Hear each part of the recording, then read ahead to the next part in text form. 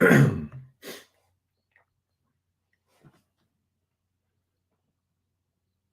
evening, everyone. This is just my 2 cents. Welcome to the Monday night marathon.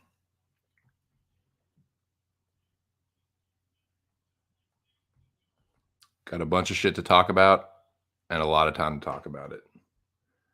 Pulling an all-nighter, boys and girls. Got a new song for the intermission music. Got some new elevator music, some new lo-fi elevator music, so to speak. What's up, man? How you guys doing?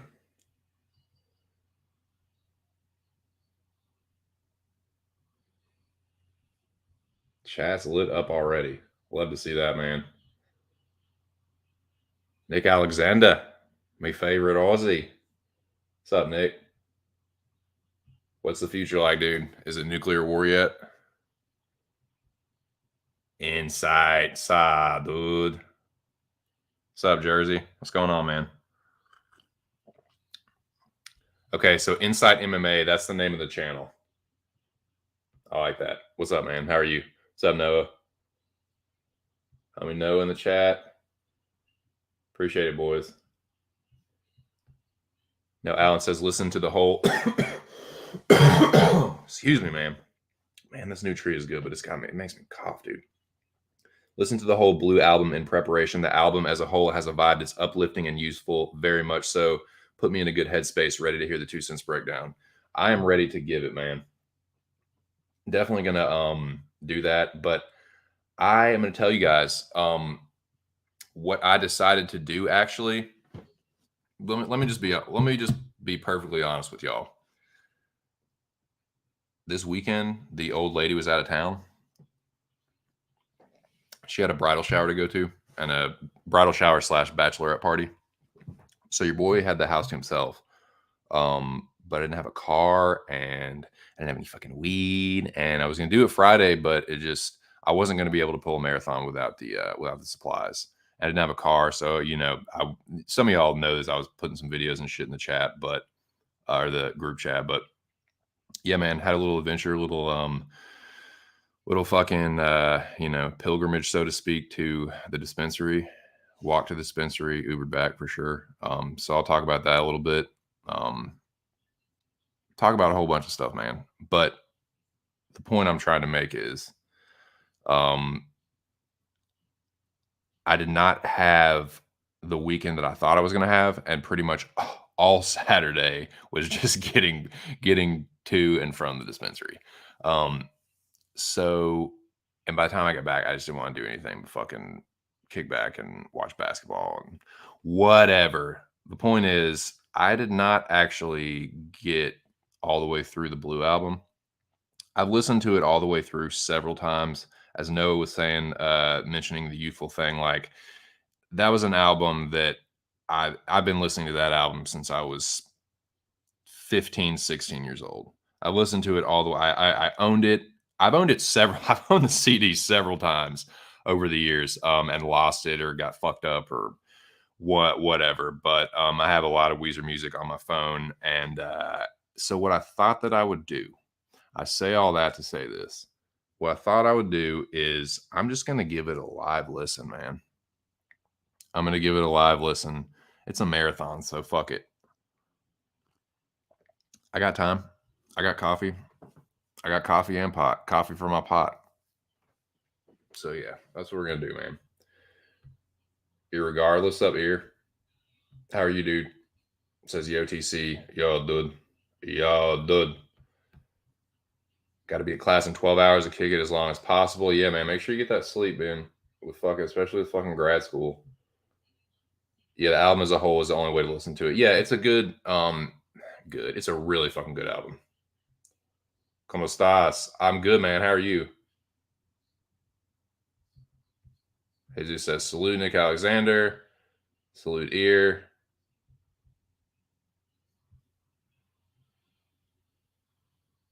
¿Cómo estás, Jesus, man? How you doing?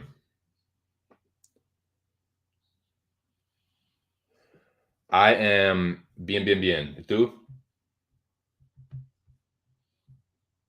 Hi, Touch. How are you? What's up, champ? Got the champ in the building. Shout out to Mr. Arkansas. Shout out to everyone that participated in the Mecca, and shout out to Le Champion, El Campeón, Touch. Jesus says salute to Insight. How you guys doing, man? Congrats on another Mecca Final Four. I appreciate it, dude. That was actually the first finals night that I've ever made it to. In season 4, I finished in 5th place.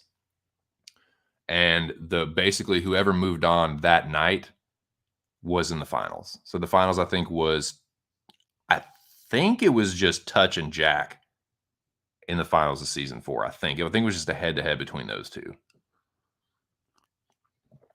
I can't really remember. I know that I got eliminated. Cage got eliminated, Jobber Cage, and then I got eliminated, and then Bro Picks got eliminated. I think that's what it was. It was me. I think there was 6 of us. I think it was me, Rush, Cage, Jack, Touch.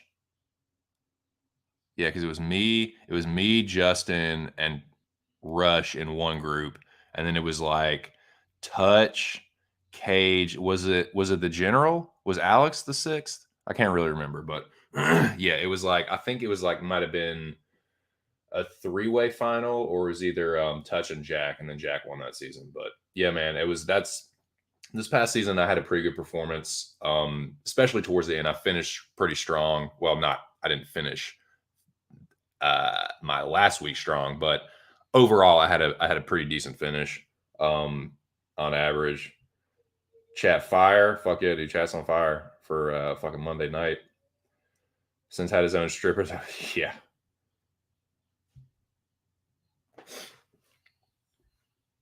Blown on my spot, Nick. That's fine. Since got time, you hear that. Yeah, I got time today. The champ is here. Let's go, champ. I love to have a 5th and 4th on my Mecca resume. Yeah, man. It was so yeah, 5th place. I've finished in 5th place twice, because I finished in 5th place in Mecca season 1, which, depending on who you ask, that season may or may not actually exist. But yeah, man. Mecca 6 was crazy. It was really fucking fun. Shout out to Ark, man. I did my damnedest, dude. I really fucking I made some pretty shitty picks for the majority of the season. I had really good picks the week before I got eliminated, and then I did 7 and 5 for whatever the event before last, and then whatever, it is what it is. But shout out to Mr. Arkansas. The Mecca is legendary, and this season was even more so. And shout out to Touch for winning the whole goddamn thing, because there was nobody that was going to stop Touch that season. That's all there is to it. But we are going to talk a little bit about Mecca 7. Now, I did go back and watch Ark's last stream. I wasn't able to stay through the whole thing, but I caught up on the very end of it, and that was it, dude. It was a good one, man. Ark pulled a fucking fast one with April Fools. The double April Fools, dude. The double negative April Fools. So, you think it's just a streaming on April Fool's Day. Then he's like, April Fools, I'm gone. Tricked all you motherfuckers. April Fools, I'm not gone. So yeah, that was very slick, dude. But I can't really remember what he said about Mecca 7 at the end of it. So I can't really remember, and you guys can tell me. And yeah, we can just talk about it in general. Mecca 7. Think it's happening? Hope it's happening? I don't know, man. Y'all tell me. Talk to me, boys. But as some people have mentioned in the chat, I am going to do a Weezer Blue Album review. It'll be more kind of like a listening party, actually, at this point, because not only did I not have a lot of time to listen to the Blue Album because I spent all day on a fucking weed adventure, but I spent the rest of the time either watching college hoops, watching a little WrestleMania, and the rest of it was spent on my doctorate dissertation for my cinema studies class on Terminator 2. No, I'm just kidding. But I spent a fucking shit ton of time breaking down and giving my thoughts on Terminator 2. I have extensive fucking notes. And that's, I think, a good chunk of this marathon is going to be like diving into fucking Terminator 2. And yeah, I think with that in mind, yeah, the Weezer Blue Album will be actually a listening party. Like I said, I've listened to that album. Fuck, dude, countless times. Like I said, the fucking band I was in high school, we used to cover Say It Ain't So all the fucking time. So like, I know about some fucking Weezer. I could probably do a whole album review without even listening to it, but fuck, man, like I want to listen to this shit. It's been a little bit since I put the whole thing through the old ear holes. So I want to do that. And yeah, just kind of fucking, I got time, man. But yeah, I did a lot of diving into Terminator 2. And yeah, I'm going to share my findings and we'll talk about how awesome it is. And fuck, man. Because yeah, you know, like a dissertation is usually, it's a long essay and it's usually like answering a question, you know, and I'm not in the form of a question, so to speak, but like you're usually answering a big question with your dissertation. So yeah, I could do that with Terminator 2. Why is Terminator 2 so fucking awesome? I'll tell you. Give me my PhD in cinema now, cinema studies. No, but like, I'll get to it more, but I didn't do a lot of like research into the production of Terminator 2 before I watched it this time. I've seen the movie hundreds of times. That's a hard number, like a hard number, hundreds and hundreds of times. But I haven't done a lot of research into like, oh, the background of the production. I actually just started reading that stuff about an hour before I went live. So it's just really my reaction to the movie, not necessarily, oh, this is like a film student's breakdown of this is the name of the shot that Cameron's using, and this is the kind of camera he's using, and like I can't tell you any of that shit. I'm just gonna basically tell you what I think of the movie and why I think it's fucking cool.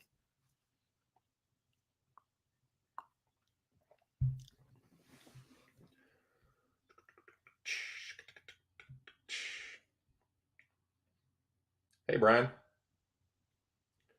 Now you know what time it is. Time for the dunce hat. I'm going to go in the corner for a little while.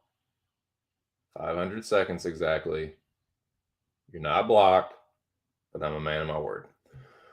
Noah says, I don't know about you, but finale pressure made dick shrivel. Oh, yeah, my dick was in my fucking stomach, dude. Reverted back to cooler, too scared to take big dogs. Yeah, I was a scared little bitch in the finals, man. I tried not to be, but yeah, it sucked. Finals sucked for me. The general fucking paratrooping in. Pube head. Hey, man, speaking of the fucking Mecca, as far as I know, the saga continues, and it's going to be Touch versus Charles Smith for the Mecca 6, like the true Mecca 6 finals. So Touch is the champion, but now he's defending his title. This is like a title defense. Charles Smith is the number one contender. through a series of chance and chaos and other, I don't know, better words that I can't think of. Through all that shit, Charles Smith emerges as the contender, and Touch will defend his Mecca 6 title against Charles Smith. I'm pretty sure for UFC 273. So we'll talk about that. We will talk about UFC 273, preview that event. And I think, like I said, I don't know, don't quote me on this, but I think, and hope for sure, the Mecca 7 will make its debut with 273. So we're definitely going to preview that card at some point. And that's the other thing. I don't really have a game plan as far as like what I'm going to do first. Like the Weezer thing, Terminator 2, Mecca Talk, MMA stuff. So yeah. What would you guys like to do? Nick Alexander. Pretty sure. Let me check this. You were first in the chat. First come, first serve. Nick, if you're still in the chat. Pretty sure. Let me check. Yep. First come, first serve. What would you like to do first? Future man? Time traveling warrior? What would you like to fucking do first? What would you like to hear first? But oh fuck, man. Well, I usually the last few, like half a dozen streams, I've been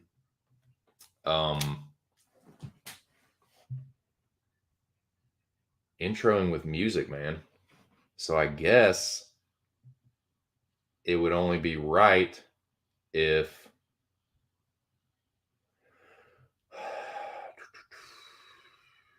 yeah. I think I need to do that. I think I need to play the new song. Sorry, I was just trying to think. It wasn't easy. Dude, this new fucking tree I got has me fucking spaced out, dude. I'm pretty sure.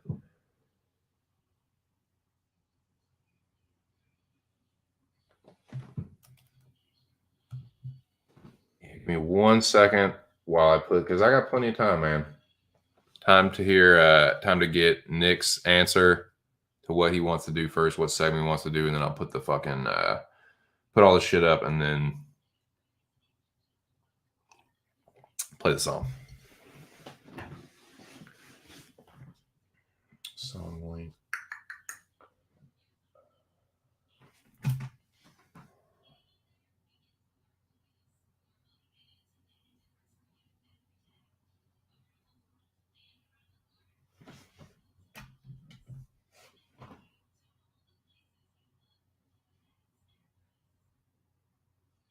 Ah, fuck, man. I usually do this with my fucking. You know what? Fuck it.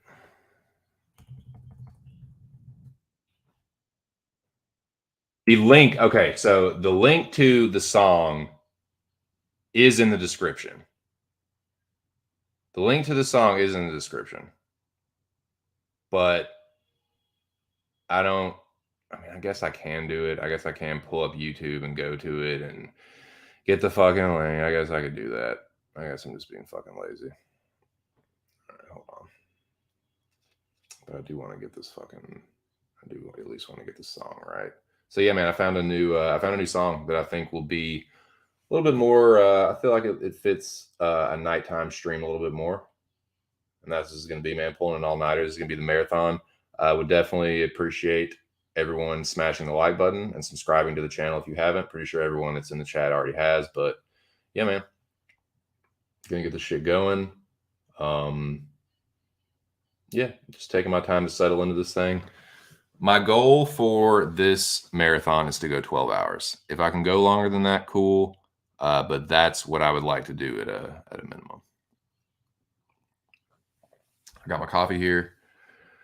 This stream is being brought to you by a mysterious ganja strain and of course, as always, great value, brand, medium roast, instant coffee. I got plenty of water. I'm going to try not to go too crazy with the coffee. I'm going to try and keep it like 3 cups for the whole stream. But I don't want to be too fucking strung out on coffee at like 3 in the morning. You know what I mean?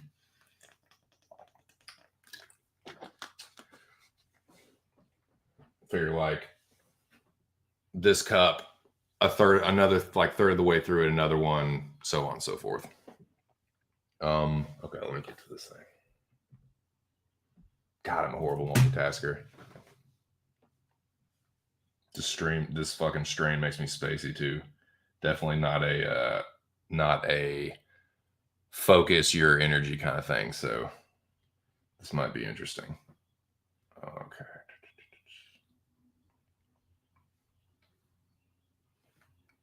Library.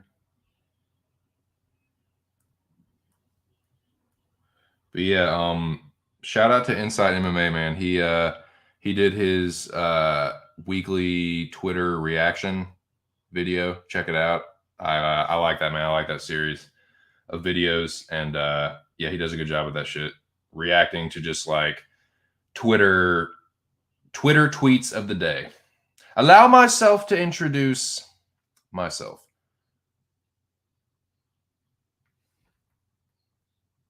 Here we go. Get it ready. I'm going to at least get the name right here. Edit. Song, free, non-copyright. I'm not going to put the link to the song and the channel on stream, but it's in the description, man. So you can at least find this song. If you're interested, please go over to this channel at some point, you know, whenever you have time, and give the song a view and a like. Okay, non-copyright, royalty-free lo-fi hip-hop. That's what it's titled. Free in parentheses, non-copyright, royalty-free. Free, just so you know it's free. Okay, and that's the right one. Okay.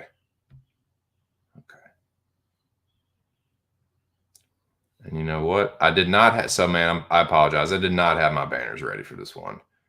I spent most of the time this weekend just taking fucking extensive Terminator 2 notes. Exhaustive Terminator 2 notes. What was I doing? Okay.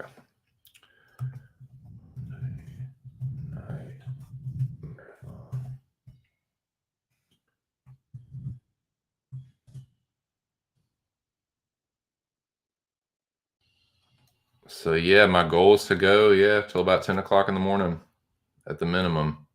If I can push beyond that, cool. If not, I will have hit my mark at 12 hours. Shout out to Mr. Arkansas. I mean, I'd be lying to you if I said that Ark is not at least somewhat of the inspiration behind the marathon. Like, I know that I'm never going to be able to hit that. Like, no, I've said that, like, this, and this one is still I'll just put go. This one is going to shout out to the 5 people in the building. Sorry, boys, just getting my my shit together here. Got plenty of time to do it though. Going all-nighter.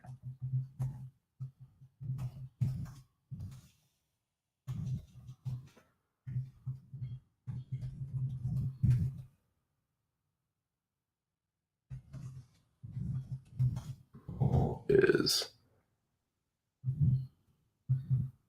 12 hours.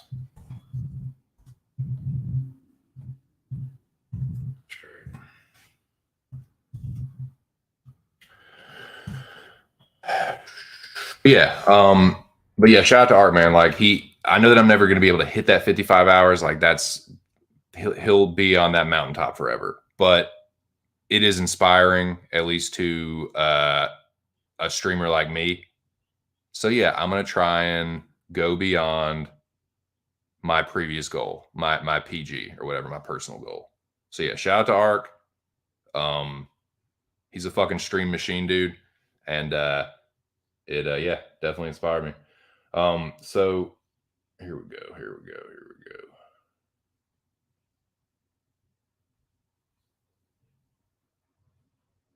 And yeah, I don't feel like fucking putting the emojis up right now. So let me put this a ticker. Shout out to the 8 people in the building. But yeah, we can there, man. So the T2 review, the Weezer Blue album, and then Mecca Talk / 273 Talk. That's the only thing I have set. We will definitely hit all those watermarks. But beyond that, man, we can talk about whatever the fuck y'all want to.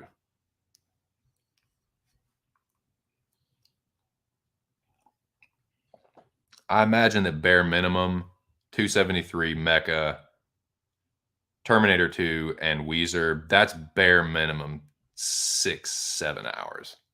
Terminator 2 could take longer, man. But that's about what I have planned. But beyond that, man, yeah, it was uncharted territory, you know? So with that in mind, that's the ticker. And yeah, man, I like this song, man. I like this new song. Tell me what you guys think. So this is the new, and this will be going forward. This will be if I do another nighttime stream. This is going to be the one for nighttime. The other one is more appropriate for daytime, I feel. That will be for the typical Monday reaction streams once the UFC gets back into a normal routine. But and of course, I still got the phase ed jank for the Friday streams, the weigh-ins. So yeah, we'll see how that do. Yeah, I think we're ready to go, man. This fucking banner up right here. Catch up on the comments, and then I'll fucking let her rip, boys. But yeah, shout out to everybody in the building, man. New comments, god damn it.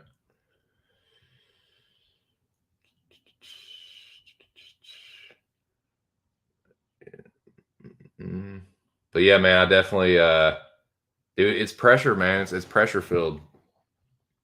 The Mecca's a fucking pressure cooker.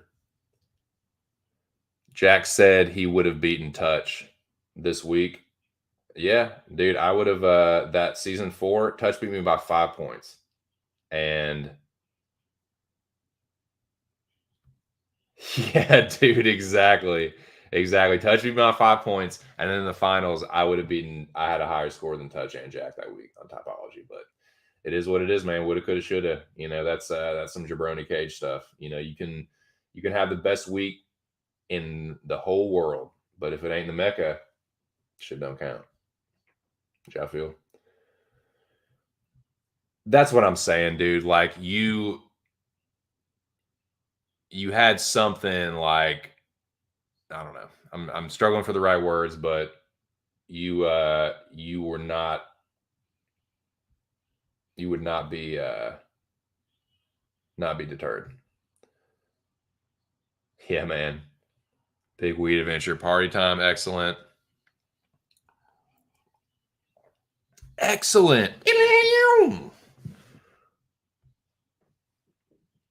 Yep. Your drug is a heartbreaker. My love is a life taker. T2, baby. Fun fact, Kelly Slater is a BJJ purple belt. Helped his composure with his surfing titles. Nice. Yeah, Paul Walker was a BJJ brown belt. Maynard, I think, Maynard might be a black belt, dude. Dude, yeah, we will talk about that, but absolutely. Abso-fucking-lutely it does. It's over 30 years old, man.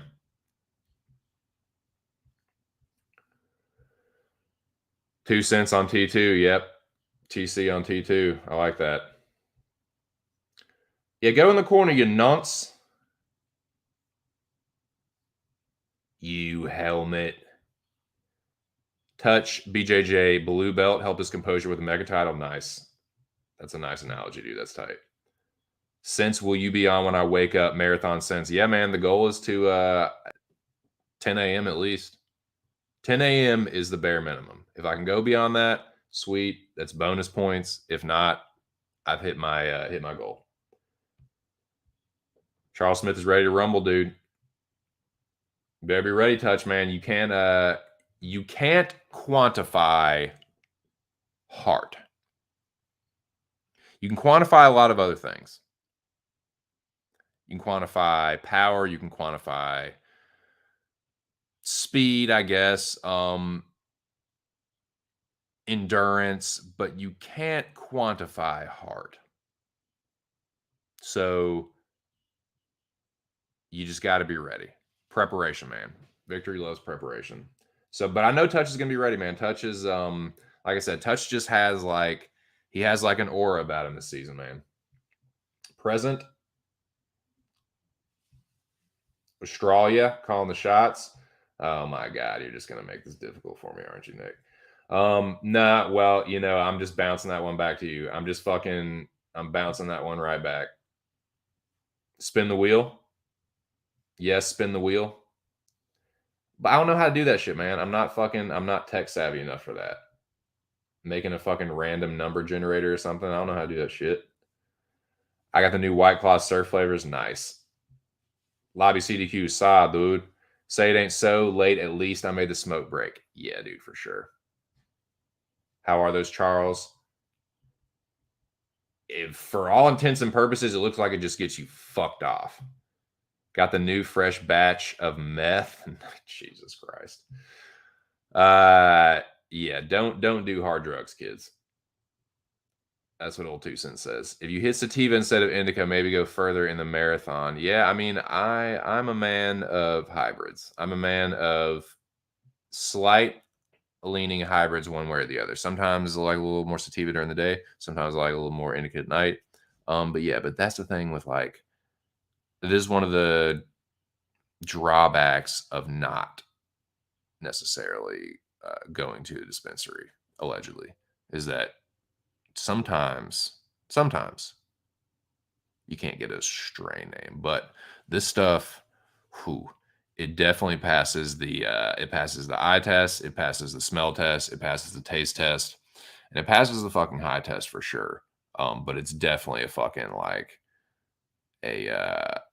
when you just feel like zoning out. So yeah, I'm gonna need the coffee, but I'm trying not to go too crazy with it. But we're just getting started, boys. We're 30 minutes in. Shout out to the 8 people in the building.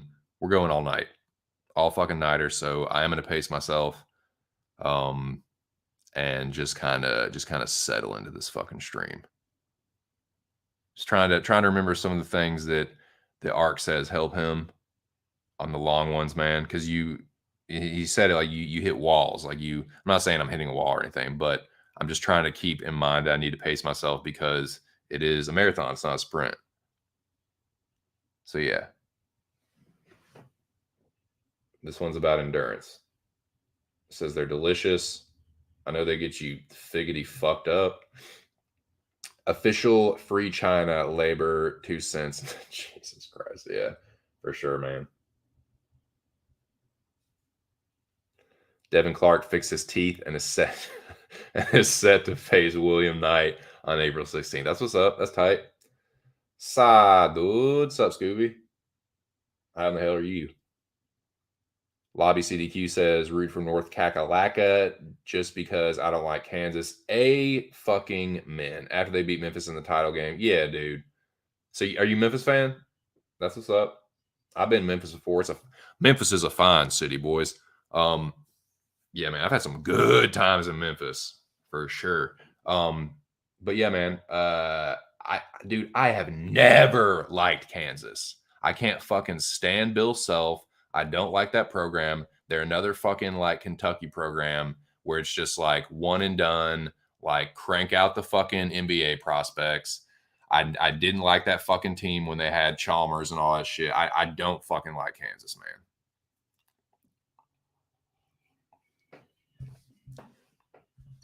Never have. So yeah, I've never liked North Carolina, but I've spent some time in North Carolina, dude. I've been through it. I fucking, spent some good time on the Outer Banks. You know what I'm saying? I've had good times in Charlotte, dude. Yeah, fuck Kansas. Go Carolina, War Tar Heels. Get you one more. Get you one more. Old fucking Roy Williams will love it. Yeah, for sure, man. Knight has had questionable cardio and stuff, but your boy chucks bricks. Oh yeah, we got us a little marathon going on here. Lobby CDK says Derrick Rose is my guy that year, so close but couldn't make. I know, right? I know. He's just like he is one of those like woulda, coulda, shoulda. 6:20 Eastern. Hey, that's my time. I'm on the Eastern, dude. You know that I live pretty close to you, dude. Like we could be hanging out in like less than 5 hours time. You know that, right? Same with Jabroni Cage, dude. I could fucking find Jabroni Cage and RKO him before he even fucking knows it. But yeah, man, shout out to the East Coast homies, shout out to the West Coast homies, shout out to the Midwest homies, shout out to the down south homies, shout out to the international homies, shout out to all the homies across the world, the Australians, wherever Charles Smith is. Appreciate those kind of. Hey, best of luck, man. As Ark says, by hook or by crook, you're in that motherfucker. Insight says Charles, I have to check those claws out. What are the actual flavors called? Charles can answer that for you. Frank the Tank says sub 2, sub general, sub Frank, saw anyone watching Raw. I was watching Raw earlier, dude. So Bianca Belair is like, that's my girl. My wife has her wrestling husbands, and I have my wrestling wives. No smart aleck jokes, boys. I'll time you out so fast it'll make your fucking head spin. I couldn't think of anything more clever than that. But but yeah, I like Bianca. And dude, she was looking sumptuous this evening. Do you need a medical certificate for these dispensaries, or can anyone buy? Oh, it is definitely Cole Herfinitely medical.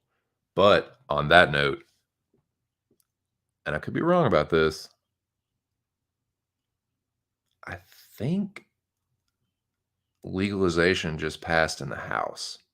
I think. Gotta go to the Senate, but fingers crossed, boys. Fingers crossed. It could be because I think like I don't want to get political. I don't want to even like.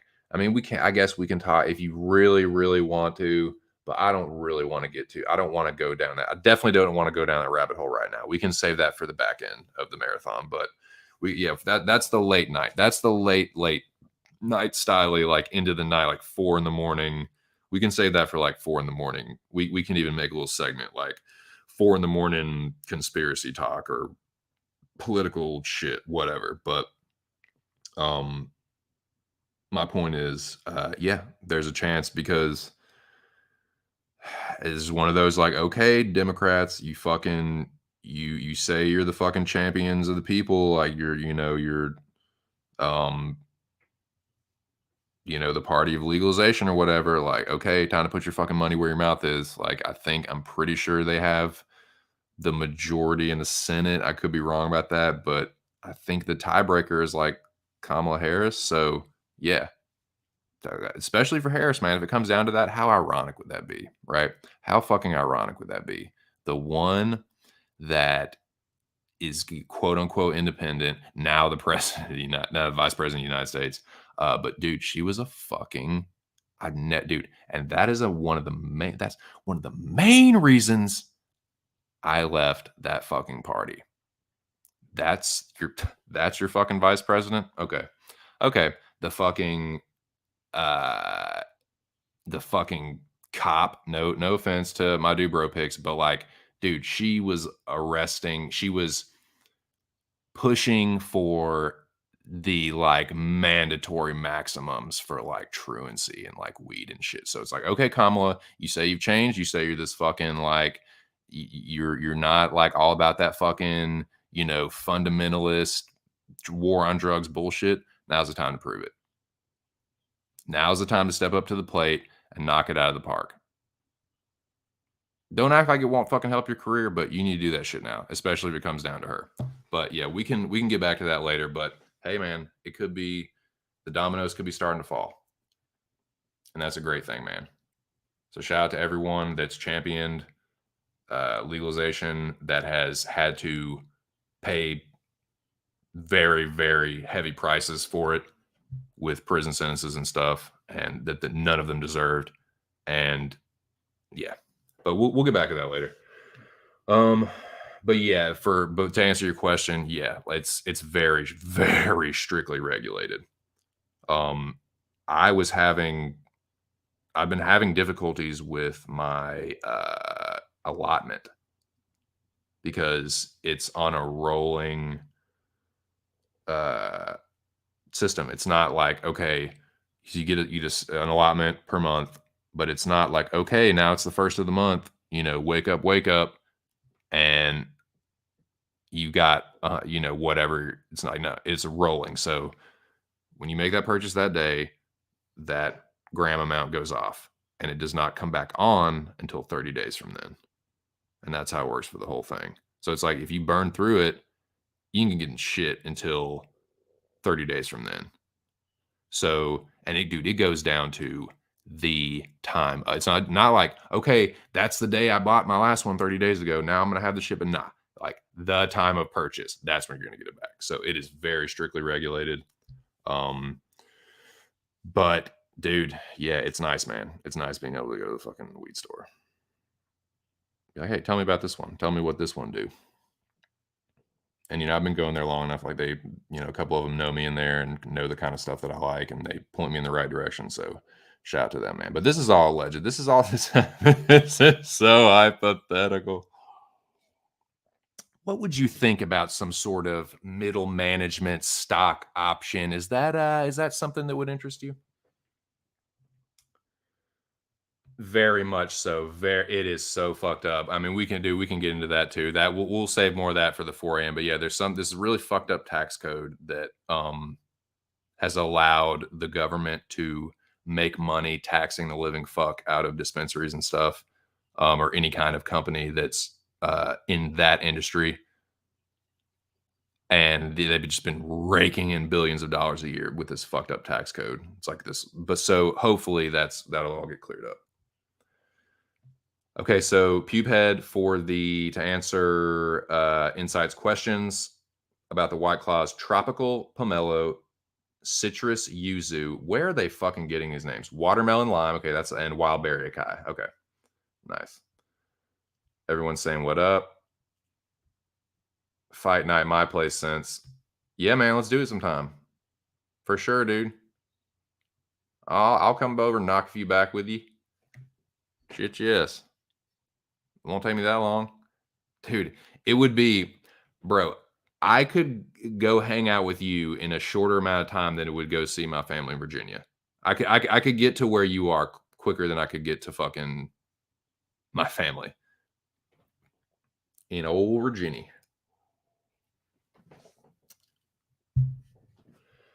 But yeah, shout out to the whole damn East Coast, the whole Texas, the whole Midwest, the whole damn United States, America, and the whole goddamn world.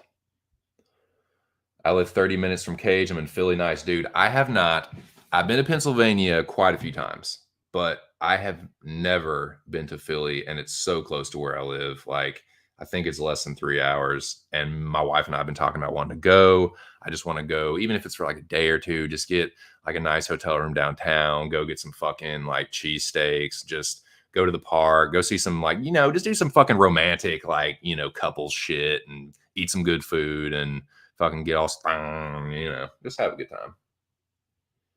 Smoke a bowl or two, you know how I do. Philly's about an hour from me. That is pimp tight. No, don't legalize taking my income. Well, I mean, they're gonna, dude. That's the thing, man, and we can get into this later. But no matter what, this is just A fact of life. A fact of life.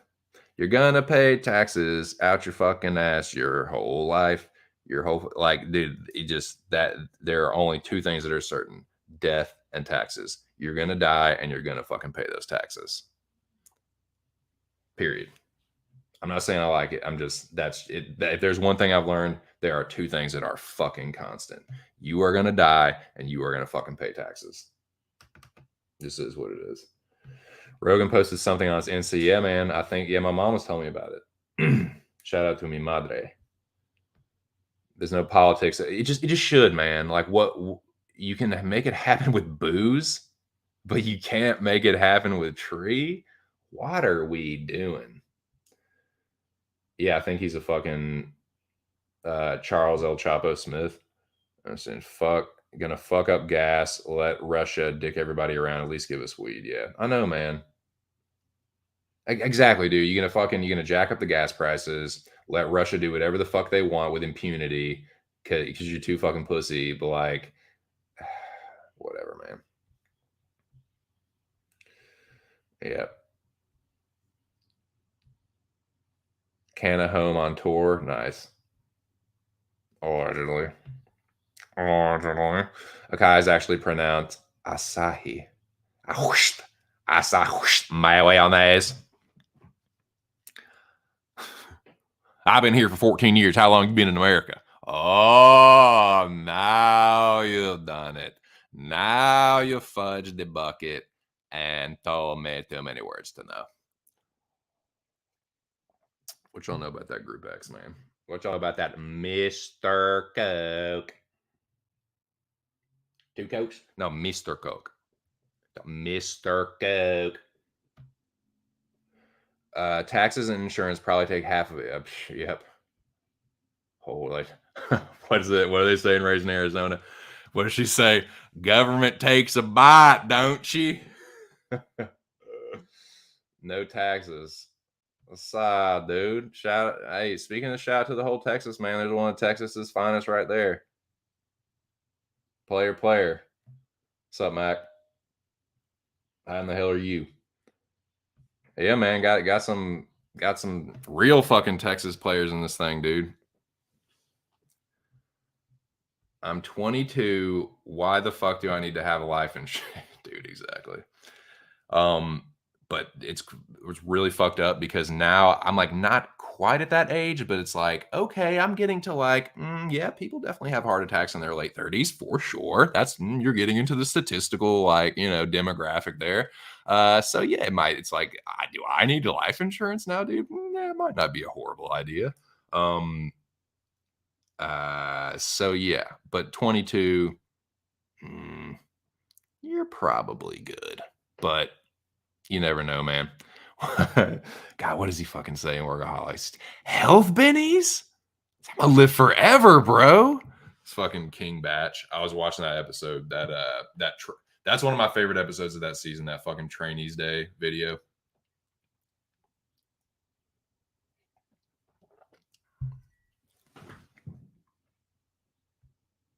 Texas Dome. Reason alcohol is legal is it dumbs down the brain. Reason weed is illegal, it opens the mind. They don't want creative and critical thinkers. They want sheep that they can control. But yeah, that's so yes, we will. I know we kind of like, going topsy turvy a little bit. We're getting all conspiratorial earlier on. But Nick, I'm gonna hold your fucking feet to the fire, Nick. I'm not gonna let you fucking get out of this without telling me. I'll give you. Okay, we're gonna do this. This is what we're gonna do. We're play a little fucking. We're gonna play a little game. We're almost an hour in, and I've been rambling, and I still haven't played this fucking new song. And I'm not. But I will say this. I kind of had thought, and I kind of in my mind, I was like, okay, I'm gonna let it marinate for the first hour. I'm gonna let people come in, let them know about the marathon, kind of let them know what my sort of plan is. But this is perfect, man. What I'm trying to say is that we're on a pretty good trajectory. Like I'm settling into the stream. I have to take a fucking piss and a fucking coffee and water I've been drinking, but fuck. Yeah. So yeah, I'm getting to the point where, and I think we'll do it at an hour. At an hour, I'll play the new song, take a little break. Old lady's out there. I'm gonna go. When she goes to sleep, I'll have the fucking binger in here, and we can fucking. I'll pass the fucking the cringer around, and we can fucking take rips and shit. But up until that point, I got to go out there. What was I gonna say? So yeah, here in about 10 minutes. Take a little intermission. I figure I'll do that maybe on the hour.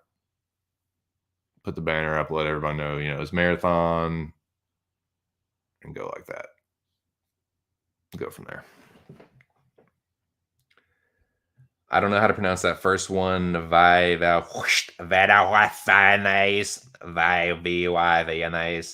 Adderall. Yeah, what the fuck with that? It's so bureaucratic and political.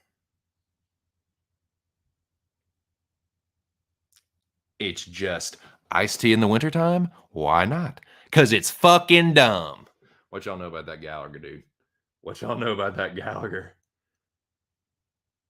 Weed is probably easier to grow than alcohol. It is, dude, because I wouldn't say they're like good friends, but I have known people, acquaintances slash any kind of buddies that have done homebrew, that have like made fucking beer in their closet.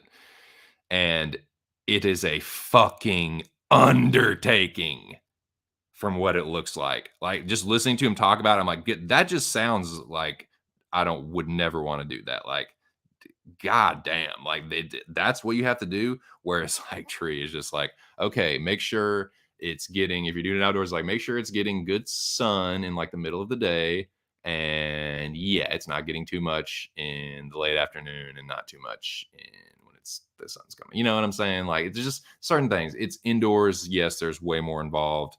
You have to get the right lighting, you have to get the right, depending on what kind of method you're using, if you're using hydroponic, aeroponic, whatever the fuck. Like there's a little more to it in the indoor, but outdoor, man, fuck, dude.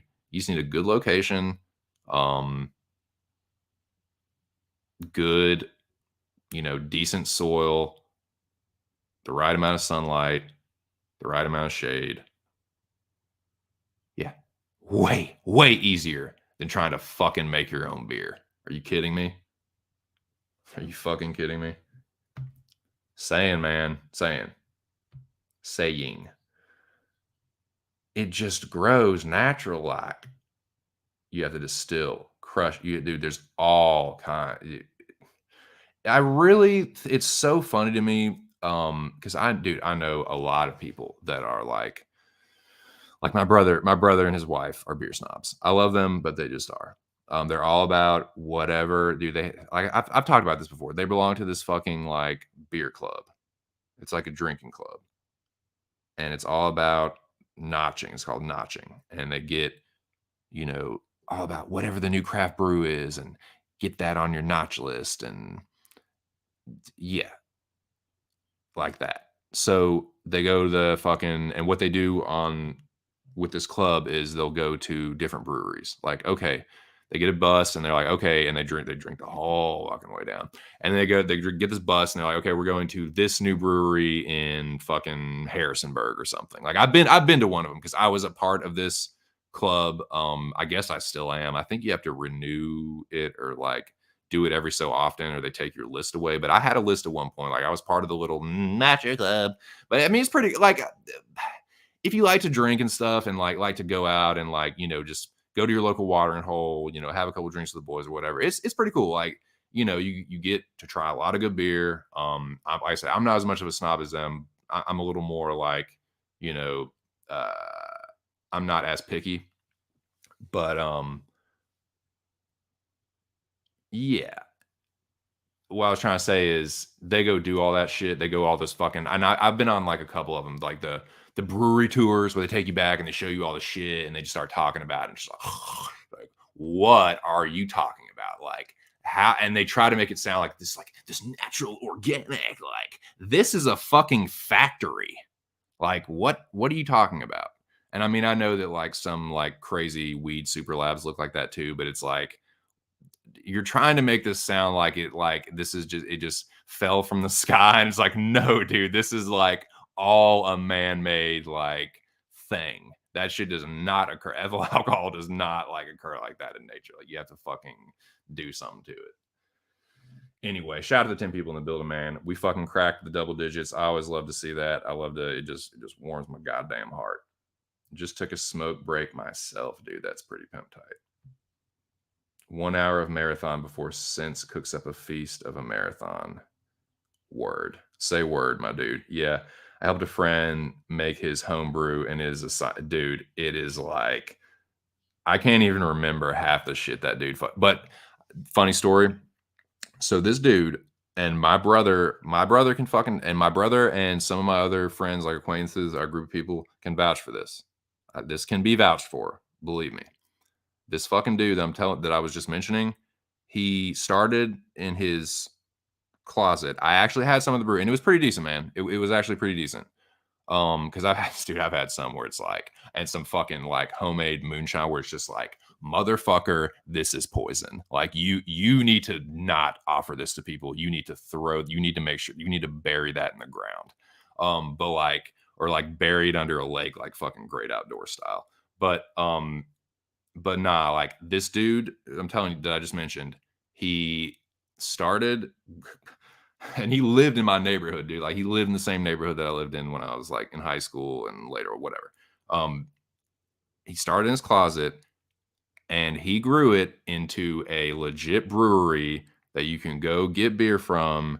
It has a nice like outdoor like seating area. They have food. It's a whole fucking, because like that's the fucking thing in Virginia. It's like the brewery, like North Carolina too is like that. It's just like the brewery, what's in the microbrewery, like the new IPA, all that shit, man. It's yeah, but my point is, this dude, he has a fucking legit brewery that you can go to, and yeah, I remember him when he was starting out. That's my little story. And I can vouch for that. If you want me to tell you the name of it, I can put it in like the private chat and stuff, like the group chat and everything. But yeah, I remember that dude. He is. I can tell you some fucking funny stories about him too, man. He is a strange fellow. I'll say that.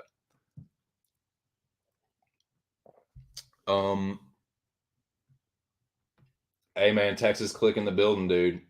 Shout out to the Texas, man. Hey, Texas and Arkansas be tying flags now, goddamn it. We neighbors. We share a goddamn city. Are you entering Mecca? That's fucking interesting, man. That's a fucking interesting question.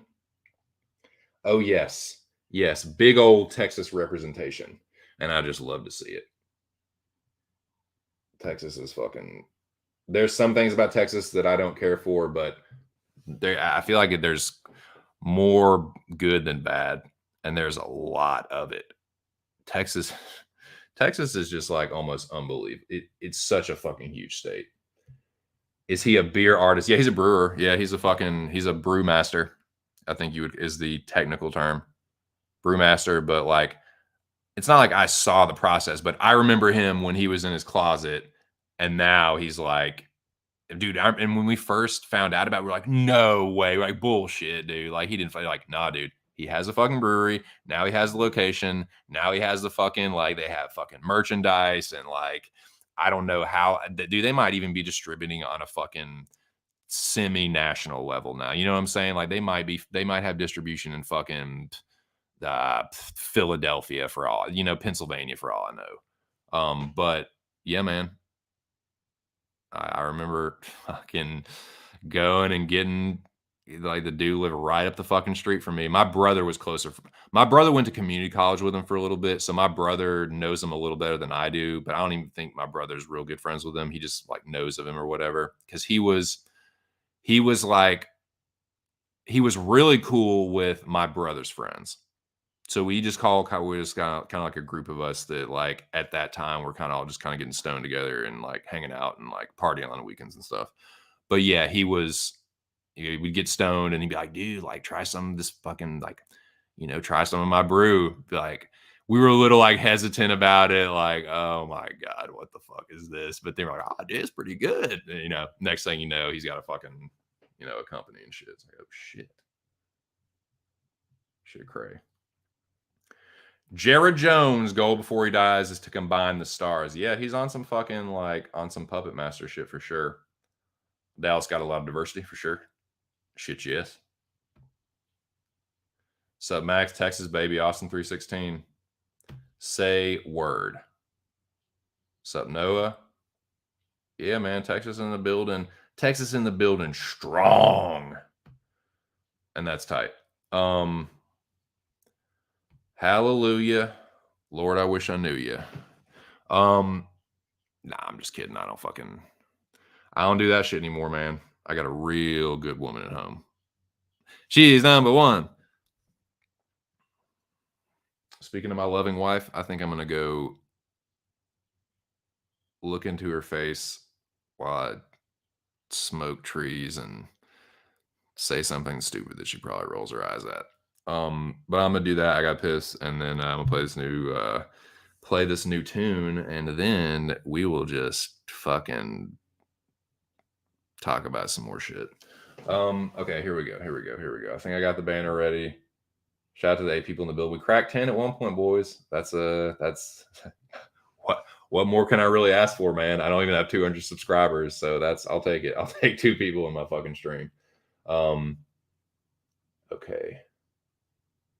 I think I got the song right. Like I said, the link to this song and the channel is in the description. I don't really feel like doing what I need to do to put it on this, but I at least have the artist and the song, I mean, as much as I can, and the channel as well. So here we go.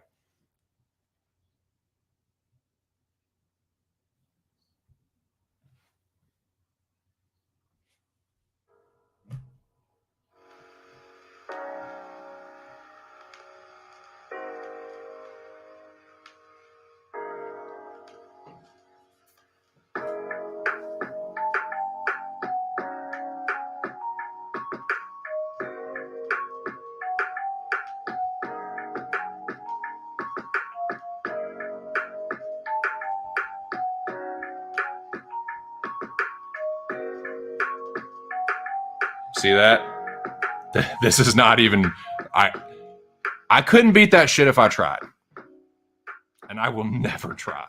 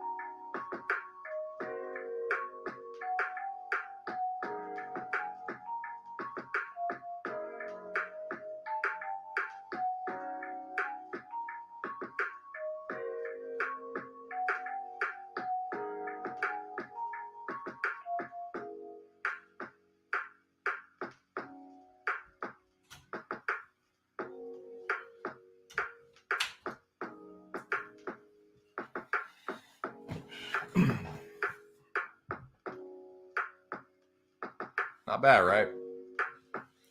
Little like lo-fi cafe style-y kind of.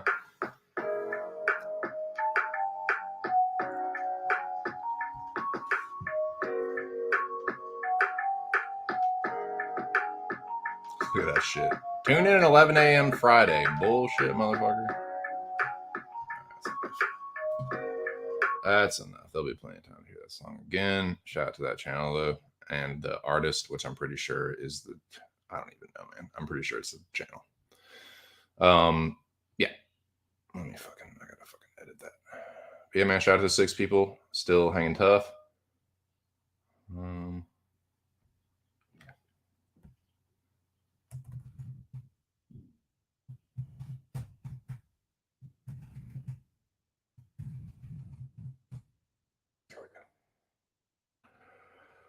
Okay. Where were we? Where are we? Where were we? Where are we? Where are we going? Yeah, and let me make something very clear. I've said this before, I've said this many times. This is like you could if you want to consider it anything, it's like a tribute to art. I'm not, will not, cannot even will not even try to do 55. I won't even try to do, I'm not even gonna try to do 24. I had to do like some rearranging of my like sleep schedule and shit to do this. I had to do hours of like film study for this one. And I'm gonna do like I said, the live listen on the Weezer album, which I think the more that I think about it, I think that's the move. I think that might be the move. I think I might do the Weezer listen now. Because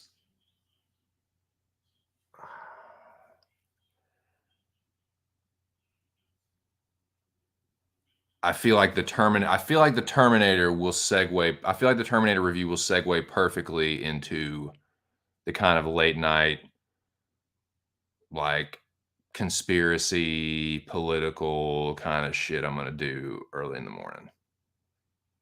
You know what I'm saying? I feel like that'll kind of, Weezer will kind of kick things off with Weezer. Keep it nice and upbeat, and then we'll get real fucking intense and fucking dark with Terminator, and then we'll get into some real shit like 4 in the morning or something. So yeah, I think that's what I want to do. Now that I think about it, yeah, that's what we're gonna do. So let me go ahead and make a banner for this. I think I'm just gonna fucking listen to some Weezer, dude. Listen to some fucking Weezer.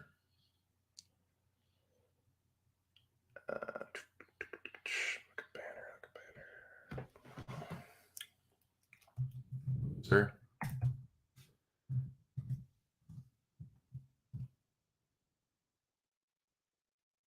Weezer Blue album listening party.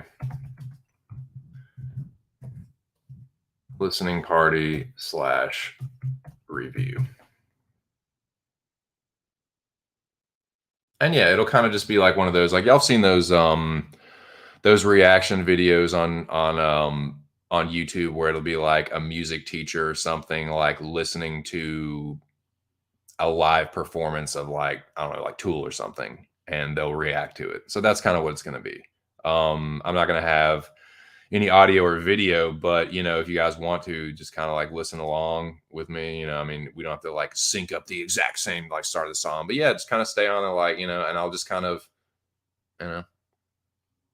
do a little drumming on the table here and there, and you might hear some horrible like karaoke, and just kind of give you my thoughts, reaction to it. But yeah, it's mostly just kind of like tell you what I think about it, tell you what I think about the songs, kind of just some fucking like kind of like pop-up video style, just little thoughts on it and shit here and there. Again, this is not one that I haven't done a lot of. Shout out to Nick Alexander. He put a good link to Um, I think it was like a video that Rolling Stone did, because this is one of the like Rolling Stone top 500 albums of all time or something. But Rolling Stone put out a video, I think, on their YouTube channel about this album and like the background and all that shit like that. I don't know a whole really any of that shit. I'm just gonna tell you what I think about the music itself. I have been listening to this album for a long time. Um, so yeah, like I said, I played Say It Ain't So probably 50 fucking times at least. I played the motherfucker like a dozen times live at various like either house parties, basement parties, like little local shows, or I think we played it once at the fucking like the talent show, I think senior year, and then we played it um yeah, just like parties and shit. Um a couple of local gigs. So yeah, that's what it is. Just gonna be a listening party review, give you my thoughts, blah blah blah. Shitty karaoke, air drumming, not air drumming, desk drumming. Um, yeah, yeah. Shout out to everyone that voted on this. The poll was between which Blue album should listen to, which '90s like alternative rock Blue album. It was between this one and obviously the other one is 311. So Weezer won, and that's the one we're gonna do. I will do speaking of that, I will do at some point one for the runners up. Like I'll do a 311 Blue album review and also a the second place for the movie, which I think was Predator. I figured it would be between T2 and Predator for the Schwartz movies, and yeah, I will do a Predator review as well. Like the same way I'm breaking down T2, I will and 311 and Weezer. I will do the same for T2 and 311 or Predator and 311 respectively. Now let's. I'm not. I feel like I want to be one more bong hit higher, so I'm not even gonna put on the song. I'm just gonna run out there and just like fucking stroke that banger real quick. Um, but let me add this banner. Bam. And I'm just gonna, yeah, you know what? I'm just gonna fucking, let me edit this.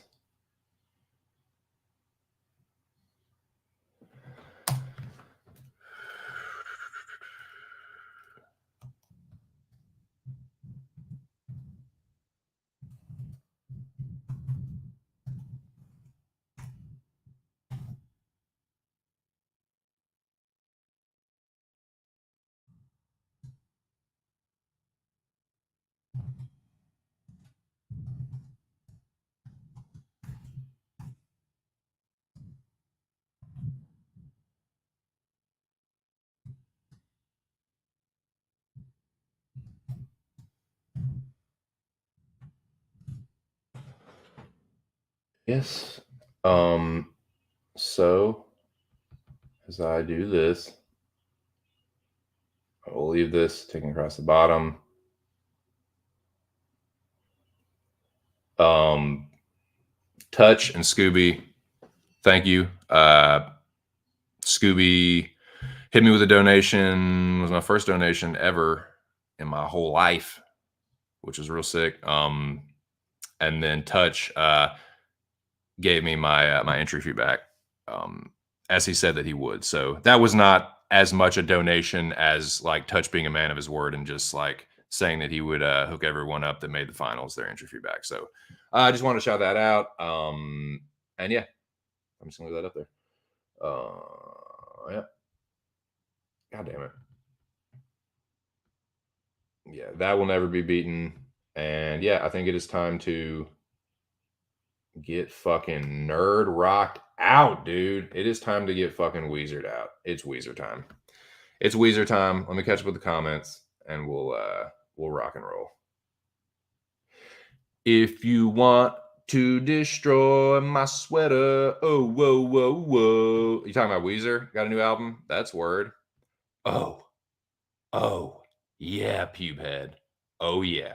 We can make this not a marathon, Jesus Christ, but y'all you can't please. I really it'll actually piss me off if people like start doing this shit. Like I can't do marathons. I cannot stream like Ark can stream.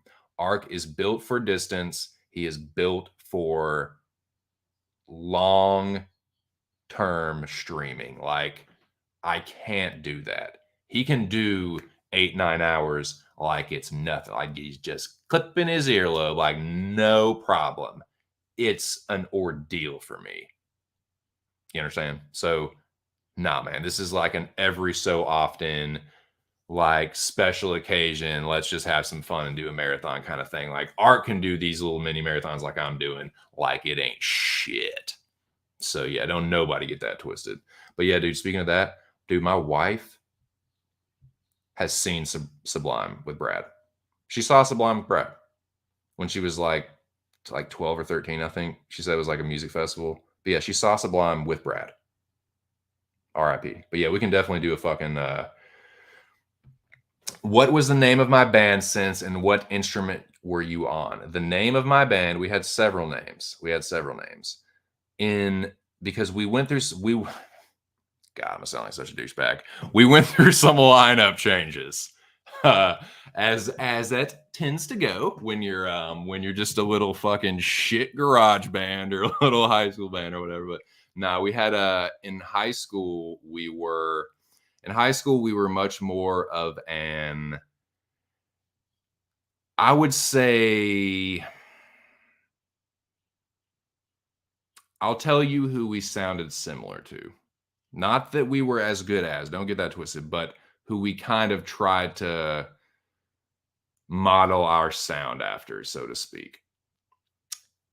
And it was, I would say, kind of Jimmy Eat World is the best way I could put it. Um, we covered an Our Lady Peace song. We covered Big Dumb Rocket. And we had a couple different lineup changes with that band, but that was kind of the sound. The band that I was in that we actually were like semi-serious about, like we recorded a fucking demo and we're passing it around and it somehow like got to the Avett Brothers. Like that band was a totally different sound. But and that's not bullshit. Like the guy, the front man of the band, he knew Seth Avett's wife somehow. I can't really remember exactly how he knew her, but he got our demo to him and is like, dude, can you listen to this? And he's like, yeah, it's like, sounds pretty decent. Like, he wasn't like, oh, you guys are amazing, I got to sign you or anything. He was just like, yeah, it doesn't sound bad. And then we were like, are we going to be able to get a fucking show? And then I got kicked out of the band. So, but, what I was going to say, yeah, the first band, to answer your question, the name of the first band, the high school band, was Ground Control Omaha. The name, and there was, like I said, it was kind of like a Jimmy World kind of, I guess you could say, like emo kind of alternative kind of like, yeah, like I would say I think we did cover the middle at one point, and like yeah, we covered an Our Lady Peace song. So I'm trying. It's hard to describe our like what we actually sounded like, but yeah, it was a 3-piece at one point, like, and I play drums. So yeah, it was like me on drums. This one dude was the front man, and he played lead guitar, or excuse me, rhythm guitar, and then we had one guy that played bass. But then I said we had a lineup change, and another guy. We actually got a guy to play lead guitar, and then our lead singer was just on rhythm. And then yeah, so that was high school. He is, dude. Ark is built different, and that's not like trying to blow smoke up Ark's ass. It's just y'all know that it's true. Y'all know that it's true. He's built for long distance streaming. Like it's nothing. The dude is just like he's like he's like a radio host on crack. I've never seen anything like it, man. Shout out to Art, dude. Sweetness. Yeah, Sweetness is a great song. My favorite Jimmy Eat World song. You ready for this? My favorite Jimmy Eat World song. It's a tie between Clarity and Lucky Denver Mint. Those are my two favorites. Yeah, between those. But Sweetness is my favorite. Sweetness is my favorite of the newer Jimmy Eat World. Like from the that whatever that album was that had the middle on it. What was it fucking called? Like something about America, some shit about it. It had America in it or some American something, whatever the fuck. But yeah, that one, the Sweetness was my favorite off that. Bleed America. That's the one. That's the one. Oh yeah, you ain't touching the rabbit dog. Good fucking luck. Yeah, you can try and beat that 55-hour stream at your own peril, motherfuckers. I ain't trying it. No, thank you. This is like I said, I had to prepare for this like a fucking expedition to just try and get into a fifth of what Ark was able to accomplish. There's levels. And I'm on a level much lower than Mr. Arkansas when it comes to the amount of time that I'm able to stream consecutively, or amount of hours rather. Drum roll. Yeah. So okay. So yeah, Ground Control Omaha and Tiger and the Lamb was the name of the band that I would say Band of Horses. I would say is the closest sound I could compare us to. The lead singer had a mandolin, and so the sound definitely changed. It turned into more like an indie folk band. But I really liked some of our songs. There were some of the songs that we played. They were just I really really liked them a lot. And yeah, like we had a 4-song demo. We played. There was this thing called I don't know if they're still doing it, but it was this thing called the Tibetan Freedom Concert that they used to do. I'll just fucking tell you, in Charlottesville. And it was they did it at fuck, what was that place called? Outback Lodge, I think. I don't even know if that place is there anymore, dude. Because that place was sketchy a couple points, man. Like they used to do hip hop shows there, and I think someone got like stabbed or something, and they stopped doing. I can't remember exactly what the history of that, like the recent history of that place was, but it used to be this place called Outback Lodge, and they would do the Tibetan Freedom Concert, which was basically just like a mini, like they get some local bands and raise money for, for Tibetan freedom. And our band played that a couple times. We played at, fuck, what was that place called? The Tea House. That was my favorite place to play was the Box, and that's where Jack Brown's is now, which is that place I was telling y'all about. The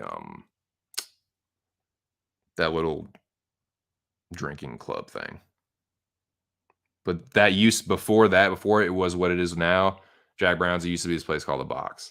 And that was my favorite place to play. Because you could pack that motherfucker with like 30, 40 people, like jam packed. And yeah, we used to fucking rock that place, dude.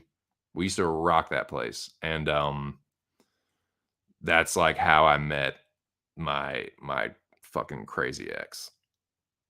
That is the reason that like I'm here talking to you. If it wasn't for all that, I would have never left her and met my beautiful, loving wife and had the journey that I did, and wouldn't be here talking to you. So yeah, if it wasn't for all that shit, I wouldn't be here. But yeah, to answer next question, Ground Control Omaha and Tiger and the Lamb were the name of the two bands. Drums on both. Yeah. Okay. 5 people in the building. Let's get fucking Weezered out, dude. Let's get straight Weezered out.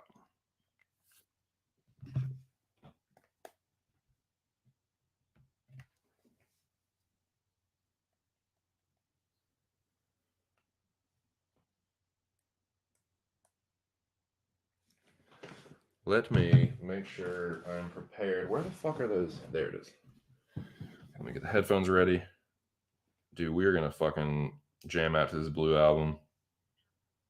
But yeah, I love music, man. Music is therapy for me. Music is therapy for me. Anymore. Like when I find that I really like, other than when I'm just like hanging out with my wife and like we're just listening, to some shit, like finding new music and stuff. But like when I'm by myself and I'm listening to music, it's therapy, man. Like it's to either help me get into an emotional state where I can be cathartic and like, because like I've been dealing with some shit, like some personal stuff, some personal loss. I just got some recent news about some fucked up shit. And like, I mean, everybody has that going on, but for me, music like helps me get through that shit, man. Yeah, I can get emotional. I can fucking cry. I can like, you know, it's cathartic for me. Um, and I can get real mad, dude. Like I fucking get real intense and like scream and shit. Like I fucking was playing some metal the other day, dude, some death metal, and they've done studies that show that like death metal is very like helpful for like anger issues, processing anger and like loss and shit like that. It's a much healthier way to let out like violent rage, get all fucking metaled out. Exactly, dude. Exactly. Saying, man, because I had some long years with her, and I that's how I got her was the fucking yeah. You want to go see my band play? Aw, like fucking douchebag, but yeah. Um, that's how I got her. But I got lady sense based on just me being myself. Um, oh yeah, we're gonna talk about that one. Oh, big time, man. Like, and it's dude. There's some music that like just puts me in the best fucking mood ever and has me feeling like I'm on the top of the fucking world. There's some music that puts me in a mood where it's just like I could fucking if under the right circumstances, if a motherfucker came across me, eh, came at me sideways, I don't even know. But yeah, for more than it's healing balm. Good. I mean, Nick has a way with words, man. Yeah, exactly, dude. It is. And a dude said this to me. It was a dude that I can't remember. I think at one point I was working with him, and then sometimes he was on my crew. Because when I was at this, and I've talked about this company before. This was like when I worked for that big landscaping company. Um, so yeah, this dude, sometimes he was on my crew and sometimes I was like on a crew with him, just depended on what job we were going to that day. But yeah, he said this, man. He was younger than me, but he said this and it's like this phrase has always stuck with me, man. Always stuck with me. He's like, dude, cheap thrills cannot take the place of a good woman. And dude, that has always stuck with me and never have truer words been spoken. Like cheap thrills are fun, man, but they cannot take the place of a good woman. They just can't. But that's my 2 cents on that, man. Music does soothe the soul. Yes, indeed. Let's do some soul soothing. I need to do one more kind of like bong toking thing. So let me do that, and then I'll be right back, and then we'll get Weezered out. All right. No music, sorry.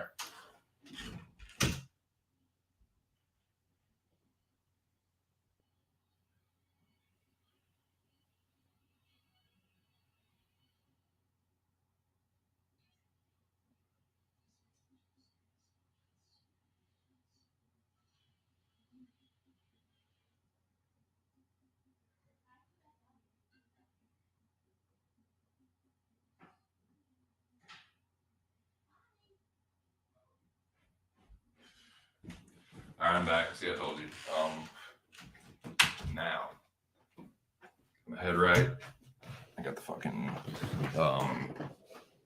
the headphones on. Securing headphones. Plug this in so it don't die on me. Shout out to the 6 people in the building.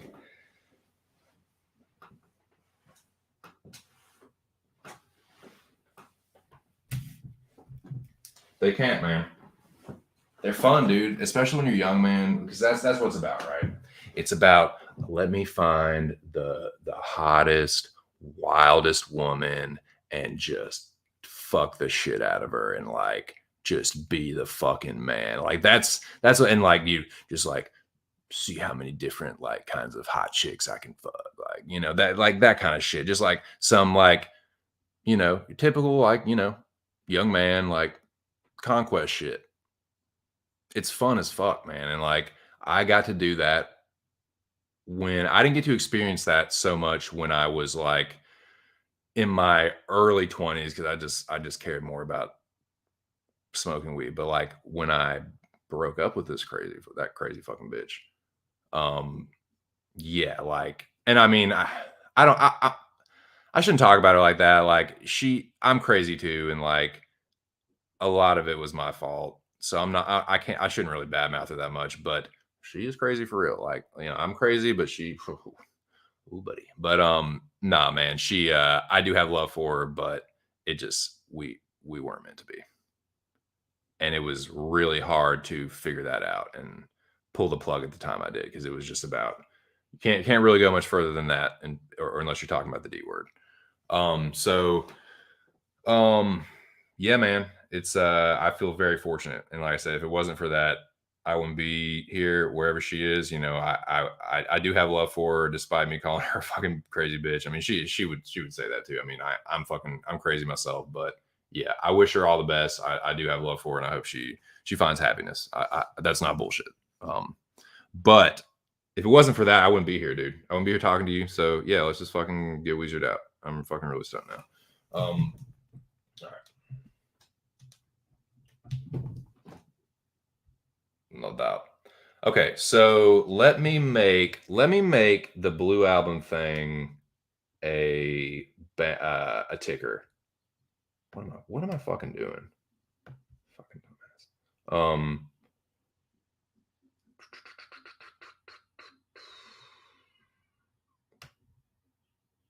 Dude, these fucking kids out here. I feel like such an old man when these fucking. There are some kids, these fucking like college kids, man. They're just relentless. It's usually just on Wednesdays and on the weekends, Saturday night in particular. But dude, there's some raging ass motherfuckers. What am I doing?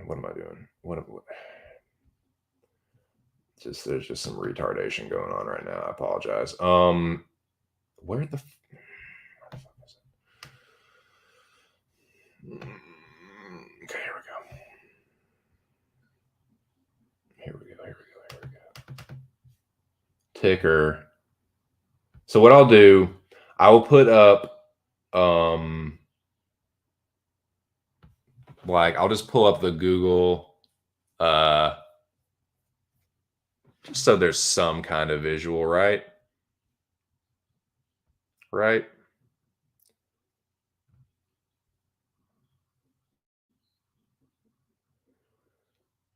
Chrome tab. New tab. Shout out to the 6 people in the building. We're about to get Weezer Blue Albumed the fuck out. Share. Yes. Yes. Now we're getting somewhere. Now we're cooking gas, boys. Shit. If you want to destroy my sweater, whoa. I'm just kidding. I'm not going to be doing that. Yeah, man.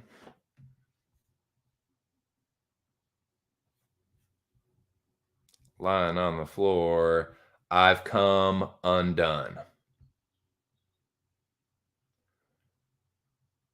little background.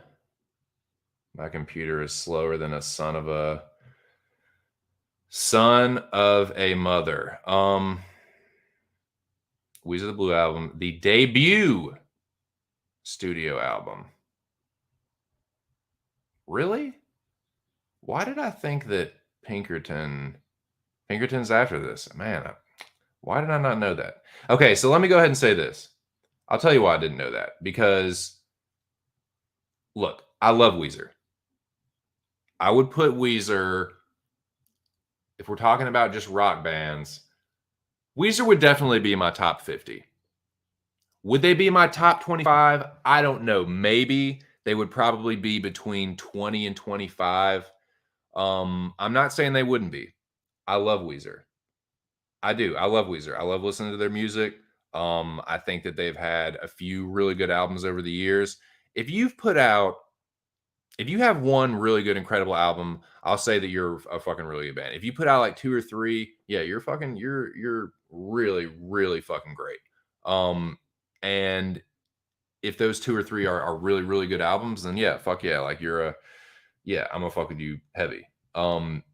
This, in my opinion, is their best album. I don't think a lot of people would disagree with that.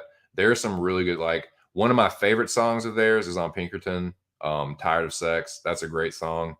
Um, but overall, like Blue Album is a better album in my opinion. It is their best album. I said I've owned it at several points. Weezer was one of those bands, like when I put out 311 and Weezer in the poll, 311 was a band that I like.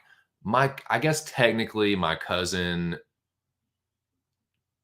originally turned me on to them, but 311 was a band that I'm, for the most part, got into myself. Like, I was the kind of guy that would tell other people about 311 and kind of still am to this day. But Weezer is a band that other people told me about. That other people were like, dude, you gotta check out. Like even when I was young, like a kid, like, oh, Weezer, dude, like this fucking album. Like, yeah, like, and so 94, I'm like 10 or 11. So yeah, when I was like 12, 13, like everyone was talking about Weezer. And it was mostly because of Buddy Holly, the Buddy Holly video. Um, but yeah, that's just, pulling up the Wikipedia here. Let's get an image up and let's start listening.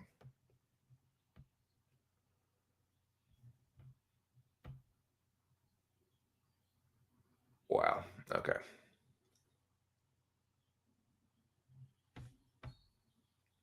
Is that no? No. No, thank you. It sounds like a fucking marching band is playing, but there's not a high school near here. But I definitely hear like a drum line. Like it's that's definitely a marching band. That's definitely a drum line. Like it's not one person, it's like a line, it's a drum line. But there's not, like I said, there's no schools or anything around here. The only thing that's close here is like the mall. Okay. Images. Weird. Um, yeah.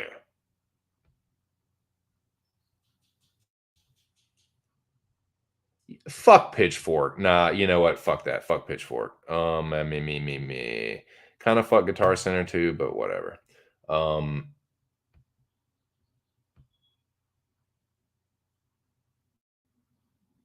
do I make it just like so stupid with technology, man? Fuck that shit.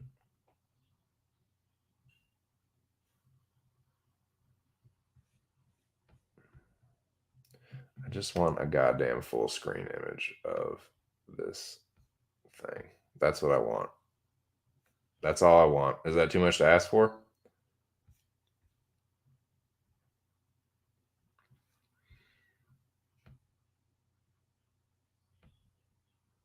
What the fuck? Oh, here we go. There. Can someone smarter than me tell me how to do that?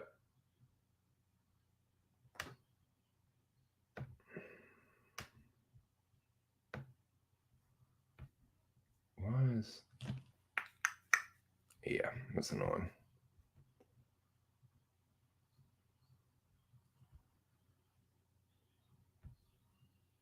Why does that not work?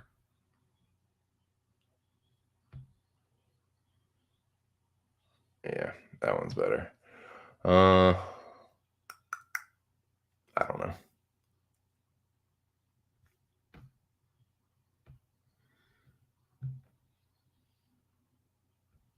But yeah, if you're just joining me, this is the Monday Night Marathon. I'm about to listen to the Weezer Blue album, just have a little listening party here, jam out. And yeah, man, we will at some point get to the Terminator 2 review.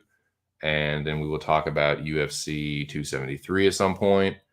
And Mr. Arkansas's Mecca Season 7 slash the Touches title defense of his Mecca Season 6 belt.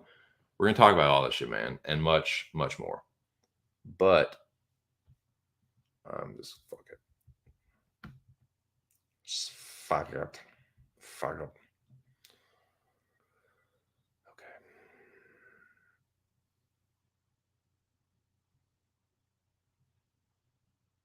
How about that? That's the best you're getting, you motherfuckers. No, I'm just playing. I really do appreciate everybody being here, everyone that voted in this poll, everyone that listened to this album. I'm about to listen to it myself. This is the first time I listened to the album cover to cover in like, I'm going to say a good like 10 years probably, I would think. And it hasn't been any time recently. I mean, I've listened to some of the songs, but not like the whole album. So let me get to a video or a playlist rather that has the whole album. Weezer Blue album. It's a pretty short album, man. There's only 10 songs on it. Weezer Blue album, full album. Weezer Blue album, full album. Cole Udelson. Shout out to you. I'm listening to this in order. What I've normally done on these was a countdown, like my favorite songs on the album, but I'm just doing it like this, man. I decided because I didn't have time to like listen to this and take notes and shit, which is what I did with like I did that with Nevermind, and I did that with what was the other album I reviewed? Dirt. I did it with those, but I didn't have to, I just didn't. My time was consumed with Terminator and like, you know, my getting a tree and watching the Final Four. So here it is. Everyone joining me for the first time tonight. This is the Monday Night Marathon. I'm about to listen to Weezer, the Blue album, cover to cover in order, and just kind of talk about it and react to it. So I will say I have seen Weezer live one time. It was at Firefly in 2017. It was one of the better shows there. They do sound really fucking good live. And I would definitely, if I get the opportunity to see them again, I'll definitely take it. And they played this song.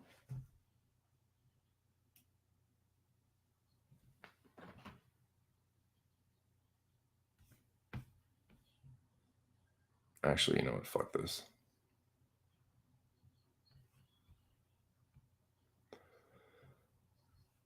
I'm just going to put up the banner.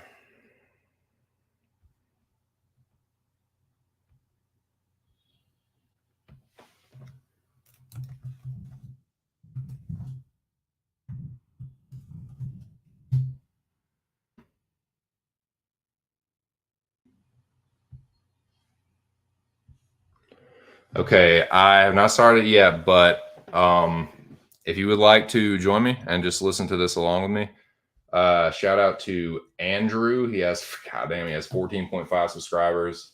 And Cole Udelson put this playlist together, but this video in particular is by Andrew. That's all it says. I love the acoustic guitar on this album. That's what this one opens with. I'm carrying away all he's shown us.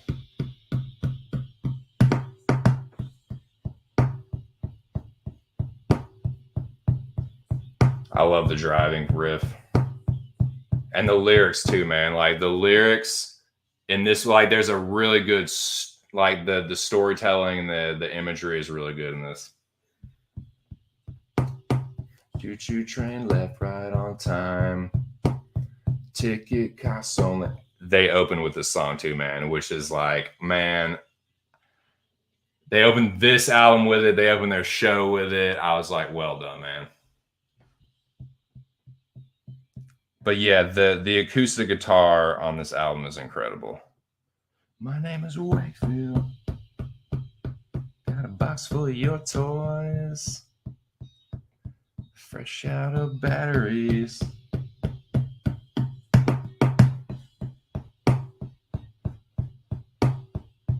Tell me what to do now the tank is dry.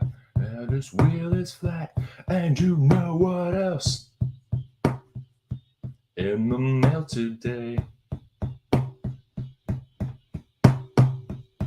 Not going to see.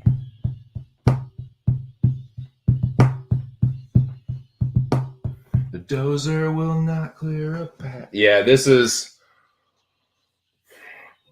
might be my favorite.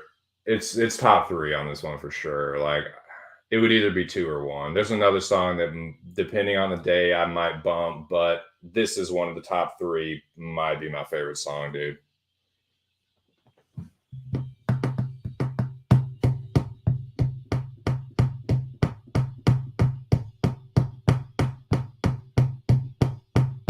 I love the way it begins. I love the way this fucking song ends, dude.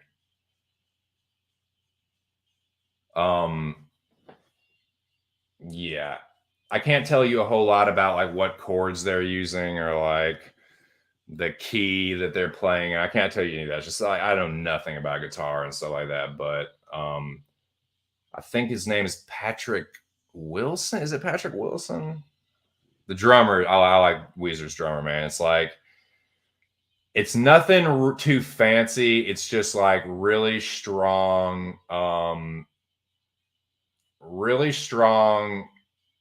but relatively like simplistic beats.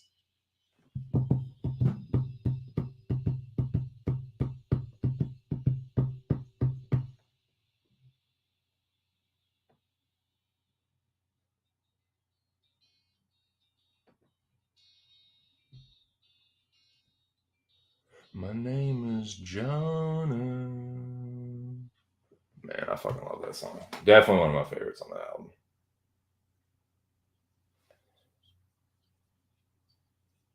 They sound better live though. You got to hear them live. I was fucking watching Scott Pilgrim the other day. It's just so funny. They literally just hear the band live. They're better live though. They're way better live. You got to hear them live. Okay, so this is No One Else. There's a lot. I haven't heard the song in a long time.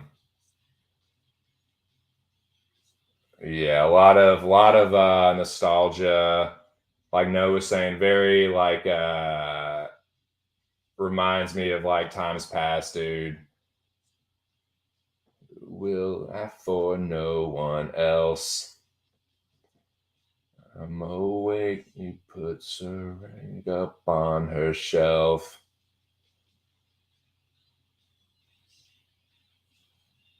The house. A girl is for no one else.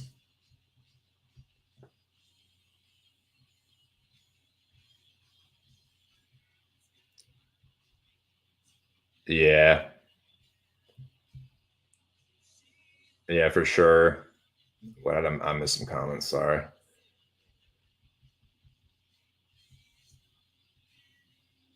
Yeah, more like an idiot struggling with basic technology. Short and sweet, yeah. No fuss, no muss, man. Not a lot of filler. All killer, no filler.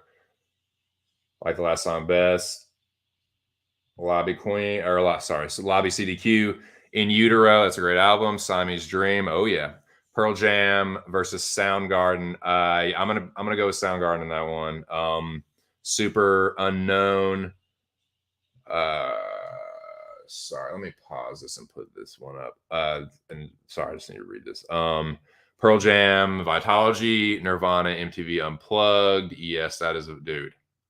When it comes to Nirvana Unplugged, there are some songs where the cover is better than the original. I can think of two right off the top of my head, and one of them is certainly The Man Who Sold the World. You want to talk about a haunting, powerful dude. That's a tearjerker, man. Like that song makes me think of like homies past and like, dude, that's a haunting ass song, man. Nirvana's uh version of David Bowie's The Man Who Sold the World.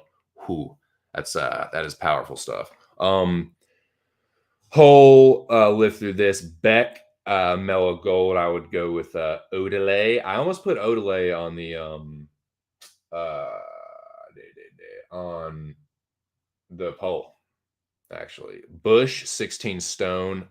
I actually Razor Blade Suitcase is actually my favorite Bush album, but 16 Stone is very, very good as well. And it would be a close second. Most people would say it's 16 Stone, but I'm a fan of Razor Blade Suitcase, personally. Now, let me get down to this. Alex Ramirez. I can't really tell what that is, brother. In Dreams, Nikki said they had that 6 out of 10. My name is Jonas in top 5. Yeah, Jonas is either probably 2 or number 1 for me. Listen to more Blue in 93, 94 current releases. It's probably their most underrated song. My name is Jonas. Yeah, it's one of the choice songs. Another Kansas comeback. Glad I didn't bet on my dislike for Kansas. Yeah, the band Kansas. Yeah, The Point of No Return is my favorite Kansas song. Weezer's really good live, man. No, I think I have No One Else number 7. Yeah, no one just like that's the thing. Even the ones that I don't think aren't the strongest, like they're good songs that I can just like it keeps the song. This song has really good pacing. It's short and sweet. None of the songs are super duper long. I think In Dreams is the longest song, but it's the last song, so it's like it's kind of understandable. But yeah, it moves along at a fucking nice little clip. So this is a fuck. What am I doing? Let me put the banner up. But I'm currently it's paused right now, but I'm listening to No One Else. I want a girl who will laugh for no one else.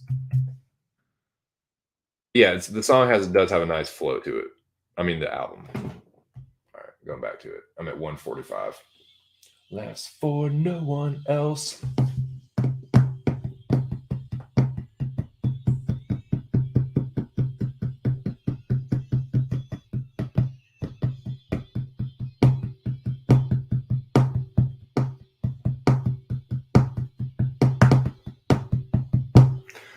Yeah, it's a good song. Solid little track. Yeah, man. I like Patrick. I think his name is Wilson. I'm gonna look that up right now. But yeah, I like his fills. I like his snare rolls. Like he does have a really nice snare roll, and that's never been one of my strong suits. That my snare roll has never been my strong suit. I have decent fills. I'm not gonna lie. My fills ain't too bad, man. But like my snare roll, like I've had like 2 months of drum lessons in my entire fucking life. I'm self-taught, but yeah, snare rolls ain't my strong suit. Much better with fills. But yeah, Wilson, I think that's his name. He has really good snare roll and really nice fills.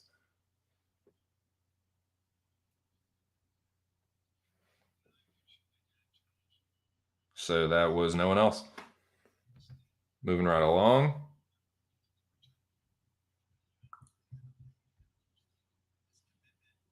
Blue. Oh, really?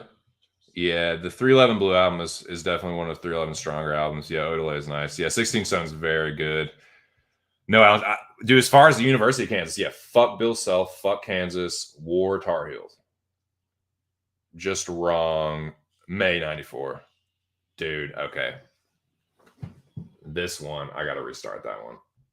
This one might have the best intro of the whole album. We're about to listen to The World Has Turned and Left Me. And dude, You and me both, brother. Take me back.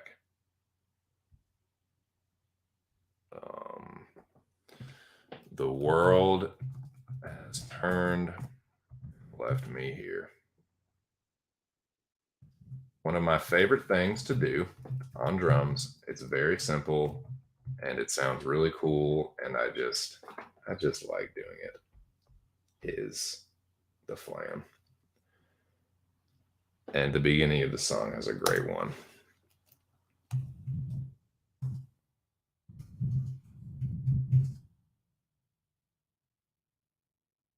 Flam, I'll pull up the technical definition, is more or less when you take both hands and hit them on the snare. It's usually on the snare at the same time.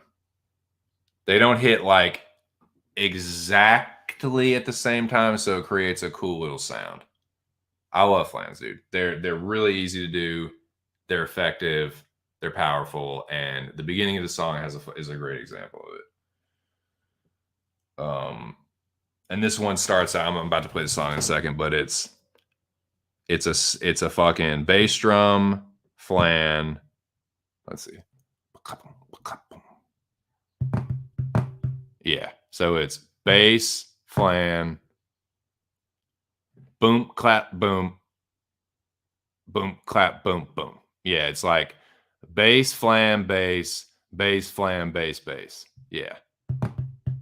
Boom, and again, I was saying with the acoustic guitar, this is another example of like the acoustic with the electric guitar. I'm not always a fan of that, but it's really well done here. And like I said, I used to be in a band where the fight was a mandolin and a guitar, so I can't really talk. But yeah, this is a great example of the acoustic and electric together. So I'm about to play The World Has Turned and Left Me Here. Yeah, like I said, dude, I love the fucking beginning of this song. This is another top 3. I would probably say this is the third. This is number 3 for me.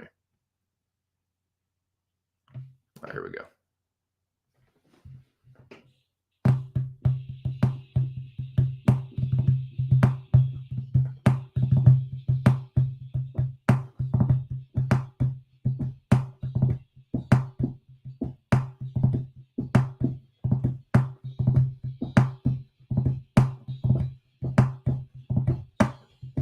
The world has turned and left me here. Another powerful song, dude. Weezer's emo style is very strong. Tired of Sex is another example on Pinkerton album, but like, dude, their emo, when they go emo, it's really, really fucking good. Like some of their upbeat, like cheesy shit is a little too much for me, but dude, when they go fucking emo and heartfelt with it, it fucking hits home. I miss that one. Fucking hits home really fucking hard, dude. This is another one. You say you in Maine turned away, turning further every day. This turned and left me here.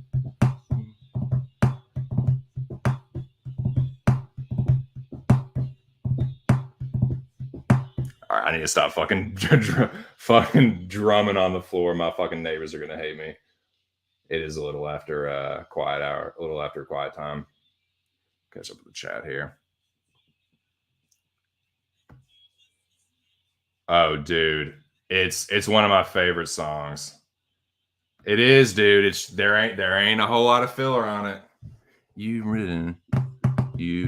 remain turned away, turning further.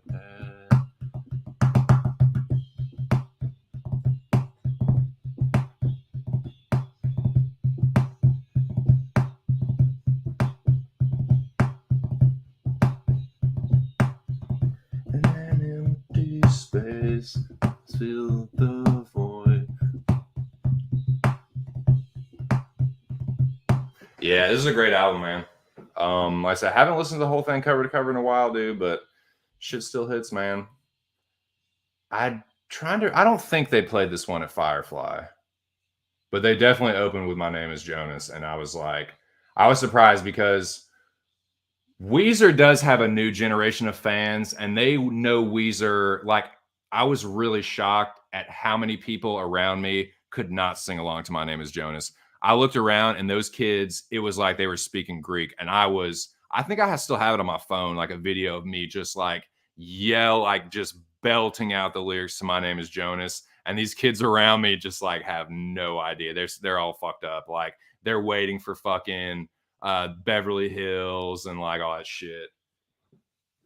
But yeah, they sound Weezer sounds really good live. There's some bands that I've been shocked how bad they sound live, but Weezer, nah, they're the real deal. That's the true test of a band. A, a band's musical talent. I've said that many times, but like, especially with like rock bands, dude, you better fucking sound good live. And I can tell you from personal experience that Weezer and 311 are really fucking nice live.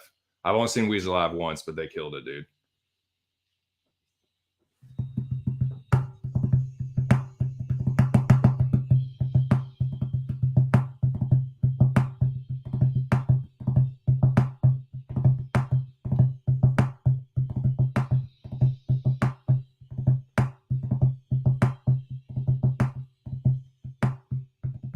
Yeah, definitely. Yeah, I'd say top three. Top three, probably. But yeah, we're creeping towards the halfway point, man. So like, okay, you've already got My Name Is Jonas and The World Has Turned Left Me Here, and we're not even halfway through it. Like, this is an all time classic album, man. Okay, now we come to one of if. Oh yeah. 95 was also, it was either 95 or 96 was Melancholy and the Infinite Sadness. I think that was 95, dude. 95 was also was was that Throwing Copper, or was Throwing Copper 96? I can't remember. Okay, but if you're just joining me, we're having a little Weezer Blue album listening party. We just went through what I think is probably number 3 for me in The World Has Turned and Left Me Here.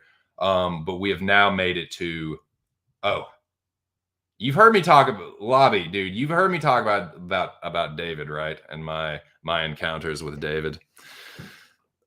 David, of course, he refers to himself as David. But yes, I have. I've had a couple encounters with David. But yeah, Dave Matthews Band. I have seen them live 2 or 3 times. Yeah, Dave Matthews Band. Very good live. Carter Beauford is an incredibly talented drummer. Classically trained, tried and true, cut his teeth, performing sold out shows. Dude, as a person that's lived in Charlottesville in the Charlottesville area for over 10 years. Oh, yeah. I could tell you about some fucking Dave Matthews. Or excuse me, David. I can't remember. I wish I could remember her name.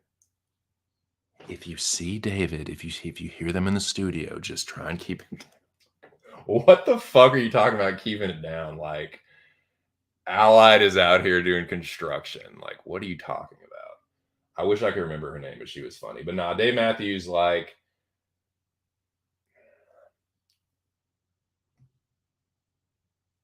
there's definitely times that like I can see why people say he's a dick. Every time that I've encountered him, he's been cool. I'll say that. When I saw him at Whole Foods, when I worked there, he was cool. When I was working at his place at his fucking guest house, he was cool. I'll just say that. Nice. Yeah, I saw one of the times I saw him. He did it was a stadium show. Actually, it was at fucking god damn, what's the name of that stadium? It's UVA Stadium. I can't remember who opened for him. It was actually, dude, it was Neil Young. It was Neil Young and Crazy Horse. It was Neil Young and Crazy Horse opened for him, and then he did the, whatever the main show. But saw him then, and I saw him actually at the Pyramid, dude. And Memphis. Funny you say Memphis. Saw him at the Pyramid in Memphis when I was a little bit younger. That was before we moved to Charlottesville. But yeah, they're good live, man. Dave is really good live. I will say that. Yeah, I can see. Like I said, I can see why people like say he's like kind of a douchebag. But dude, he's very talented. Motherfucker can sing. He can play guitar. He's the real deal. His band they sound incredible live. Actually, they sound really really fucking good live. But yeah, Neil Peart, Keith Moon, John Bonham. I would put Chad Sexton up there. I would put who are some other great drummers? I would put Matt Cameron up there, the drummer for Soundgarden, and now I think he's the drummer for Pearl Jam. He tours with Pearl Jam now. Okay, but back to Weezer. I'm getting distracted, but it's all good because it's a marathon. We're only 2 hours in, boys. We're only 2 hours in. Settle in. We got a little ways to go. But yeah. Shout out to you guys, man. We had 10 people in here at one point. There's still 6 people.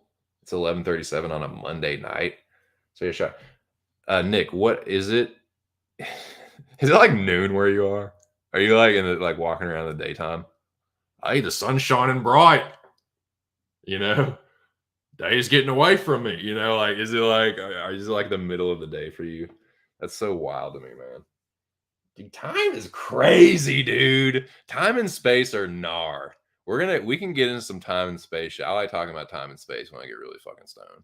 We'll get into that later when I get the binger in here and I'm just fucking like retarded on fucking tree, and we can talk about like space and shit. But we'll get into some. Ooh, dude, when we get into Terminator 2, man, there is some man. You might want to fucking stick around for Terminator Homes, because there's some fucking eerily irrelevant shit in Terminator 2. Okay, where are we at? Okay, we're if you're just joining me now, shout out to the 8 people in the building. We're right in the middle. I mean, we're almost smack dab in the middle of the Blue album. We just listened to The World Has Turned and Left Me Here, which I consider that's top 3 on this album for me. This next song is probably probably the most recognizable Weezer song. I'd say pound for pound, the most recognizable.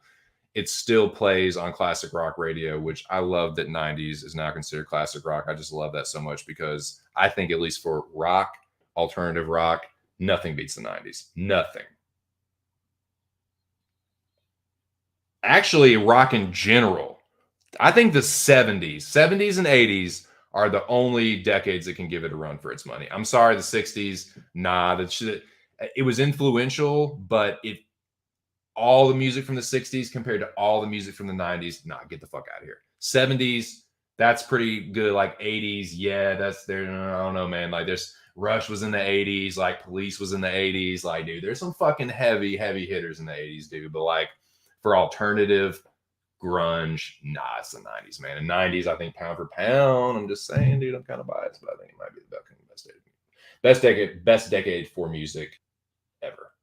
Hip hop, rock, I think the 90s is makes a strong case for being number 1. But this is the 4th song on the Blue album. It is, you know it, you probably love it. Oh, Ginger Baker's a good shout, man. The Cream drummer. Was he the drummer for Clapton? Like, was he his touring drummer when Clapton went solo? Do you know that, Lobby? But yeah, Ginger Baker,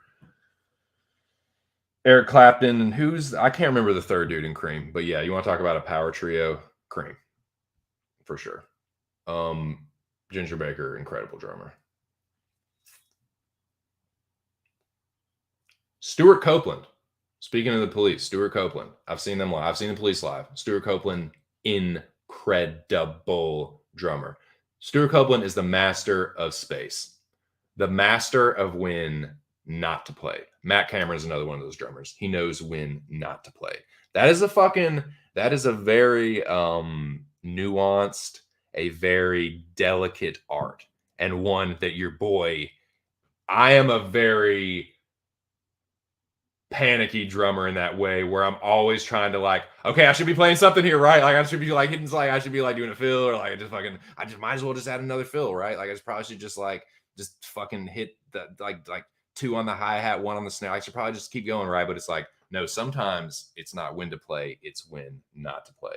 And I think Stuart Copeland and Matt Cameron and some other drummers are masters of space and when to let the guitar and the bass shine through, when to just sit back on the beat. That's a delicate art, man. That's a very delicate art. And there's only a real handful of drummers that really stand out to me when it comes to that. But I wanted to look up this dude's name before I play this song.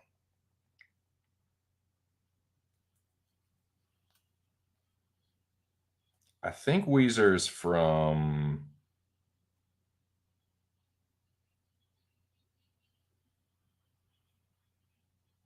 Yeah, Patrick Wilson.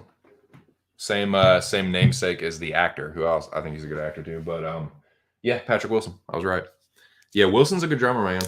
And he is another example of, is why I was thinking of that. He's another example of a master of space. Like, he doesn't play anything too much. He doesn't get in the way of the guitars or the bass or rivers. Like, he's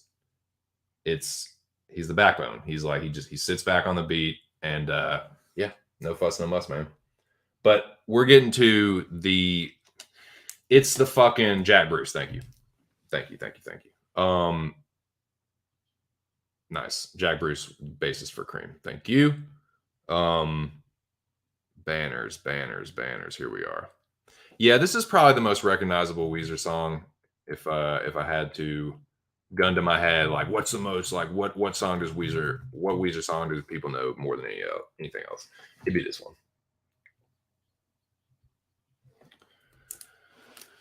And I will play it. You know what I'm talking about. This is how I got introduced to Weezer, seeing this on MTV and having my friends talk about it, you know.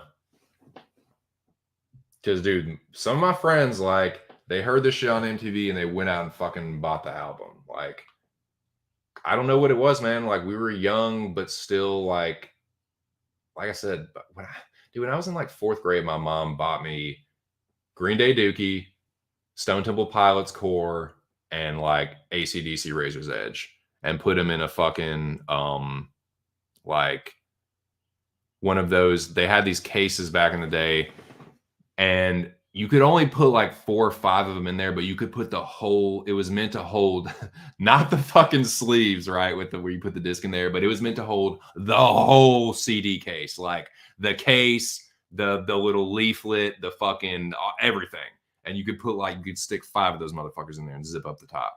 And I had one of those. I got for Christmas. I'll never forget it. Like, that was like my big introduction into like rock music, like Stone Temple Pilots Core, Green Day Dookie, and AC/DC Razor's Edge. But yeah, I was like young, man. Like, I was like, fuck. So I didn't go out and buy this album, but like my friends went out and fucking snagged this motherfucker and were like just like cramming it down my throat. But this one, everyone knows, if you know Weezer at all, Buddy Holly. Got a front. This is one that's great as like background music at like a party or something. Like, it just, everyone knows it. It makes everyone happy. Like, it's good to listen to your Stones. It's good to listen to when you're drunk. It's like, it's good. Like I said, it's good at a party. It's like, yeah, everyone loves Buddy Holly. Ooh, Buddy Holly. Oh, and you're Mary Tyler Moore.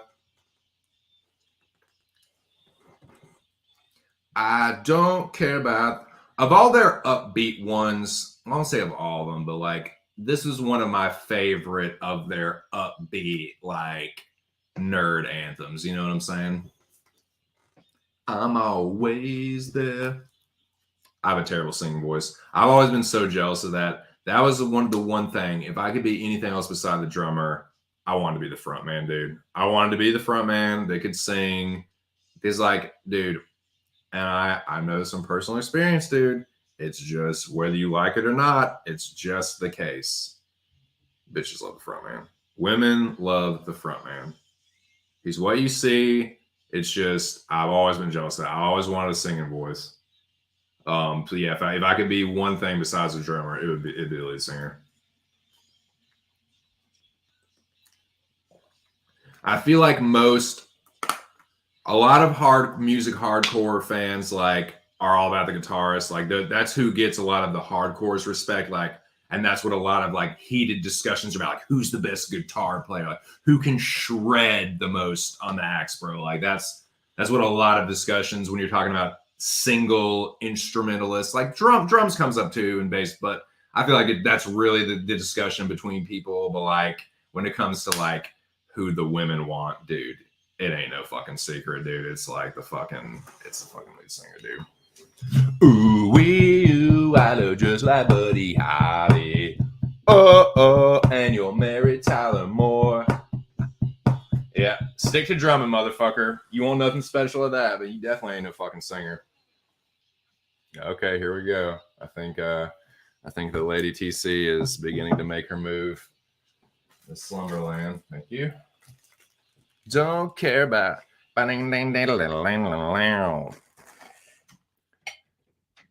I mentioned the pacing is really good. Shout out to High Fidelity. I just watched High Fidelity today, actually. Old lady got back into town today. She had never seen High Fidelity. We were just sitting there smoking. I was like, "Dude, you never seen this movie? We gotta watch it, man. It's a great movie. One of my favorite John Cusack movies." But he's talking about at one point he's talking about, I can't remember what band he's talking about, but it's like when you're putting, I think he's talking about putting together a mixtape. And I feel like when you're putting together an album in general, like it's about pacing. It's about pacing and placing. That's what I would say. It's about pacing as far as like the tempo of the songs, and it's about placing them correctly in the right order. Like there's some albums where it's like, yeah, you like that? I set up my wife is just making fun of me. I set up my my water bottles in like a perfect rows, and I'm just like 16 pack. Is it a 6? Oh, Jesus Christ. I meant to only get 12. Fucking retard. Hello, good night. Okay. Yeah, the Lady TC is taking her leave, so. And a good day to you, madam. Good day. No, I'm just playing. Yes, good evening. And a good evening to you, gentlemen. Okay, we just listened to Buddy Holly, actually. My point about talking about the pacing and the placing is this next song is a perfect example of that. It's like, okay, you've been rocking and rolling, like, dude, right out of the gate. My name is Jonas, no one else. Like, you haven't really had a breather yet, is what I'm trying to say. My name is Jonas. No, it's just like slowly building. The world's turning to left me here. It's like, okay, you've gone up, you've gone down a little bit. And then Buddy Holly is like, okay, the party's rocking. And then it's like, boom. Let's bring it down a little bit. Just a little bit. Drag it out just a little bit on this one. This is another kind of an anthem song, man. There's a lot of anthems on this album. But this is definitely one. This is definitely another kind of party anthem, sort of, kind of. This is definitely like one of the kind of, I mean, like Weezer gets this like reputation for being this nerd band. This is kind of like a fucking cool kid song. The cool kids know about Sweater, man. The Sweater song.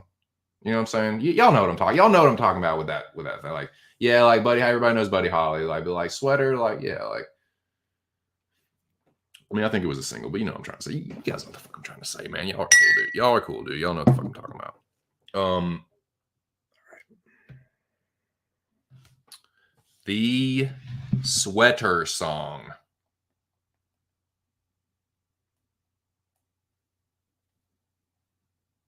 Weezer. God damn it. God damn it is a great Alkaline Trio. Oh, dude. I will do an Alkaline Trio stream as well at some point. I fucking love Alkaline Trio, and if you don't love them, I'll time you out. No, I'm just playing. Fuck. Here we go. Yeah, Undone, the sweater song. Yeah, Undone was a single, but I feel like that's kind of like a fucking. This is another party anthem. Like, it's actually talking about like people. The lyrics are kind of like people hanging out after a show and like, oh, there's a party later. Like,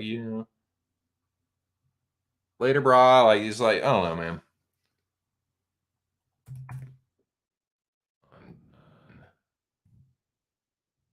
Oh man, I feel like I just don't, I just feel like losers can't relate to Undone as much. You know what I'm saying?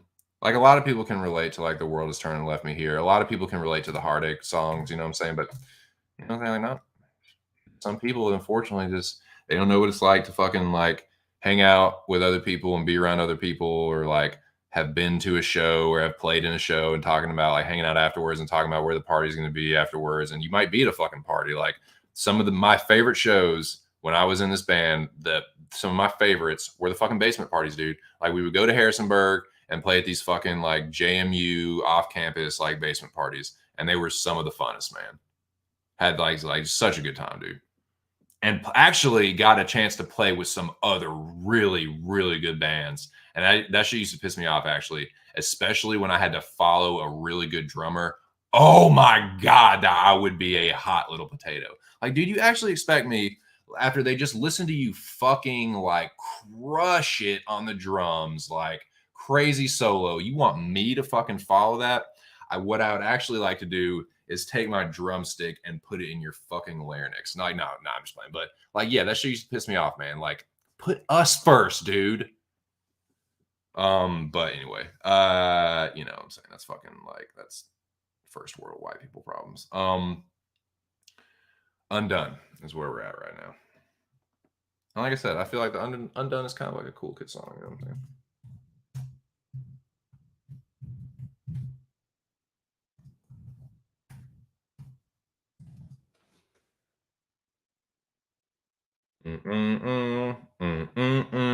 Okay, I'm about to play it. I'm about to start playing it. I swear to God, I'm about to. Shout out to the 7 people in the building. We are getting into this marathon, boys. We are starting to get into this marathon. I'm trying to pace myself with my voice. But yeah, dude, I have the banger in here now, dude. Fucking banger in here now, boys.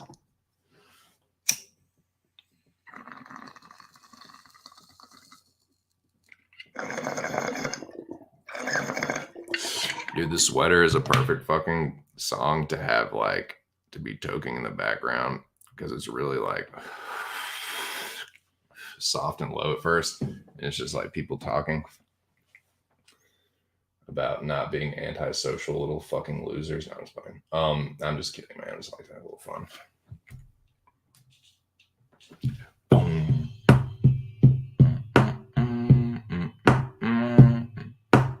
Bass, snare, bass, snare, bass, snare.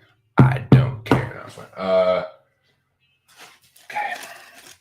Dude, I don't know what this fucking strain is, man, but it's fucking good, dude. It's got to be indica leaning, like. Been a while, man. Life's so rad. Fucking bros. You want a beer? It's the best, bro. Everyone's back together and stuff, dude. You know the party after the show? I'm so stoked. Take it easy, brah. Goddamn, I can see that. Feel me, know me. If you want to destroy my sweater on this thread as I walk away. That's another thing I do where I'm just like, I play too much bass when I shouldn't.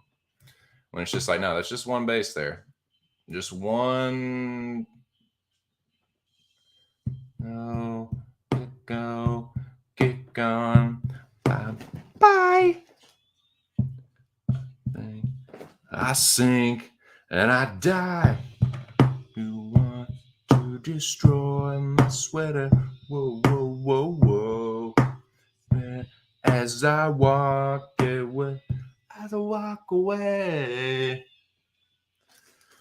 But yeah, dude, this fucking weed is good. I like it. Strong, potent. Little solo, dude, a little guitar solo.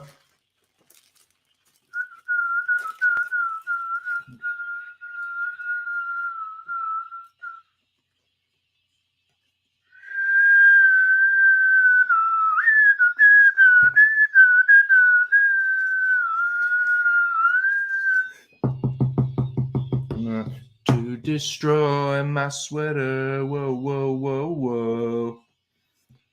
As I walk away.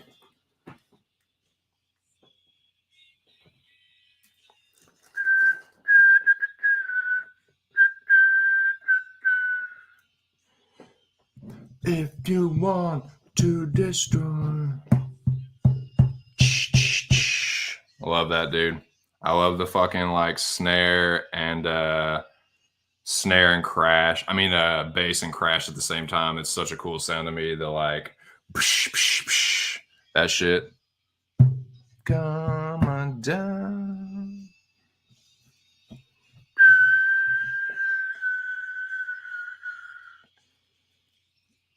Ooh, this tree also has some really nice. It's got a lot of frass on it, dude. Like a lot of fucking. It's very keefy. A lot of trichomes, but it also has some very good. Like it's been trimmed pretty well, but it does have some nice like fan leaves that make perfect fucking screens, man. I don't like using those glass screens. They're a pain in the ass. Like those, but those are the best if you're gonna use one. But I just make it fucking like make it like orgo, dude, like organic screens. But this has this whatever this strain is, mystery strain has some nice fucking fan leaves. Yeah, dude. Sweater's a cool song, man. I like it. I like the Sweater song. I fucks with it. It'd probably be, it might be number 5 or 6 for me. It's a good song, dude. It's a good jam.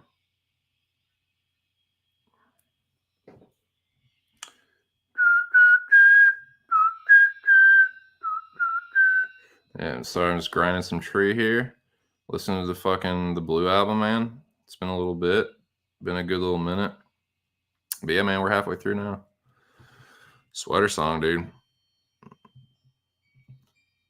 Yeah, number 5, number 6, I expect. Something like it.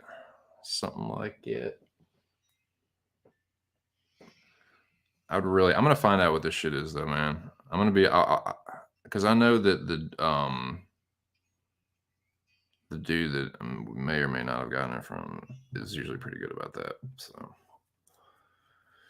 all right, halfway through. What's the next song? Let me actually be a little proactive. Try and be a little proactive. I'm a horrible multitasker, but god damn it, I'm gonna just keep trying to be better. Okay, Surf Wax America is up next, boys. Surf Wax America. There ain't no point in hiding it. What kind of like everyone knows what the fucking album's been out for fucking, 20 something years. People know what the songs are. It ain't no fucking like, surprise. But Surf Wax America's coming up next. Me getting more sound is definitely coming up next. Yeah, I'm gonna find out what the stuff is, man. I'm guessing that it's some kind of it's dark green and a little bit of purple, like kind of like dull purple.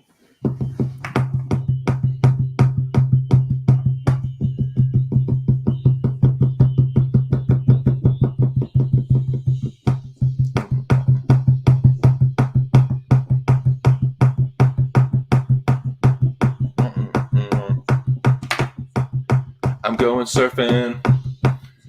Oh, I love this song, man. I love this one. And when you're gone, still ashore.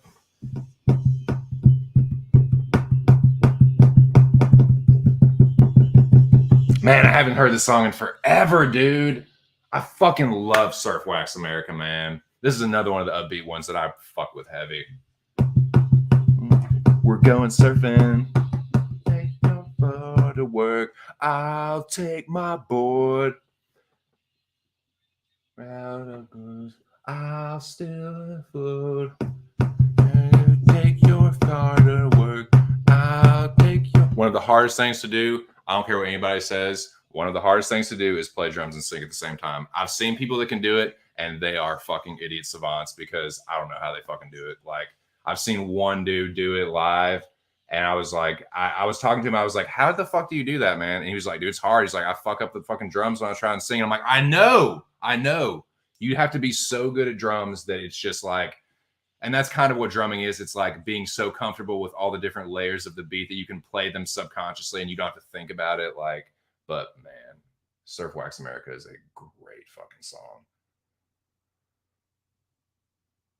Oh man, where would I slot this, dude? Where would I slot this? Take your car to work. I'll take my boy. Ting, that fucking like that ting on the ride. Ting. I love this fucking song, man. I gotta put it top 5, boys. I have to. I just have to. Someone's getting bumped off, dude. Someone's getting bumped off. I don't know who it is, but somebody, she can better break room. To work, I'll take my board, and when you're out of view, I'll still.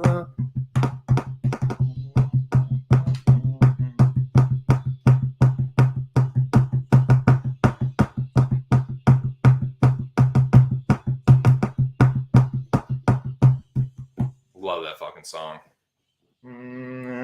Love that riff, dude. Love that guitar riff.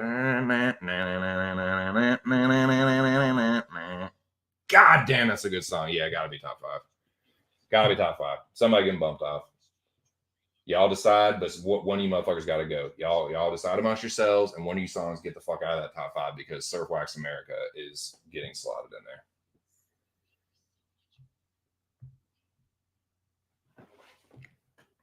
Let me catch up on the chat. 27 comments. Jesus Christ, 2 cents. What are you doing? What are you doing with yourself? Oh,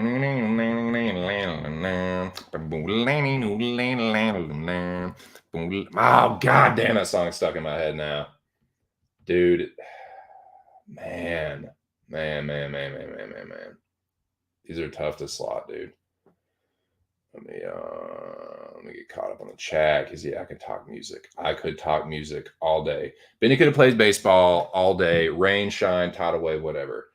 Doing baseball or playing baseball is what he wanted to do. But of all things besides playing baseball, going to the pool is what he tolerated best. I watched that movie the other day, dude. I love it. Sunny? Are you talking about? I was talking about it's 11:38 a.m. That is fucked up. So you're exactly 12 hours ahead of us. Okay.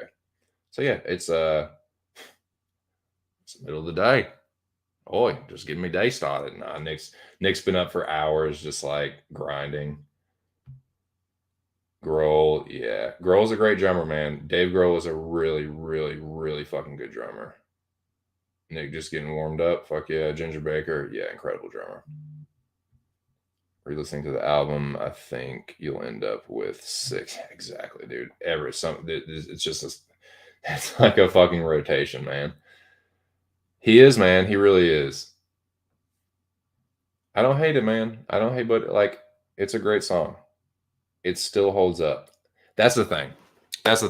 Buddy Holly, unlike a lot of other songs like that, where it's like the band's most popular song, quote unquote, really like grinds on you. And Buddy Holly has done that at certain points, but now that enough time has passed, I don't hear it like all the time as much as I used to. So yeah, I would say it's one of those where it's like it's a really popular song you would think might be played out, but it's not. It's a really good song still. Like like I said, you can play that motherfucker at parties. Like you can, everybody knows Buddy Holly. Like it's still good. It still hits. Like, yeah, I'm not mad at you, dude. I ain't mad at you, Bubba. Lenny Bruce, not sure about. Okay, yeah, it's a song you can't replicate. Yeah, for sure, man. Danny Carey is. Some people are going to disagree with this, and some people, the only guy that I will argue is what is his fucking name? The drummer from Meshuggah, Thomas. God damn it, what is his fucking name? But he's the only guy. But I would say Danny Carey is the best drummer that I've ever seen live. Hearing Danny Carey live changed how I feel about what is possible with drumming. Hawke, Thomas Hawke, Thomas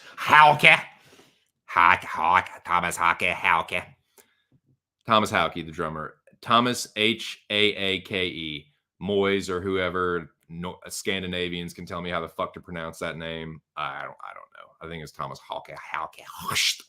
My way on the A's.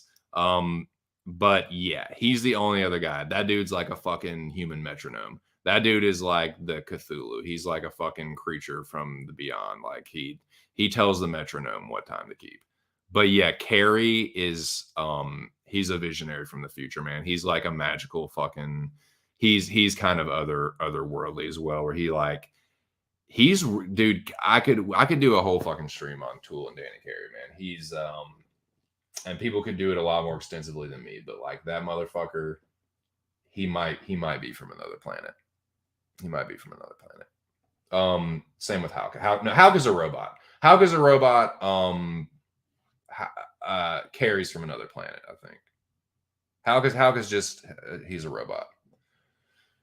You can put however many different kinds of beats. There could be like Hauke plays like 5 different beats at the same time in perfect time, and you can jam to either one of them simultaneously in different times. Like it's wild. Yeah, those two for me. Sexton is another incredible drummer. The 311's drummer. He was in drum corps, so he knows how to keep time. He's the grooviest. Not grooviest isn't the right word. There's some other groovy drummers, but he's Sexton is one of my favorite drummers. But that's a good shout with Grohl, man. Grohl is an incredible drummer. He really is. Very, very good. General, appreciate the fires. He asked if Lobby's from Texas as well. Illinois. Shout out to Illinois. Shout out to the goddamn Midwest. I don't care what they say about us anyway. I don't care about that. Say It Ain't So has passed it up on alternative radio, seems like. Is passed up. Yeah, a lot of good drummer lead singers, though. Thanks, dude. Appreciate that. I'm definitely, I definitely consider myself a better. I can't sing for shit. I wouldn't know what to do. Yeah, the 23 song. I've rapped in public one time. Do not. I will never do that. Y'all never let me do that. Beck, Odelay, and Beastie Boy, Paul's Boutique. Is she over the Maya pick? Oh, my wife? Oh, she'll be fine. I actually have the song number 4, but my top 4 are all super. It's close, man. Like I'm saying, each time I'm hearing this, I'm like, it's like a rolling, kind of adjusting kind of fuck, man. Like, where do I put this shit? But man, I'm really getting into the stream, boys. I'm excited. We're coming up on about a quarter of the way through my goal. Feeling pretty good. Oh man, you want a beer? Oh, life's so rad, dude. Check you later, brah. Fucking dude. Man. Being a bro is fun, dude. I was a frat bro briefly. I was a fucking party animal when I was younger, man. I love that shit. I love partying.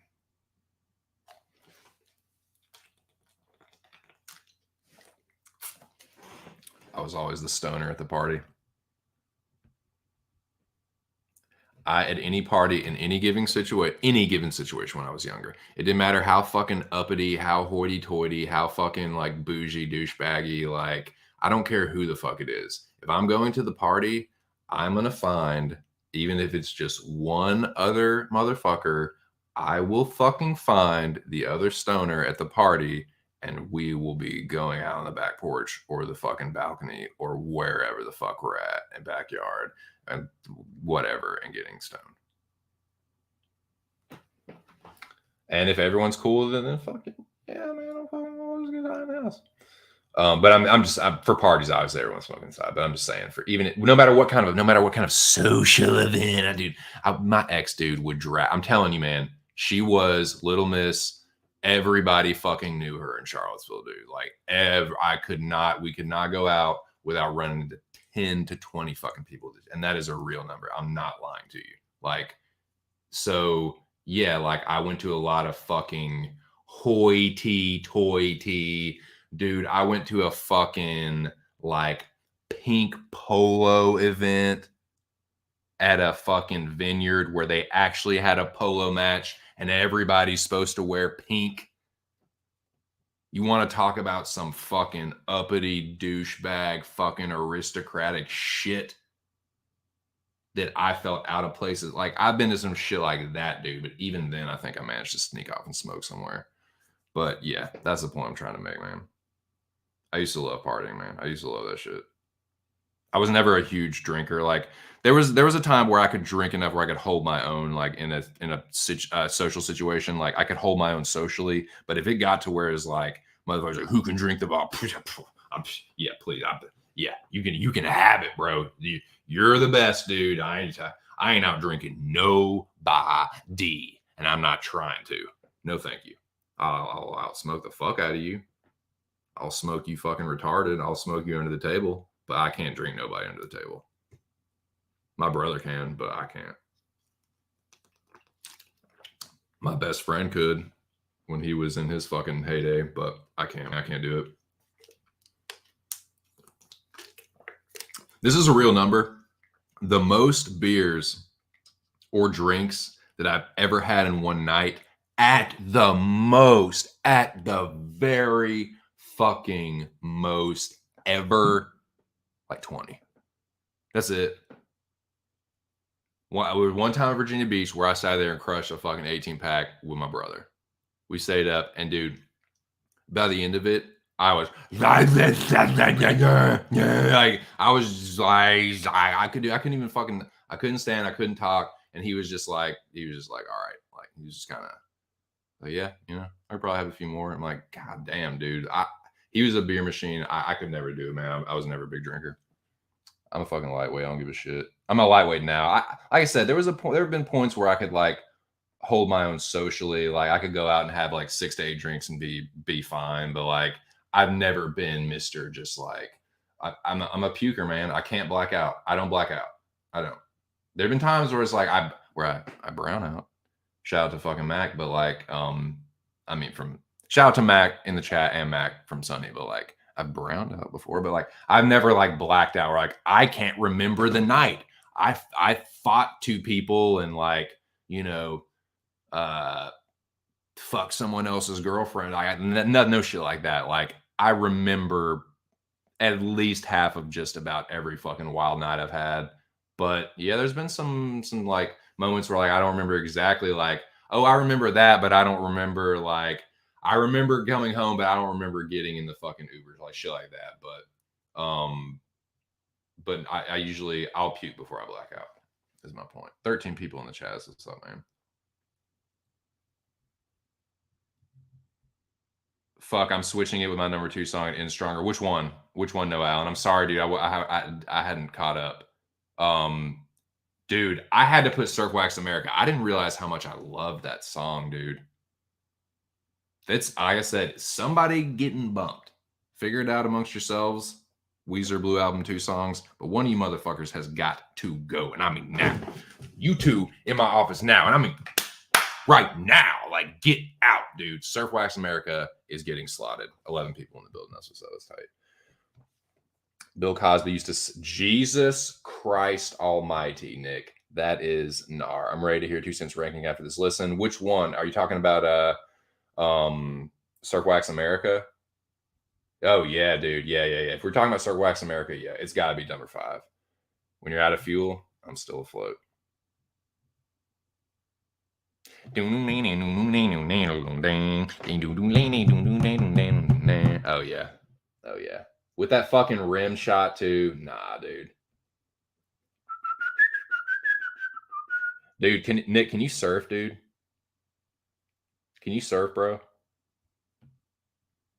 Oh yeah, been surfing since I was 1 years old. I came out of the womb in a surfboard. Like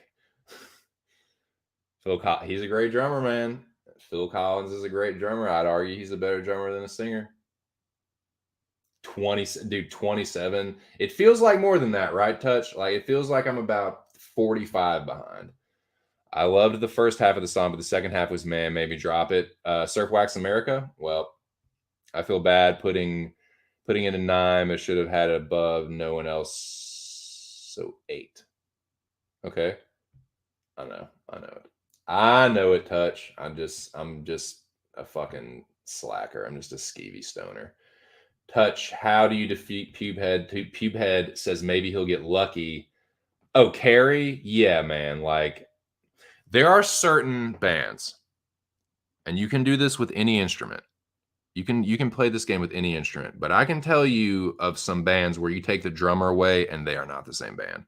There are certain bands where you should not and probably cannot replace the drummer. If they have done it, I don't agree with it. I think they just said this is it. With Rush, like I feel like there's some people that I've heard people cover like Neil Peart. Like people can do it, but I don't feel like it's the same without Peart. I don't feel like Tool would be the same without Carrie. I don't feel like Smashing Pumpkins would be this. Jimmy Chamberlain. Oh my God, dude. How did I not? Jimmy Chamberlain is one of my favorite drummers. Smashing Pumpkins, boys. I don't know. Some people don't like Smashing Pumpkins. They're like, I don't like Billy Corgan's voice. Fair enough. That's fine. I mean, his voice isn't for everybody, but let me tell you what. Jimmy Chamberlain is a motherfucker on the Skins. Jimmy Chamberlain will rock your fucking socks off on the drums, dude. They still got it. Smashing Pumpkins, they fucking still got it. Saw them in 2018, I think. I would ask the wife, but she's asleep. I saw it with her and her friend. Girl, I'm gonna go see Metric and Smashing Pumpkins with you and your friend. Metric's good too. They open for Smashing Pumpkins. They're a good band live. Dude, that fucking the lead singer for Metric is fucking. Oh my god. If I was single, I would try and start. Yeah.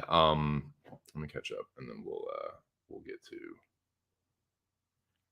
I'd argue that the band Rush would be nowhere near as successful without him. He's one of the most influential and greatest rock drummers ever.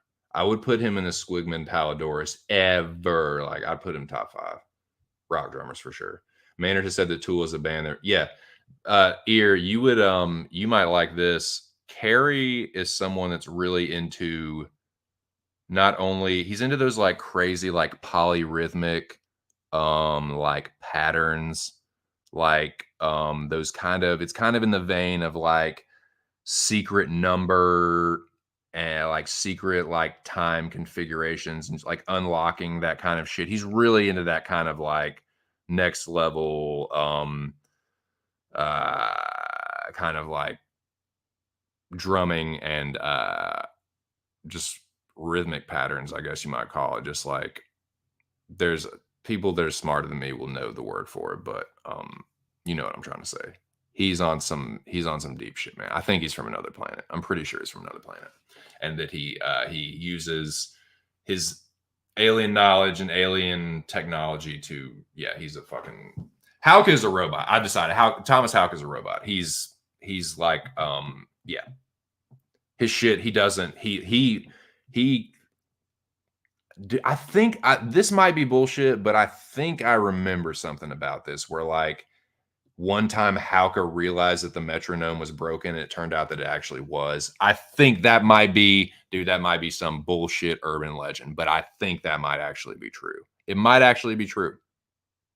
I think Thomas Hauke, like, one time, I think Meshuggah was recording and he was like, dude, this metronome's off, and they checked it and like it was or something. Dude, I'm just saying it might be bullshit. It might be just be some fucking urban legend shit, but I think it might also actually be true.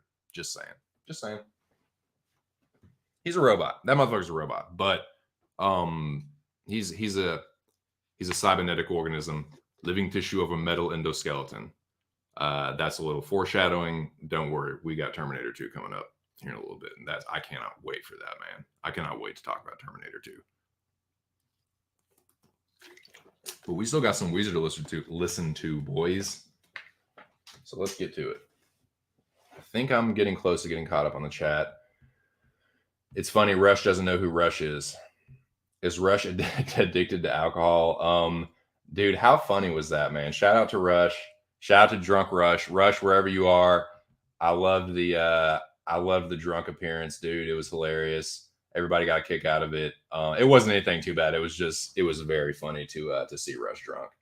Party always better after a joint. Yeah. Hey.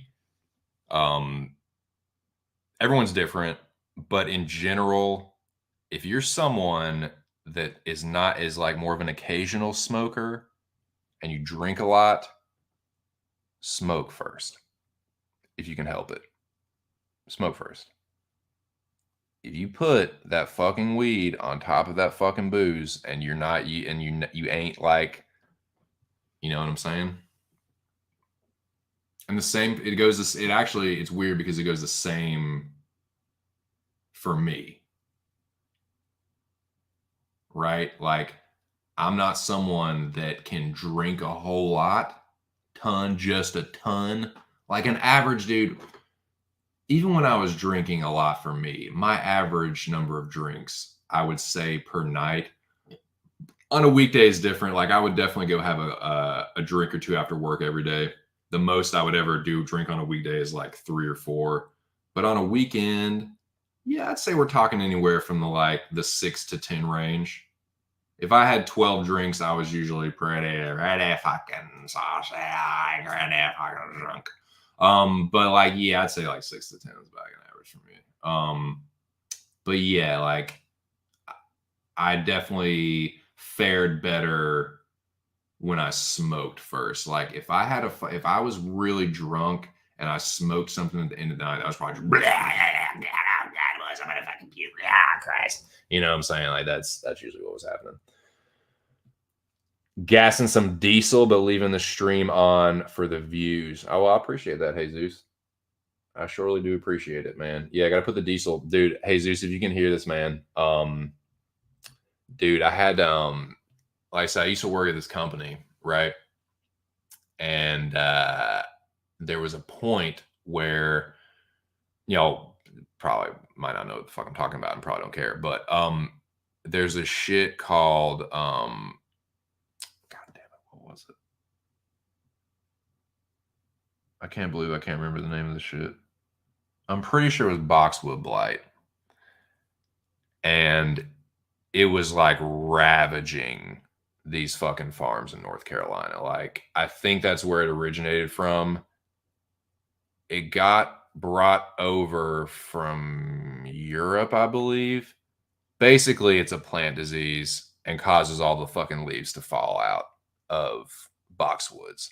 But where the company that I worked for, particularly the area that I lived in, dude, there's a lot of fucking like old, like Victorian style houses, and they like that fucking English, like, you know, estate boxwood like configuration where shit's really like neat and clean and symmetrical, like symmetrical little boxwood designs lining the entrance to someone's fucking like Victorian estate. You know what I'm saying? Like in the corolling. You don't get me started on how fucking full of itself Charlottesville is, but yeah, man, it was a big deal for the landscaping industry because it was like, dude, your whole fucking boxwood, like we're talking like hundreds of thousands of dollars worth of plants, basically your fucking livelihood for that year or two, or maybe even your whole fucking company, if all you do is boxwoods, Bubba, you better get a hold of it because it could fucking ravage your, like, it was a big deal back then. But um uh the point, short story long, is we had to quarantine the shit. And they used to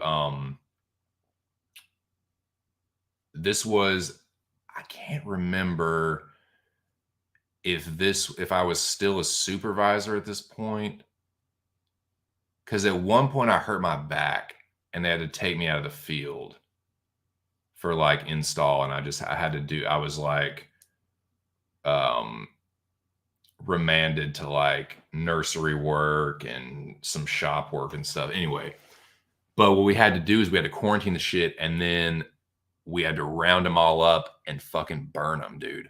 We had to do this crazy like uh burn, basically, where we took like this huge fucking pile of these like diseased boxwoods, dude. It was something out of a movie. Like we had to put on fucking suits.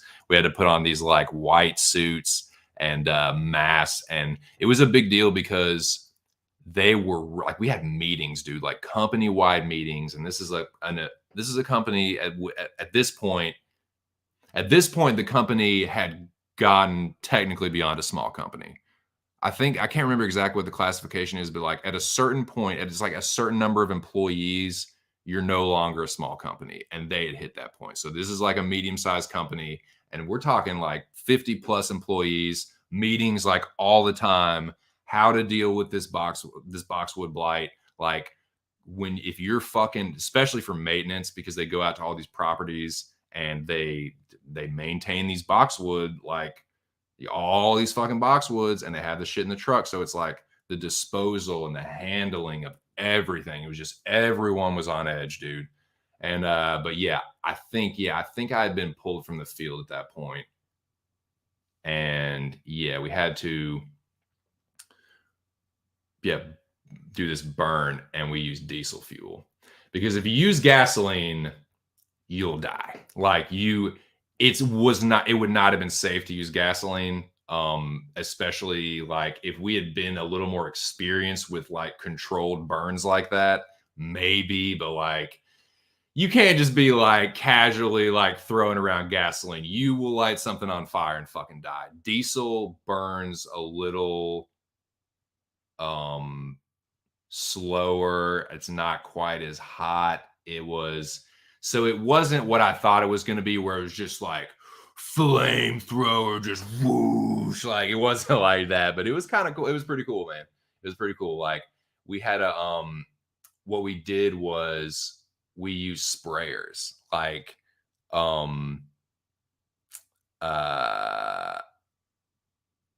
we filled like these sprayers where normally like you would spray like pesticides and stuff, but we just filled it up with diesel, and we're like, would light the shit on fire and then just like spray the shit on it, like empty these whole fucking tanks of diesel. It was like this controlled burn. It's pretty cool.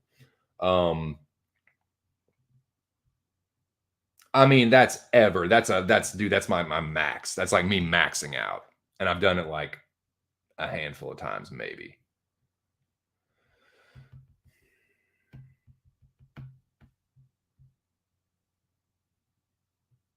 Oh, the Wade Boggs, dude, I wouldn't make it. Your whole rankings? Haven't surfed for ages. Of course you can. Of course you can fucking surf. I've always been jealous of that, too. My friend is a drummer on cruise trip. Went on cruise and we hung out. Each night, got drunk. It was nice, dude. Nice. Are you serious? Whoa, that's crazy. We can. I want to do a Foo Fighters stream at some point too, man, because Taylor Hawkins, before I even started playing drums, Taylor Hawkins was a big influence on me. In my opinion, There's Nothing Left to Lose is the best Foo Fighters album. Most people will say it's The Color and the Shape. The Color and the Shape is really good. It would be a close second. But to me personally, this is just me personally. I'm not saying it's the best, but to me it is. I'll say this. To me, it's my favorite album. I feel like that's a little that's a little softer, like of a not quite as a hard line. Like it's my favorite. It might not be quote unquote the best. I feel like that's a little bit more different, like a little bit different of an argument, but um, it's one of the best. Objectively, it is one of the best. It's a lot better than their new shit. Their last few albums, I don't really care for. Honestly, I don't really think they've done a whole lot for me personally since that album. The self-titled, Color and the Shape, There Is Nothing Left to Lose are rock solid, airtight, incredible albums. And out of those three, There's Nothing Left to Lose is my favorite. But what I was trying to say is, what I would do is like I would listen to that album, and I'm like sophomore in high school. So I would listen to that album, and I didn't have a kit, but I had sticks, right? So I would just take my pillow at night. I would just drum on my pillow. I would like, so yeah, Taylor Hawkins was a big influence on my drumming style. Like I really like what he does on the snare, his fills. So that's kind of like when I was trying to start to teach myself to play drums, he was a big influence for sure. Oh man, yeah, dude. Have you seen him live? Like it's like a cliche or whatever, but it's true. Like it changed me. When I saw that show, it changed me. The way that I've thought about music and drumming and the possibilities of drumming and stuff, it opened something up. Like it was like, I'm telling you, man, there was something otherworldly about it. Like you are just in a different plane of existence at a Tool show. You can't just like, unfortunately, no one can be told what it feels like to see Tool live. You have to see it for yourself. But it believe the hype. Nice. They're already old at that point. Yeah. Dude, it's same here. My buddy tried to get me into Tool when I was like in high school. One of my buddies from Arkansas, like I would go to Arkansas every summer pretty much in high school to visit. And one of my buddies tried to get me into Tool one summer. I think it was when the what was the album that had Schism on it? That album, Lateralist or whatever. Was that what it was? The album that had Schism on it. That's when one of my buddies really tried to get me into Tool, and I was like, I liked Schism, but the rest of it, I was like, I don't get it. I was like, I don't know, dude. Can we like listen to fucking Sublime or something? You know what I'm saying? I was like, I don't know. But yeah, Anima is, oh my god, it's such a good album. That's probably my favorite Tool song is Anima. But okay, I'm getting sidetracked. But it's the marathon, man. We can do that a little bit.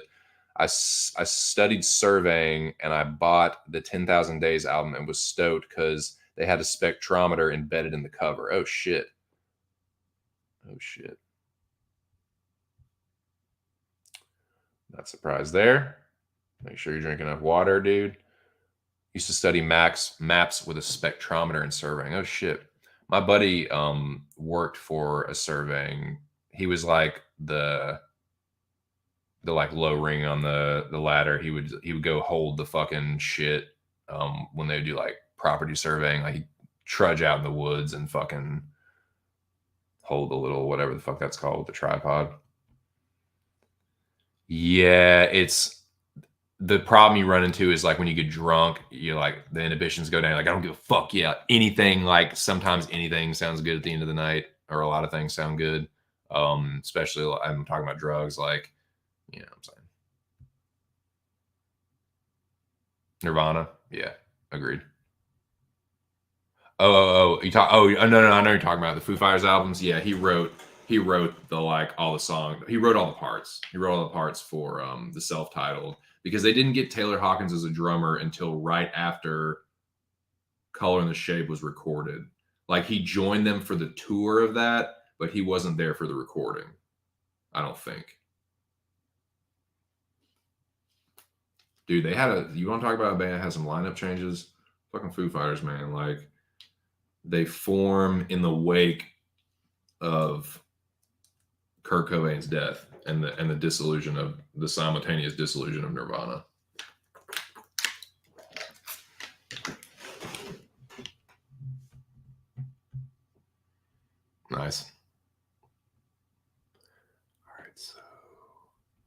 I gotta start conserving my voice a little bit. Oh, with Josh Home. Dude, I love the Josh Home episode of Joe Rogan Experience. It's one of my favorites, dude. Oh yeah. I love that song, man.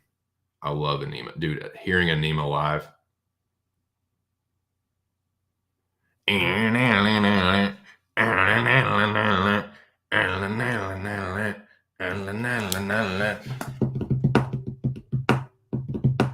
Oh, dude, it's like, yeah, that's a fucking. Oh yeah, don't get me started on Tool. Saw Nine Inch Nails twice, but not Tool. Yeah, yeah, yeah. On that, like when they recorded "Color and the Shape" and the self-titled, yeah, he played the drums on it for the recordings. He wrote the parts, recorded them. But the Color and the Shape was when they had the bass player from Sunny Day Real Estate. Nate Mendelsohn, is that his name? Yeah, they had the bass player from Sunny Day Real Estate, and that was probably that, and then the lineup with "There's Nothing Left to Lose." That was their hot shit to me. Their peak. Every band has a peak. The story of every band, man. Every band has a story. Every band has a peak and a valley. Okay, so speaking of going back to, I've caught up on the chat now. Sorry, I just had to catch up on the chat. Sorry, I know I get sidetracked talking about music. I could talk about it all day for real. But let's get back to this Weezer shit. I need to save my voice a little bit. I can feel it starting to get scratchy and a little hoarse, so I'm gonna take it easy. Say it ain't so. This is a song that my high school band, namely Ground Control Omaha, we used to cover this song. Anyone that's getting started in a band, I highly recommend. And if you're a band that likes to play covers, I highly recommend It Ain't So. It is very anthemic.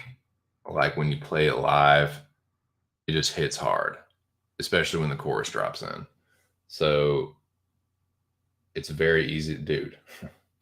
On guitar, god damn, like it is so fucking easy. It's pretty easy on drums too. There's one part that's a little like it's a snare roll that's a little like medium sort of level of difficulty. I would put it like a 6 or a 7, but other than that, it is just like so easy, so like it's not fast. It's good though. It hits hard, but we're gonna listen to it right now.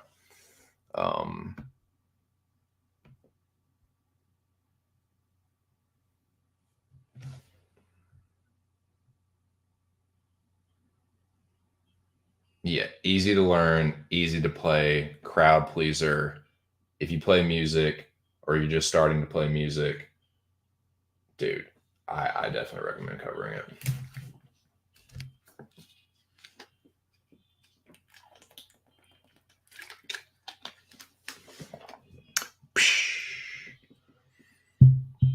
Honey, down in my eyes. Boom, boom, boom, pop, boom, boom, boom. It's so easy, man.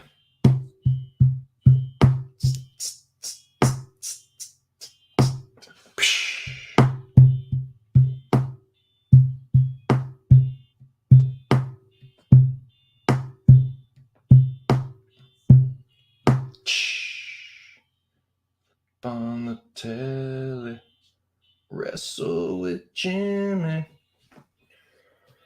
Bubbling behind my back.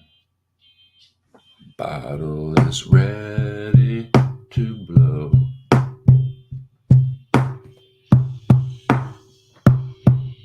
Say it ain't so well. Your drug is a heartbreaker.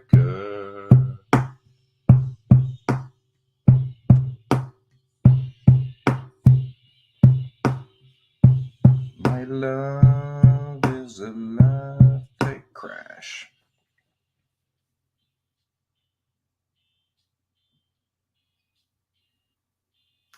This one is played out for me because I literally used to play it. So it's not as played out for most people. This is one of the better songs though, objectively. Like as much as like it might feel played out to me, I can't like it's tough, man. It's tough not to put this one in the top 5.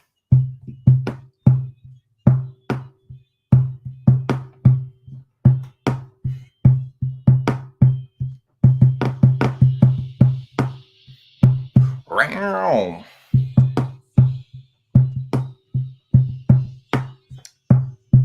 It's a heartbreaker. Say it slow.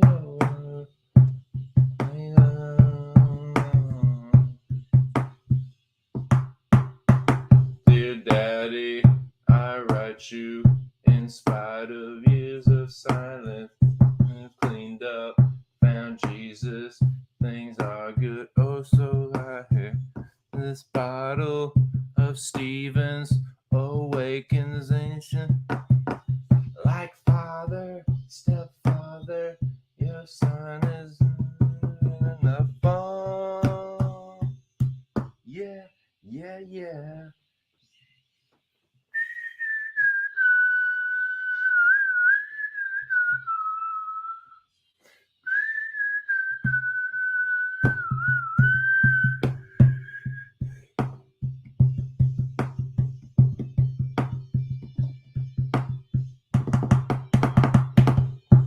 See, I still kind of fucked it up. That one's actually easier. Some shit is easier, like to like finger drum to than to actually play on the kit. But that one's actually easier to actually play on a kit. But yeah, I still fucked it up. Stay it ain't so.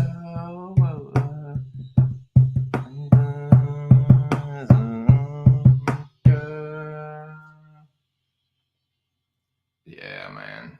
It's a great song, dude. Where would you guys put that one? Where would you guys put Say It Ain't So? Tough, right? Tough to slot these. Tough to slot the Blue Album songs. You know what I'm saying?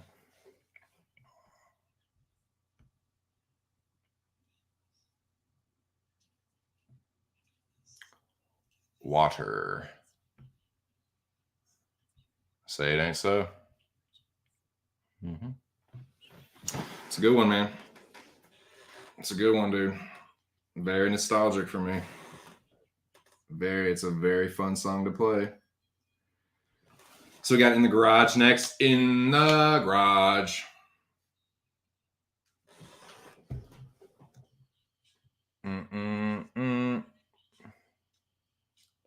I've got 12-sided die. Got right. And the colors too. They're there for me. Yes, I do. I do. Up on the wall. My favorite rock group, Kiss. I've got Ace Frehley.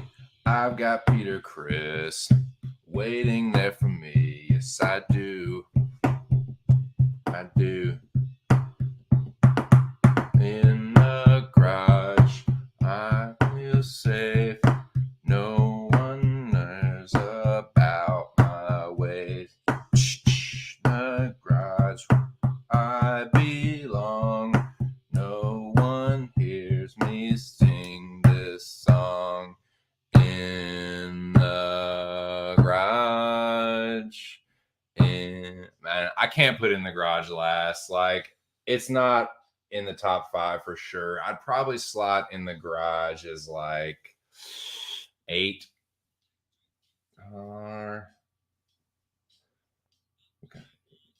Big songs. Gotta relate to that one myself. Big words. And I love everyone. For me, yes, I do. I do.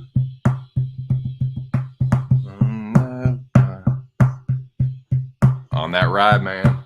No. Ting, ting, ting, ting, ting, ting, ting, ting, ting, ting, ting, ting. The garage where I belong. No one hears me sing this song in the garage. Yeah, so like we didn't actually play in the garage, but I'm trying to think. So we played in the basement. It's a basement, I guess, but it was like a fully refurnished basement. Like it was basically someone could live down there. There was a bathroom down there. Like it had, you know what I'm saying? Like it had a bathroom with a shower, like, and like couch with a TV, but then there was a separate room where like it was like that was the studio or whatever, It was a big room, man. It was like big enough to put my drums in there and plenty of space for everyone to have their own little area. And like that was, there were other studios at like houses that they moved because all of them except me at one point were going to UVA. We're like a UVA grad students. So like at that point they were living off campus and the recording studio was like in this like dingy fucking like, fucking undergrad house, basically. They're grad students, but they're living in this undergrad shithole. But anyway, that's whatever. But like that was smaller. That was probably the nicest place, was where the dude his like parents' place. So yeah, definitely, yeah, pretty much a garage, man. Basement garage, same fucking difference. But yeah, I'd slot garage. It's not my favorite. I'd probably put it like number 8. I'm gonna do a rankings. I'm definitely gonna do a rankings, man. I've got to. And this is all like not like, oh, I haven't heard that song in a while. I don't know where I put it. Like I'm getting a fresh. Okay, this song. Okay, this song. Okay, and I forgot to put In the Garage up there. So we did listen to In the Garage. Got Ace Frehley. I got Peter Criss waiting there for me. Yes, I do. Yeah, In the Garage is a good one. Not my favorite, but wow, you typed it in the chat, you fucking dumbass.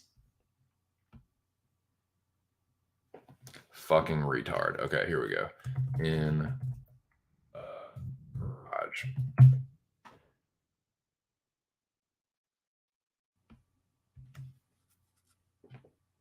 Now this next one.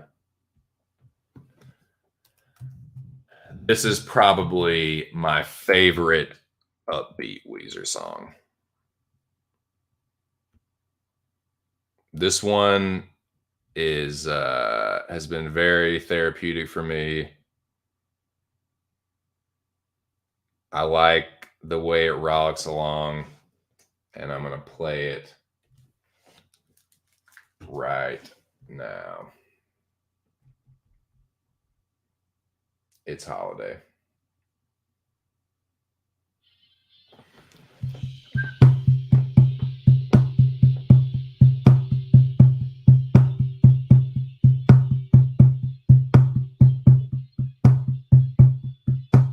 Let's go away for a while, you and I, to a strange and distant land, where they speak no word of truth, but we don't understand you. Holiday, far away, to stay. Oh, got ahead of myself, not that far yet. To stay in a heartbeat.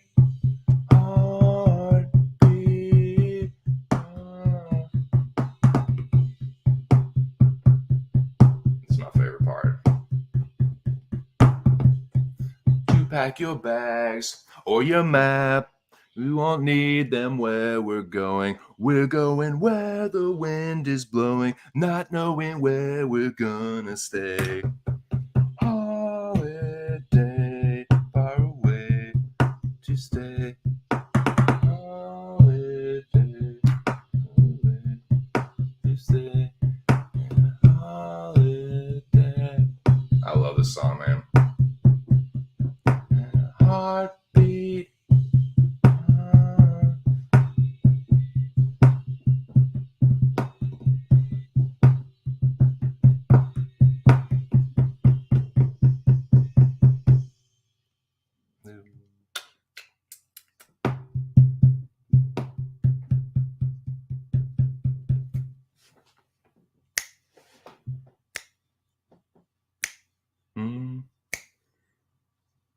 got two friends.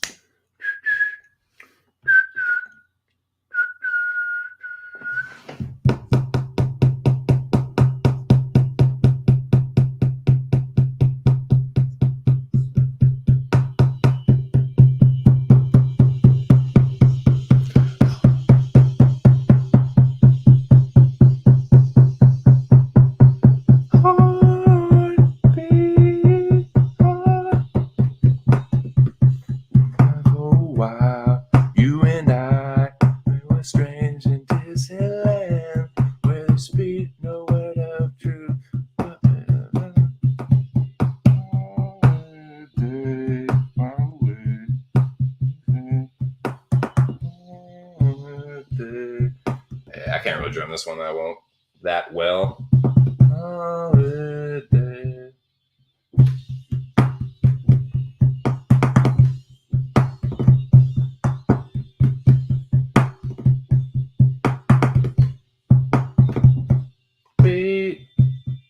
Yeah, Wilson's a good drummer, man. He's got a real good snare roll, which I do not have, but love that song, man.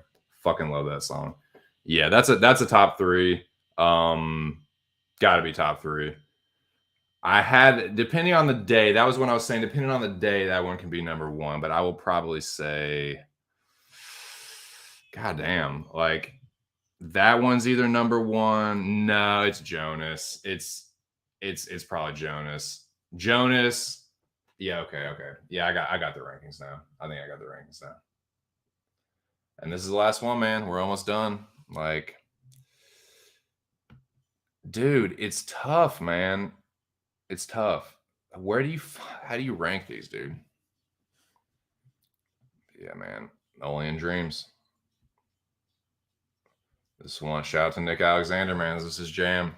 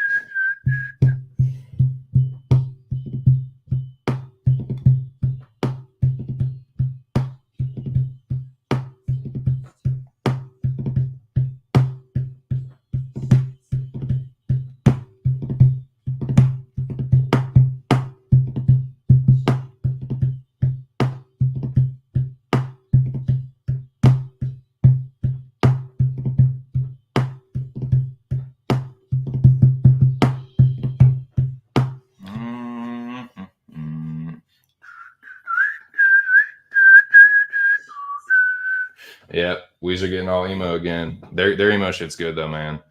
I said the world has turned and left me here. Say it ain't so. My name is Jonas. Their emo shit is really good. Only in dreams. What I'm in. Yeah, the riff is really nice. This is a great album, man. There's no filler. Even the ones that aren't my absolute favorites, I can't like the ones that are at the back end. It's like there's still better songs than like 99% of the bullshit out there right now. So it's like the rankings are not a slight because the competition for the top is like, dude, there's some of the best alternative songs out there, and it's all on one album. Like, come on, man! Like, this is an all-time great album. I've really enjoyed listening to this here with the boys. It's been fun, man.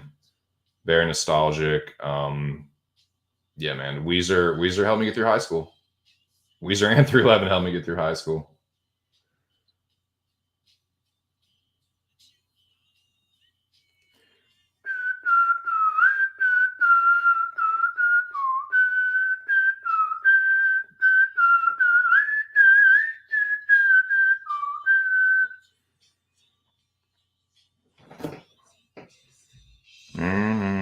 Only in dreams.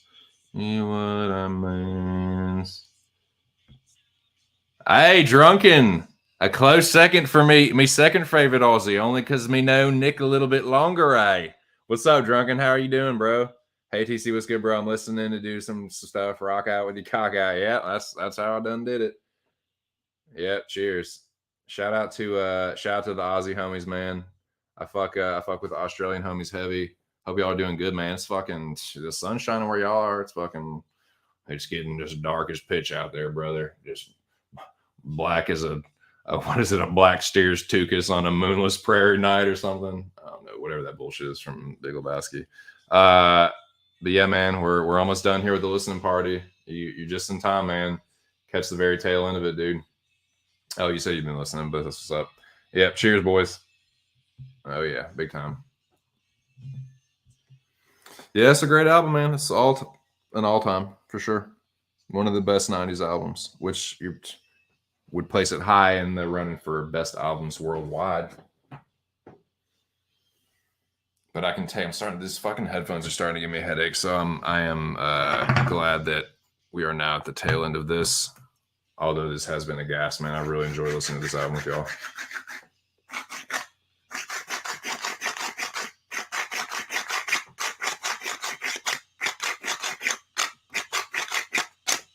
That's my grinder.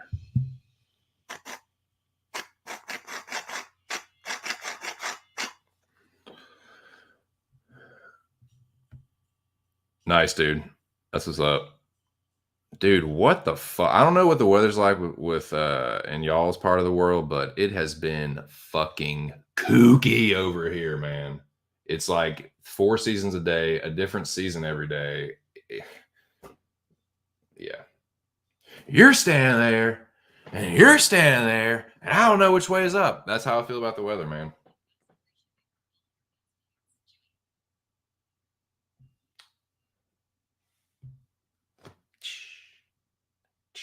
We're at the bridge now of Only in Dreams. Just a little ting. Just a little ting on the top of the ride there. Whatever they call it. I don't know, man. I'm not fucking Mr. Technical. Whatever they call the top of the top part of the ride symbol. It makes an interesting sound when you hit the top of it as opposed to the very end of it. It's a different sound, and it's like, it's cool effect. I like it. Weezer, Patrick Wilson uses the ride to great effect. I think he's actually got a crash ride, if I'm not mistaken. I could be wrong about that. I don't know his whole setup. I could probably look it up. But yeah, he does not have a huge kit. Like he's like the opposite of Danny Carey when it comes to like the size of his drum kit. Like Carey has like 147 tom-toms.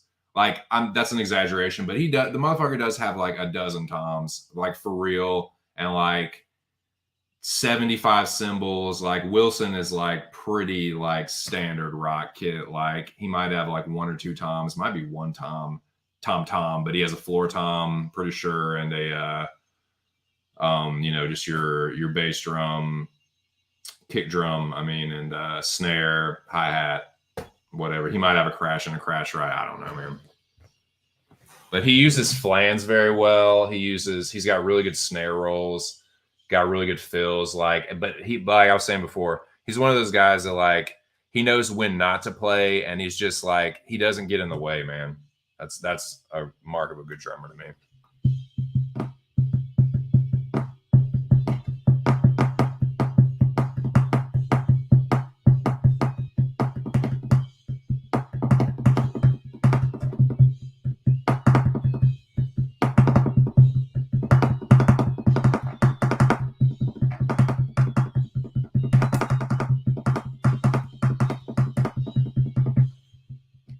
I can't do it as good as him, man, but he's got some really nasty fills.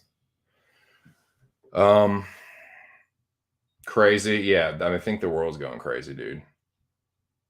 What's the name of that weather machine again, Drunken? Oh, the one that could like the cloud seeding shit. Is that what you're talking about? Where you can like seed clouds and like make them fill up with water?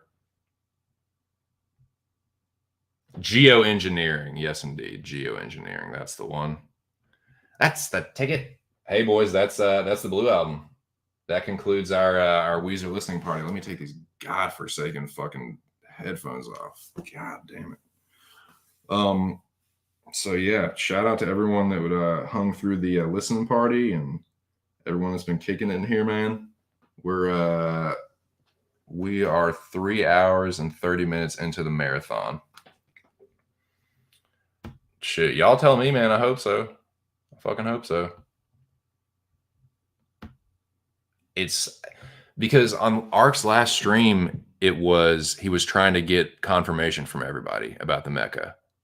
And I don't really remember, like, I don't remember the last part of it. I was only there for a bit of it. And when I went back and rewatched, I only watched the very end, like the last 20 minutes. So as far as the official status of Mecca 7, I don't know. I hope it's still going on.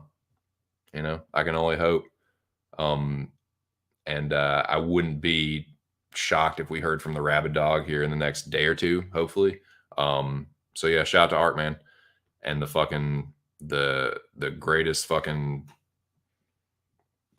competition maybe ever. Yeah, I think that'd be a good idea. You know, just act like, even, you know, who knows what's going to happen, but I'd say just act like there's going to be a Mecca and prepare as if there is going to be one. But I have a pretty good feeling. I got to that's all I'm going to say. You know, I can't obviously like get into the mind of the Rabid Dog. It's a fucking steel trap, you know, but if I had to guess and just kind of speculate, what if you're asking me like how I feel about the situation, like my confidence level of what I just feel will happen, I don't know. But if you ask me to speculate on it, I feel pretty good about it, man. I feel when I get a feeling, I get a feeling. As LD would say, as Larry David would say. I hope so, man. Let's fucking go, boys. I did send, for the record, I did send Jonathan Litpix my Mecca 7 entry fee. So I'm acting like there's a Mecca. I've sent my entry fee in. I'm preparing. I have taken a little bit of a sneak peek of a gander at this card. Is that because, okay, so I want to make sure that Nick and a couple other people are here for the Terminator 2 part of the stream, but I would also like to talk some MMA in UFC 273. So I'll tell you what, I have only taken one real break so far. Like I said, dude, Ark wouldn't have even thought about taking a break at this point. Ark takes his first break like 6 hours in. Like, I'm not, if he even takes one at all. Those 8-hour, 9-hour streams, he usually doesn't take really much of a break at all. And if he does, you wouldn't know it. So like I said, I'm not built like that, man. If this is anything, it's a tribute. Rabid Dog's mind, it's, yeah, dude, it's just, yeah, you don't know when you might get fucked up. Entry fee sent. Yep. Probably up for another hour. Okay, well, maybe we should, Noah, you wanna talk a little bit 273? You want to talk a little Terminator, like, or do you want to get into Terminator? It doesn't matter, man, because this was about when I was going to get into the Terminator talk. But if you want to switch gears, if we want to change the pace a little bit and talk about fights real quick, like, we can talk about fights for a little bit, and then I can get into Terminator in like half an hour or something, and we can go back to the fights later. It doesn't matter. It really don't matter to me. I do need some more water though.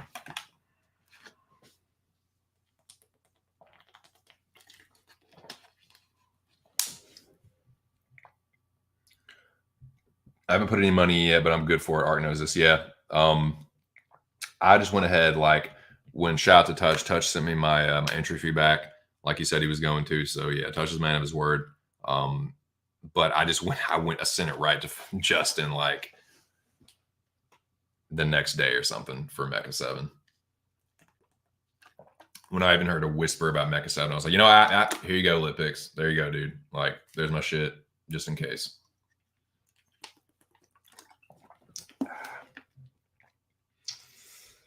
Arks fights with, yeah, dude. Nobody can make that sound effect except Ark, but it is so fucking funny, man. Dude, I was a little disappointed with the second dude there. T2 and UFC. This live listen was my first time hearing some of these songs. That was nice. Fuck yeah, dude. That man, that is dude, that is very pleasing to hear. Very pleasing indeed. Dude, to me, it's their best album. The Green album's pretty good too, actually. That one came out when I was in high school, and it was the hot shit when it came out, man. Hash Pipe is my jam.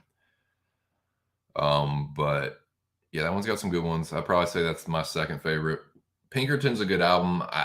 Overall, it's not my favorite, but Tired of Sex is one of my favorite. If you haven't heard that song before here, Tired of Sex is a really good song. If you liked the kind of feel of The World Has Turned and Left Me Here, Tired of Sex is a jam.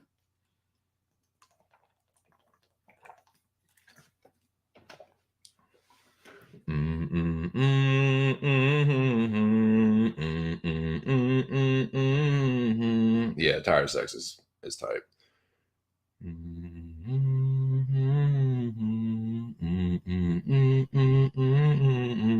And you have to keep in mind, this is like 1994, so this is like, dude, Weezer like kind of was like putting out some emo shit like pretty early, dude. That's like the first kind of wave of emo, man. I'm just saying. Diary by Sunny Day Real Estate didn't come out till 1996. Do You Know Who You Are by Texas Is a Reason? That didn't come out till like 1997, dude. I'm just saying, is Weezer like one of the fucking unsung like founders of emo, dude? I don't know. I'm just asking the question. I don't know. I'm not saying they are. I'm just saying those are some fucking emo songs, man. And that album, 1994, that was before Diary. It was before those fucking Captain Jazz and American football and all that shit. It was before all that. Just saying. So yeah, I do. I'm gonna hit the head. I'm going to pack this banger. I'm thinking. I'm wondering where I want to. When I start Terminator, I'm gonna make another cup of coffee because I really want to. I really want to have. I don't want to talk about Terminator when I'm starting to hit a wall, and when I'm starting. Oh, God, this fucking weed. Sorry.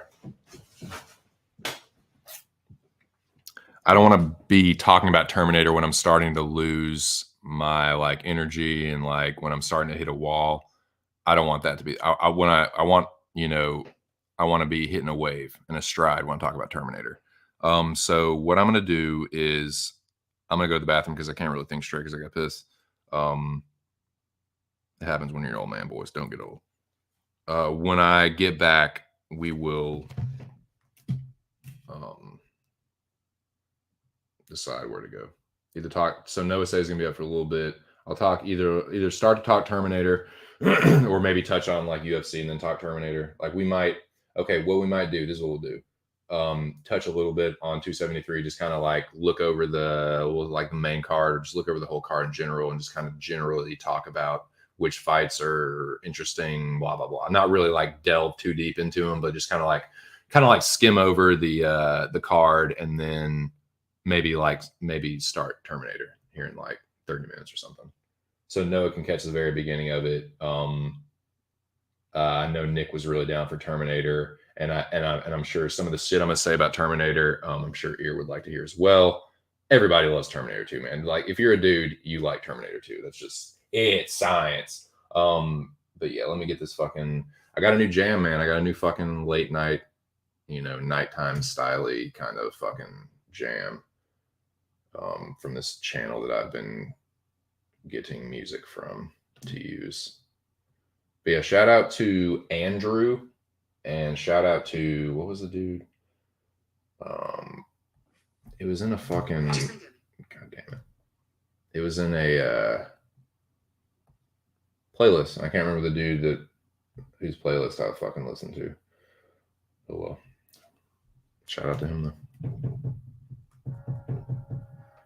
Sorry, it's the sound of my fucking desk shaking from me pushing the volume button.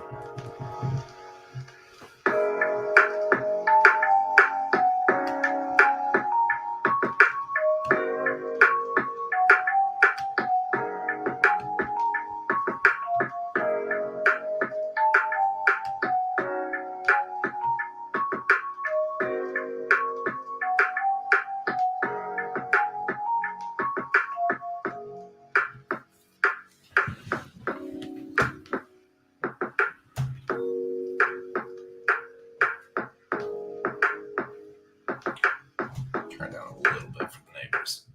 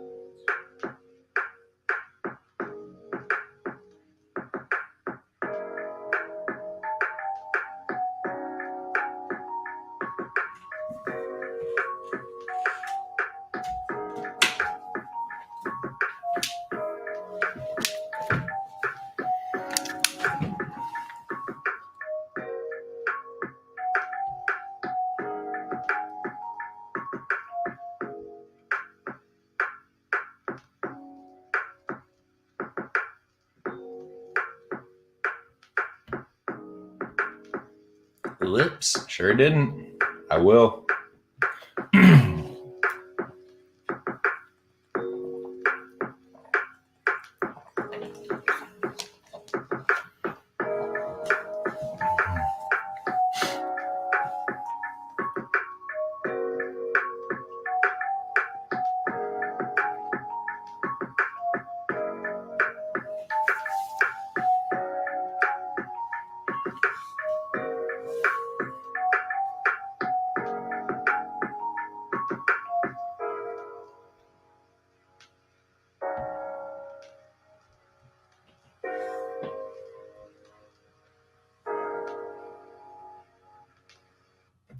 Nice.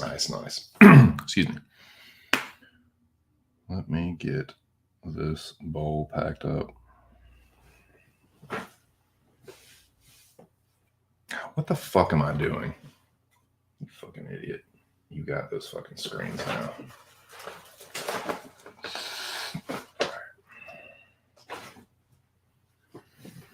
All right, dude. These are great fucking leaves for these Orga screens, dude.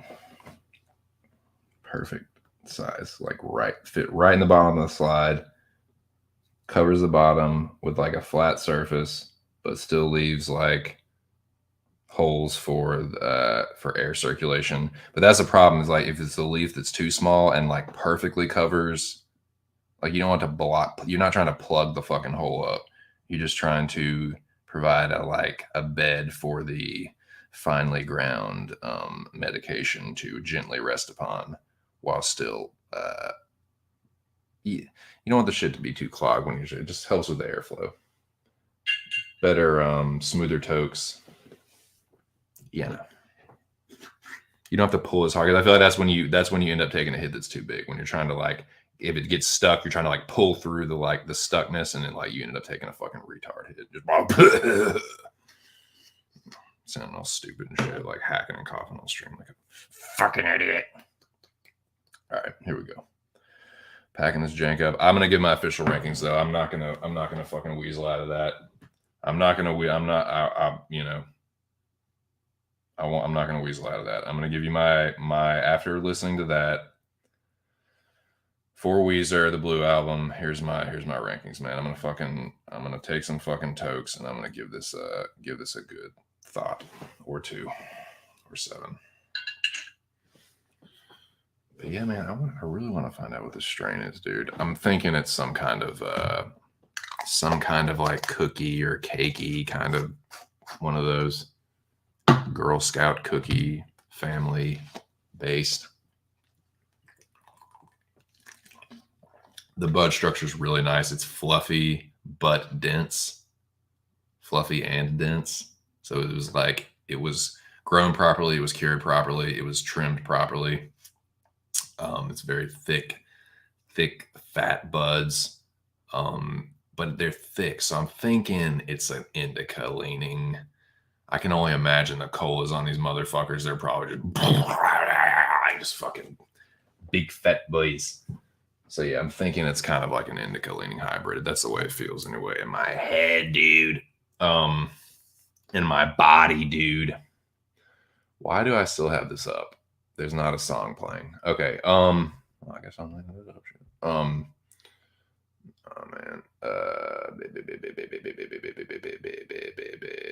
So yeah. Oh man, so we got the rankings. Okay, let's put these rankings up, man, before I get too far ahead of myself. I know I'm kind of like, I have bad ADD and I kind of just jump around, especially when I get stoned, especially if it's fucking like weather. I'm trying to find Noah's rankings. Okay. There's Noah's rankings.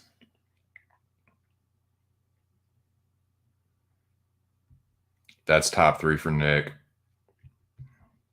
I'll put ears up.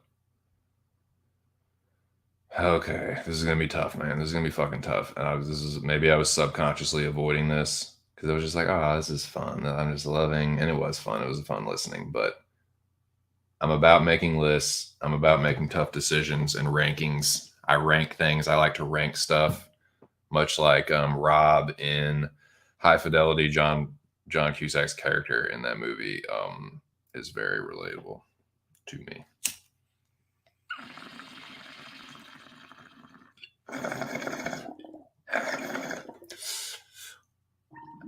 Hi, Rob. You fucking asshole.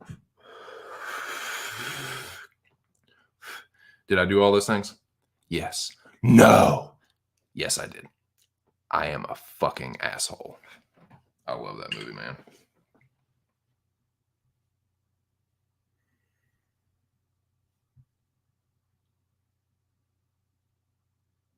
It does, man. Yeah. Yeah, dude.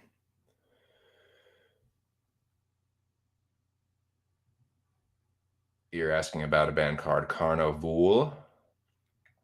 All right, but let me all right, quit stalling, motherfucker. Quit your fucking stalling and bullshitting. Rank these fucking songs.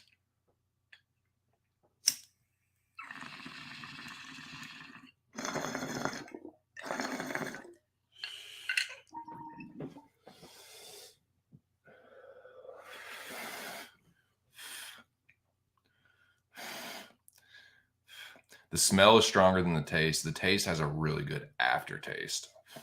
It's not really strong in the exhale until the very end. And then it's got a very sweet kind of desserty taste on the exhale. So I'm thinking it's some kind of like cake something, but I'm not sure.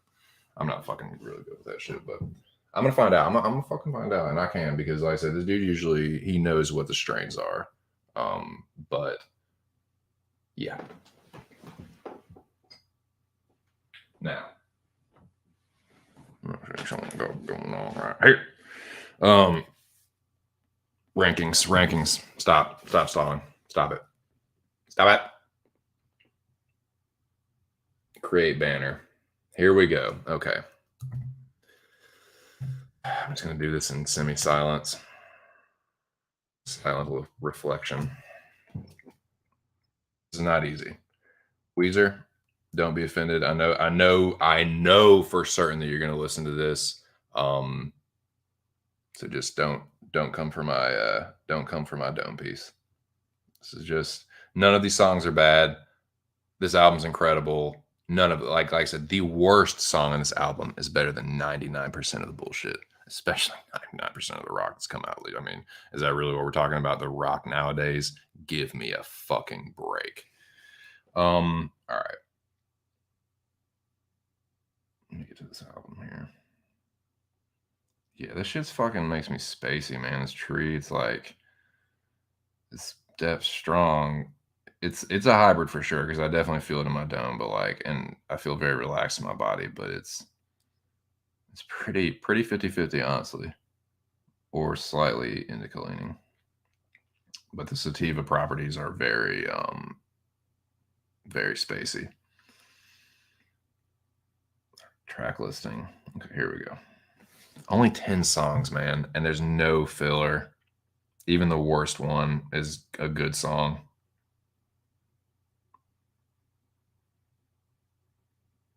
Okay.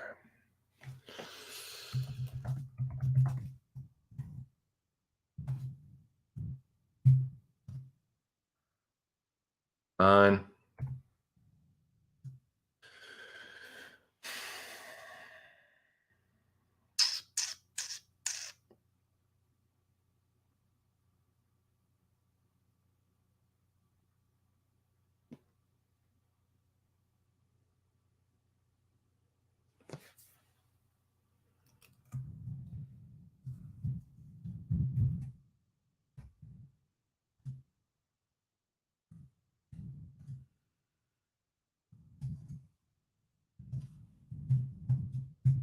Okay, number 7.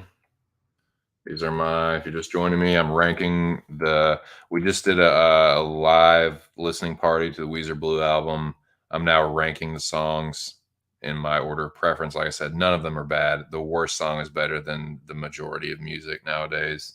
So yeah, it's not that I like all of them and really love some of them. Some of them I cherish dearly and helped me get through fucking high school. So, where I set 7. Now it's getting tough. The order, it's like the order they're all about some of them are just in the same like.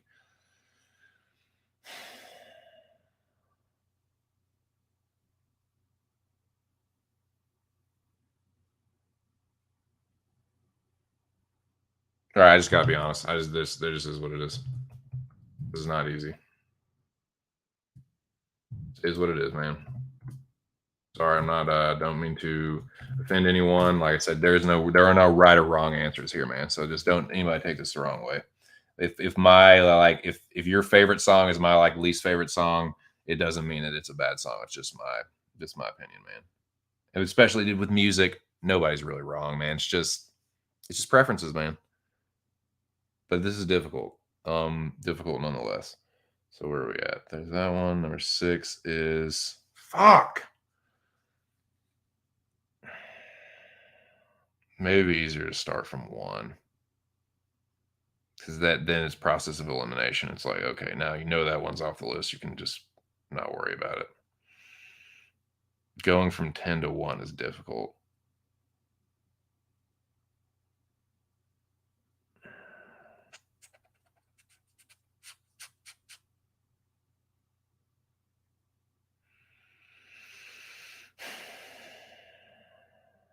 Okay, if this was this, that's number 1 for me. That's number 1 for me.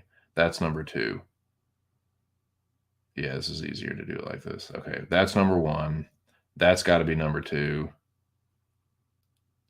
Um,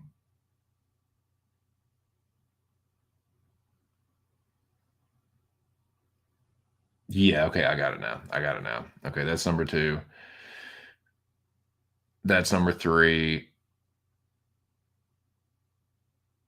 Yeah, I got it. Okay, I got it now. So that would be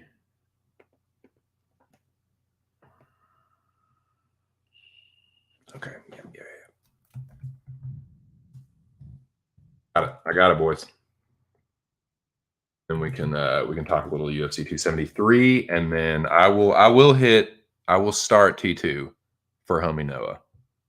Um, I'll homie Noah. I'm gonna read no homo. I'm gonna read you a fucking Terminator 2 lullaby. You can fucking conk out listening to some T2 shit. No, I'm just fucking playing. But yeah, man, that's what we're gonna do. All right, top five. Get in the top five, and I think I have the order. Um,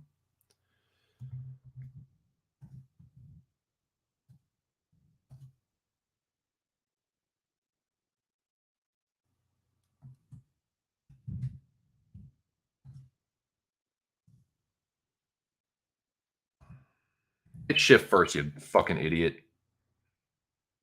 Um,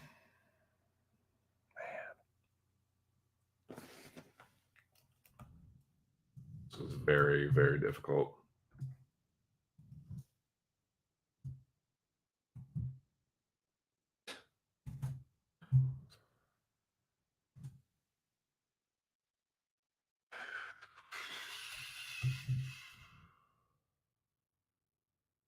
I like what Ear did. Oh, fucking, I don't know. No spoilers.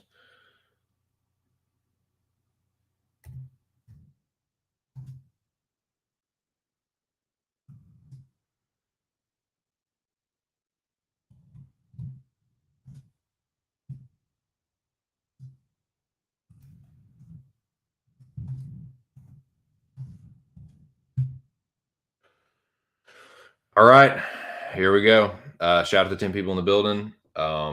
We just listened to the album. Nah, here's my rankings, man. Once again, let me put everybody else's. See if anybody else put up a oh yeah. Limit me to full. I'll fucking don't limit me. I'll fucking limit you. Oh my god, did you It's all right. I remember what the order was. That's okay. I'm not gonna get mad. I'm not gonna get mad. I'm not gonna get mad. I know you're mad, Jake. You got to get your own. I know you're mad, Jake, but you got to. I'm not mad. I know you're mad, Jake. What y'all know about that? That fuck. I can't remember what kind of car that was, but that was a funny commercial, man. With Craig Robinson and fucking Jake Johnson. I'm not mad. I'm getting mad. I know you're mad, Jake. I'm not gonna get mad though. This is what I'm gonna do. 10. I remember it off the top of my head. Actually, matter of fact,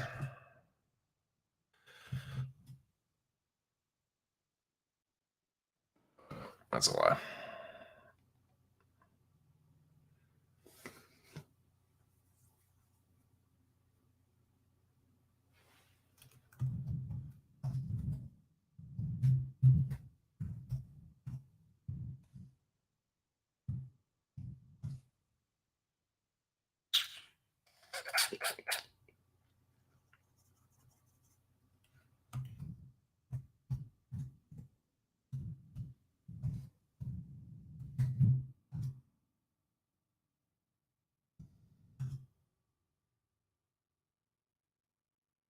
Mm-mm-mm.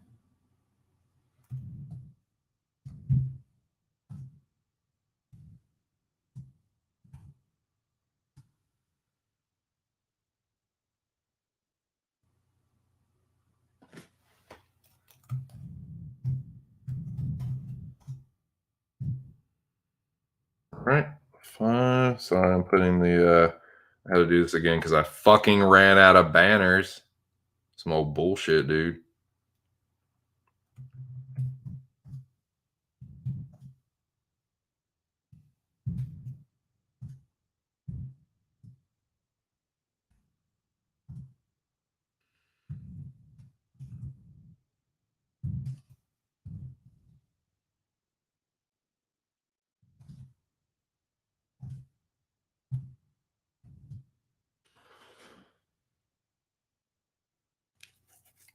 All right. Top three. Here we go.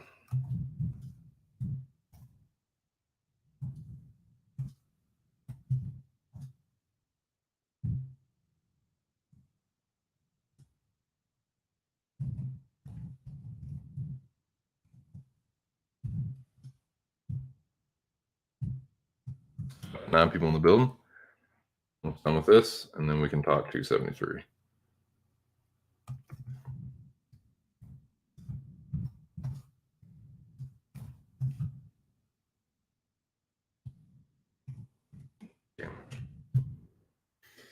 Okay, here we go. My rankings for my preferences for the songs on the Blue Album by Weezer, circa 1994. That was a fine year. There you go. There it is.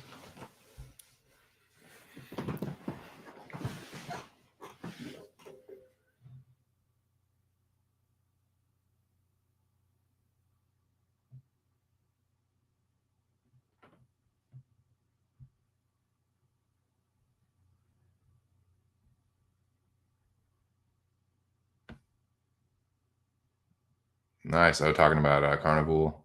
Fuck yeah.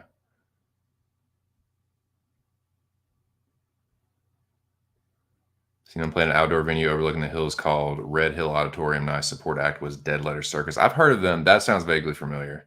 I haven't heard of Carnival though. DCL. Killer Show. Hard to rank 10 good songs. It is, man. I like Pennywise. Oh yeah, dude. I love skater punk. I love skater punk songs, skater pop punk songs like that. Pennywise. I mean, Less Than Jay is kind of like ska punk, but Millencolin. If you like skater punk, you know what I'm saying. Millencolin's tight. That's Vince Purcell's favorite. Nice. Yeah, dude. Jabroni Cage, nice of you to join us. You tardy son of a gun. How are you? How are you? What is it like in the world of the jabroni? How are you doing, Cage? You missed the Weezer listening party, man. You can go back through and listen to my fucking terrible singing voice and my only slightly better drumming. Cog is tight too. I believe they're from Australia. My favorite Australian band's In Excess. I got to go with Ark on that one, man. I love In Excess. They are that shit's timeless. But some other Australian bands. Oh, I'm a big old Silverchair fan. I don't know if you guys know that or not. You're gonna wait till fat boy, wait till tomorrow. Oh, what was the other Silverchair song I really liked?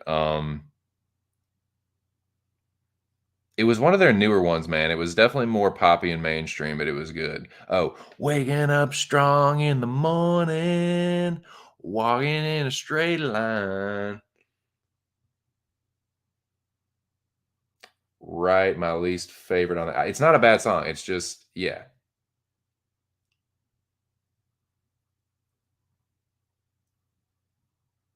Holiday. I know what you're talking about. I'm trying to remember how it sounds off the top of my head. I definitely know what you're talking about, though. Haven't seen much live music. I see Machine Head in Brisbane. Nice. I've definitely been fortunate to see some of the shows that I have. There's some shows that I've missed that I will regret for the rest of my fucking life. So now I'm of the mind where it's like, if it's a really good show and it's a really good band, and especially if they're a little bit older and you get the chance to, fucking see them live, man. Like Smashing Pumpkins, I didn't know how they were gonna sound, man. They're definitely middle aged, you know what I'm saying? But they still fucking rocked. Like Billy Corgan was fucking headbanging while he was shredding on the guitar. Like they're fucking professional musicians. Dude, Goo Goo Dolls.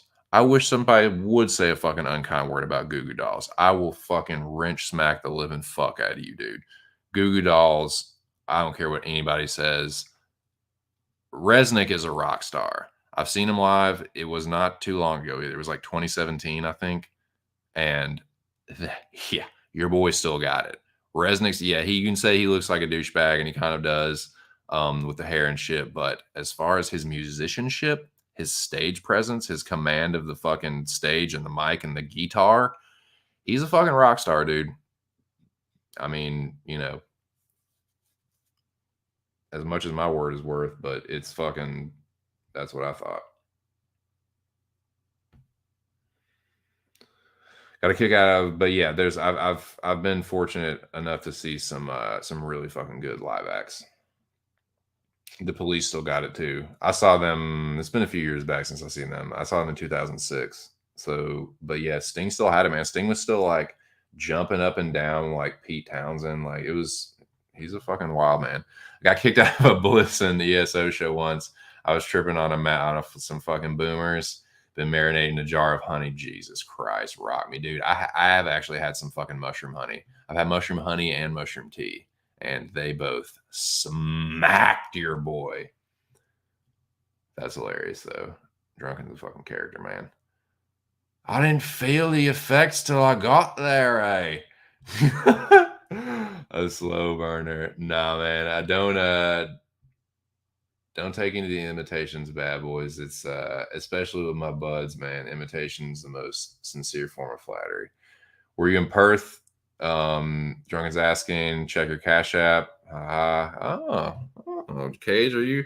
I know Cage likes to get added to like banners, certain banners. Let's see.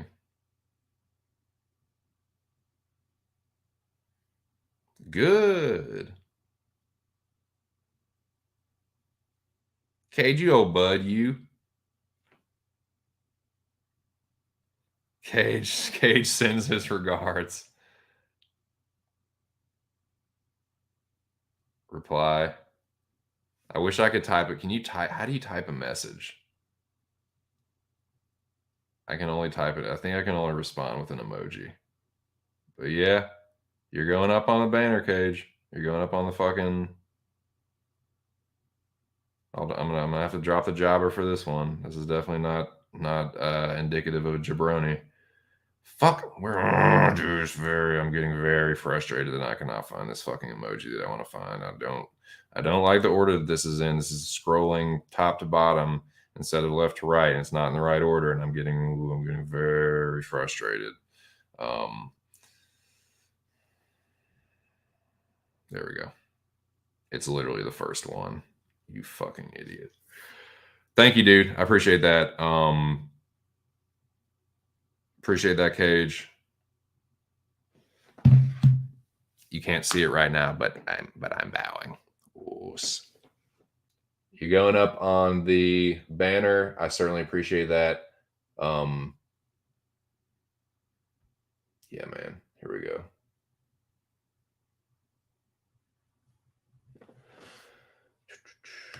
I need to change the order of some of these banners,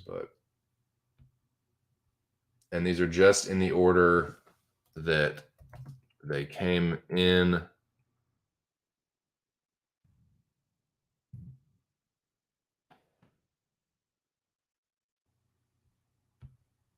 But you must be acknowledged. Thank you, Cage. I appreciate that, dude. And that definitely is motivation to crank out a fucking good one here, boys. Crank out a nice little fucking mini marathon. So now, with that, I will give the floor to you, Cage. We're going to do one of two things, and I'll let you pick. I'm going to do one of two things, and I'm going to let you pick. Nice, dude. Hey, man, my wife, I was telling Pupet earlier, bro, she saw Sublime with Brad. You know what I'm saying? In Excess is fire. Slide is a good one, man.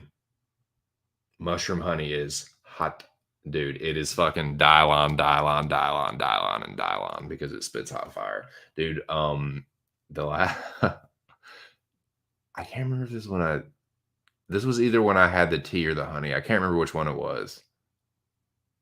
I had one and I had the other like 6 months later. It was all around the same time. Early 20s, like mid 2000s. This is one of them.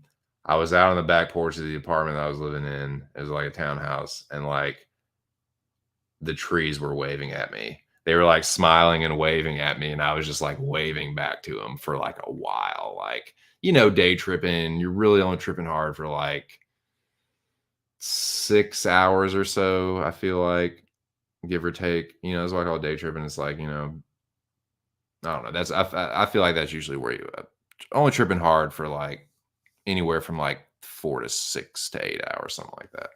I haven't tripped mushrooms a ton, maybe like 6, 7 times, something like that. But I've enjoyed each time, and yeah, like it was either the tea or the honey. But yeah, they were like the trees were waving at me, and I was like waving back to them, and they were just like hanging out, and I don't know, it was pretty chill. I was really fucked up. I was stoned. That was when I was like that was probably my most out of control. I've told a couple of stories of like some wild shit that happened when I was living in this particular place. But yeah, I went out on the back porch and I was like smoking a cigarette, thinking, and like the trees were waving at me. Yeah, dude, some bullet with butterfly wings, dude. Corgan still got it, man. Oh shit, that's crazy, dude. Man, you got to see Chester. Damn. See, STP is one of my favorites, and I had a chance, dude. It was in the mid 2000s before Weiland died. I had a chance to see them in Virginia Beach. Chance to see STP. A buddy of mine had tickets that he wasn't even trying to get me to go with him. He was just like, "Do you want these tickets?" And I can't remember what I was doing. Something stupid. Something that and I'll regret it forever. Because, Weiland died, whatever, like 10 or so years after that. But that was one. And what was the other one that I really fucking regretted? Oh, this one, man. Wait, no, it wasn't either. Fuck, it was a band that it wasn't someone that died. It was a band that broke up. I can't remember who it is now. Got under mind control to open my Bible to free. Jesus Christ. Nice, dude. The last time I tripped was with my wife, and it was wild. We watched Midnight Gospel. That was pretty gnarly, dude. That show goes well with psychedelics for sure. Excuse me. Nice, Cage. I was in Como, South Perth, drunken, but moved southwest now. Talking about geography in Australia. Yeah, he's wild, dude. Who put you under mind control, dude? There have been time. One of the funnest times I had was I was down in Blacksburg. My best friend went to Virginia Tech, and we were down there. It was a couple of his friends, like they're buddies of mine, but he was like good friends with them during college.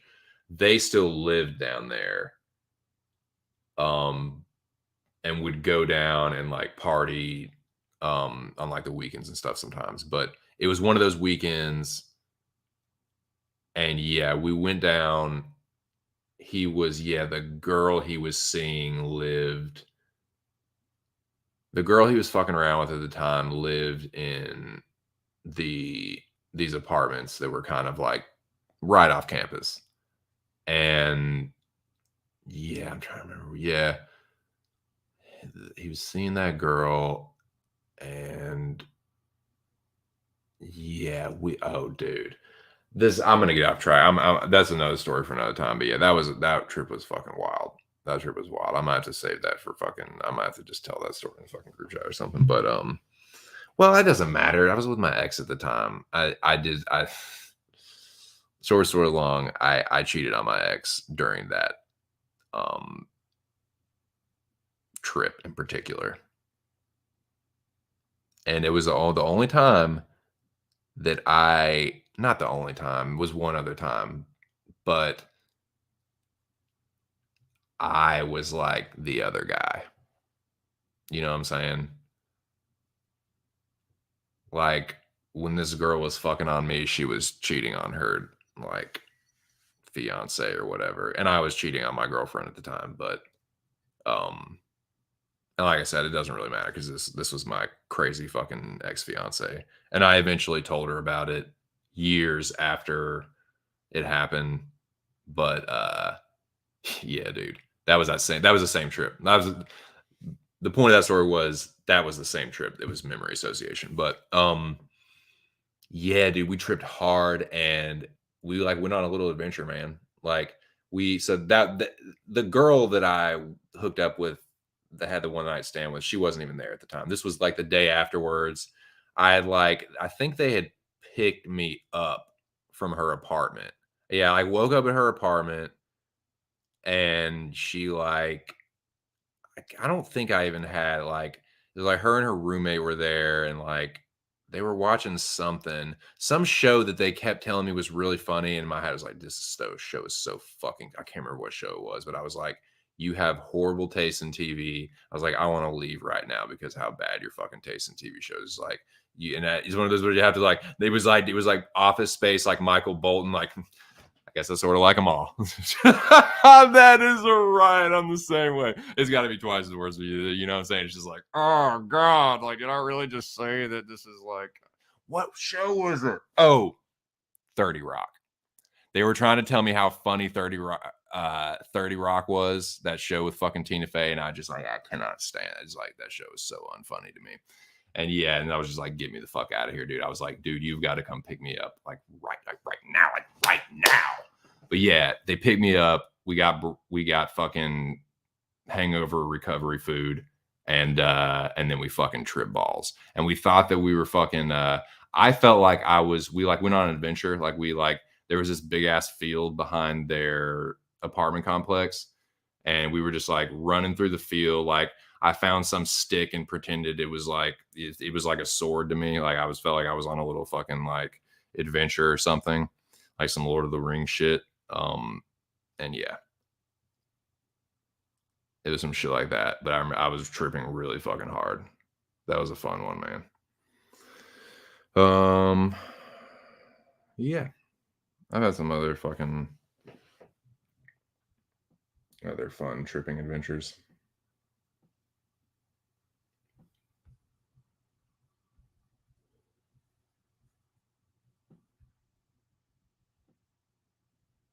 Catch up here. Sorry, man. Fucking who did it under my control? Nice. That's crazy. I've never really. There's only been a couple of times where I felt like I was close to losing control of my trip or having a bad trip, but I've seen some people have really bad trips on mushrooms. I've never tripped acid before. People look like monkeys when I was on shrooms. Nice. I felt like I was melting and like becoming like I put a sheet over me and felt like it was like melting into me, and I was like becoming this sheet, and I was just like this like blob of fabric. Um, so, whoops. Um, yeah, whoopsies. Hard to stay. Dude, you can't, man. You can't. It's like you just like I want to go outside and go on a magical fucking adventure because I am on magical mushrooms. Like we're day tripping. I'm a day tripper and I'm going on a fucking little day tripping ass adventure. Like yeah, I always feel like I want to like just get up and go somewhere. Um, but yeah, got to be with the other people that I'm tripping with. Um, if you ever, talking about Nick, nice. Queensland, fuck yeah. Shout out to the 10 people in the building. Okay, there's 10 people in the building, man. Let's talk a little fucking UFC. Let's talk a little UFC for a second, and then we'll get into some termination, dude. Dun dun dun dun dun. Oh, dun dun dun dun dun. Oh, dun dun dun dun dun. Na na na dun dun dun. Yeah, we'll get to that. But let's talk just a little UFC for just a second or two. Now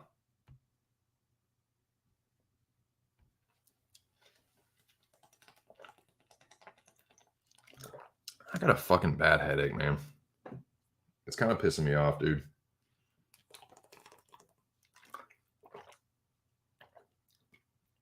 I really wish there was like a natural headache cure that worked for me.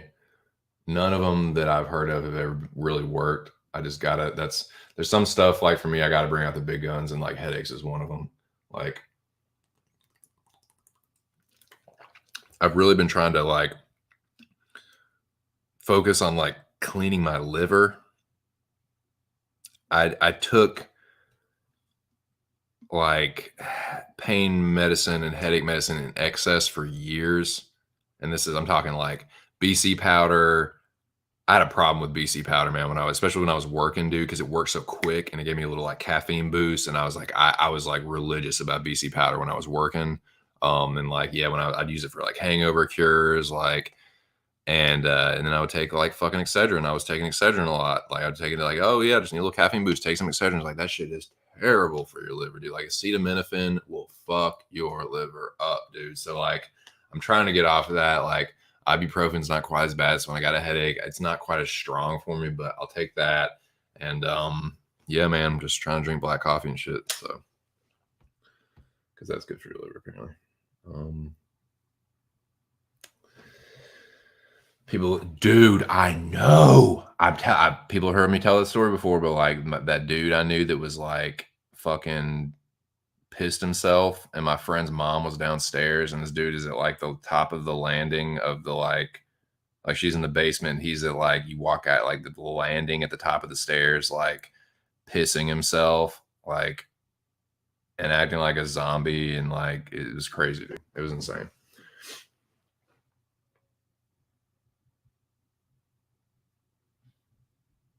Pupet says, that has been a very contentious, like, that's been one thing people seem to be split on. Hell yeah. How did I know he's from Pennsylvania? Right. It's funny, man. Okay, so let me pull up this card here.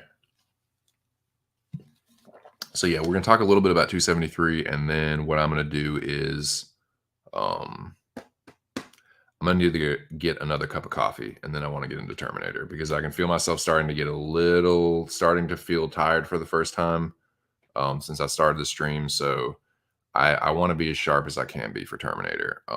So let me pull up the fight card for 273, talk about it briefly, and then I'll start the Terminator discussion.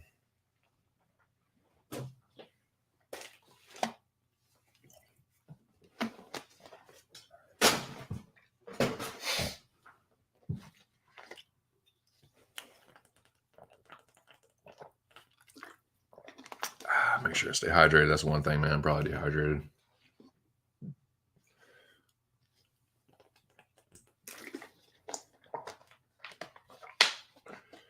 I need to eat a little something too. Okay. Pull the fight card. Not charging. Why the fuck not? Okay.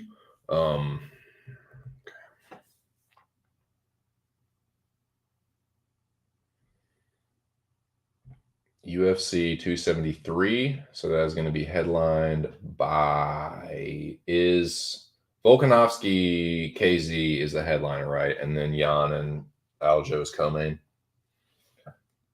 Excuse me. Is that what it do? Is that what it is? UFC. This headache is pissing me off, man. It's thumping, boys. It's a thumping in my fucking temple. Not liking it. Yeah. So Volk and Korean Zombie is the main event. Aljo and Jan's co-main. Then of course, Coco is Burns and Chimaev. Now, you could make that. That's a great fight, man. That's a fight night headliner. And then Dern and Torres. That's not a bad WMMA fight. That's a reasonably high level WMMA fight towards the top of the division for sure. That one will have implications. Rosenstrike and Tybura will be a Mecca divider. Let's say that right now. Rosenstrike and Tybura will be a Mecca divider. So will Olenek and Bandera. So will Vince Pichel and Mark Madsen, maybe. Um, could, maybe, not. I'm going to say Arce and Santos. I don't know. Most people probably be on Arce, but I'm not sure. And then, of course, the canceled. What a fucking ridiculous circus with this Kelvin Gastelum shit. The fucking ring around the rosy, Gastelum and Imavov, then Imavov's out, then it's Duplessis, then Kelvin gets hurt allegedly, and now he's out, and it's just like, what the fuck is going on here? I think Drukas has just been scratched from the card, so it's just like, yeah, good on you for trying to like save that fight, but it's just like that's just scratch him, just like. Why are you trying to force it? You got enough fights on this, man. Just bump one of the other ones up. You telling me as much as y'all shift shit around, you really can't do. You can't. There's like a bunch of fights on this card, dude. And I know it's like you have a fucking TV time slot, and you got to fill it with certain shit. And like if you don't, you're putting like promos up over and over and over and over and over. So yeah, I get it, but like, come on, man. It's not like just fucking scratch the shit. So it is. Ian Gary, Darian Weeks is interesting. Ladd and Pennington. That Ladd and Pennington could be another one too, man. Ladd and Pennington could be another splitter, another Mecca divider. So I will say the three.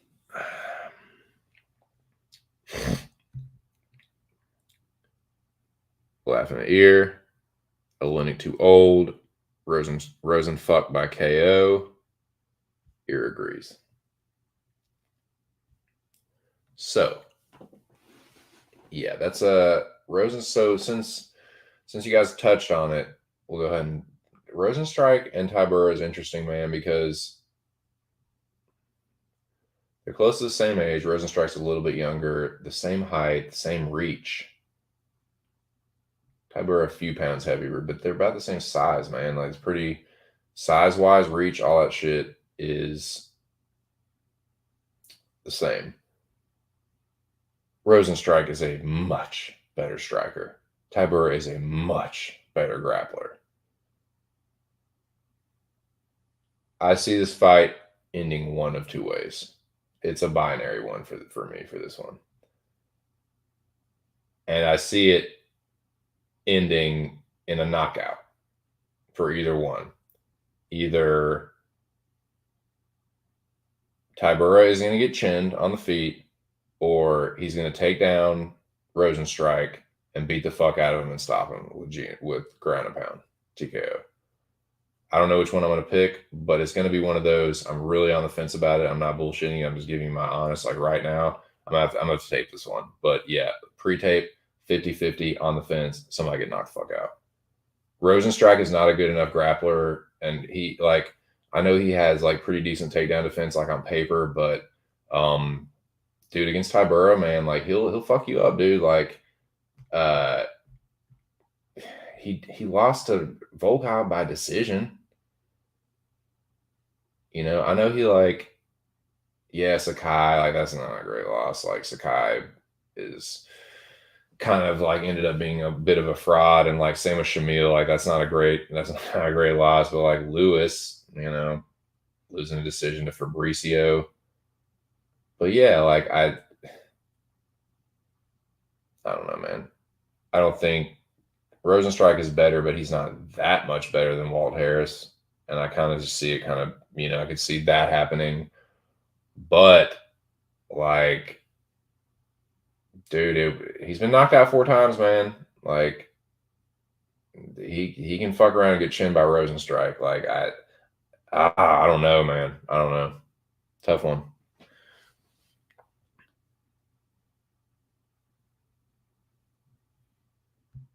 Tabology taking forever to update it. Lots of love for Weeks.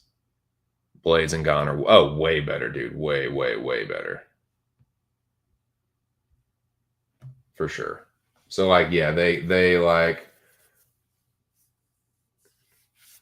yeah. So I'm looking at Tybura's record. Let me look at Rosenstrike's record real quick. This is just pre-tape, you know, wiki capping, just kind of looking at their resumes. yeah, it's like,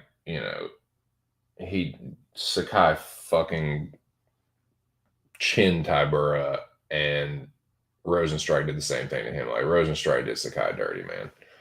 Um, yeah, I mean,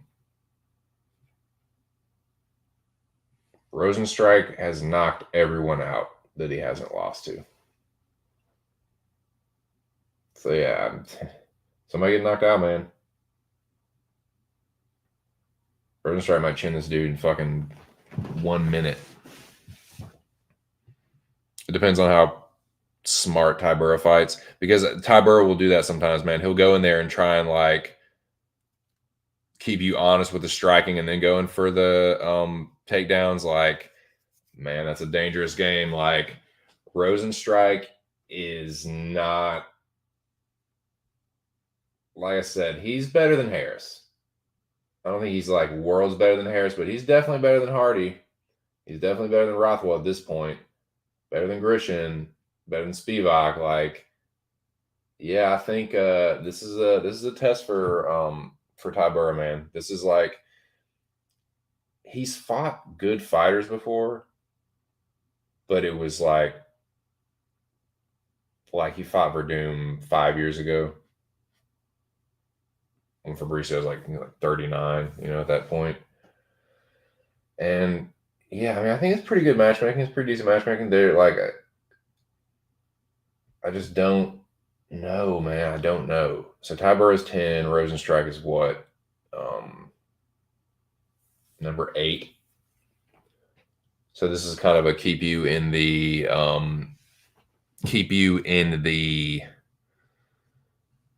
gatekeeper title eliminator. You know what I mean? Kind of deal. What the fuck? That's dumb. Beating Harris doesn't mean it doesn't. It doesn't. Yeah, Rosenstrike clearly has the better, at least to me, he has a better resume.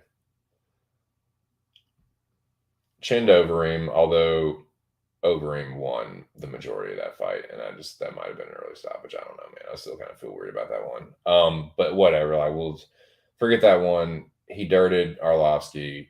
Crowder and Albini, those aren't worth mentioning. But Junior, yeah, that one's legit. It was a couple years ago. I mean, you can say like, oh, maybe Junior's passed or whatever, but I mean, and same with Sakai. Like, it's aging horribly. The knockout loss to Sakai is aging horribly for Tybura. Like, I can't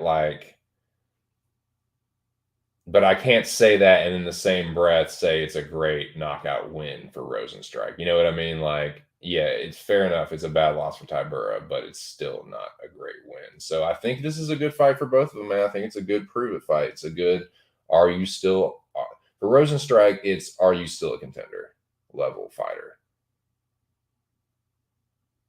Are you actually a contender level fighter? And I mean, I don't know if you're proving that with Tybura, but you've got to stay in place to prove that with your next fight, kind of deal. For Tybura, it's a step up, man. I think it's definitely more of a step up for Tybura.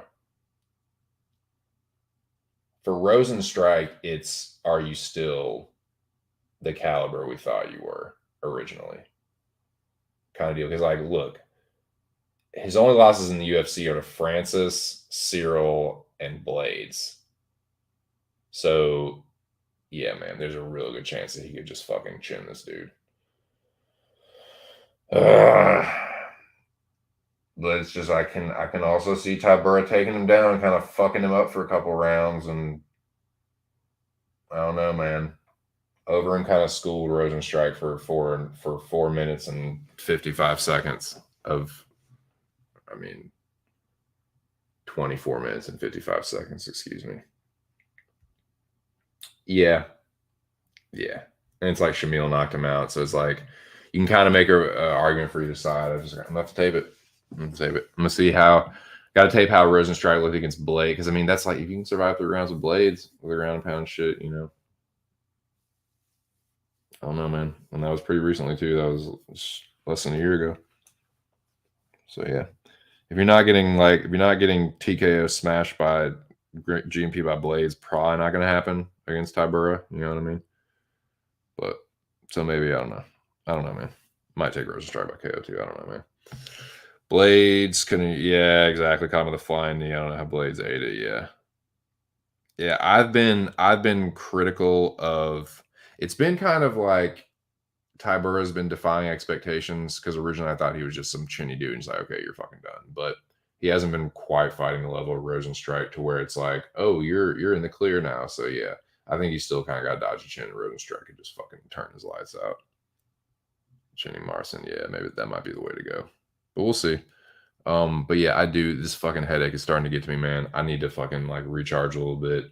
I think I need another cup of coffee. And then I think, boys, I think it might be time. I think it might be time to talk about some fucking Terminator. Terminator 2, that is.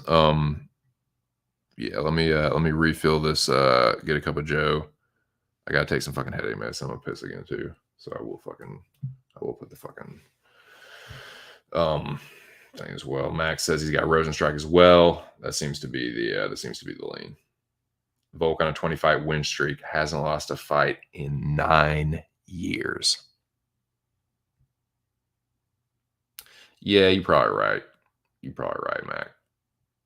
But yeah, as Noah just said, it's about to be Terminator time. So let me get I need to fucking take some ibuprofen, and then make a cup of coffee. So let me get this song going. God damn, I fucking have a splitting headache. Just on one side too.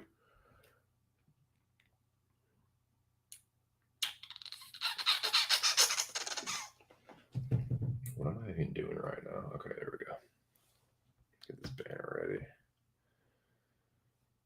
So I don't feel like putting the fucking link up in the actual like on stream, but the link to this song and the channel is in the description to this, and I will put up the at least the song where you can find it.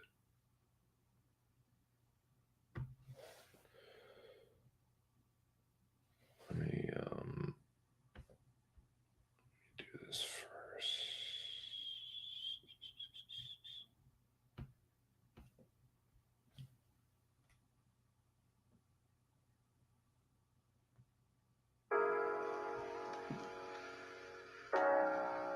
Shout out to the 5 people in the building. It's just my 2 cents if you're joining me. We got the Monday night marathon. We're right in the middle of it. When I get back from this little break, we're going to talk at length about one of my favorite movies, one of the best movies of all time, in my opinion, Terminator 2. Stay tuned.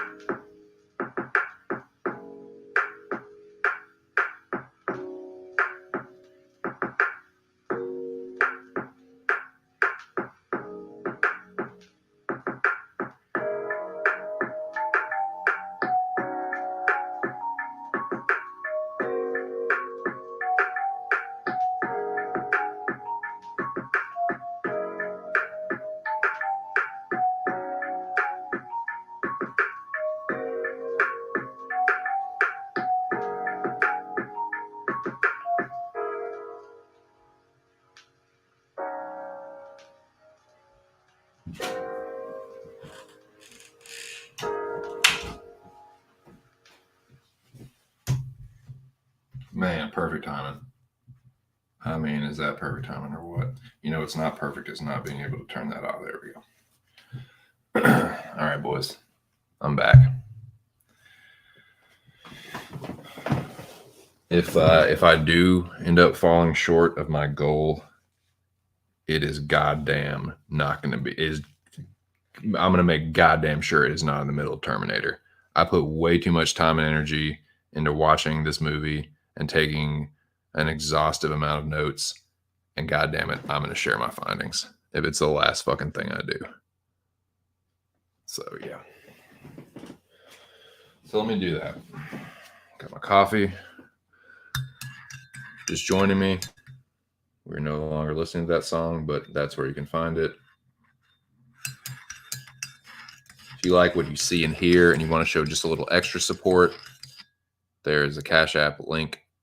It is in the description as well. Shout out to Scooby-Doo, Touch for being a man of his word with the entry fee, and then most recently, Cage My IQ. You can find, well, I can't remember if Scooby-Doo has a channel or not, but if he does, I'm pretty sure it's Scooby-Doo. Yeah, Call Me Touch CMT and Cage My IQ on YouTube. And Fighters First on YouTube and some other fucking shit that Jobber Cage has. But yeah, shout out to those guys, man. I do appreciate the donations. They are greatly appreciated. Allow myself to introduce myself. No, they are for real, and it's motivation. Now, enough stirring that fucking coffee. But yeah, this stream is being brought to you by an unknown strain that I believe to be an indica leaning, yet still having strong sativa properties, have an ass hybrid. This is still a little hot. But it's being brought to you by that, and as always, great value, Walmart brand, medium roast instant coffee. Okay. Now,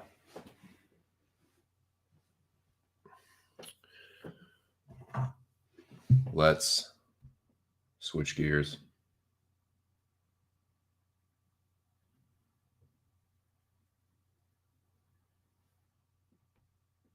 Ooh, yikes, nice. Yep. Awkward. Isn't it tight, dude? Appreciate it, man. Yeah, it's fucking dope. It's very appropriate, right? Like it's kind of like late night lo-fi cafe style. Chilling late night style with the boys, shooting the shit. A little speakeasy lounge. All right, boys. Just about that time. I'm sorry, I should have done this while the fucking song was on because it's just fucking rude to do this, but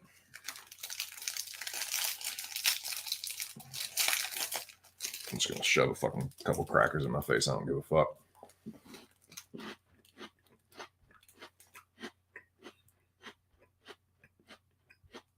Mm-hmm. No sweat, bro. It's all good. No worries, man. Think nothing of it.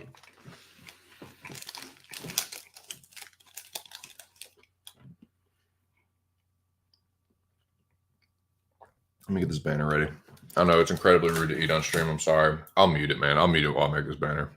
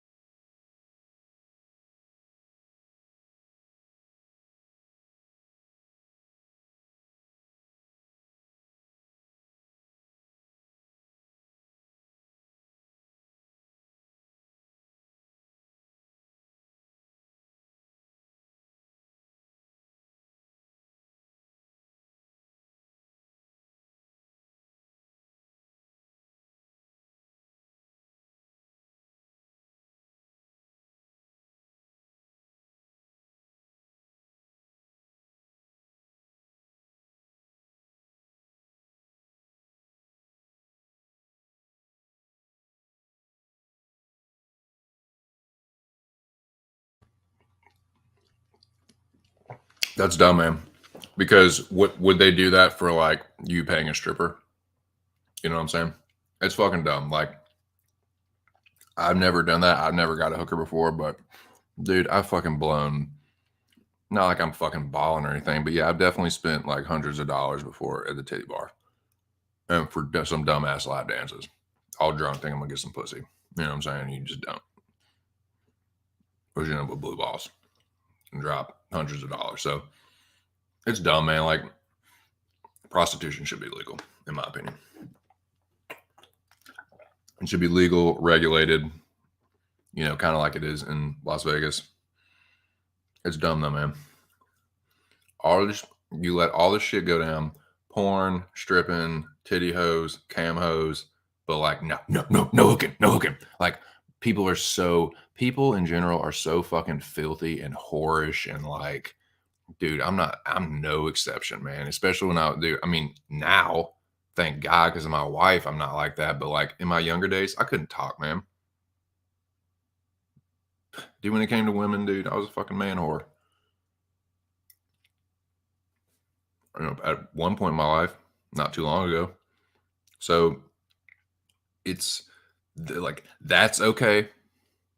Just whoring yourself out there like a hoary whore, but sex workers can't make money. It's fucking dumb to me.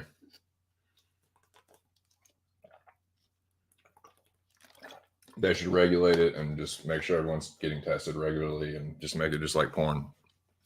I don't know, man. I just don't see why not. I think it's dumb. Yeah, for sure, man. I think it's the oldest profession in the world, right?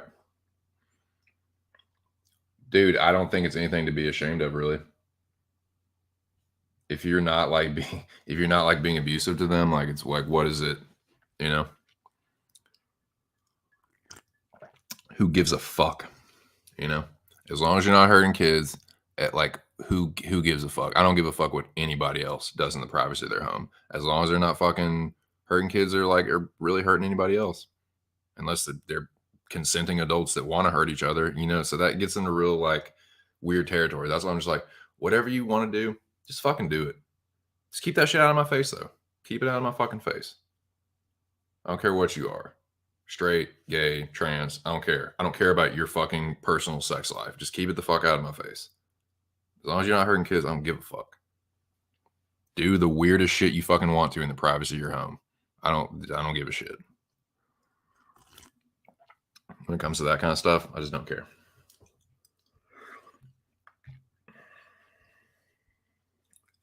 Me, Dana, and the Smeesh brothers just pass around Vlismus and the Ring Girls on the nice, dude.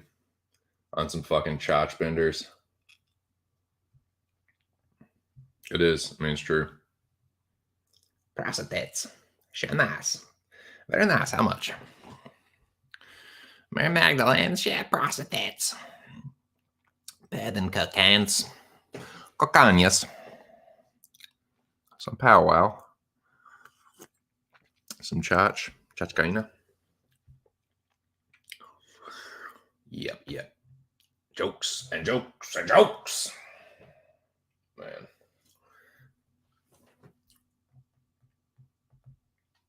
Coke was fun, but just in the end, so not worth it. It was fun, but I don't miss it. I don't really miss it that much. It's too expensive. The high doesn't last long enough, and just, you don't really know what you're putting up your nose. And it's just, even if you are getting a decent amount of purity, it was fuck your heart up. It's not good for you. The only thing that I would say is, like, if you're getting the cocoa leaf, because that's what like some of the South Americans would do, is like take the cocoa leaf and actually just like suck on it as like kind of just like a little, you know, upper during the day, like while they're working. But like when you start talking into manufacturing, it's a whole different ballgame. Whole different ballgame. Talking about a hard drug, Bubba. You're talking about no plan at that point. At that point, you're talking about something else entirely. The cocoa leaf occurs naturally in nature. Cocaine does not. It does not. A word? Bullshit. Bullshit, motherfucker. Yeah. Yeah.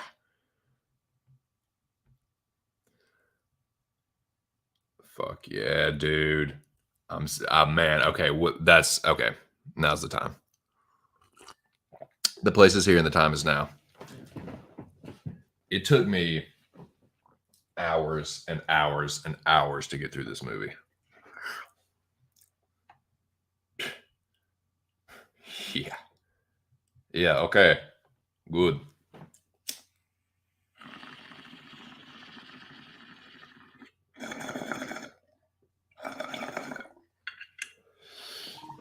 Let me get these notes up.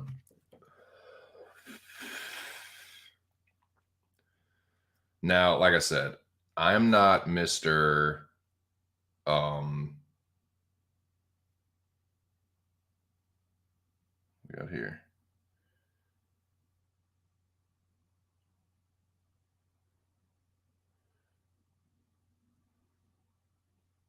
What's not now? What's going on here?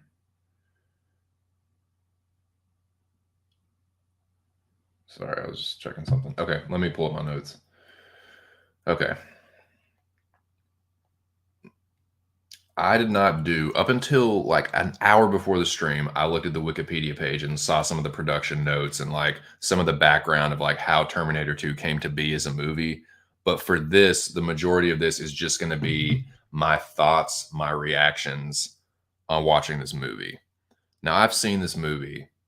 I first saw this movie in, I'm probably going to say pretty soon after it came out. So, like, I saw it at a party that I was like, it was one of my dad's friends. It was like I can't remember, some holiday, like 4th of July, something. We're at a party. They put it on. They'd rented it. So it was like, it must have been 1992 or something, like early 1992, some shit like that. Saw it pretty soon after it came out on VHS for the first time. And I've been watching it ever since. It captivated me then. It still captivates me to this day. It's one of the best movies, one of my favorite movies, one of the best movies I've ever seen. And goddamn, does it hold up? And we're going to talk about it at length. It's the marathon, cranking it out. Now, let me go ahead and get. It's so badass, man. Like that scene in particular. I'm gonna delve deep into it. It's timeless, man. Yeah, tell me, give me your thoughts, bro, as you're watching it, man. Because I'm gonna be giving you mine. You know, especially if we're kind of in the same parts. It's perfect. You say you just started. That's fucking badass. Okay. All right. Let me. Okay, I did want to do this. Hmm. Hmm. The music, the sound effects, the sound editing, top notch.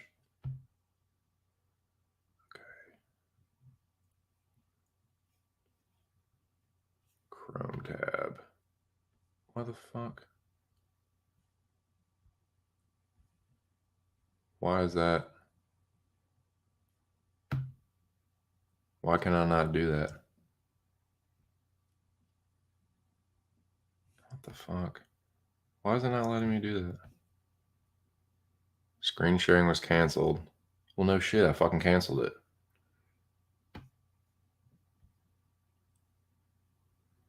Oh, I think. Do I have to add that before I can?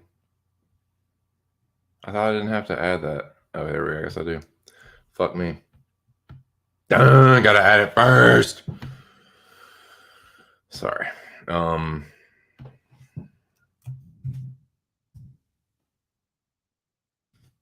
Really? You're not gonna give me? There we go.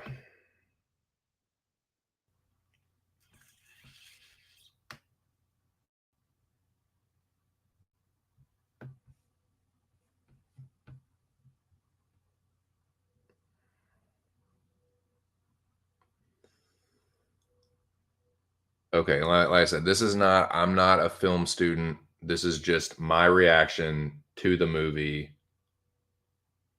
Um, So yeah, we can go into the a little bit about the background. Like they make Terminator. Cameron was good with what they had. Schwarzenegger is the one that wanted to make Terminator 2. He's the one that wanted to continue the story. So you can thank the Schwartz for the existence of this movie because Cameron felt that like he had done everything that he needed to do with the story with the first one, but Schwarzenegger wanted to expand on it. Him and Schwarzenegger were having a falling out with this company right here. And they eventually convinced Caralco to um take up the project. Ended up being one of Caralco's biggest movies ever. And also they were frequently conferring like you can see with Industrial Light and Magic, a very famous visual effects company, Lucas, you know what I'm saying. And yeah, they didn't know if their ideas were going to be like feasible. So yeah, enough about that. Let's just talk about the fucking movie. Can I make this bigger? I guess not. Oh, that's as good as it's gonna get. I don't give a fuck. I'm just gonna leave that there. Now it's time. The time is now. And I'm just gonna go through as I did with the notes and just go through the movie and give you my reaction to it. The first thing that stood out to me was the music. Like I said, it's super powerful. Another thing that really uh, is really good about this movie is Linda Hamilton's voiceover, man. She has an amazing voiceover voice, for lack of a better expression. Like, Morgan Freeman, Sigourney Weaver, they're known for doing great voiceovers. In this movie, her voiceover, it's very like, I was trying to think of the best word to describe it, and it was between mesmerizing and hypnotic, but it's like just above it's not a whisper, but it's just above a whisper. And it's putting these like crazy events that are happening into perspective.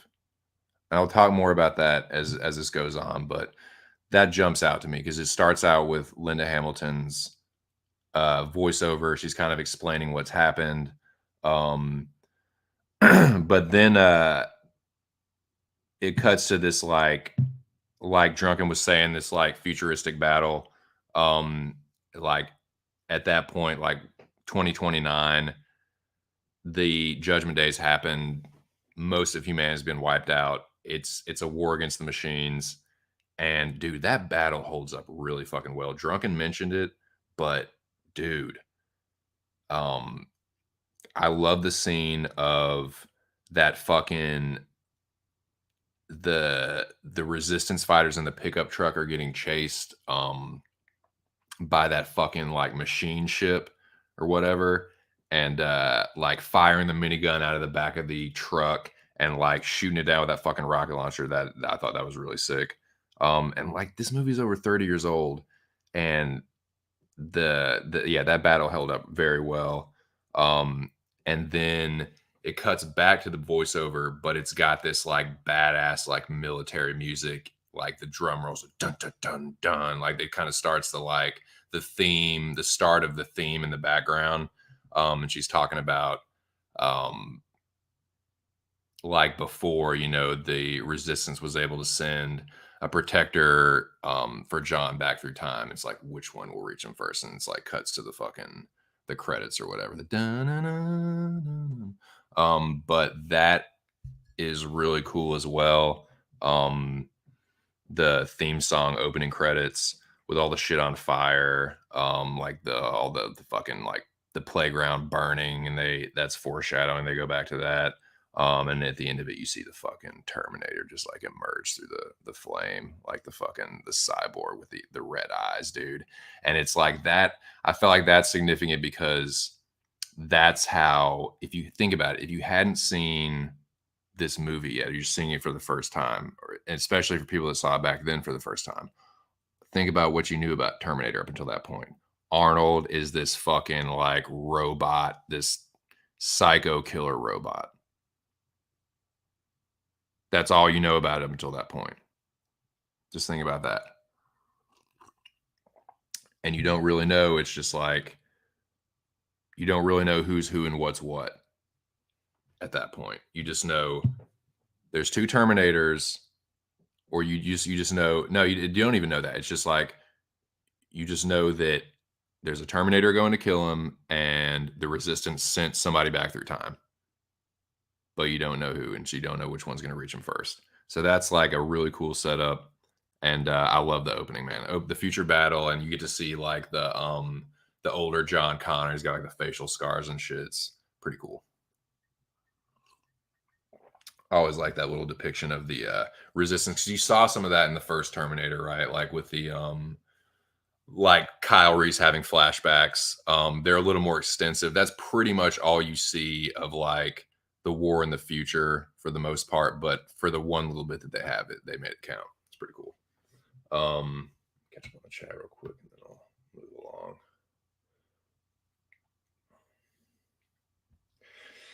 Sex, drugs, and rock and roll, my brother. Big Arnie Lands walks into that bar on his birthday. Yeah, man.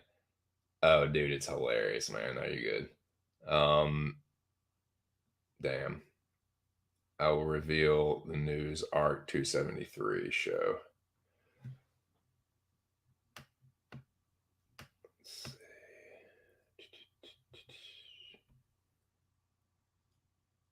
Yep. The T800 and the T1000. Let me see what Peephead's talking about here.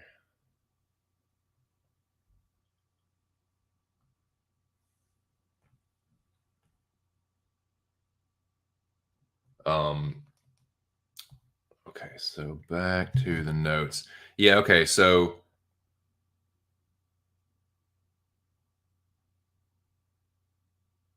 yeah, like he said, so we're right at the same part. Okay, so yeah, Arnold's arrival.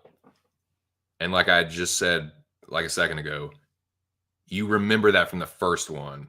Like he touches down, it's like, oh shit, he's fucking back. Like he's coming back, he's gonna kill Kyle. Like, I mean, he's gonna kill John.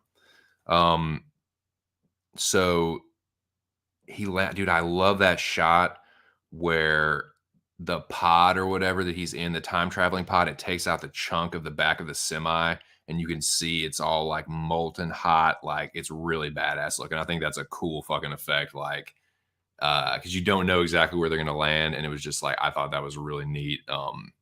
Taking the perfect like little section out of the fucking back of that truck, I thought that was really badass. And you see Arnold fucking like stands up. His vision, his like the POV of his like what he sees, like taking all the like calculations and shit, and like surveying everything. I thought that held up really well too. Like scanning all the shit and like doing all the little like the numerical, like I said, calculations and shit. I thought that held up pretty well. And yeah, like Drunken was just saying, this is one of my favorite parts in the whole movie. This movie is really fucking funny, dude. Like, Cameron and this other dude, William Wisher, did the script for it, and they did it in a matter of months. Like in less than a year, they just like did this. They did like what's called a film treatment, and that's halfway between like just blocking it on index cards and actually like writing the script. So it's like halfway in between that. And they did that shit like in like a matter of months and just had it. But it's fucking hilarious, man. This movie's really, really funny. And it's just like this is a perfect example. Like Drunken said, he walks in there in this fucking birthday suit. Like he walks in buck ass naked to this fucking biker dive bar in Southern California. You got Dwight Yoakam playing in the background, like fucking oh god, how's it go? Guitars, Cadillacs, hillbilly music. You know what I'm saying? Like walks around like all the fucking like the waitresses turn like, oh my god, what? Oh, like who is this? Like all the fucking guys are like, what in the fuck? Like who in the hell? Like goddamn. And then he walks up to that one dude that's got the fucking shit of the whose clothes he ends up taking, and like you can see the fucking his like vision, like calculating all the measure, like like fucking like, yep, this checks out. Like this is the guy. Like so he just walks up to this butt ass naked, walks in, demands everything he owns, like, I need your clothes, your boots, and your motorcycle. That's one of the best quotes in the movie, in like a movie of almost endless, like classic quotes. And he's just like, are you fucking, you're like, you forgot to say please. So that happens. And then he fucks everyone up. Like the dude puts a cigar out in his chest, and I can't tell. There's like this sound, and I can't tell if it's the cigar going out or if it's one of the like guys saying "whoo," but there's this like sound, and I can't really tell what it is. And I always thought it was the sound of the cigar like make going out on this like metal, making a weird sound. Like, what the fuck is this? Because he doesn't react to it at all. He kind of just like stares at it, like, what? You just did that? Um, but uh yeah, he fucking destroys. He just fucks everyone up. I really like um the fight scenes.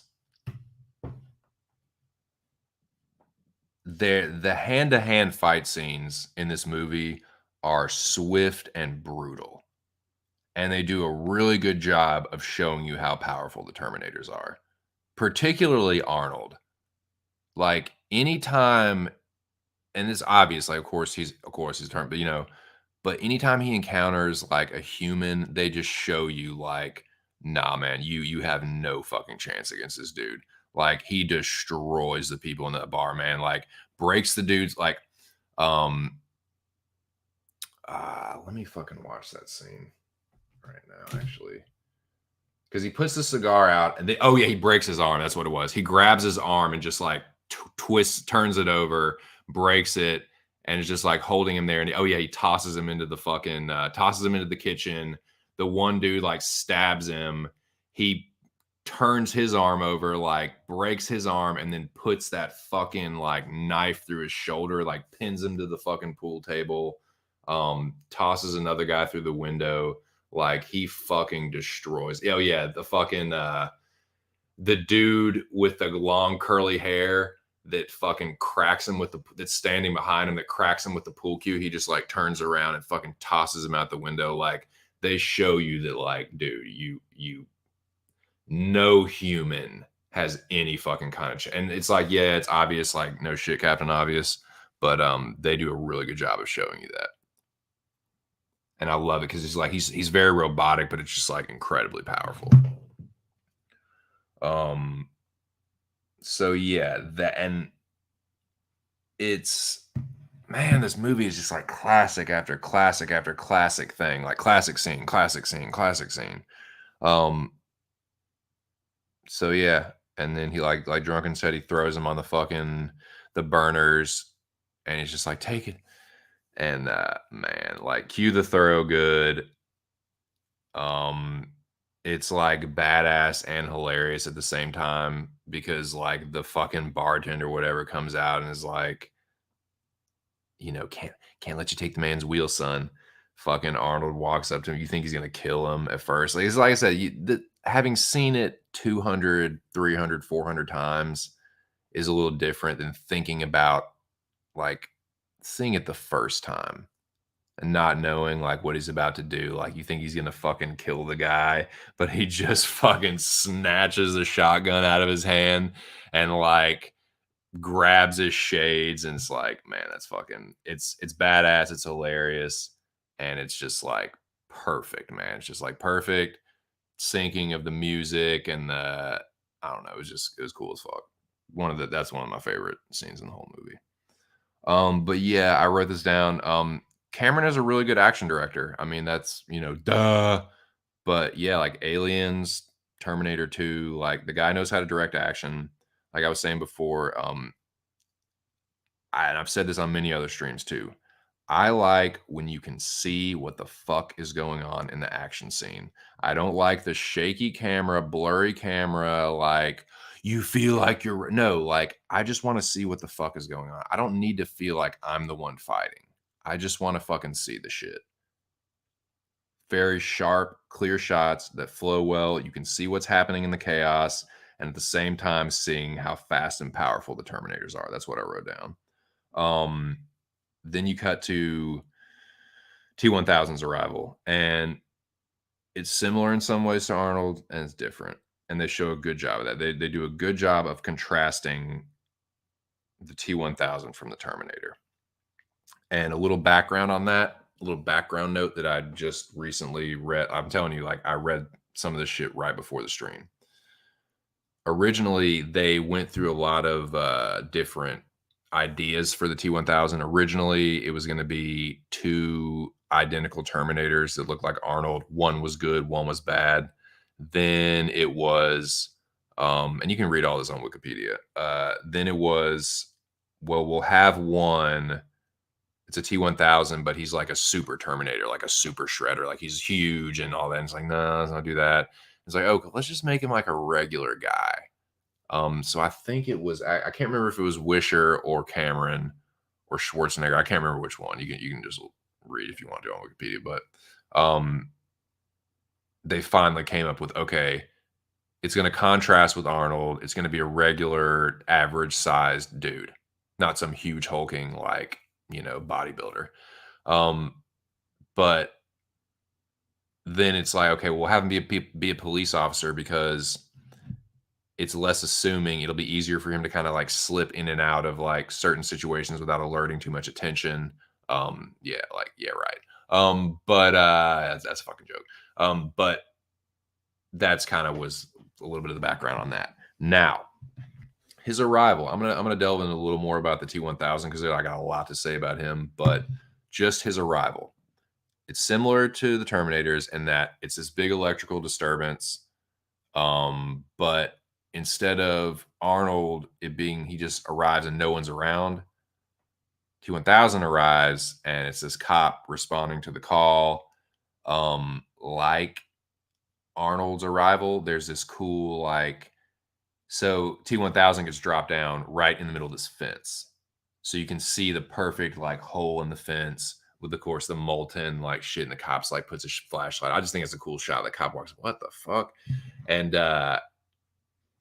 Arnold, right, is so just like in your face, right? He drops down, stands up, walks in the fucking bar, just like, with his chest out. T1000, on the other hand, like I said, it's kind of contrasted. He's lurking, right? Waiting for the cop to like, waiting to pounce on the cop. That's what he does. He, kills the cop, obviously, takes a shit, and then immediately just hits the ground running, looking for John Connor.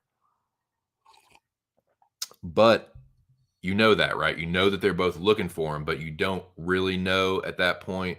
You can kind of like tell, but it's like, okay, well, he killed a cop. Arnold beat the shit out of these, 10 guys. So it's like, okay, you kind of, I wonder which, you know what I mean? Like, and I'm trying to remember if I knew at the point when I first saw it.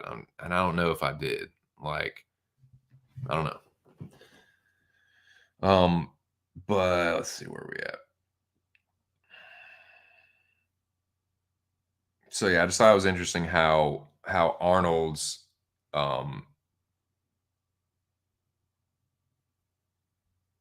yes, at some like and here in a little bit. I want to get through the Terminator thing. You're back in action with Saw, dude. No Country for Old Men. Oh yeah, for sure, man. Gosh, dude. Yeah, I'm definitely gonna get to that. I'm definitely gonna get to that. Let's see what we got here. Yeah, she is, man. So this is an interesting contrast, man. The arrival of the T1000, he's like lurking and shit, but Arnold just like right in your face, right. That's what it is. Arnold goes right through the front door. T1000 sneaks in the back door. Very, very interesting contrast. Now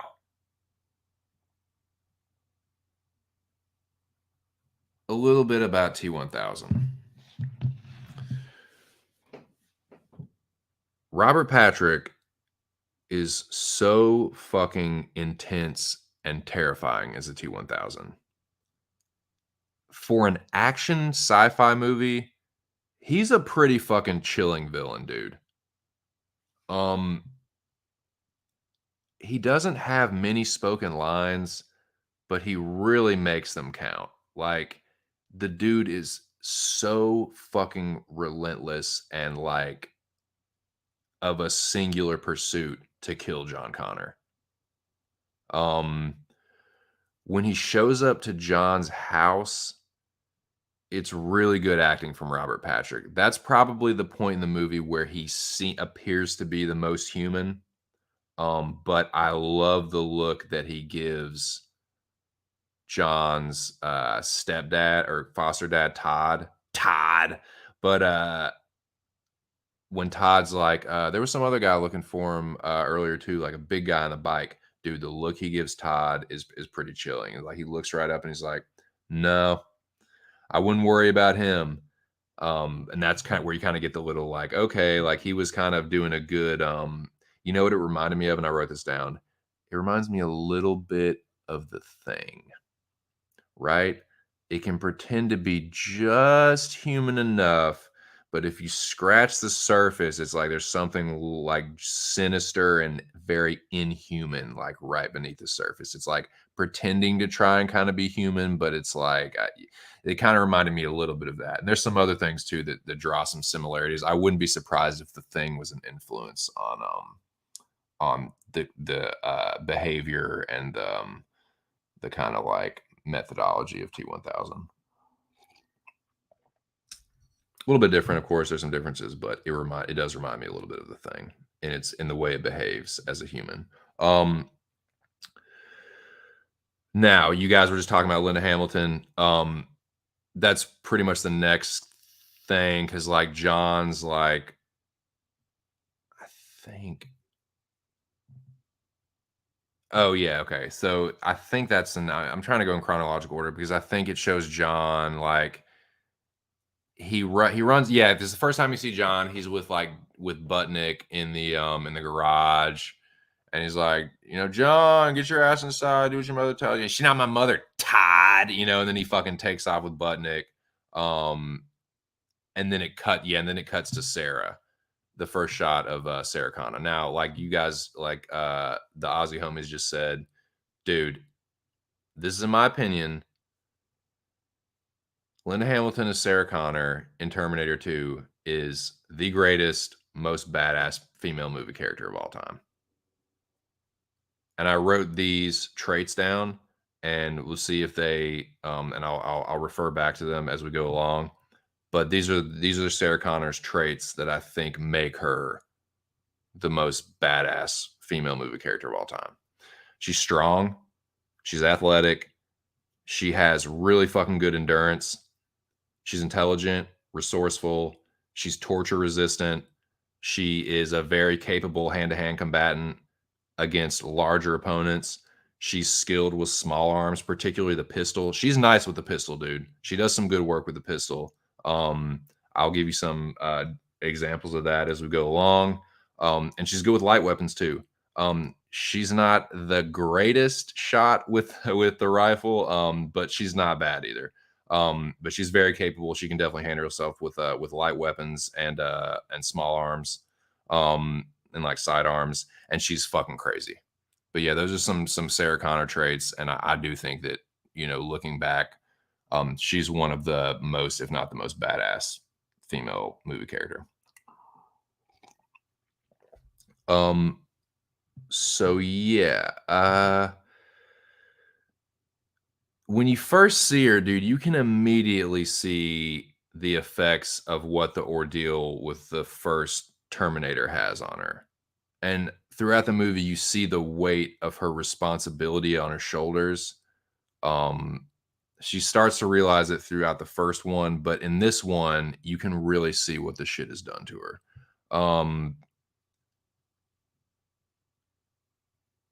Yeah, I wrote down the weight of the responsibility of her shoulders, what it's done to her, and from the opening shot to the last one, she is an entirely different person.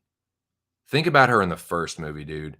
She's this kind of like, naive, like waitress. And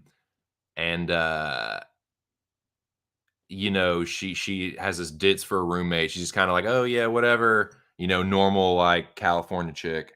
And and then throughout the course of the movie, up until that point, it's like, dude, she is totally different, man. Like, you really see the effect that the shit has had on her.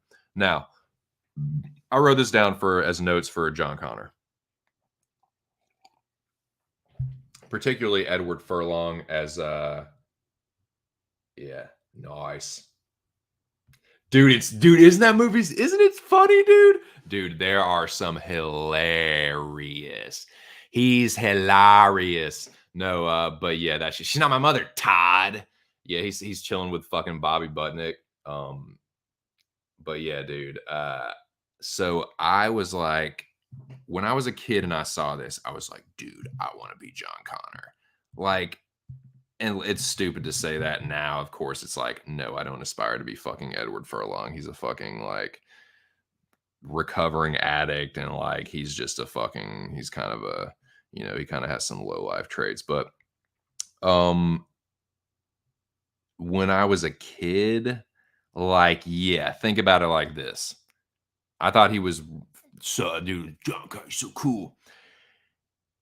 Yeah, I'm like 10 or 11. He's a little bit older than me. Furlong is a little bit older than me. Um, and this is might be like a little too like over analytical, but like my folks had just split not long before that. In this point in my life, John is kind of this latchkey kid. He's living with his foster parents. I was a bit of a latchkey kid when I was younger, so I kind of related to that part a little bit. But it's like, okay, like, yeah, I want a fucking dirt bike that I can just take off on, like, whenever I want to, be able to go fucking, like, hack money out of an ATM, like, easy money. Come on, like, go hang out with my friends all day, play arcade games for free with the money I fucking, like, ganked out of this ATM. Like, yeah, like, I was fucking like, yeah, dude, just this little fucking delinquent mischief maker, you know what I'm saying? I kind of related to his character. And I was about the same age, a little younger, but you know what I'm saying? Um, but yeah.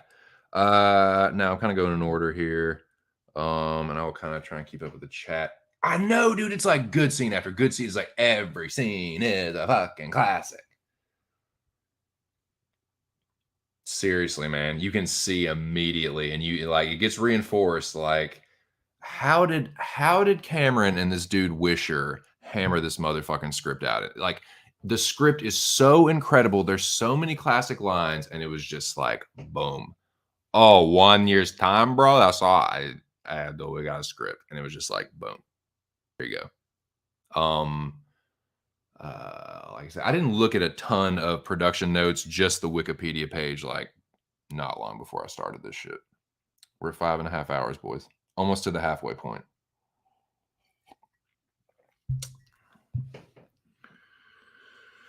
So I love these. I'm just reading you my notes. These are my notes from my little notepad.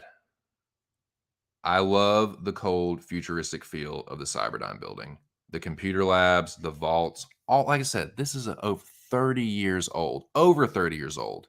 That still holds up very well. It still feels futuristic and looks like. I feel like if I walked into like Cyberdyne today, like say the movie was made today, I feel like it would look something pretty similar to that. Like it's got this real fucking like yeah, like I said, cold and futuristic, especially when he goes into the vault. When Dyson goes into the vault and you can see the chip in the arm, like that's fucking badass, man.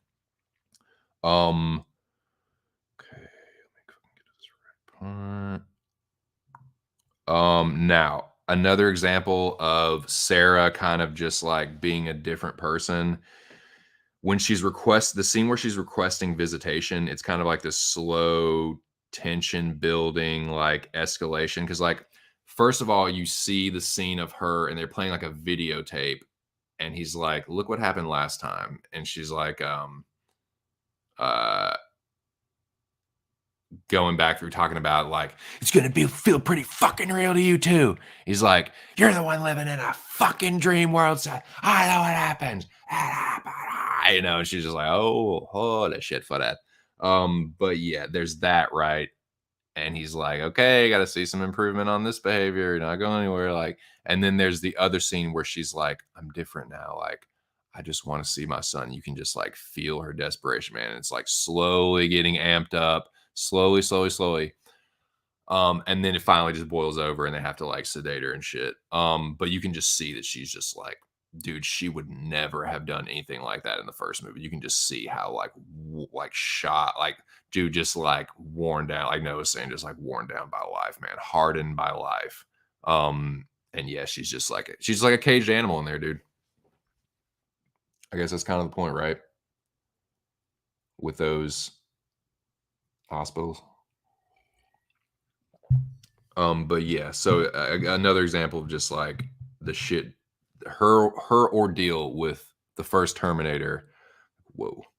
So I like that this movie lends itself to wanting to go back and rewatch the first one because the first and the second one connect so well, man. It's just like they really didn't need to make any more. Dark Fate was a decent attempt to continue this, and I do think serves as a proper sequel of all the ones that have come. I think that one holds up the best, but um and considering how much later it came out, like, I thought that one was a decent crack at it, but, that feels like the only real 3 to me, like, Salvation isn't bad, but I just didn't feel that connected to the rest of the thing, and I'm just not a big fan of Terminator 3, although I've heard a lot of people say the ending is good. I don't I didn't really like it. The movie, I mean, the ending is decent, and it's pretty goes with the story pretty well, but, yeah, it's really the first 2, but, anyway, I digress. Um Yeah, so you like I said, you can just see how much of a different person. Um, Now, fuck, I have to piss again. This is pissing me off. Um, I'm not gonna put on. I'm not gonna. That's annoying, dude. I'm doing it to myself. I'm pushing 40 for one. Uh, the other thing is I've been slugging water and coffee.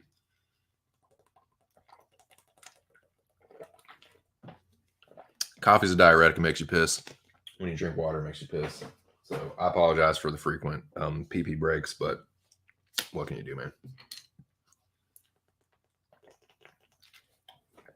I gotta stay hydrated, man, or my fucking voice will get all hoarse. My headache will get worse. It's no bueno.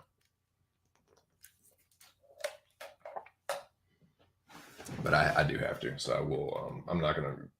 Won't even be gone for the whole time. I'm literally just going to piss. Um, but it is what it is, man.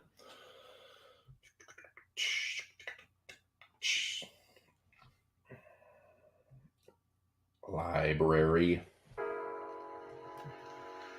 Too bad it's your jam, dude.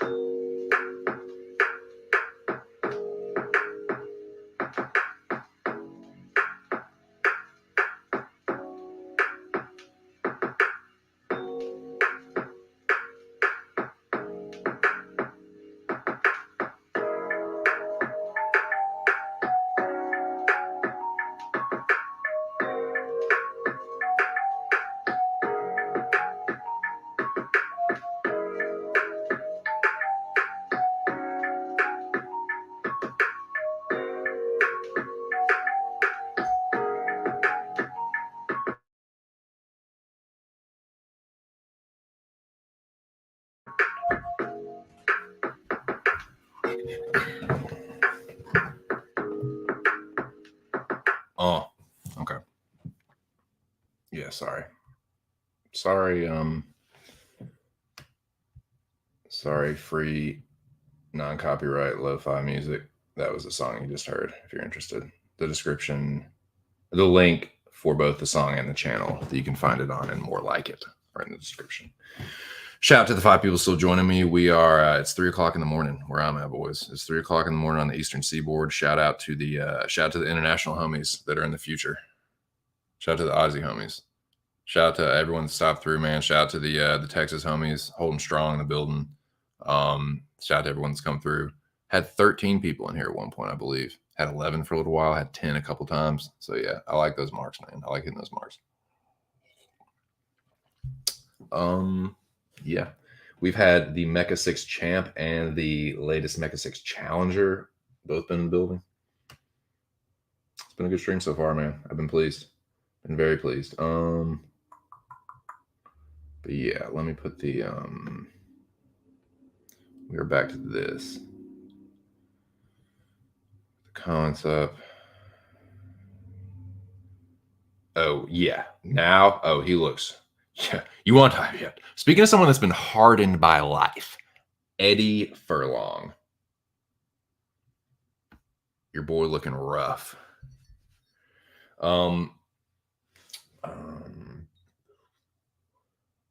we at? Oh yeah, let me get back to this.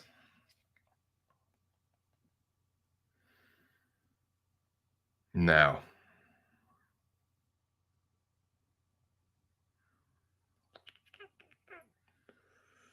okay, this brings us to, this is another one of my favorite parts in the movie, with a movie that has like a million like awesome parts. I'm gonna turn the light. Jesus Christ. Throw the lighter across the room, you jittery piece of shit. Okay. Yeah. Yeah, dude. Just the computer light. That's all I need.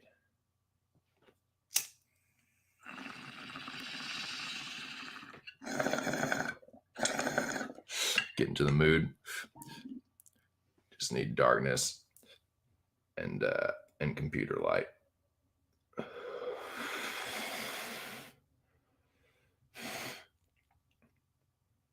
Nice, dude. Yeah, man, I appreciate you hanging as long as you have. I know, man. Hey, she didn't look too bad in Dark Fate, all things considered, considering that she damn near 65. You know? All right, so back to these notes.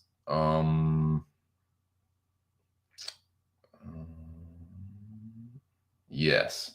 This segment here, this part of the movie is one of my favorite parts. This is where the Terminators collide for the first time. This is where everything kind of converges. There's several times in this movie where opposing forces converge around a set piece. And this is the first major one. I love the shit in the mall. It's a very good, like, dude, there's several, like, Cameron is really good at tension building. Really, really good. There's some more notes on that further down, but just, I remember writing that down at some point. I'm just going to go ahead and say it now. Like, yeah, the dude is really good at building tension. You can see that in a lot of his movies, even in fucking Titanic. Let's be real. Like, there's parts of Titanic, like, other than the fucking whack, like, corny ass love story, like, as far as like the shit itself, like, there's some pretty decent like tension building moments. As far as like the shipwreck itself. But even in that's not even the strongest example, but like Aliens, The Abyss, this one, like, the dude is kind of like one of the tension masters. I say Spielberg is another one. There's a bunch, but yeah, like, it's this movie in particular, dude. The way that they just kind of slowly, like, okay, T-1000's walking through the mall, Terminator's walking through the mall. It's busy, like, there's a lot of kind of chaos going on. So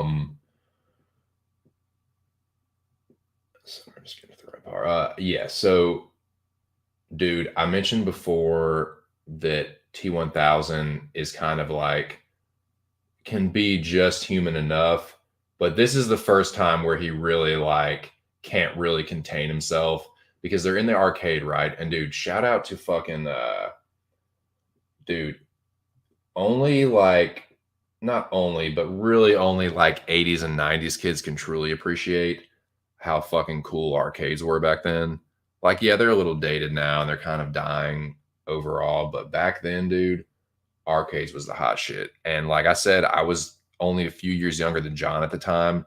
There was this, and like, dude, that was kind. They did a really good job of showing like the feel, what it's like to be in an arcade when it's really fucking packed, when like everyone's like waiting around the machines, all kinds of different like, are like, he's playing Afterburner, dude. Like, I loved Afterburner. There was this fucking, they had a tilt at a Park Plaza Mall, which was like the biggest mall in Little Rock at the time. And yeah, it was like a tilt, and then like almost directly across from the tilt was the movie theater. But yeah, like when tilt was packed, it was fucking exciting, man. Like being a like kid, like a 12-year-old kid in an arcade. Like, you kidding me? They had all the good games like Street Fighter 2, Primal Rage, fucking like I said, Afterburner, all the fucking good shits you can think of at that time. Area 51 for sure. But I digress. Yeah, the arcade shit is really accurate. And the look, what I was saying before about T1000, the look when that fucking kid, that little rat kid, points out Butnick and John, the look in his eyes, man, when he looks over there, it's just like, it is fucking on. Like, dude, Cooksey or whatever, Butnick being a good friend, like, hey, I think the guy, he went over there, like, he tries to distract him, but it's like, nah, he just shoves him out of the way. But then they like converge in that back hallway, and that's a real fucking cool shot. It's like, you see Schwarzenegger walking towards him, and it's like, oh shit, this dude looks like he's trying to kill me. And you see him fucking whip the shotgun out of the little rose case, and he's like, oh fuck, this dude's definitely gonna kill me now. And he like starts running, and then you see like T1000 come around the corner, and like that one little fucking nerd dude is back there. Hey, what's going on? I'm about to get shot holding all these fucking copies. Oh shit! Like fucking, yeah, buddy gets fucking caught in the crossfire. But it's cool, man. There's a lot of fucking scenes, like they do it again a little bit later with Linda too, where it's like, you think you think Schwartz is going to be the bad guy, but he's like, no, like he gets to him just in time, dude. Like, T1000 empties that, like, as soon as he sees John, he just whips that fucking pistol out and empties the clip. The buddy gets smoked.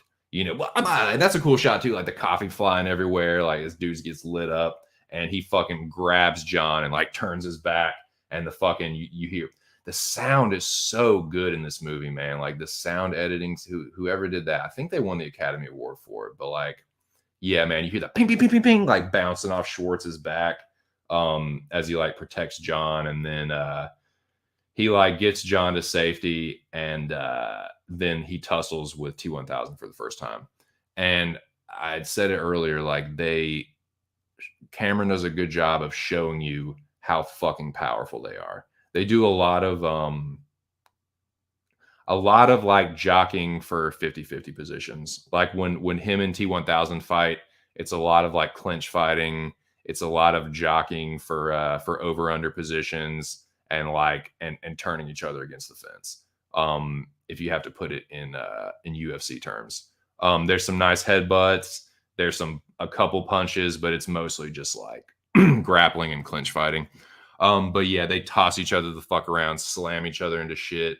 You see how powerful T1000 is. Like, he just tosses Arnold around, and you already know how strong and powerful Arnold is, not only just from Schwarzenegger himself, but like from the first movie. It's already established how deadly the T800 is, and you see the T1000. He's smaller, but he's just fucking tossing him around. Like, they do a good job of that, of depicting that. So he tosses Schwartz out, and then he goes after John. Dude, that fucking, when he is trying to get his dirt bike started, and T1000 is like coming after him, and then he like comes out the door in the parking garage, that's so fucking nerve-wracking, man. Like, John's trying to jump his bike, and it's like, T1000's right. He's like right, like nipping on his fucking heels, dude. That's a pretty fucking intense part.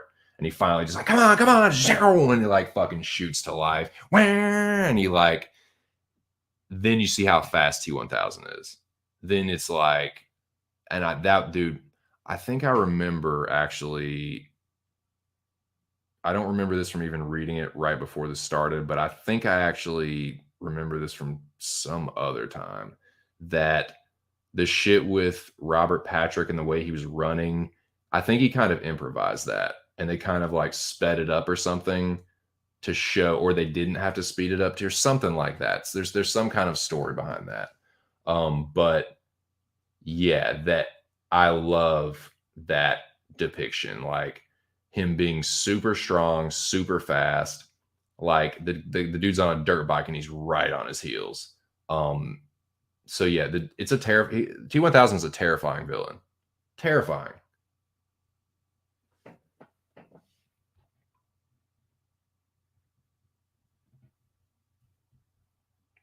Appreciate that, dude. This movie is incredibly. It's an all time classic, man. I'm telling this. I spent hours and hours and hours, dude. Yeah, Liquid Rooter, right, dude? That fucking shit that she's yeah, we'll definitely get to that. That's a fucking crazy part. It is, man. That whole build up and this movie is really like with a few exceptions, it's like 3 or 4 like really extended action scenes. Action set pieces rather, is what they call it, I think. But it's really just centered around 3 or 4 action set pieces and then a few scenes sprinkled in between.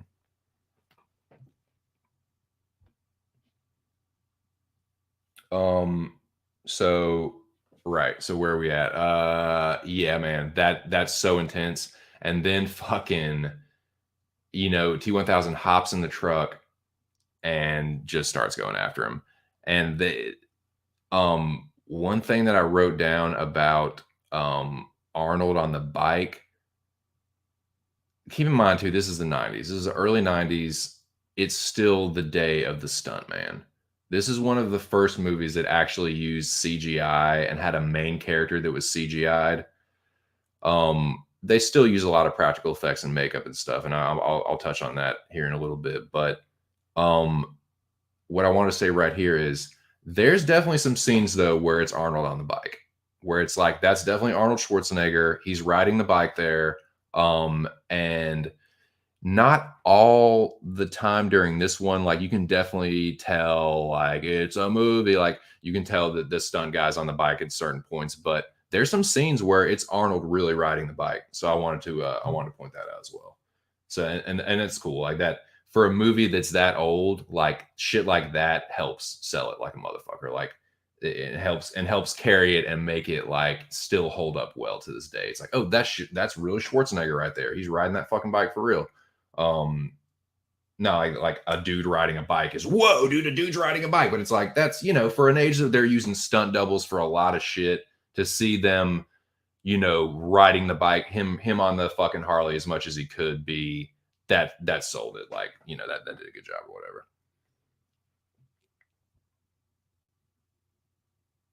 Exactly, man. Contrasted to like all those scream queens. She's like her and like it's like her and Ripley, they're in like a league of their own.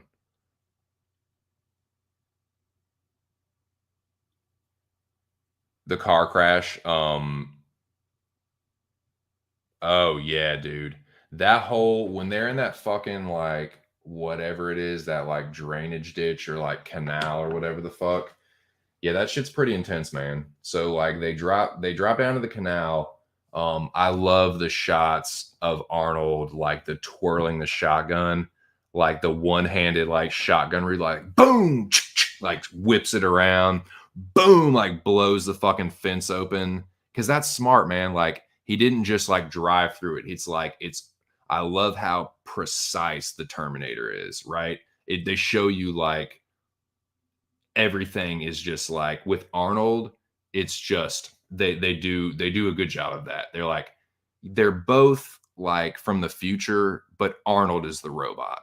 You know what I mean? Like T1000 is this creature kind of. Arnold is a fucking machine. Like he's a fucking he's a cybernetic organism. You know what I'm saying? Like he they do contrast that, and I like when they show that. Like T1000 is this kind of like mutating, like liquidy creature, and Arnold's just this fucking robot, like this, and they like he's so like precisely like at the perfect moment, like blows the lock off the gate, boom, goes right through, like everything is like precise.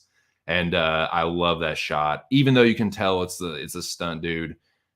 The way that like how do you like, come on, man, you really fucking like blocked that and came up with that in like months. Like Cameron's, he's kind of a douchebag, but dude, he is a fucking movie making genius motherfucker. So that shot of him flying off the edge of that platform, and it's, dude, T1000's like bearing down on the kid. The kid's in a fucking dirt bike. You're in this narrow ass channel, and T1000 is like bearing down on top of him with a semi.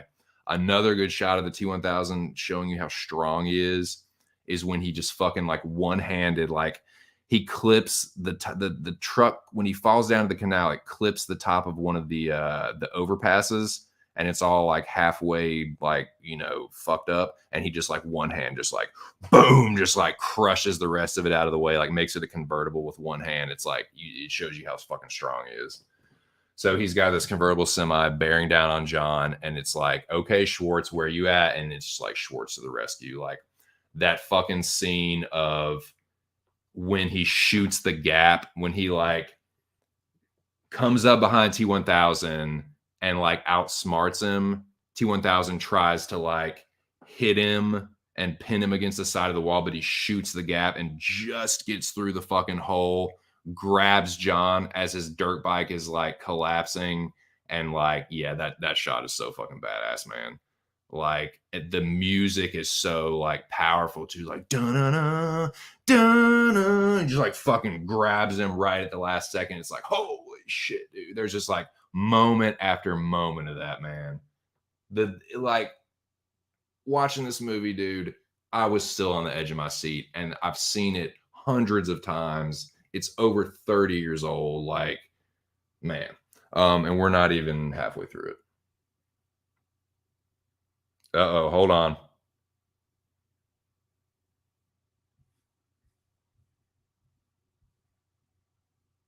Okay.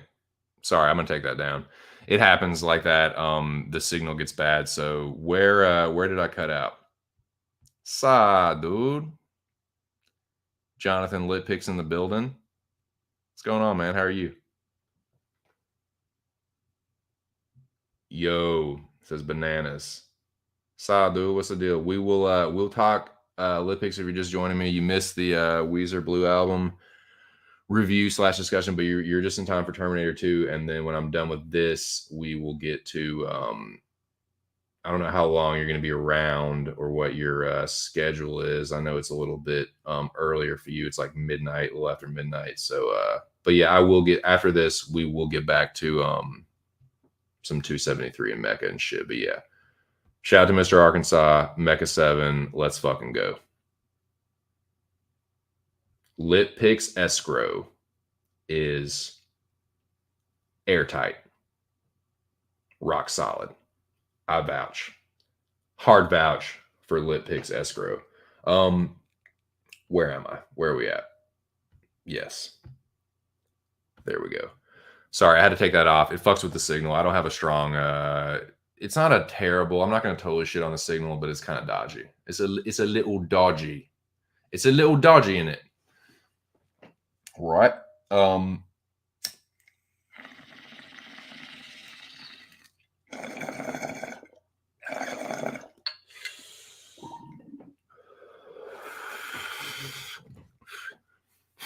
Another cool thing about Terminator 2,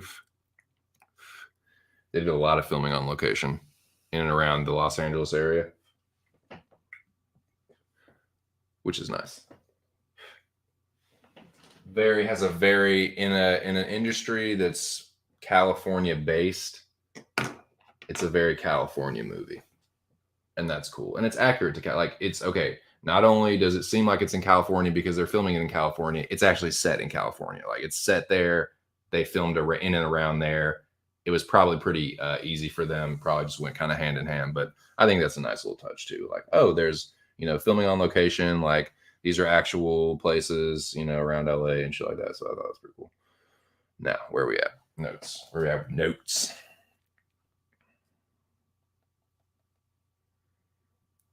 Shout out to everyone that's hanging tough, man. I know it's getting late for some people. Some people gotta go to sleep, but y'all are the shit, man, for hanging out as long as you did, and I appreciate it for real.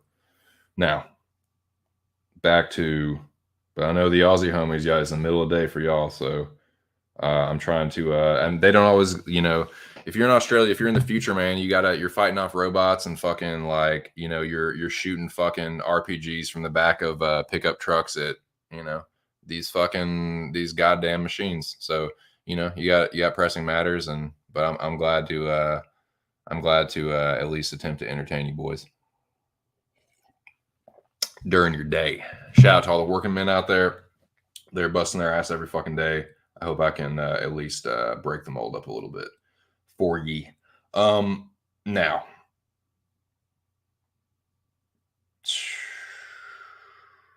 yeah. Okay. This is a good example of when John asked him to pull a bike over. That's Arnold on the bike. Like you can clearly see it's Arnold and Furlong when they go around the corner and pull into the alley to like stop and just like okay, stop the bike, stop out, time out, stop the bike. That's really Arnold on the bike. That's a nice little touch. And then you kind of get the skinny on like what has been happening with like Arnold and John. So it's like there's some really good lines right there. There's some of these like monologues and stuff that I will read word for word. I didn't do that here, but there are some classic ones right here. When he looks at the bullet holes in his back or whatever and is like can see that it's like okay there's blood, but he can also feel that it's like metallic underneath, and he's like, I'm a cybernetic organism, living tissue of a metal endoskeleton. I love the way that Arnold delivers his lines. It's robotic, perfectly enunciated, very factual to the point. Like he sells it so fucking well, man. Like it's really I like the way I like his acting in this movie. Like it's it's yeah, I loved it. Sorry, it's getting late. I'm starting to hallucinate, not just playing. But yeah, getting a little tired. Let's see. Okay, yeah. So he says, "Okay, you're not here to kill me. I figured that part out for myself. So like, what's the deal with it?" He's like, "My mission is to protect you." You know. Now this is the part where the Terminator paradox, like the conspiracy theorists, get your tinfoil hats out, boys. So this is where it kind of gets crazy because um he tells John that his older self reprogrammed Arnold. He's like, you did like, these many years, you programmed me to be your protector here in this time. And he's like, whoa, excuse me. He's like, this is intense. Like, get a grip, John. Like, I like that part. Like, Furlong, he's a kid. Like, he's not, for a child actor, I thought he did a pretty good job of acting. But that's some of the better acting from him is in that scene where he's just like it's believable. Like you just hear all this shit and you're like, holy, like whoa. Like some of his reactions are very, very believable at that point, and like they do a really good job of selling it right there. And you can all this crazy shit's happened, and it's like okay, that's the kind of the catch your breath. Like you're getting a breather right there. They're just chilling in this back alley, and Arnold's just like still just like steady, just like this is what's happening. Like this is just very informational. Whatever. Um, so yeah. Now then they take off on the bike, and where are we at?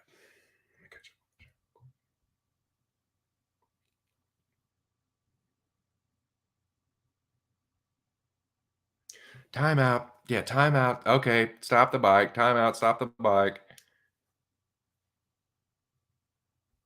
Halfway. What's halfway? Nice. Yep. Halfway, dude. Halfway through the marathon. So yeah, that's a little deserves a banner, I reckon. Definitely deserves a bong. Well, fuck yeah, Bobo. Here we go. Halfway. We've reached the halfway point.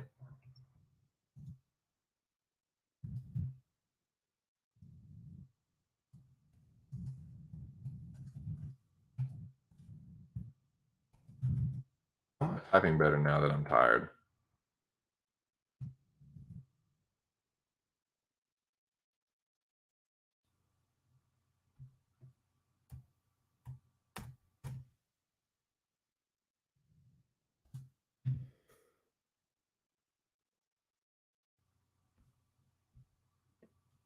How long?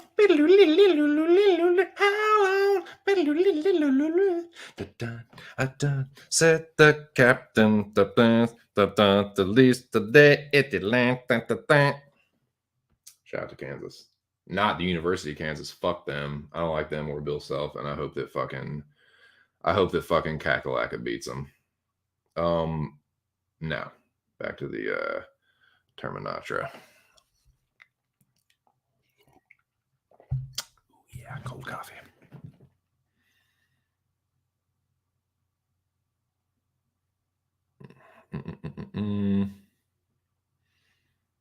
But yeah, man, like, okay, now this next part is crazy.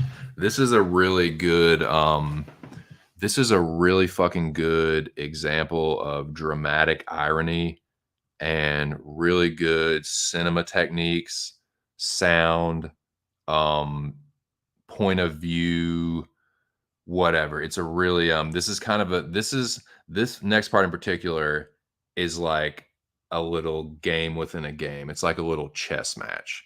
It's like this next little part is a mini chess match, right? It's a mini chess match and a little duel, but a little mental duel between the T1000 and the T800, right? And what I'm talking about is when John goes to call his foster parents. And um that whole conversation, that whole phone conversation is fucking gnarly, right? So it's John having a conversation with the T1000 disguised as his foster mother, right? The foster father does not know, obviously, that it's T1000. So he's just sitting there and they're all just kind of, it's just like this little game, right? So the T1000 is trying to figure out where the fuck he is. Um, and, you know, T800 is, you know, Arnold's listening in and he's just like, he's like, something's wrong. She's never this nice. And he's like, give me the fucking phone. And then Arnold is able to imitate John's voice. So it's like T1000 disguised as Janelle and Arnold disguised as John, and they're playing this like little game, this little cat and mouse game. That fucking, I love the shots of uh the T1000 or Janelle. I love the shots of her on the phone, switching hands with the phone, and then off camera, just like fucking kills Todd. Just, whoosh! Like, I love the sound of that, and also just like the use of just kind of like irony and like kind of just film technique or whatever. Like, you know, something just happened off camera and the sound like that, like, oh shit, like something just happened, dude. While she's still, you know, having the conversation, T1000 pretending to be Janelle kills the fucking dad, still trying to like figure out what's going on. Then you got Arnold on the other end pretending to be John, trying to like Dude, I love how he outsmarts him with the fucking dog thing. He's like, "What's the dog's name?" He's like, "Max." "Hey, Janelle, what's wrong with Wolfie? I can hear him barking." "Wolfie's fine, honey. Wolfie's just fine. Where are you?" Like, oh shit. Like, oh shit. Um, yeah, I've seen this movie way too many times. But that's a crazy part, man. That's a really like I love that fucking scene. And then of course he hangs up and he's like, "Your foster parents are fucking dead." He's like, "We gotta fucking go." But I like the part when they're driving to the payphone too. I skipped over this. I didn't mean to, but um he's asking about T1000. I think this is before the phone call. I think so. And he's asking about T1000 and he's like, "Not like me." I fucking can't remember what he says. A mimetic polyalloy, liquid metal. He's like this is not smart or something. He's like the T1000 would definitely try to reacquire you there. I would. Um, but yeah, so you're kind of like uh you're kind of getting the John and the Terminator. It's like, okay, he's got him now. Like he's what am I trying to say? Sorry, I'm getting tired. It's like they're linked up now. They're partners in crime. Like, okay, we got to make moves. We got to figure out like we got to stay ahead of the T1000. And yeah, so then they stop at the payphone, have that crazy fucking conversation. Oh yeah. So they hang up. He's like, "Your foster parents are dead. Like, we gotta go." Then it cuts back to the foster home, and the camera pans over, and you get to see like what T1000 did. Like, that is one of the most badass, crazy fucking death scenes. Like, it's out of a horror movie, dude. You see the arms slowly change from like human to like goes from human to metallic to, oh, that's a fucking blade. Where's that blade going? Oh, it's going through a fucking milk carton and then through Todd's fucking brain stem. Like, holy shit. Like, it's so badass. And the sound of him retracting the fucking blade, like the sound of it hitting the fucking milk carton, pinning him against the wall, and then taking it back, and it's got the music that like it's like, and he just like fucking his like eyes roll back in his head, just like falls like, dude, it's such a gnarly kill, like something out of a horror movie, man. I'm telling you, T1000, for as much as this movie is like a sci-fi action, dude, there's a couple little elements of horror here and there, and they are all coming from T1000. He's a fucking terrifying villain, but that's a badass scene. Like, that's a really cool death scene.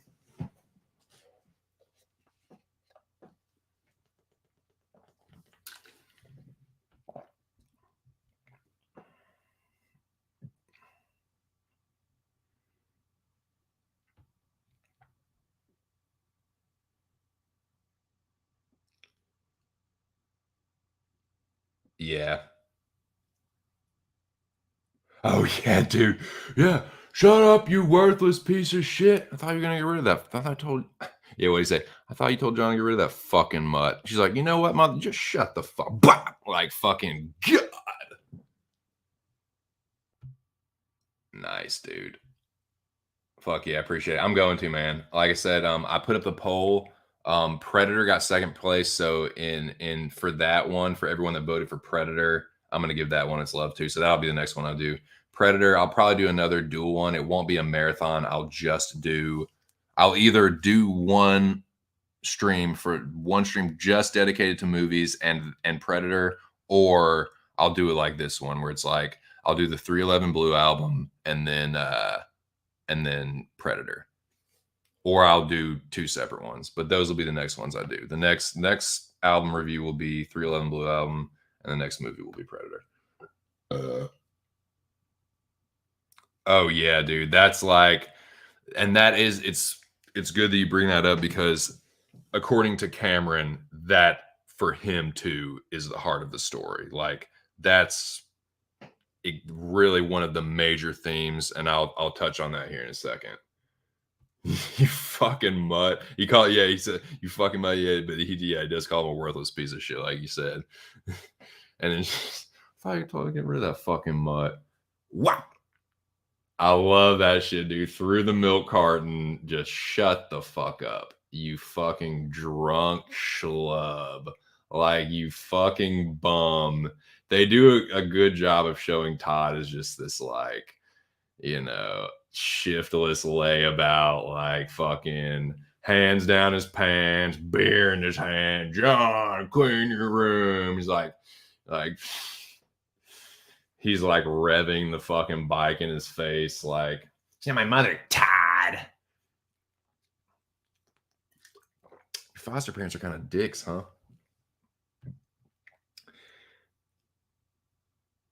Yeah, oh yeah, man. Like that's and they make I will definitely touch on that because that is one of the major themes of the whole movie. For sure, man. And that you're touching on all these things, all these very like uh human experience kind of deals with these crazy like um what's the word? These crazy depictions and ideas of the future, and like we'll touch on that here in a bit, but like some of them, one part in particular, man, is like whoa, some of this shit is like eerily similar to some of the things going on now. We'll get to it, but okay, here we go. For sure, man. Yep, I'll jot that one down. I love RoboCop, man. Dude, for sure, man. Definitely a fucking Jorge Masvidal type dude. Oh man, that's yeah, that's I'm actually gonna do that whole thing. Like I'm gonna read you Sarah's voiceover part from that whole thing and dive into that. So where are we? But yeah, man. That what Drunken is just pointed out, that is really like the heart of the movie. Sorry, I'm trying to keep my voice from fucking going out. I still got a little less than 6 hours to go, but still got like 6 hours to go.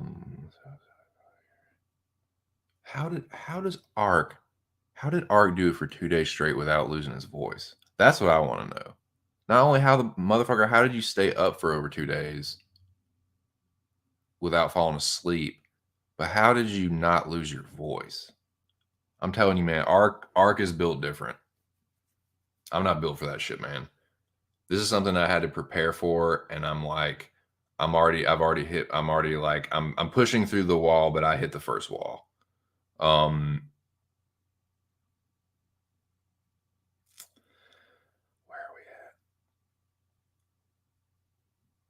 at? Oh yeah, this is one of the best parts. This is one of my favorite parts.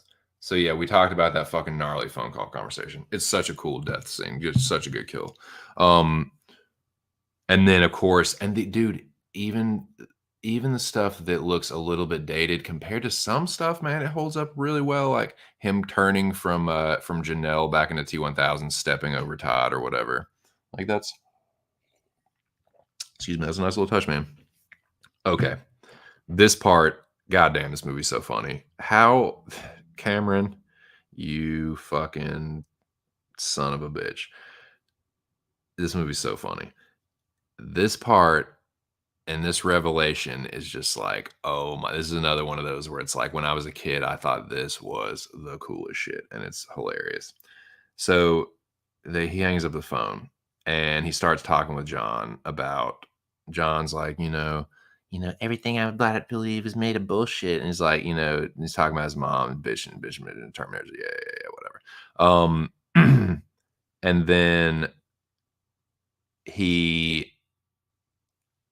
I can't remember what he says, but he starts hollering. Oh, he does something and he like grabs him. He tries to like run and like, no, he's like, oh, we gotta go do this now. Um, and he grabs him and he's like, hey, goddamn, he's like, let me, he's like, you know, like, help, help, help. He's like, starts hollering. The two dudes like hear him and come over there. And he's like, let me go. Fucking drops him. And he's like, why the hell did you do that? Because you told me to. And it's like, oh shit. And it's just like, it's dude, Arnold is so funny with that shit. He's just like, it's so matter of fact. It's so like the program. It's just something that was programmed, and it's just like it's so funny. He's like, just drops him, hits the ground. What the fuck did you do that? He's like, because you told me to. It's like, you have to do what I say. He's like, yes, that is one of my mission parameters. Like obeying John. Like, of course he programmed him to obey. I mean, it's smart, dude. Why wouldn't you? But like him as a kid realizing it, and he's like, oh shit, I got my own Terminator. And he's like, prove it. He's like, stand on one foot. Sitting there on one leg. Then the dudes show up and they're like, hey kid, you all right? He's like, put your leg down. And they go through the whole little routine or whatever. And he's like, fuck you, you little dipshit. He's like, dipshit? He's like, you call Mawa a dipshit? Grab this guy. I can't believe he called me. He fucking picks him up by the hair. Ah, you know what I'm saying? So funny.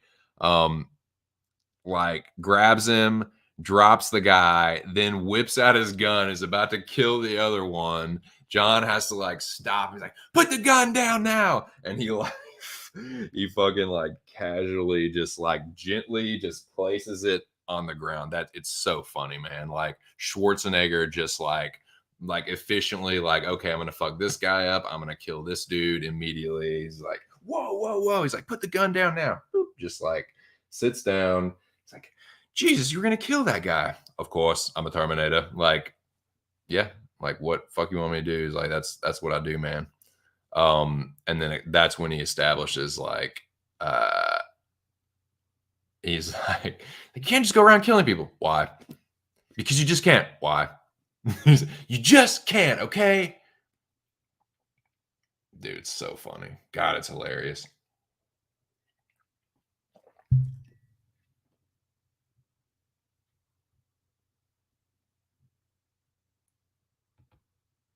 Yep. Yeah, that's it.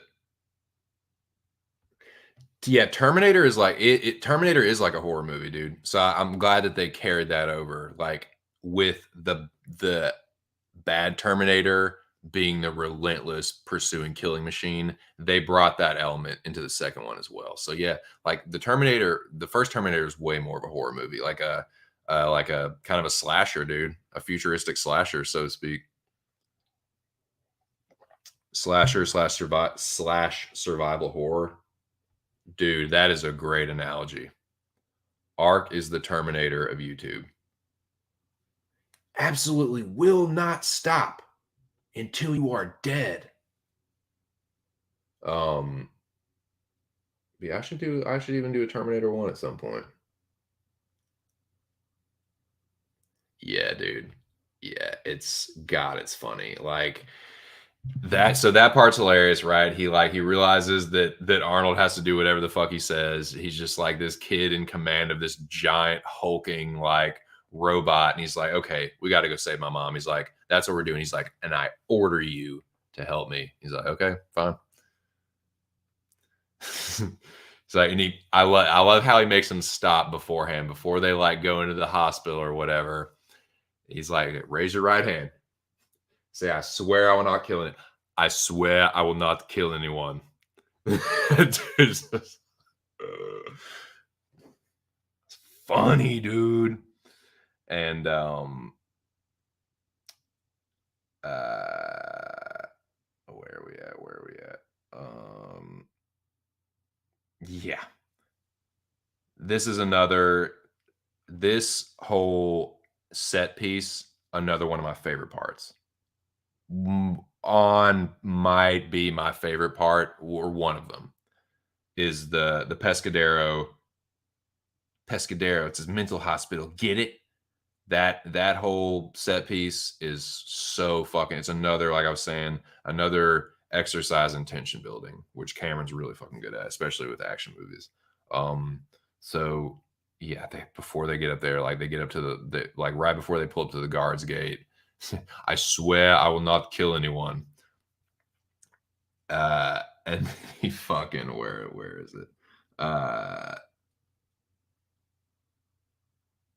he walks up and the guard's like, "Visiting hours are fucking Monday through Friday, 10 to 4," whips out the gun, bam, bam, fucking kneecaps him, like, smashes the window, hits the gate.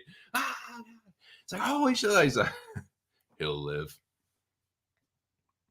"You swore." "He'll live." Visiting out, bam, bam. So funny, man.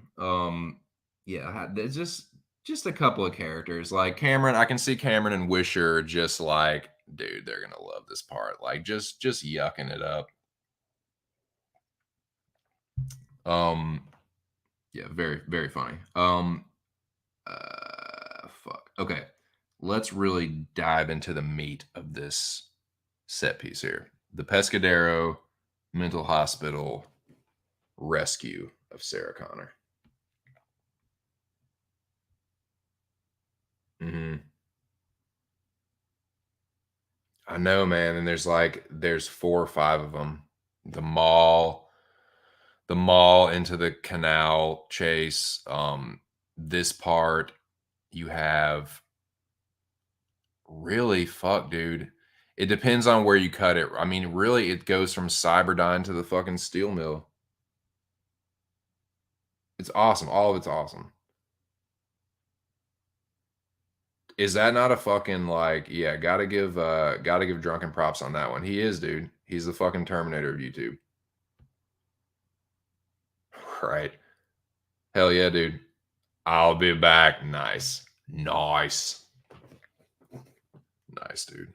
Appreciate the 4 people that are hanging with your boy. It's almost 4 in the morning. I'm almost 6.5 hours into the stream. We're right in the middle of this Terminator breakdown. Um, so yeah, and we're at one of my favorite parts of the movie. So we just Arnold and John have just gotten gained by hook or by crook, as Ark says, gained access to the Pescadero State Mental Hospital. T1000, he goes right through it's interesting, man, because they both Arnold again right through the front gate with force. T1000 sneaky slips in. Like I said they did a good job coming to that conclusion that making him a police officer easy to maneuver. He doesn't seem like he'd be the bad guy on the surface, but it's like, oh, buddy. Now this part is so fucking cool. I call it the linoleum floor kill. And this is another where it's like, this is horrific, man. Like, it's kind of like some thing shit. He like the guard like walks over the part of the linoleum floor um that he's disguised as, and dude, that part holds up so well, like, and the little details of like the scuffs on the part of the floor that he's pretending to be, like, man, that's holds up so well, and it's so fucking freaky, dude. Like, he just like, okay, I got your fucking copy now. Whoop, like, just forms up behind him, and think of like just thinking about that guy turning around and like what must have been going through his head, like, you're me, like, what the fuck is this, like, and before he can even like think about what's going on, fucking spite, like, he lifts up his finger, and dude, think about seeing this for the first time. You don't know what's going to happen, like, you already know that you pretty much know that he's going to kill him in some horrific way because you just saw what he did to Todd, um and killed Janelle off screen, obviously, but he lifts the finger up and then whap, just that fucking like spike right through the eye. And I love the fucking, like, he's just sitting there shaking, like convulsing and stuff, and the cup hitting the ground, like the coffee cup hitting the ground, like, it's a fucking horrific kill, man, straight out of a horror movie. And then, whoop, retracts the spike, and then yeah, dude just falls to the ground. But that's one of the coolest kills of the movie. That's such a great, like, just it's awesome. Horrific, awesome. Yeah. Where are we at?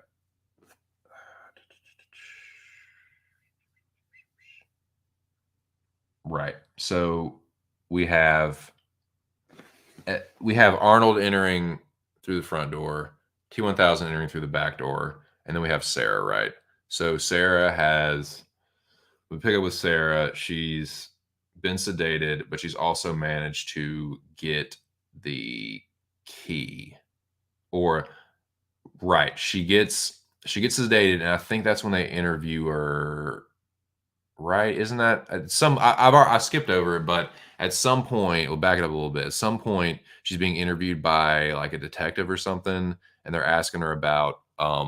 It's after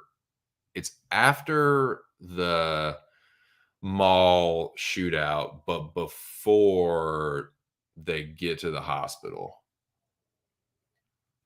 And the detective's interviewing her, and she ganks that paper clip and hides it, and that's how she's able to escape. So yeah, cut to her.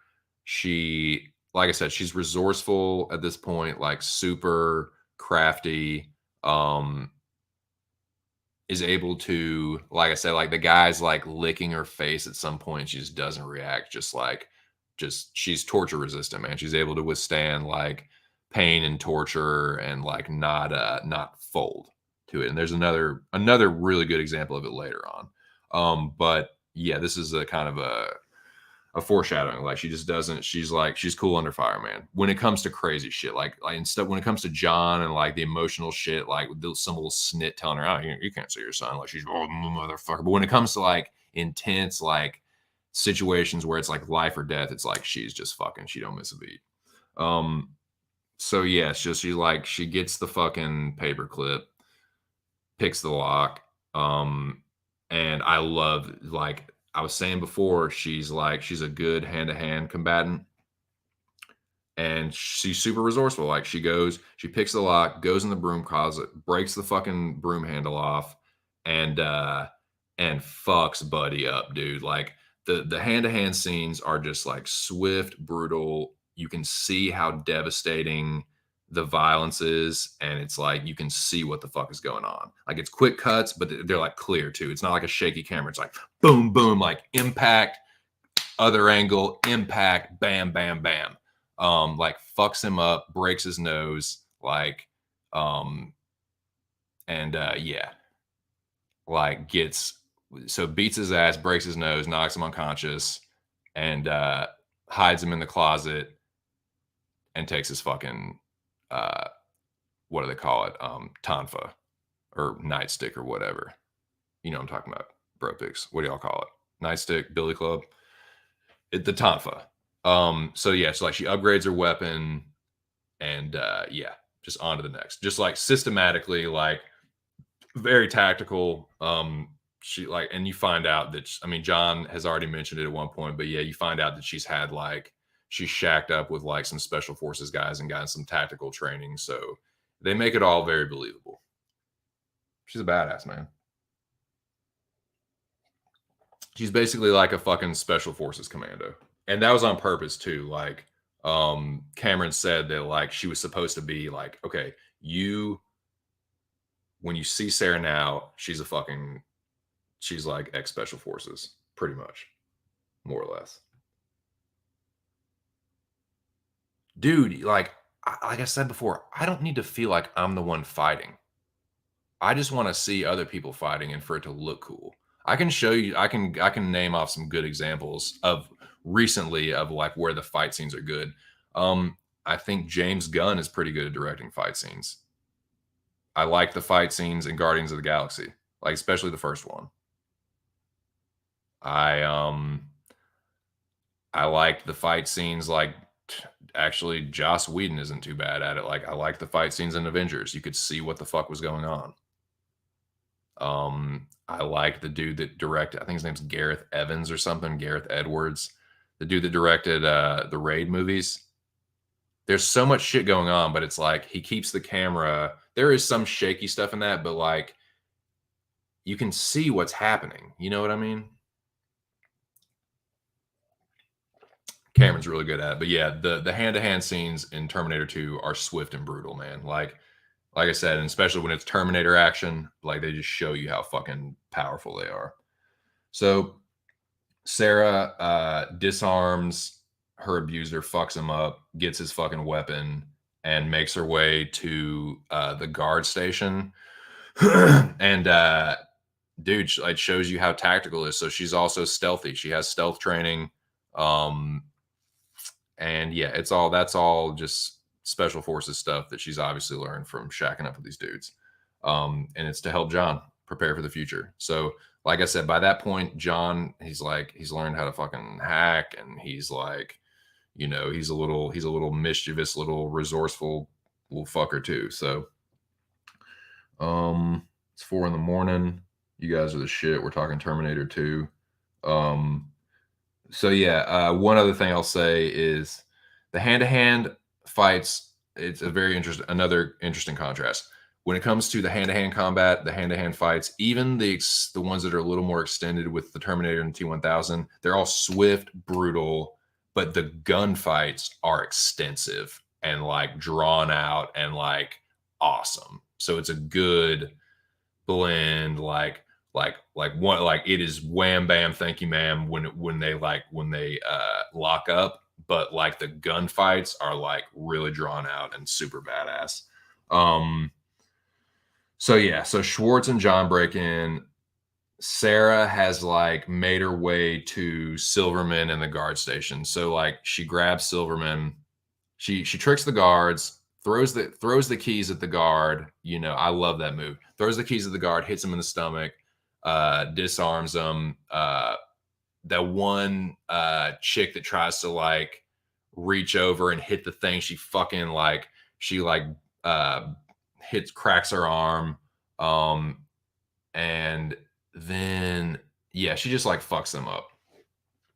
And I love when she grabs uh Silverman and like fucking drunk and was saying the liquid rooter or whatever, that roto rooter. Like, I'll pump him full of this shit, I swear. Drop the shit. Like, dude, she's so fucking intense at that point. Like, man, you can see like this is not the Sarah Connor from the first movie, dude. She's a badass. She's taking this dude hostage with a fucking syringe and some roto rooter. Like, she ain't fucking playing, dude. I love the line. He's like, everybody dies, I believe it, so don't fuck with me. Like, dude, that one hits. Like, you know what I think, man. You know in my head that you might as well be fucking dead already. He's like, I believe it. Do not play with me. And they're like, okay, we know how fucking wild you are. Nah, dude. She ready for everything. Yeah. Exactly, man. You can get away with that shit with anime because you are able of creating you're capable of creating. You can't do it with real. There's only so much you can do with real live characters. Like, you can green screen it a lot as much as you want, but with anime you can do so much more. You can make all this seemingly impossible stuff look real and believable and plausible because of the animation. But like, you run into more barriers with the live action, even if you're like green screening it and have all kinds of CGI and shit. So yeah, the ones that are good, I'm impressed with, like especially the ones that are like very CGI heavy. I thought Shang-Chi was pretty good. I will say that I thought Shang-Chi was another pretty good example where like, yeah, there was some jumping around, shaking around, but considering how that's like the par for the course now, or Shang-Chi, but I thought that was a good did a good job of it. I was Shang-Chi. That was funny too, how they had the joke about the pronunciation. She was like having a hard time with it. Shang-Chi. Shang-Chi. Um okay, where are we? Now, all the players are converging. This is, and like I said, Cameron does a good job of building the tension, getting all the pieces in place, and they all converge, right? It's all building up to this. And this is such a good it's such a good sequel, dude, because it's it interlocks perfectly with the original. It's a perfect continuation. They have so many moments of like dramatic irony that's like that really were either Easter eggs or like really benefited viewers and fans of the first one because you know what an ordeal it was for Sarah. You've seen the effects of the ordeal. You remember how terrifying the Terminator was for her. And dude, she's been in this mental hospital. She's been losing her. Everyone's like, okay, you're crazy. She's like, no, no, you don't understand. This dude was real. I went through all this shit. Like, nah, you're crazy. You're crazy. You're crazy. She's about to escape, and then the elevator door opens, and there he is. And like, it's like she loses it. No, she's just like, oh my God, my worst nightmare has come true. He's back. And it's like, dude, it's a great moment of like, it's a little flashback, kind of like remembering the first one. The music kicks in, boom, bow, boom, bow. And it's like, oh, like she just like flipping the fuck out. Like it's really like, okay, now she does seem like this crazy person. Like now she is like running for she like before she was like, could nobody fuck with her? Like she can handle all this shit. And then all of a sudden she just breaks the fuck down. Like, takes off, like the guards grab her. No, no, kill us all, kill us all. And dude, yeah, another example of like the Terminator just like a human has no fucking chance. Like he fucks those guards up so bad, like tosses single move, just tosses them around like fucking little like playthings. Like grabs one guard, throws him into the window. Like you can see the bars that like hold the window just like bend in from the impact. Takes the other guard, throws him through the door. Like the one guard, like tries to hit him. He like fucks him up. The female guard like cracks him across the face and breaks the shades, and then he just like puts his hand like face palms her like halfway down the hallway. Like they just show you how fucking strong and powerful he is. And then like and this is another like just such an Easter egg. And what makes this movie so badass is like for me is that Schwartz is now the good guy. He's still a badass. He's not like he's just because he's the good guy is not like he's not because he's not non-threatening. It's like he's badass and he's the good guy and he's the hero.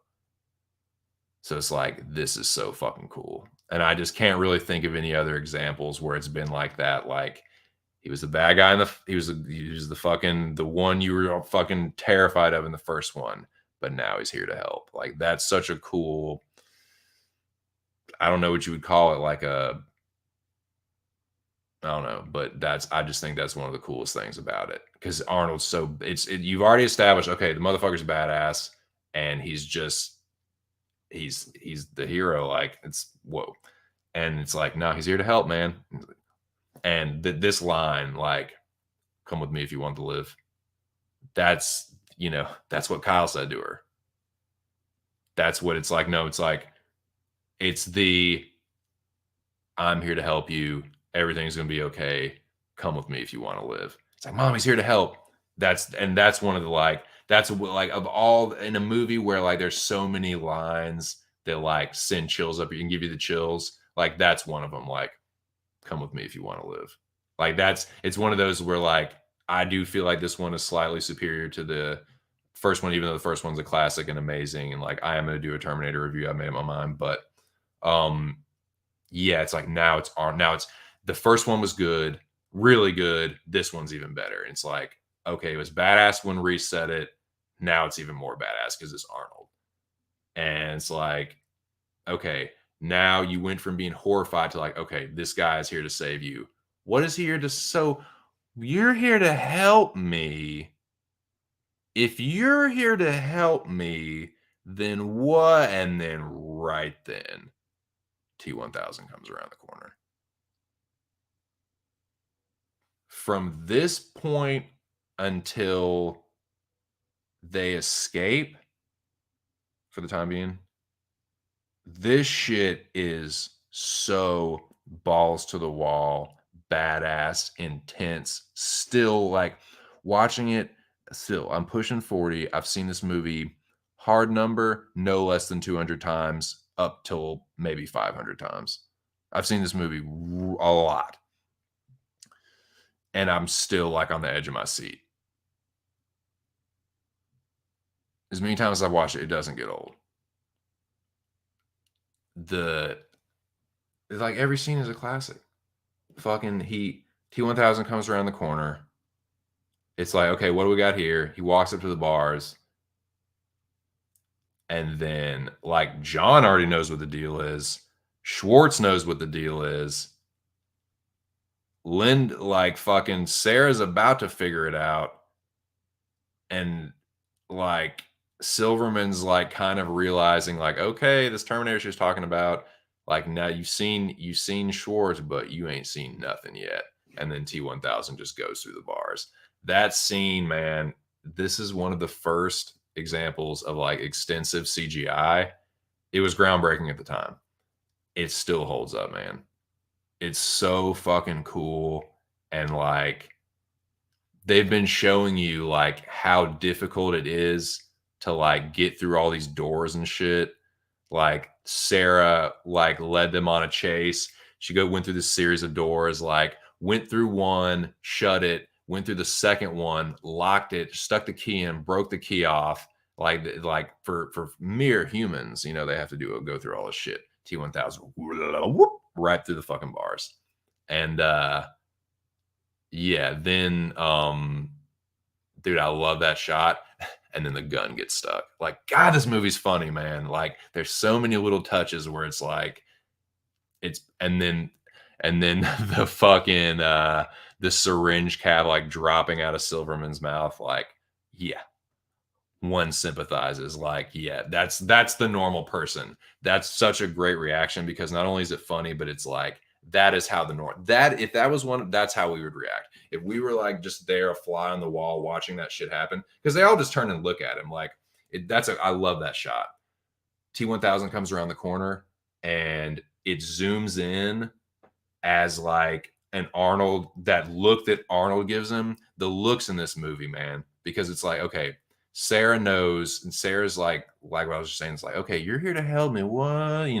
John has already had his little fucking dust up with him, his little gravel scratching. So he knows and sure, that fucking look that Arnold gives him, like, that's another, like, chill, like, chills up your fucking spine. Like, when he gives that look of concern, when the Terminator gives a look of concern, it's like, you had fucking better probably just run. And he says it too. He's like, go. Like, he's like, go, like, get to the chopper, fucking go now. He goes through the bars. Fucking Silverman's just like, but like, that would be me. I feel like that would be like any of us, just if we were like against the wall, like, holy, what the fuck is this thing? Like, and dude, I kind of like skipped over this before, but yeah, there's plenty of time to talk about it. The effects of the shotgun blasts on the T-1000. Like, when Arnold fucking empties those shells into him, it's so badass looking. And like, and the first time you see it is obviously in the hallway in the fucking mall. But it's the same way here. Like, he's like, book it. Like, go to the fucking elevator. I'll hold him off. But even he knows that he has to fucking, like, retreat. It's like, even the Terminator knows, like, you cannot, like, stand your ground with this thing. You motherfuckers have no chance. Like, it's still difficult for me one-on-one. Y'all are fucked. So yeah, I love that shot as he's fucking, like, goes through the bars and then like chases them to the elevator. This one scene right here might be one of the single coolest like things. Is like you're just like, holy shit, fuck, fuck, fuck. Like T1000 goes through, and I love how he's just like he's straight up and down firing that gun, like running it like super speed, but like his arm like doesn't like shake at all. It's just like perfectly straight. And I just love Patrick's intensity. Like he did a lot of acting with his like face, and it came over very believably. So um where are we? So yeah, like Schwartz is trying to hold him off. They get to the fucking elevator, and this one part where he fucking slips the blade through, it turns into the fucking like little like the simple like tool like the prying things, pries the door open, and Schwartz like blows his face in half with the shotgun. That is so fucking badass, dude. Because it's like, oh shit, he caught us. What the fuck? Blade through the door. I watched it on Blu-ray, dude. And I'm sure they remastered some shit, but that fucking scene, the fucking the blade coming through the door and turning into the things that pries the door open, that looks good, dude. That still looks really sharp. Some of it, I'm not gonna lie, like, dude, it's 30 years later. Some of it is gonna look a little bit dated, like when he changes from like the metallic to an actual person or back into his original form. Like that looks a little bit dated, but come on, man. Like that shit though, the blade through the door and the prying the doors open, that shit looks actually like that could pass for something today. And then, dude, when Schwartz blows his face in half with the shot, like, get the fuck out of this elevator, motherfucker. Just like boom, like that shit looks so tight. And then of course, like when his face comes back together, like and just like that look he has, man, is terrifying. Like he's just relentless. But that part's badass, man. Like then he hops on top of the fucking hops on top of the elevator, and as it starts to go down, he like pries the doors open and jumps on top of the elevator. He like starts, stabbing through the top, stab, stab, stab. He gets Sarah in the shoulder, and I think that's actually where he copies her. Now at the end, like when he's like torturing her and she's not holding, but at the end when he's got the fucking spike through her, you might think that but no, this is a little, I realize this. He copied her right there in the elevator. When he stabbed her in the shoulder, that's when he got the fucking the Sarah Connor, copy. But yeah, he stabs her in the shoulder. They hit the fucking parking garage. I love that shot of when she fucking commandeers the cop car. Get out of the car right now. And he's like, oh, what do I do? That shot of Schwarzenegger when they pan to Schwarzenegger and he's like marching towards the car, like, I am not like, we do not have time for any fucking bullshit. Like that look of determination on his face is so awesome, man. Like Schwartz is so badass in this one. And I think when they were talking about what it was going to be like his character and what the whole thing was going to be, he's like, I think he's just like, just make me look cool. I think that was Schwarzenegger's only request in a thing where it's like he wanted to do this. Like Schwarzenegger's like wanted to do this more than anybody. Make the second one. His only request is make me look cool. Like how badass is that, man? Just make me look like a badass. Like I don't have like any strong says on how I want the story to go. Like I'm not the writer. He's like, just fucking make me look cool, dude. And boy, does he ever.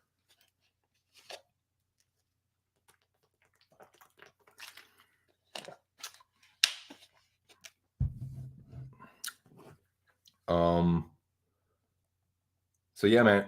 Yeah, that's a good idea. Exactly. Exactly. That's the only thing that like when they show him full, like you would have to completely redo that. But like, dude, when they show the fucking like that part with the elevator, even like even the arm didn't look bad, dude. When he's disguised as Janelle, that looks for over 30 years old. It's even got the serration of like when it starts to turn into a blade. It's yeah, man. So for an over 30-year-old movie holds up. Dude, look at some of the other movies from the early 90s. They look, dude, they look like the motherfucker could be from the 70s. But this one, it's a classic, man. Okay, so yeah, where are we? Yeah, commandeering the vehicle. Schwartz just grabs little fucking buddy and slams him into the fucking pillar. They get in the car, and here it is. It's go time. But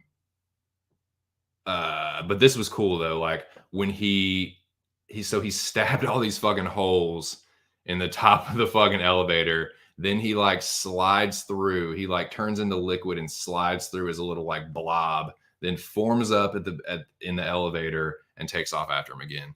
And they just set it up so well. So like the car is pulled straight in, so they have to back straight out. So they have to back up as T-1000 is like chasing them. And this is what I was saying before, where dude, Sarah is nice with the pistol. She's hanging out of the car, and fucking dude lighting T-1000 up and slowing him down. Like if it wasn't for them keeping the constant gunfire on him, and they would have gotten caught. And they do a pretty good job of being realistic with like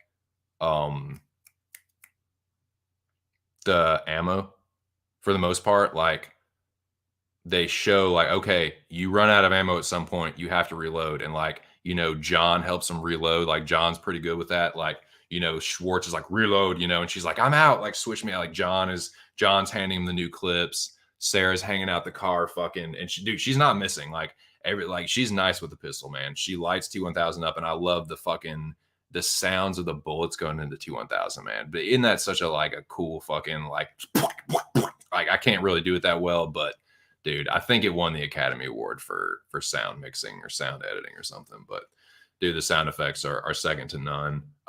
This movie was incredibly influential, not only in action movies but sci-fi movies since then. I mean, you can look at a lot of things from Terminator and see a lot of fucking, not only a lot of imitators for the movie itself, but things that they've taken from it and like been influenced by. Because like I said, it wouldn't surprise me at all like if T-1000 was influenced by The Thing, because it's a little like The Thing.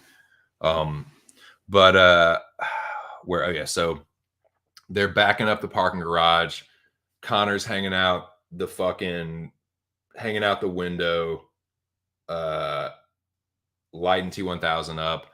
Schwartz whips the car around, and dude, T-1000, like I love the shot of him like they go over the hump, right? That fucking like the median or the whatever the fuck in the parking lot, and he jumps and like grabs the back, like latches on to the back of the fucking car with that little hook thing. Like it's just like, dude, this motherfucker will not stop. Just when you feel like you're almost out of reach, nope, like grabs it. He's on the back of the car.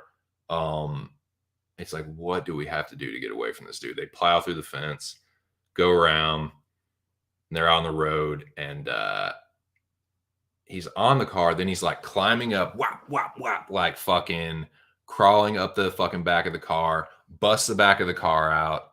And Schwartz is like, drive. This part's so badass. Now it's Schwartz's turn to hang out the window. Fucking dude, watch Schwarzenegger. Watch how proficient and like efficient and like instant, dude. He instantly like when there's like the window is like that small, he's so robotically like efficient, like fucking out the window, boom, blows the fucking blows his the arm that's like that T-1000 is using to keep himself on the back of the car. He blows that shit off, boom, knocks him off the back of the car. It's just like boom, boom, instantly. Like he's so if it shows you that like, yeah, T1000 is fucking like the cutting edge, but like Schwarzenegger can still fucking hang and like that. I just think that's so fucking cool, man. Just like, drive, my turn. Like, boom, there goes your grip on the car. See ya. Get the fuck out of here. Just like bam, bam. So yeah, then he like roll. I love the sound too of him rolling on the concrete, like ting ting ting ting ting ting ting, ting. Just like fucking like, I don't know. The sound is incredible in this movie.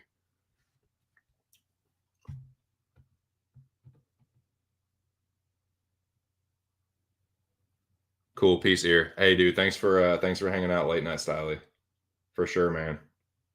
Yes, indeed. All right, where are we at?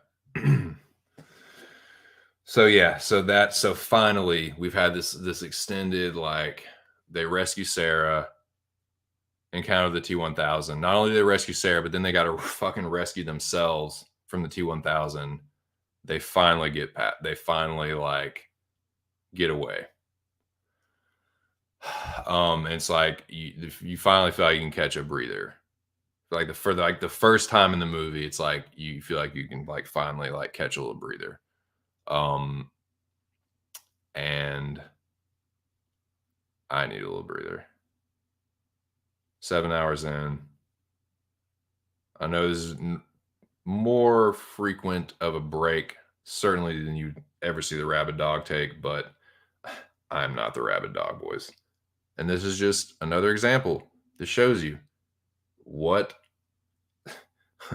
what 7 hours straight on a stream can do to a man. Arks build different. And this should be an example. Let this be an example. Let this be an example to all of you. You probably can't do it. What he did, that 55, nah, you can't do it. I know I can't. Damn sure know I can't. The 12 hours seems daunting at this point. I don't even want to think about 24, let alone 55. So yeah, I feel like that's it. Yeah, yeah, exactly. Stand up, get the blood flowing. Like I feel like I'm starting to slow. I'm getting that kind of feeling again, and I need to piss. So let me stand up. I don't want another cup of coffee just yet. I feel like I'm gonna save my last cup for when I'm trying to get through like the last hour or two. Because I know I'm gonna hit another wall, and I'm gonna save it for that. I feel like I can get through where I feel like we're about halfway through the movie, close to halfway through the movie. I feel like I can get through the rest of the Terminator, but let me take a piss and I will stroke the beer a couple times and yeah, just reset it real quick. Man, this has been a great stream though, man. I really appreciate the turnout and the participation, man. I'm glad everybody's digging it. So here we go. Dude. And like boys, I've been streaming on YouTube. My old channel, I made it in 2018.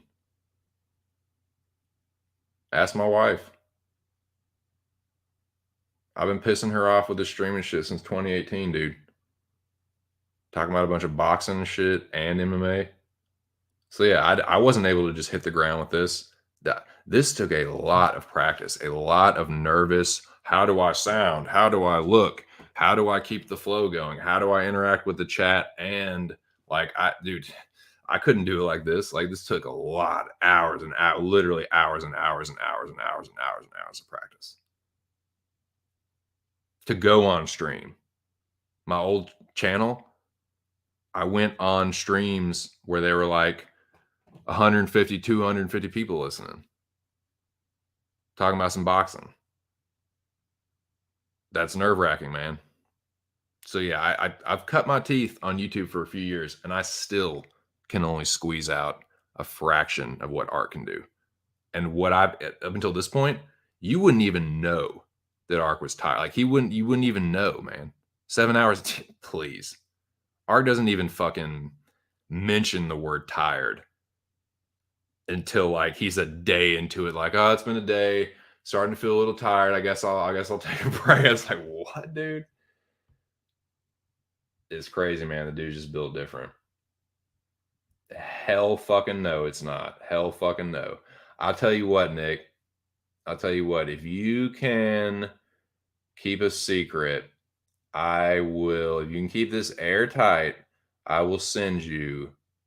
I will find it because some of the videos are still on my phone from my old channel. The channel isn't up, but I made the videos on my phone and then I would just upload them. The streams, obviously, those will be gone forever, but they're lost and gone forever. But the videos are still there, so I'll send you one of the videos. Let's see what I'm talking about. You can be one of the. There's only a couple people around here that know what I fucking look like, but oh, that's another story for another time, boys. That's just another story for another time. I really have to piss badly. I'm about to fucking drop a Deuskowitz too. But yeah. Let me put this fucking song real quick. Halfway to the point where it's further to go back than it is to keep going. Oh, excuse me.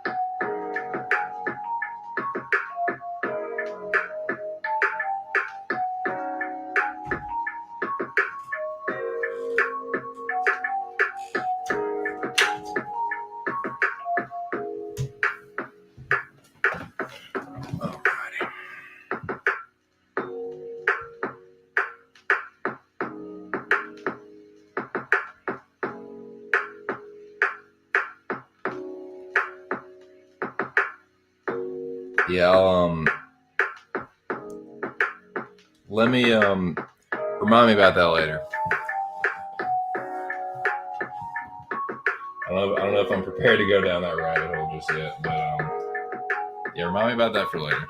That might be something that if I feel like I'm hitting another wall, that can maybe kind of get me through.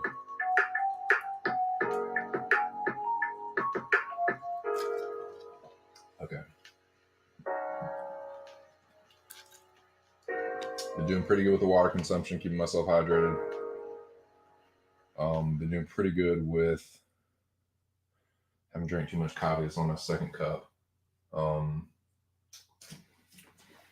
gonna fucking move to the country and eat a lot of peaches. I'm gonna eat a little peach cup.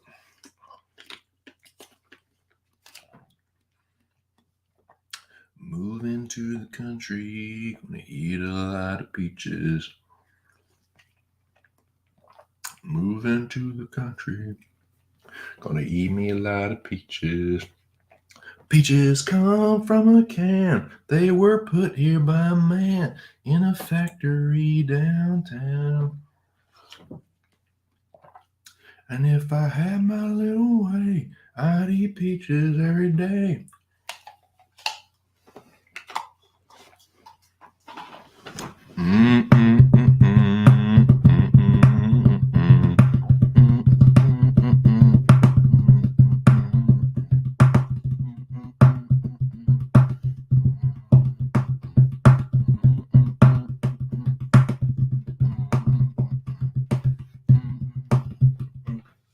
Love that song. Maybe I'll do a fucking president stream someday, man.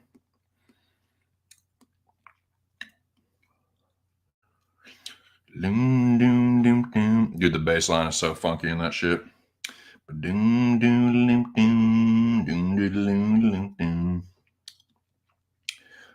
Okay, where we at?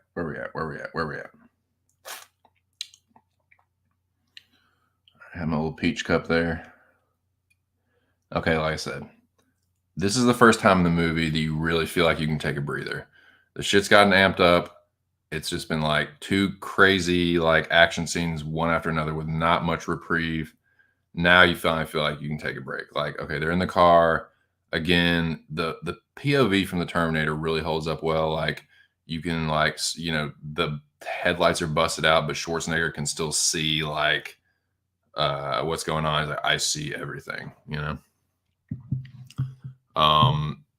and Sarah and John are kind of talking like, she's like, you can't risk yourself. Like, if you can't, like, that was stupid of you to give me. He's like, and it's like, John doesn't get it. He's like, well, I had to save you. He's like, doesn't get it. It's like, you're upset with me for trying to save you. He's like, you're my mom. Like, I have to. And she's like, no, you're too important. Like, so he's kind of pissed about that. And upset and shit. And then they go to, I love this little part, man. I love this little like, and I like this. This part really makes you feel like you're kind of on the journey with them. Like the little, it's not like they just, I like that they took the time to show what they were doing in the downtime.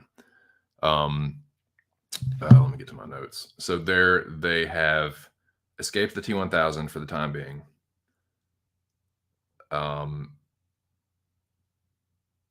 So I love that little scene of Schwarzenegger and John breaking in, slamming the fucking door open, and like it was smart, man. That's a very tactically smart place to break in. He's like, it's an abandoned gas station that also has a fucking it was like an auto body shop. It was one of those like gas stations / repair shops. Had a little garage, so he'd fucking open the garage and just hide out in there for the night. Perfect little hideout spot. And how many of those do you see just like all over the place? Like those abandoned gas stations, all closed up and shit. So like, yeah, perfect spot for that. And while they're there, they dress their wounds and shit, and kind of lick their wounds, so to speak. Yeah, so this is I've already made mention of this, but this is another example of it. I love the way that Arnold delivers his lines. Like I said, robotic, perfectly enunciated. It's believably machine-like. Like, you really like, okay, it's very powerful, declarative lines. Because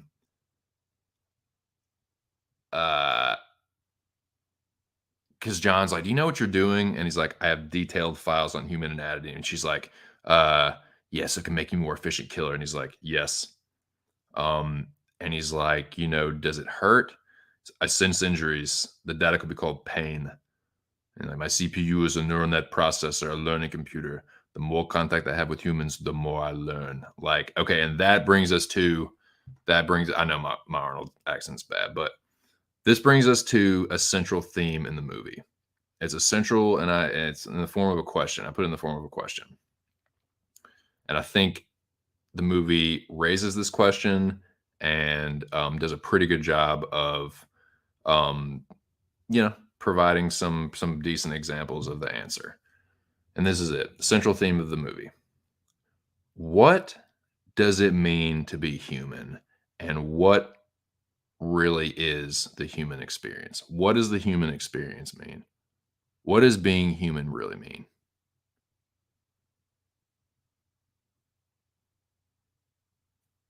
I'll marinate on that for a second.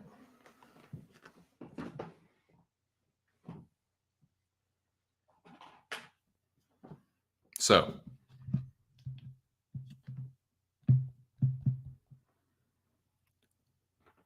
the more contact I have with humans, the more I learn. That's artificial intelligence. But in this movie, it's like the heart of the movie.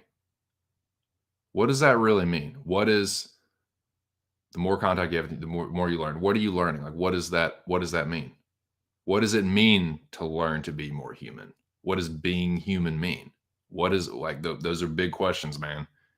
And for a movie like this to tackle it is like, man, it's like, how did you fucking hammer the script out in less than a year? It's just insane to me.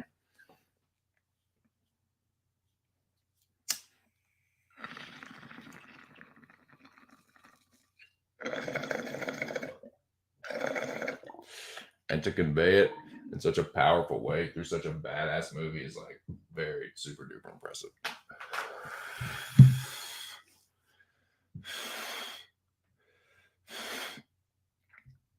Nice, dude. I need to fucking take a nice dookie. The gun, yeah, when they take turns, so they like pull into the garage, right? And he digs the bullets out of Sarah first. And he's like, "Do you know what you're doing?" He's like, "I have detailed files on human anatomy." He's like, then they take turns, and when Sarah's digging and of course she knows how to do that shit. Like Kyle trained her, and she's like the other special forces dude she was with, whatever.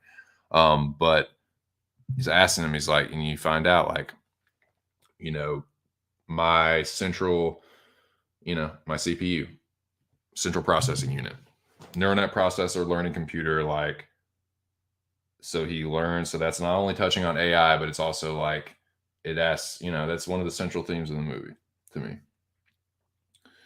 I love this shot, dude. So they repair, man. I love the shot of John holding up the jacket, and you can see all the bullet holes in it. And Schwartz is just like unaffected, but they do a cool job of like, yeah, like I sense injuries, like it doesn't hurt, but he can tell that something happened. He's like, that data can be called. Like it's a very smart script. Not only does it ask and answer big questions, some of them, but like it's also just fucking cool and like believable. Like the sci-fi elements, for as wild as they seem, like they make them like somewhat seem plausible. And it's like some things are based on things that are based in reality. You know what I mean? You know what I'm saying? So yeah. But I love that, like I said, the shot of John holding the jacket up, the biker jacket, but the shot of Schwarzenegger standing watch overnight. It really like that shot really captures like the essence of the Terminator in this movie.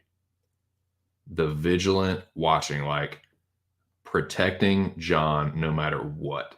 He stands there overnight as it goes from night to day, does not fucking move a muscle. Just there watching with the shotgun, like no matter what. Like it's a cool shot. And it's just like, yeah, that's essentially what he is. Like, as much as the T-1000 wants to kill John, Arnold is like just as determined to fucking protect him, to keep him safe. I think that's just a fucking cool little example of it. Okay. So the next day they're driving, they're talking in the car, and you hear about the John's like teaching him how to talk, sound more human. You hear hasta la vista, baby for the first time. Chill out, dickwad. Um, so real quick, I did read about this right before I started the stream. Interesting little nugget. Y'all like this? I'm telling you, man, if I took this much time, because I've been thinking about this as long as I've been watching this movie, but like if I'm gonna take all this time to do it, it's not just gonna be like, oh, dude, this movie's badass. Like Arnold's so badass. Like, oh, T-1000 is crazy. You know what I'm saying? Like, if I'm gonna take that much time, like I'm gonna share my findings. So hasta la vista, baby. Basically, I think translates to until the next view or something like that, something to that effect. And it's basically just another way of saying, man, all right, until the next time I see you. Like until next time. It's basically like until next time. So that's what that means. And that is what that is that like Cameron and that dude Wisher or whatever, the dude he wrote the script with, that's what they used to say to each other when they got off the phone. Be like, hasta la vista, baby. You know, till I see you till the next time I talk to you, like hasta la vista. That's where that came from. And they just stuck that in there. But it's one of the most famous lines. It's probably hasta la vista, baby is to T2 what I'll be back is to the first Terminator, in my opinion. It's the one line that stands out in this one above all the others.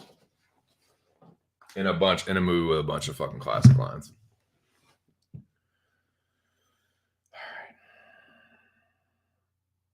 right. Okay. So John has a very interesting observation. And this is where, dude, it's appropriate that I started talking about some deep shit, because this is where the movie starts to get deep. And this is where this part of the movie really took me back. How like, whoa, like some of this shit is so relevant even today. But I think I might need to turn this on. And do I have any more tree in here? Yay. Dude, that is fucking pimp tight as shit. Pimps up, hose down. Am I right, boys? Fucking whores. No, I'm just playing. No, I respect all women. Sim to all women. Psych.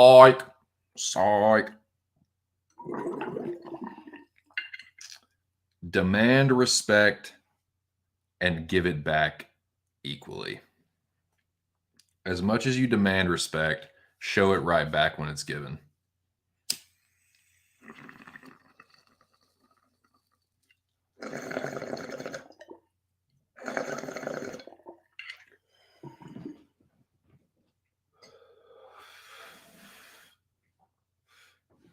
Let me fucking change this out. But yeah, we're about to get a little deep. We're about to get a little ear will like this part. It sucks that he's not that he's actually sleeping right now, because I think he would like this. But you know, ear homie, when you listen back, let me know what you think about this part.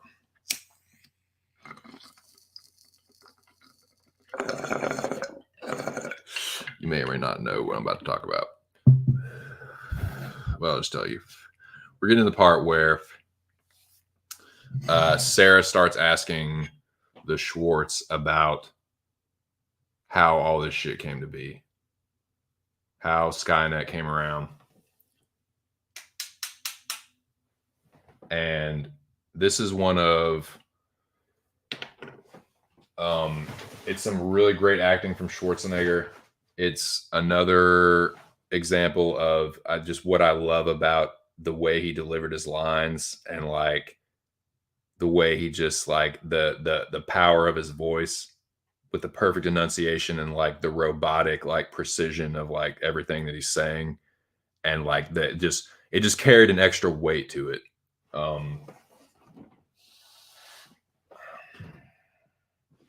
And it really comes through in this scene because the shit that he's saying is crazy, and he's just saying it like with the fucking, the precision of a robot. So yeah, man, I love this. Yeah, I highly recommend this, man. Fuck a glass screen or definitely fuck a metal screen. Get a fan leaf, man. It's easier on some of the indica hybrids, like they just have fatter fan leaves, and usually just like they're usually like fatter. They're usually more like wider buds, and like sativa usually tends to be a little more longer and more slender. But anyway, if you can get a good fan leaf, man, that's like the best screen. A fan leaf that you flip upside down, so it like the hump side is up, facing upwards. That's the best. Let's air go through. When you flip that down, it secures it in place more. When you flip it upside down, if you put it right side up, in other words, going in the shape of the ball, I feel like it can get sucked down into the bottom too much. Like I feel like that's where it gets kind of clogged. But if you can like flip it upside down where the hump side is up and push it down in there, it like creates like this pocket. So like it's secure on the bottom. It's not going anywhere. You're not about to suck it down to the bottom of the bowl, but it's still like, there's still a space where the air can go through. I feel like that's the fucking move. I got time today, boys. Tonight, whatever this is, whatever we're going through right now, whatever you call this experience, time, space. Yeah, we're about to get deep for real.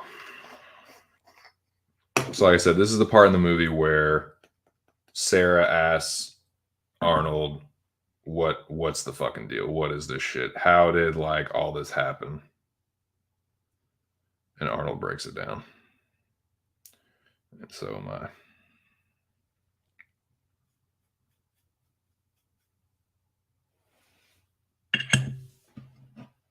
This movie's deep, man.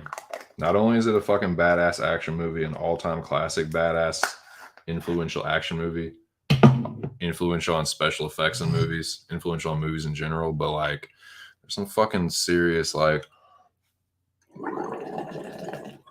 some big issues that are discussed and some eerily similar ones.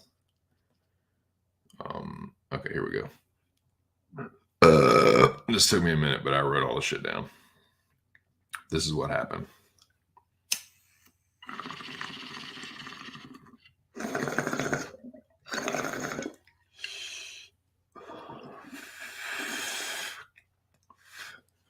Turn the light off again.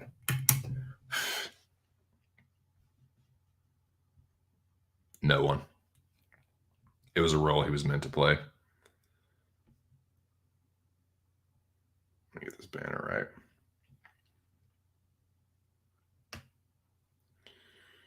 Okay. Shout out to everyone still hanging tough, man. Okay.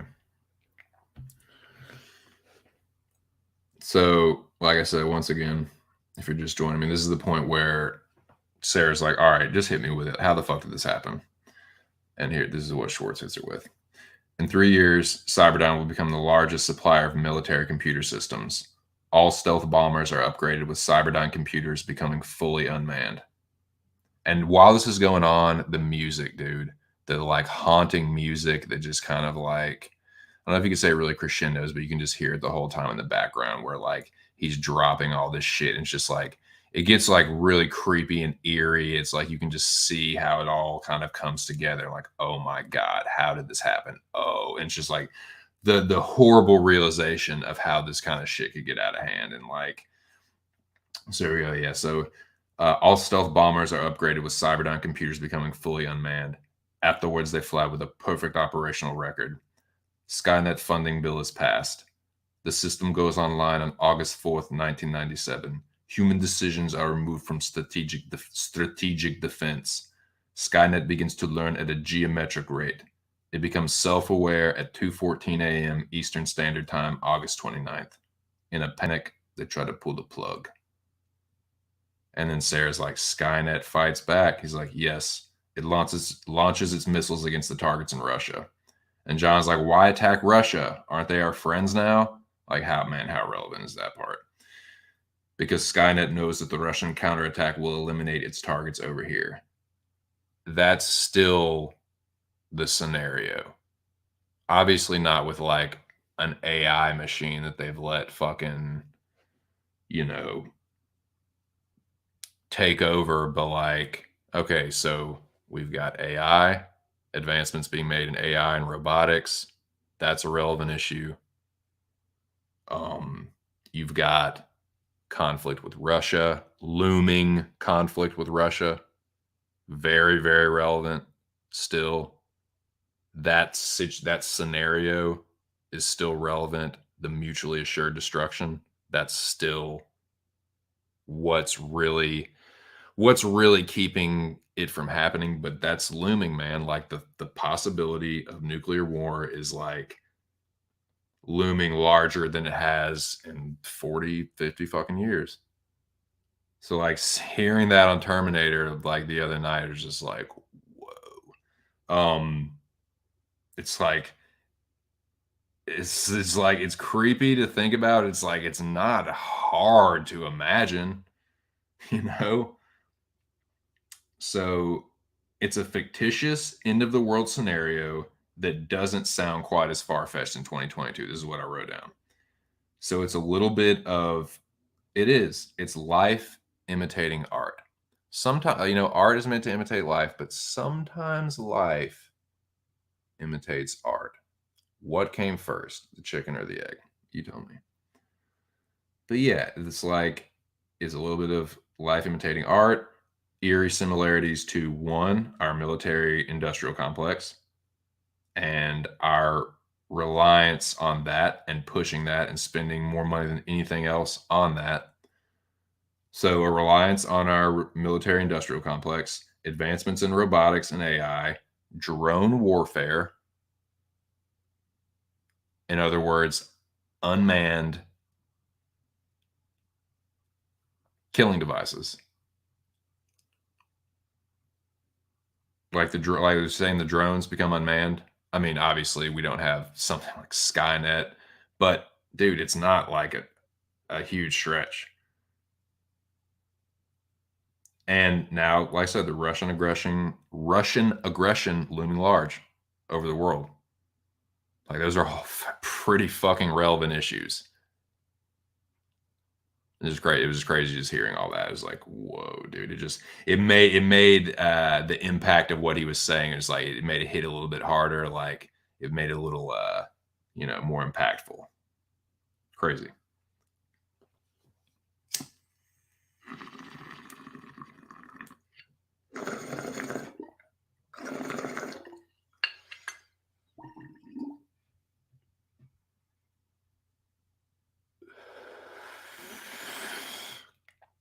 That's what I'm saying.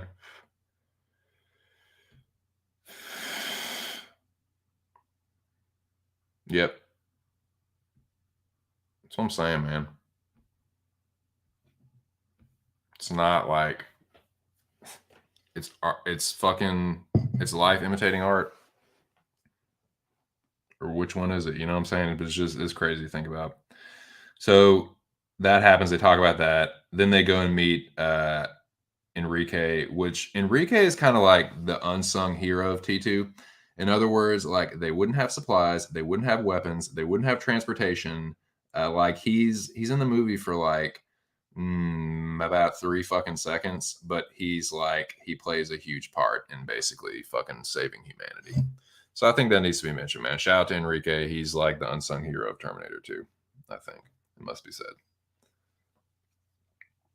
So yeah, shout out to the homie Enrique in T2.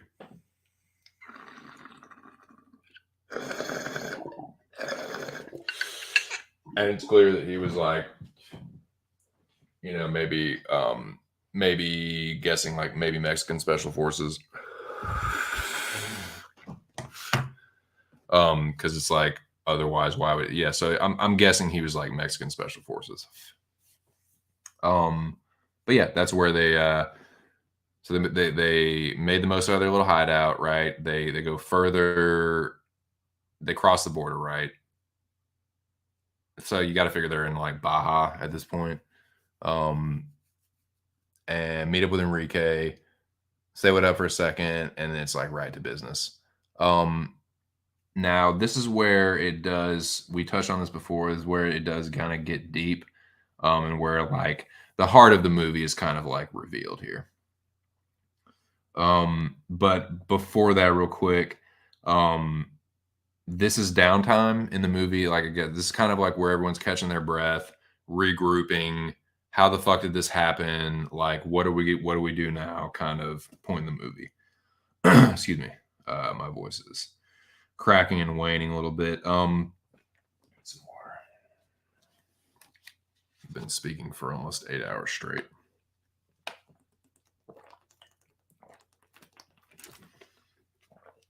Um,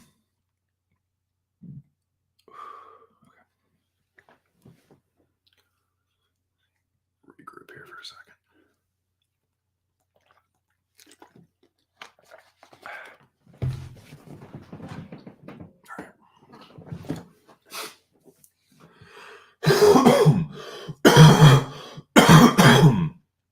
Whew. Okay. Now, where are we? Yeah, it's downtime, but this is kind of where John and the Terminator start to become closer. Um, Sarah's like, okay, you two are on weapons detail. So they go, and this is like, every fucking dude and every person that like love guns. Shout out to Miss Devil, or Guns MMA lip gloss. I'm pretty sure she voted for T2 in the poll, but yeah, they're on weapons detail, and like that part's so badass, man. They like pull up the fucking the secret like stash or whatever, like the underground bunker that has the fucking like weapons cache. And yeah, they go down there. Like, I love the fucking the wry smile that Schwartz gives him with the when he gets the minigun. John's like, "That's definitely you," and just that little, he cracks that fucking smile, and it's so fucking awesome, so hilarious, man. God, this movie's funny, man. Um, but yeah, I like when they're working on the truck. So they're doing the truck repair. This was a subtle little thing. Um, that I noticed. It's an example of we've been talking about a little bit, like the Terminator slowly starting to become human. Um, he asks please. He says please when asking, please hand me the torque wrench. And he's asking John about crying, and he doesn't understand at the time, but it's some serious foreshadowing, man. Um, and this is another like we so this is another major theme. It's similar to the one I talked about before, like what does it mean to be human? But you can see like, okay, so now the Terminator is not only obeying commands, but he's starting to learn what it is to like, okay, why are you doing this? Like, why are you crying? Like, and it's starting to learn what it means to like empathize, like what it means to be human, what it means to like relate to John, like, and I'll get a little bit deeper into that. It gets a little bit deeper than that, but that's sort of like, okay, the Terminator, you know that he's just told Sarah and John like, okay, as I interact with humans more, my artificial intelligence is designed to like learn at this rate where like I start to pick up on it. But like again, it's a cell thing. Like he instead of just like following orders, he's starting to like, okay, like I'm supposed to say please. Like if this is someone that like, I'm supposed to protect and look after, like, and someone I, quote unquote care about, then I'm supposed to like ask please. Like, he's still robotic about it and shit, which is the hilarious and like very endearing part about it. Because it's so funny and awkward, but it's also like, I don't know, that it's a very interesting little whatever subtlety. Um So yeah, then like I said, there's a part I wrote down that I'm not going to get into quite yet because it's a little bit deeper. That's for the very end of it and the final kind of realization I had about that theme in particular. But um, yeah, so they do the truck repair, right, and then he starts to play. Yeah, she might be, man, of the Ark and Dome. Yeah, for sure. um, so yeah, she out in the desert somewhere. So yeah. Then John starts playing Five Low Too Slow. Like, high five up here, Five Low Too Slow. And this is another great part of voiceover from Linda Hamilton. I mentioned that her voiceover is really, really good. But this is touches on the central theme, and it's great, like voice acting from her. This is where she's watching, right? And this is kind of her inner monologue. And this is the point. This is a significant point in the movie, man, because this is where she finally comes to trust the Terminator. The thing that was trying to kill her, like that she had affected her life more than anything else. Like she's finally realizing, okay, like I think I can fucking trust this thing. And this is what it is. And I wrote all this down. Watching John with the machine, it suddenly became so clear. The Terminator would never stop. It would never leave him. It would never hurt him, never shout at him, or get drunk and hit him, or say it was too busy to spend time with him. It would always be there, and it would die to protect him. Of all the would-be fathers who came and went over the years, this thing, this machine, was the only one who measured up. In an insane world, it was the sanest choice. So, like, she realizes, like, this thing is it, man. Like, how crazy is that? Like, he's like the best father figure that this kid could like ask for, and it's like, it's only fitting, right? As crazy as all this shit is, like, it makes sense. But that's like a really like powerful point in the movie, and like, okay, like now Sarah is like fully is on board with him being around John, because it's just kind of like snapped in place for her right there. It's a very, very powerful point in the movie. And it's a central theme, and I'll touch again on it. What I was mentioning earlier, I'll touch again on that at the end. And I kind of just touched on it there, but we'll readdress it a little bit later.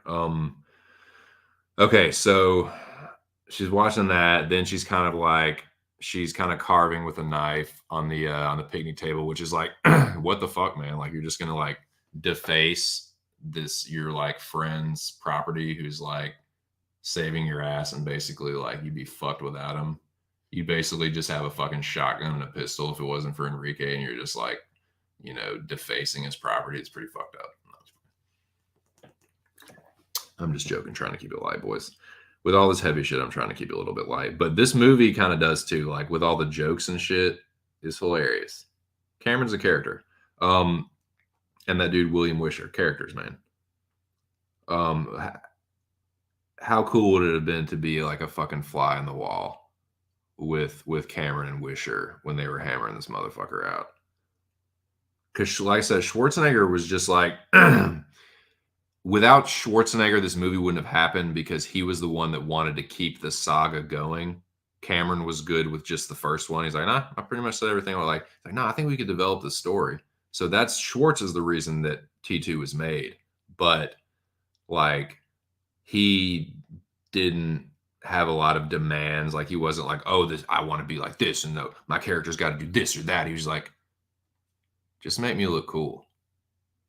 That's all he said. Like, I helped like me and you teamed up and, said, fuck that other company. And we got Coralco to like, take up the project, and like, fuck yeah. He's like, just made me look cool, dude. Thought that was pretty neat. Okay. So Sarah's like this. She dozes off and she has this fucking nightmare,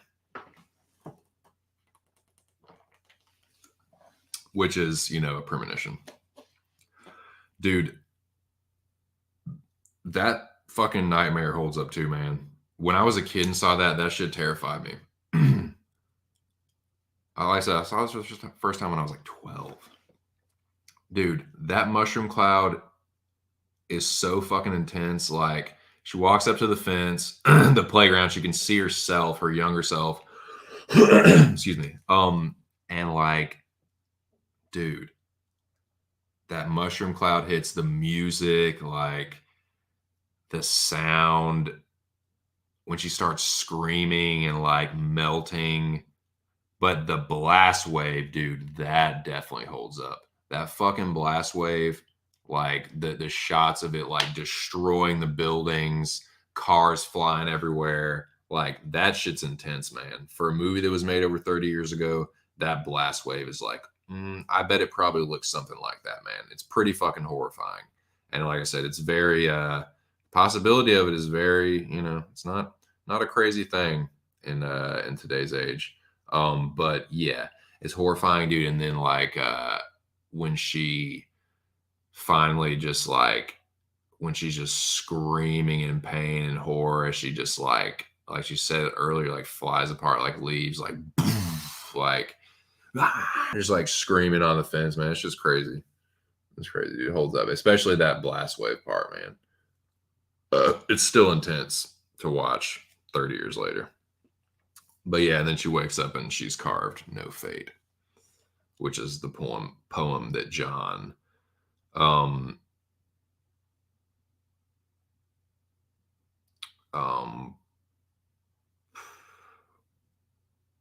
can't remember what I was gonna say. But this I'm just gonna press through. So this part is interesting, man. Now this is a part that I didn't really remember thinking much of. It was just kind of like, oh, this scene, they're just talking about what's going to happen next. But it's actually kind of an interesting debate, and it's kind of touches on, we've kind of talked about some big themes, but another kind of theme is the time travel and kind of what people have talked about as they've started to like analyze the Terminator and like talk about it. It's like there's a whole like layer of Terminator that we haven't talked about, or aspect of Terminator, and that is the causal loop, the temporal paradox, whatever you want to call it. It's all similar. I think temporal paradox is technically the umbrella, and then the causal loop is the example of the kind of temporal paradox. I think that's how it is. I think that's how it's classified. Whatever. That's not the most important thing, but it's an interesting debate. And this is another part of it that's kind of like in a movie that's like mind blowing for a lot of different reasons. This is another one. It's an interesting little debate that John and the Terminator have, because they realize basically that Sarah, she carves no fate, and then she wakes up and is like, okay, I have to kill Miles Dyson. Because she asked about him before. Like, I read that whole thing about the Terminator explaining what happened, and she's like, "Okay, who did this shit?" And he's like, "The man most directly responsible is Miles Bennett Dyson. He's a director of blah blah blah at Cyberdyne." That's what they say before as they're getting in the car. They stop and get the food or whatever. They get burgers at the stand or whatever, and then John's like, "Oh, we're not gonna make it," like people. I mean. Which that was a good line too. I think I skipped over that, but yeah, John says that he's like, "We're not going to make it, are we?" Like seeing the kids like play, shoot at each other is kind of a little interesting moment. But anyway, yeah. So she's already knows about Dyson, and it's like now she's like, okay, after having remembered what's going to happen, yeah, I think I'm going to kill this dude. But John is like, "Oh fuck, no fate." Like, oh, but Dyson, like he just realizes, oh shit, she's going to fucking kill him. Like, she's going to blow him away. So they have to he's like, "We got to stop her. Come on, we got to go now." So they get in the truck and they're driving, and this is an interesting little debate, and it's kind of crazy. So the Terminator's like, "This is tactically dangerous. Like, AKA it's risky to be somewhere where T-1000." He's like, "The T-1000 knows what I know. He has the same files on Dyson and knows all this shit that I do. So there's a good chance that like he's headed to the same place that we are. And it turns out he actually was. They were ahead of him, but not by much. So he's like, you know, this is tactically dangerous, and he's like, killing Dyson might actually prevent the war. This is I am getting to a point here. Killing Dyson might actually prevent the war. Now this is interesting, man, because this is another kind of central theme, whatever. So on one hand, it's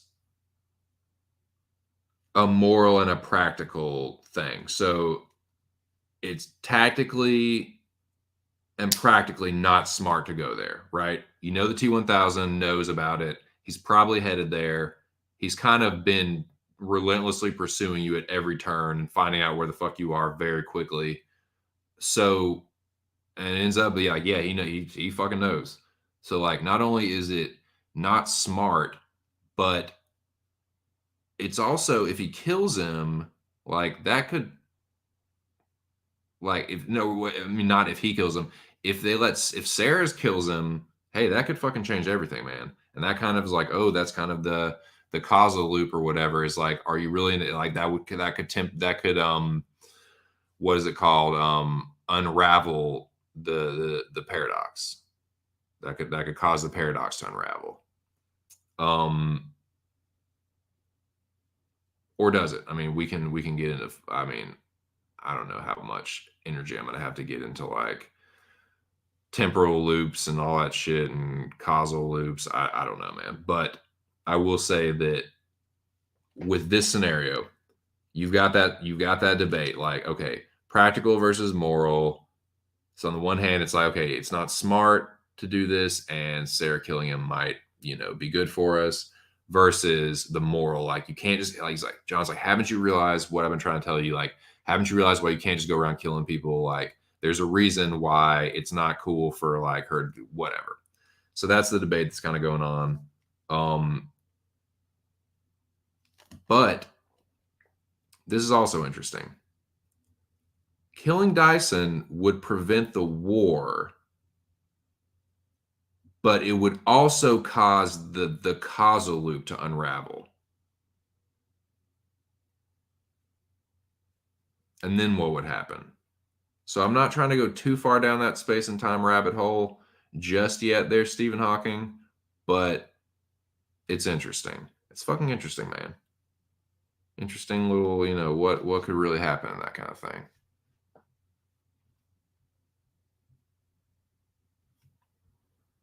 So we get to Sarah's failed assassination attempt. She gets there, and like I said, she's better with the pistol and the small arms, like the sidearms rather than the rifle. Like I wouldn't call her a sniper necessarily. Yeah, but she's very tactically capable. And very I was gonna put marksman under her things, but it's like she's a marksman with a pistol. I'd say she's definitely proficient in a marksman with a pistol. The rifle, I don't know. I mean, she probably could have fucking, if she was a sniper, she probably could have fucking smoked Dyson right then and there. But you know, I'm being a little overly critical. And my uncle was a sniper, like legit for real, and trained other snipers and set up scout sniper schools for other National Guards to train their scout snipers. So I'm a little fucking overly critical with that and biased or whatever. But yeah, dude. So you get to her failed assassination attempt. But that's the thing. So she misses him with the rifle, right? She runs out of ammo, drops the rifle. Then she gets in the house and she nails him with the pistol, right? Clips him in the shoulder as she hits a moving target, a panicking moving target as he's running away with the pistol. So that's just not like she's nice with the pistol, dude. Um, so and she's not bad with a shotgun. Well, she's okay with a shotgun. We'll get to that. Now, yeah, so she hits Dyson. The kid, Danny, I think is the kid's name, runs out, jumps in the way, like, don't kill my dad. The mom is freaking out. They're all like, he's like, who the fuck are you? What's going on? Blah, blah, blah. She can't bring herself to do it, man. Just when Schwartz and John show up, and you basically like, this is a good kind of moment in Sarah's like character's story arc or whatever, character development story arc, whatever. It's pretty significant because up until this point, like, you've seen that Sarah is a completely different person from the first movie. She's turned into this like ruthless, badass, like mercenary chick, like about to smoke this dude. But this is the moment where it shows you that she's still human. She's not some cold-blooded assassin like T-1000. And when John gets there, she just kind of breaks down and is like, I love you. I can't remember exactly what she says, but it kind of just shows you at the end of the day, like, she's not a fucking Terminator, man. She's just a mother that loves her son and wants to protect him at the end. Like, you know what I mean? When the rubber meets the road, that's what is motivating Sarah. So I thought that's a good, like, okay, Sarah isn't all the way gone. Like, she still just really just loves John and wants, at the end of the day, just wants him to live. But anyway, I thought that was interesting. That's a very important, like, kind of watershed moment for Sarah Connor's character at that point. So, they're there, and he's like,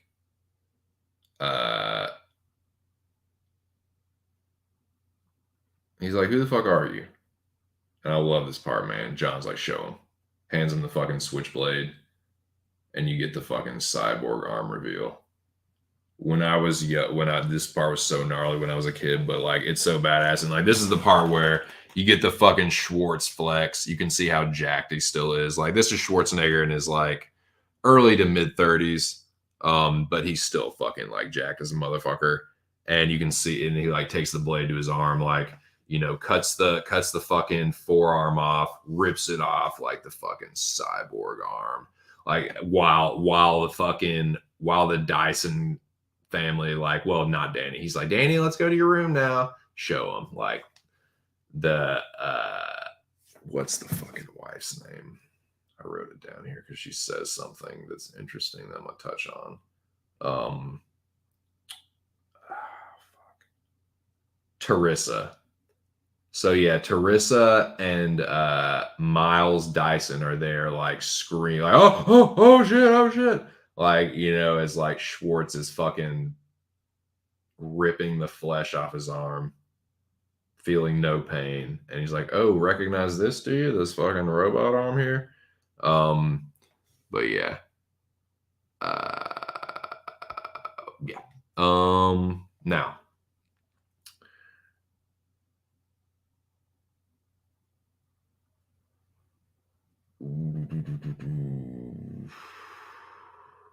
Okay.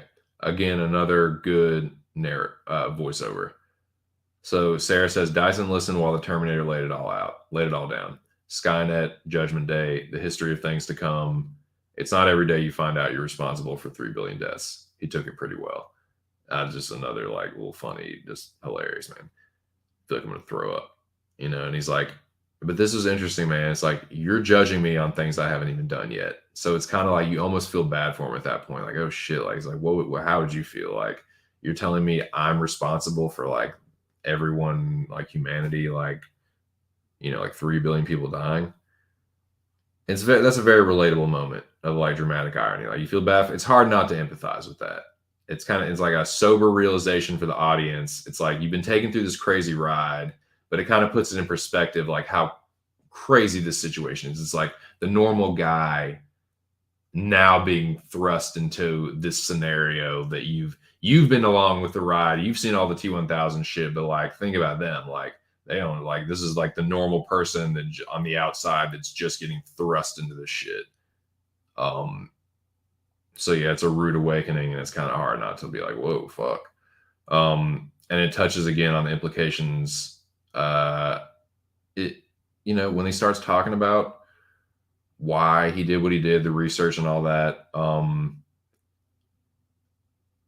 I'm gonna get this in a second. So it's touching.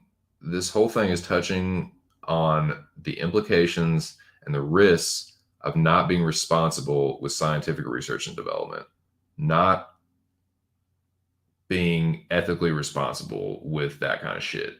It's like, yeah, science, it just kind of happens, but it's like I don't know, man. It's that's another like rabbit hole you can go down, but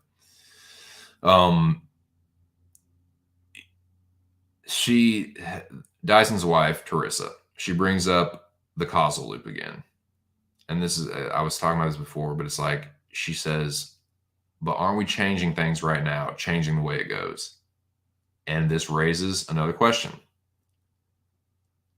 And this is something that, like, it's interesting with the whole saga of the Terminator. It's a question that I think I'd like to ask you guys. This is like, aren't we changing things right now, changing the way it goes, like changing the way that history is being written, right?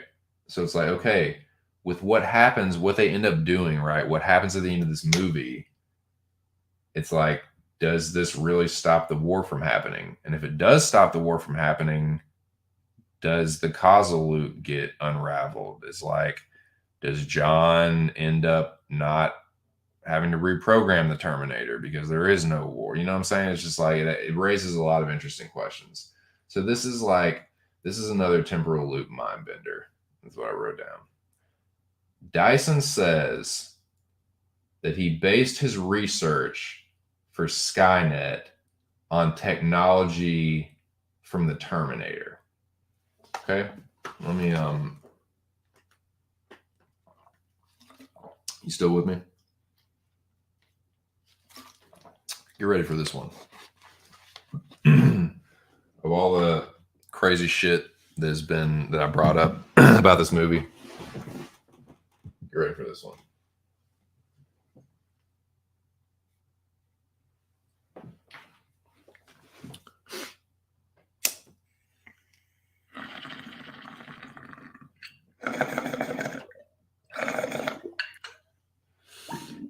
So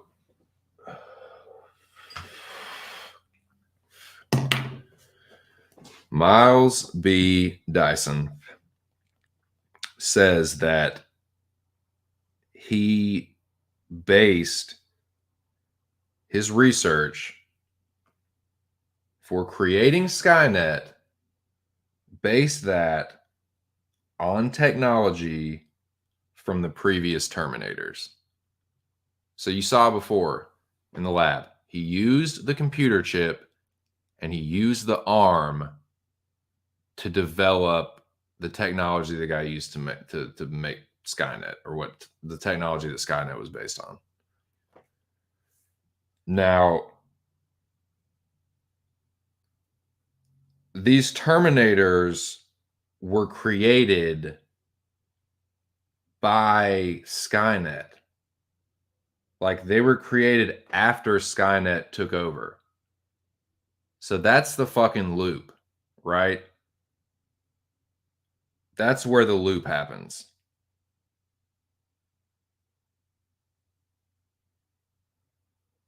He created something that already existed, that through the loop he was able to get the technology for, to create something that already existed. So it's just like over, it loops over and over and over and over and over. You know what I'm saying? Does that how's that bake your noodle? So it's just like mind blown. So once again, I'll repeat that. Dyson, the guy that was responsible, the man most directly responsible is Miles Bennett Dyson. He based his research for Skynet on technology from Terminators that were created after Skynet took over.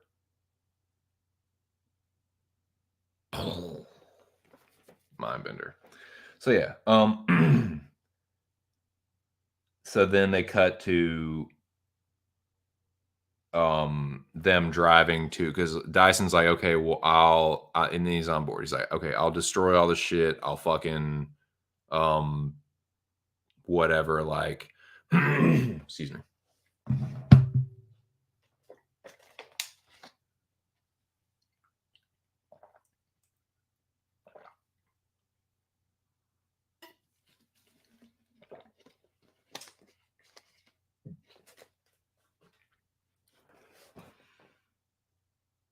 He tells them like, okay, I'll destroy my research, I'll quit Cyberdyne.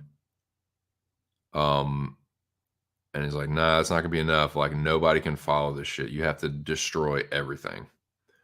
So they basically have to go to Cyberdyne, and this is kind of where the last real action set piece starts, and it goes through basically to the end of the movie. But this is kind of where it starts.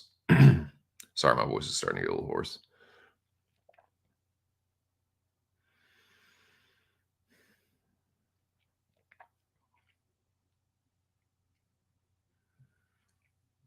So Sarah says this as they're driving along. It's a cool shot. Like, as they're, it's a shot of the POV from the headlights of the car as they're kind of like driving towards Cyberdyne. The future, always so clear to me, had become like a black highway at night. We were in uncharted territory, making up history as we went along. They're like fucking like time warriors, dude. It's a really cool, like, it's like, man, this movie is insane, dude.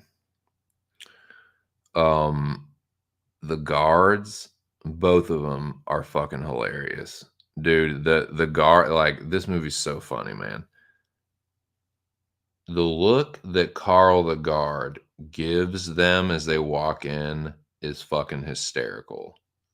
Like, he gives them the biggest fucking side eye when Dyson's trying to bullshit him about, like, oh yeah, these are friends from such, and he's just like looking at him. He's like, what the fuck are you talking? Like, what the fuck? He's like, Mr. Dyson, you know the rules. Like, this is not like, and then they fucking obviously just, whip out their fucking guns on him.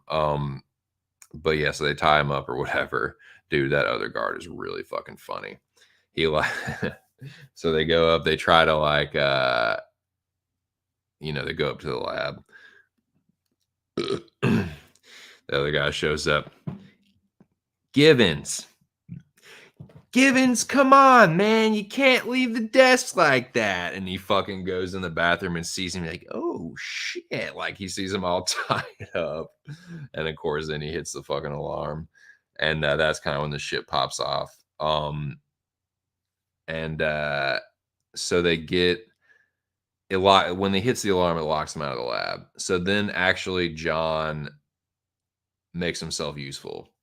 And John, the fucking like hacker, comes into play. So it's like the easy money thing again. So he uses the thing to get the pin for the lab key, to open that little box and get the lab key.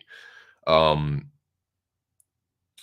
this is hilarious, dude. And Schwartz, like, he gets all fucking impatient. He's like, let me try mine. And he just fucking like grenade launches the door open. He does not fuck around with that grenade launcher, dude. But basically all hell breaks loose. And he's like, you know what, fuck it. We're just gonna get buck wild on this. So he blasts the door open with the grenade launcher, sets off the the fire, or the halon system they call it, and yeah, they grabs the mask for him, the gas mask. But that's a nice touch, man. The sound of them like breathing through the mask, it adds a nice little bit of intensity. So of course, T1000 hot on the trail. He uh when you see him, so we haven't seen T1000 um since the hospital. So what happens, you see it, and I skipped over this, but you see him at the end, like when all the cops descend on the aftermath of the hospital rescue.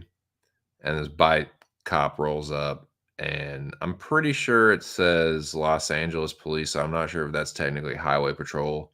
I think Lit Pix would know better than me, but um, uh, he yeah, what? So the bike cop rolls up, and he's like, "Hey, that's a nice bike.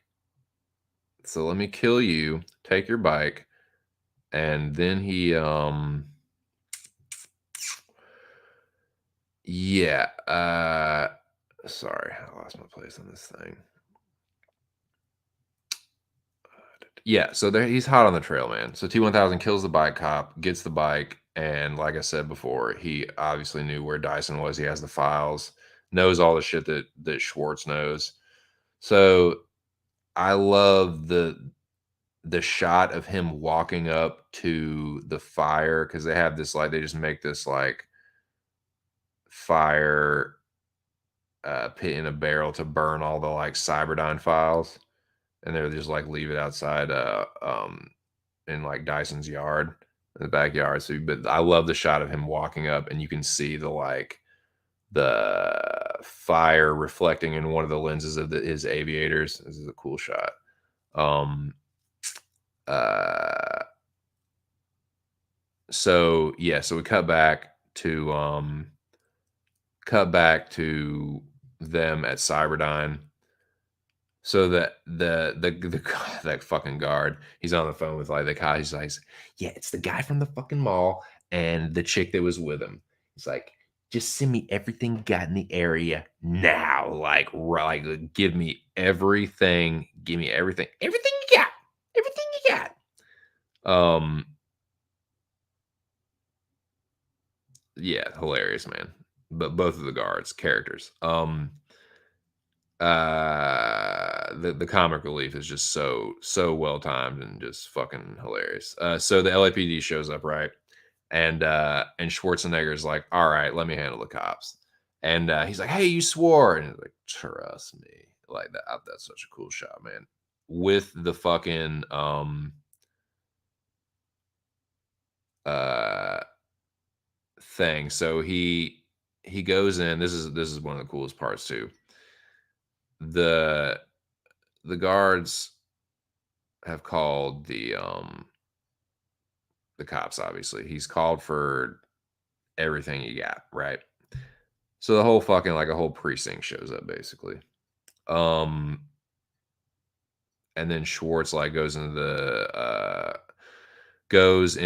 the like main office area, like kicks a fucking desk through a window, and he lights up like 20 squad cars with that fucking minigun. And then when the minigun runs out, he goes to work with that grenade launcher. It's so badass. Still following John's orders and directives to like not kill anyone, but he's like, "I'm gonna disable all these fucking vehicles." Just so bad. The shots of him standing there with his already imposing figure and just like lighting shit up with the fucking minigun and the grenade launcher is so fucking cool, man. Um, but the walls are closing in. They send the SWAT team in, and they get to Dyson and Sarah. They shoot Dyson and trap Sarah in the clean room. And John's like, "There's no way out." It's so awesome. And Terminator's like, "Yeah, we'll fucking see about that." He busts through the wall and grabs Sarah, and then like blows another door open with it's so bad. It's just like one badass thing after another, dude. in a movie where all this badass shit's happened. So he busts through the wall, grabs Sarah, like rescues Sarah, and then just fucking grenade launches another door open. But they're up against it, dude. Like the whole SWAT teams come in. It's like it's crazy. Like it's back and forth. Like the SWAT team, like the cops show up. Schwartz takes them out. They fucking they get to Sarah, but it's like nah, like the Terminator can just like keep evening the score and like keep their head just above water, right? Um, so then we get to like Dyson's last good deed. He's all fucking shot up. Um, but he's telling like the SWAT team rolls in and he's like, dude, I don't know how much longer I can hold this. And eventually he gives out his hand gives out and he like hits the dead man. Like that's a cool one too. Is he's like as he's taking his like last breath, like click, boom, like hits the dead man switch, blows up the lab. So he kills him, but that is his last good deed. Like he did his part to stop Skynet, and he kind of redeems himself from the shit that he did. Like so, that's he did his part to help the cause and the fucking resistance or whatever. Now it's he took out the squadron of cars. Now it's Terminator versus SWAT time. Um, it's so badass because you still see that the Terminator's so relenting, like relentless.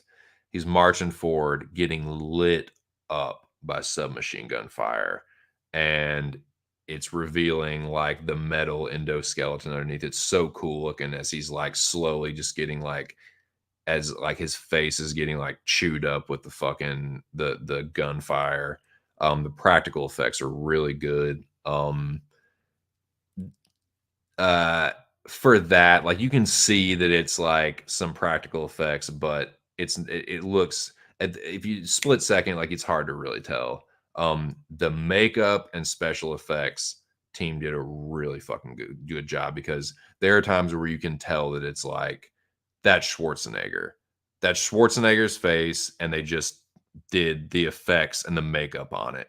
And that shit holds up good, dude. That some of the shots are kind of like it's better than the first one, but it's similar to the first Terminator where like when he's in the bathroom of the shitty seedy motel and he's like carving his like eye out, you know what I'm saying? You know what part I'm talking about. Before he puts the shades on, it kind of looks similar to that when they start to light his face up, but then there's when it's kind of like stops when they reload, it's like okay, that's Schwarzenegger, and the special effects and shit look really fucking good on his face. It's like oh, because you can see the like the machine underneath or whatever. It's really awesome looking. So yeah, then he proceeds to just kneecap and smoke bomb the entire fucking SWAT team, jacks their fucking van, drives back into the thing, like rescues John and Sarah. Um, 6 people in the building. Bo Jackson, scoot. Howdy. Yes, sir. Kombucha. That's tight, dude. With a few of my black lady friends. Ladies, how we doing? Morning. Morning, ladies. How the hell are you? Weed pens of the fuck. Oh man, like yeah, dude. That for convenience, for work, on the go, always recommend the pen. Yep, yep. Bo's greeting, man. Bo knows Mecca. That's a champ there. It's a former Mecca champ. Yeah, man. I'm rocking and rolling, Bo. Getting towards the end of the Terminator breakdown. If you like Terminator 2, if you like thinking about Terminator 2 and talking about Terminator 2, let me know what you think, man. Okay, so where are we? Where are we? Okay. Yeah, dude. T1000, let me your boy T1000. All right, hold on, where are we at? Your boy T1000 is fucking wild at Cyberdyne. Your boy T1000 is fucking wild and out at Cyberdyne. This is what T1000 does when he gets to Cyberdyne. In a matter of like 20 seconds max, this motherfucker gets to Cyberdyne, drives his bike into the building, immediately drives the bike up the stairs, and jumps it out of a third floor window into a fucking helicopter in like seconds. All this shit has happened. Like Schwarzenegger and like Sarah and John have gone through this fucking like ordeal. The whole fucking squadron of cops, the fucking like the SWAT team, like having to one hurdle after the next. T1000 just shows up, womp womp, like motorcycle up the stairs, womp out the window into the helicopter. Like dude, your boy's wild in Cyberdyne. Like he just wasting no time. It's hilarious. Like he gets in the helicopter, like get out. That part's cool though. When he like jumps onto the fucking the feet of the helicopter and then is like, liquid metals through the fucking window. That's just tight. And he's like, get out. But that was one thing where it's kind of like, it's a move. Like, why didn't he just kill that dude? Like, why didn't he just fucking blade him? I don't know. But yeah, he makes him jump out. Hilarious. Yeah, T1000 wild and a fucking Cyberdyne, dude. But yeah, where are we at?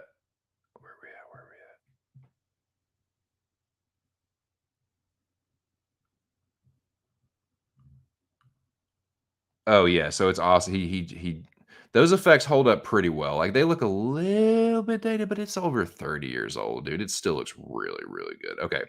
So this part's badass, man. The helicopter chase. And this is another one where it's like, yeah, they had a lot of stuntmen and shit, but like that shit was real. Like they really had a helicopter flying behind that van. It really flew over the bridge. That's a great shot, man. Like the shot from behind the helicopter, it flies over the bridge. Like it's a real shot and it just helps the shit feel more realistic when you're watching it. Okay, now he's T1000's flying behind, and Sarah gets shot in the leg. Now this actually ends up proving pretty problematic in the steel factory. It slows her down, and yeah, so she gets hit in the leg. But this is, dude, uh, this part is really fucking sweet. So Schwartz is driving the van. John's in the back. She's like, "Stay down, John." She has the fucking, she's put the bulletproof vest. Pretty smart. She puts the window gets shot out, but she sticks the bulletproof vest up in the gap, it's very slick butthole. Sorry, man, my voice keeps going hoarse.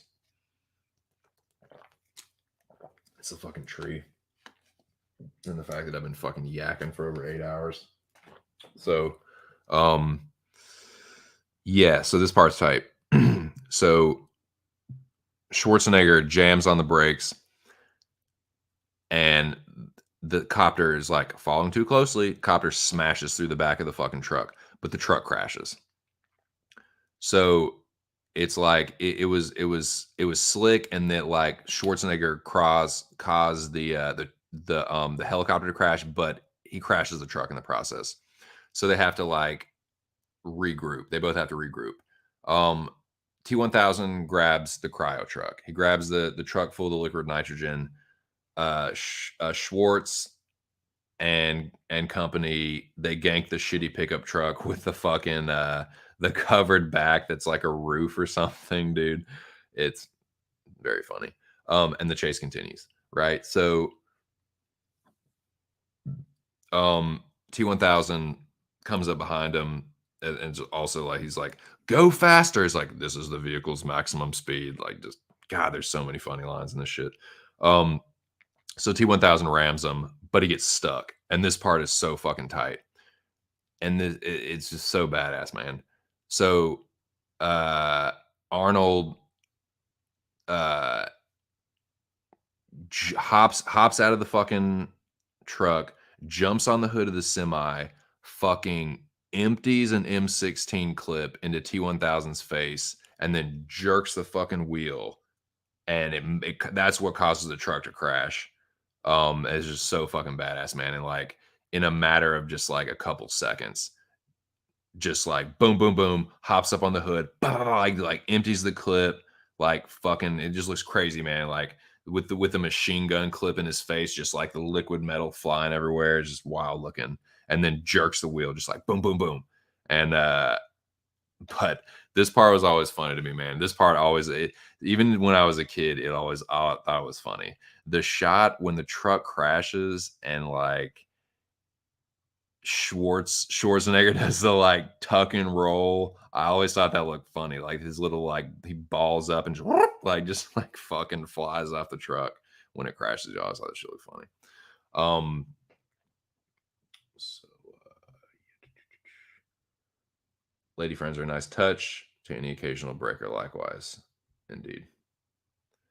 T1000 special effects were ahead of his time. They were groundbreaking, and, I was saying earlier, Jesus, that they fucking the whole time they were writing the script and trying to put it all together, that Cameron was consulting with Industrial Light and Magic, like George Lucas's whatever, and Spielberg's thing that they use a lot.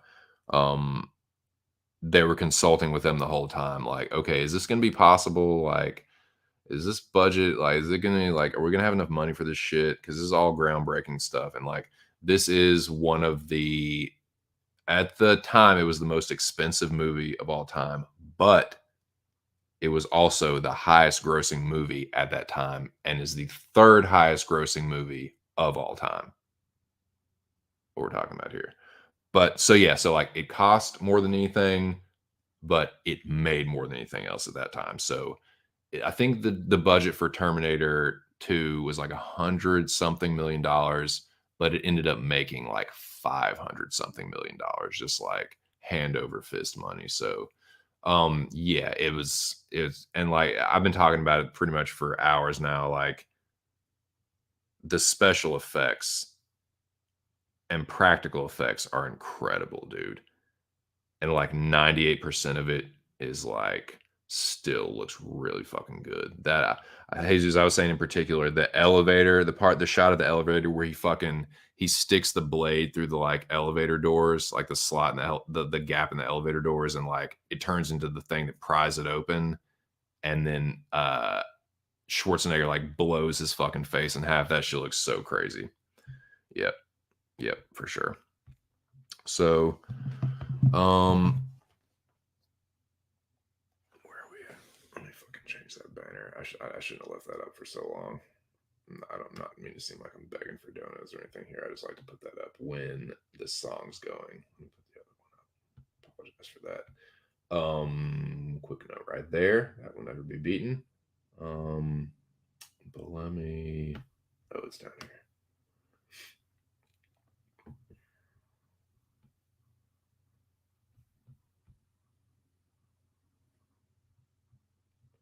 Okay. Back to business. All right. Okay.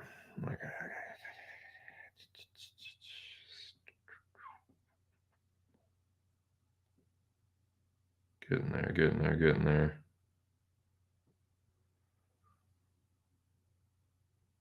Okay, so now we've pretty much got to the finale.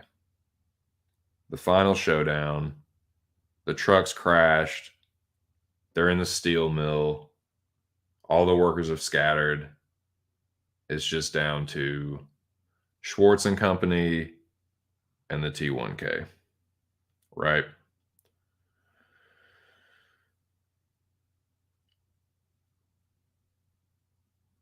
So he's crashed the cryo truck, and the liquid nitrogen's just fucking spewing everywhere. The shot of T1000 walking through the liquid nitrogen, freezing and then slowly breaking apart is so crazy looking. Like it sounds so crazy. Like when he looks at his like arm that's like broken in half, like looking at it with that like, that like surprised look. It's like, whoa, even T1000 surprised at that. Like that's how crazy that shit is. Um, and then of course this is where you get the hasta la vista baby. And Jesus, I was saying, like that's like what Cameron and that other dude used to say to each other, like when they would in their phone conversations, whatever, they'd be like, "All right, hasta la vista, baby," like, till I see you next time.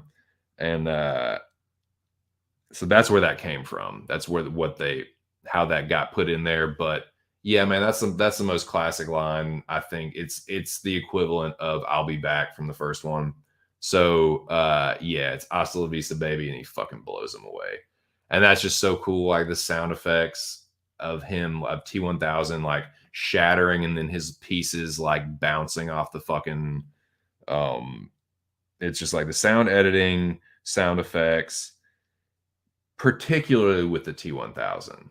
Particularly. Like there's in a movie with a lot of crazy moments and sound effects and shit, like, and I've talked about it at this point almost ad nauseum, but um that kill with the fucking the blade. I mean the when he kills the fucking foster father with a milk carton or through the milk carton, that part's awesome. Like them shooting at the sound of like the bullet holes like plopping into him, like that shit sounds gnarly. But yeah. So the sound of the gunshot hitting the impact, him shattering to pieces, bouncing off the ground, like it's just crazy. Um, but as he's in the steel mill, he's next to the molten steel. It starts to melt and reform. So it's another good race against the clock tension build. That I've been saying this for hours now that Cameron is really fucking good at tension building. He's one of the masters of suspense, I would say. Master of suspense, master of yeah, tension building. Spielberg's another good one, but Cameron's up there too. Here's another thing. Terminator 2 has really, really fucking good pacing. Like, it's almost 2.5 hours long, but it really doesn't feel like it. Like, the movie just rollicks the fuck along. It's one badass scene after another. Like, by the time you have time to react to, like, what just happened, another thing has happened. So, it really goes along at a pace that doesn't really seem like it's 2.5 hours. Okay.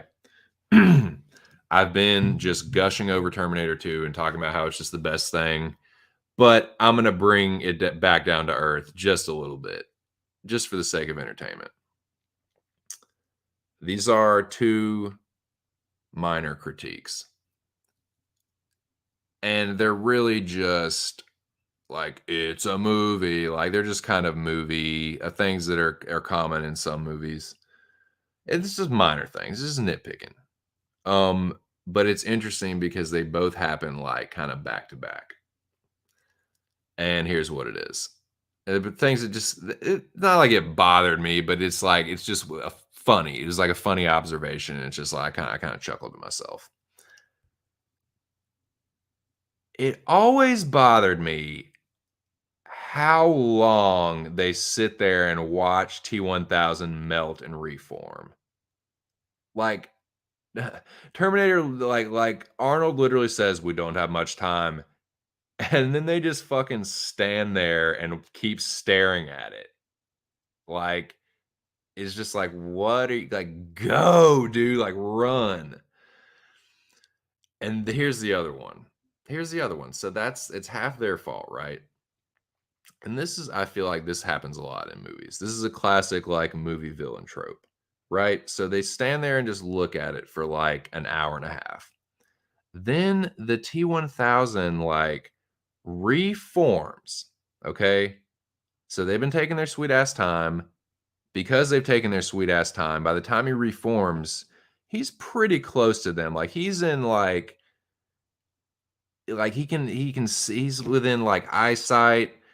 They're like less than 100 yards away from him. And they're fucking hobbling away. Like Sarah's all shot up. They're both helping her. They're like a unit at this point, which is tight.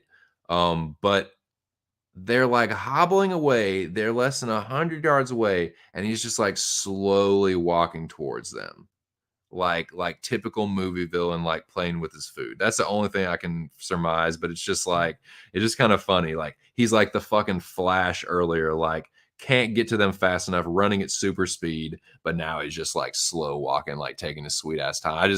I thought it was funny, man. I just thought it was a funny little thing. Like, what are you doing, man? Like, it's like Scott Evil. Like, what are you doing? Like, I got a gun in there. Like, I'll go in there. I'll shoot him right now. Like, I'll just like, dude, run up there.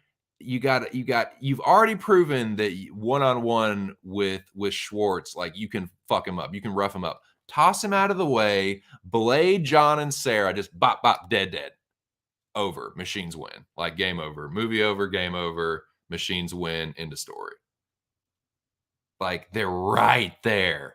You're fast as lightning. They're all fucking fucked up and shot up. Like, just end it right. I always thought that was funny though.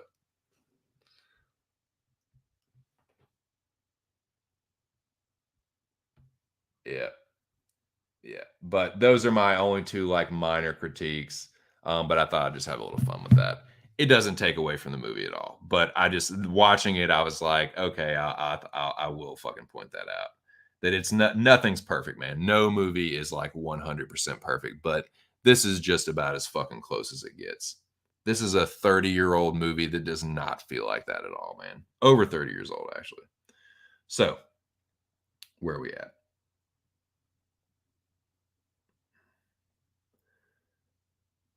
Here we go, man. The final act. So, this is the final fight, too. So, the T-1000, they finally break up. Like, they finally, like, split up. So, he's like, go, like, take John, take Sarah, whatever, and just get the fuck out of here. I'll hold him off. So, Schwarzenegger goes back to like tussle with the T-1000 and they get into it. It's like their final fight.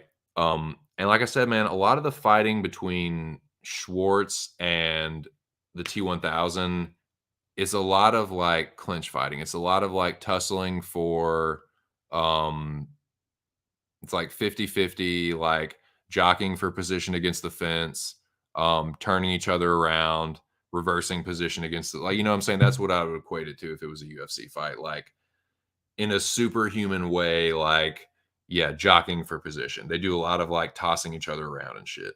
But it's a nice little final battle. So I'll kind of give you the play by play. So um T-1000 disarm, like Schwarzenegger has the grenade launcher, so he disarms him. Um they clinch up. So Schwarzenegger gets a nice like headbutt in, like a super powerful like fucking T-800 headbutt, and they kind of jockey for position. They're reversing the over under, like T-800 bounces his fucking head off a breaker box. And I love the shot when he throws him against the wall and then he kind of just like flips around, like liquid metals around face first. That shit's pretty tight. Um, Arnold fucking punches a hole through his head and it kind of turns into his arms. So like he like liquid metals into that, like the hole in his head is now his arms, grabs Arnold's arm. He gets a wrist lock on him and he uses that to like toss him around and eventually throws his arm into a fucking big cog, right? A big fucking gear, and kind of traps him there. And he uses that to like, okay, I got you trapped in place. Now I'm gonna go fucking take care of John. I'm gonna go fucking. I've been playing with my food. Now let me fucking eat it, kind of deal. So there's a nice little tussle between them. Um, yes, indeed, man. Shout out to all the bros. 3-6 in the morning, police kicking my door, slicked on my lugs, quickly thugged out the back door. Pop, pop, pop. That's a motherfucking 3-6 Mafia tape. Crunk out the ball. I can hear the birds chirping, man. Fresh cut grass, birds chirping. Oh, you really like this golf shit? Okay. Okay, where are we? Where are we? So yes.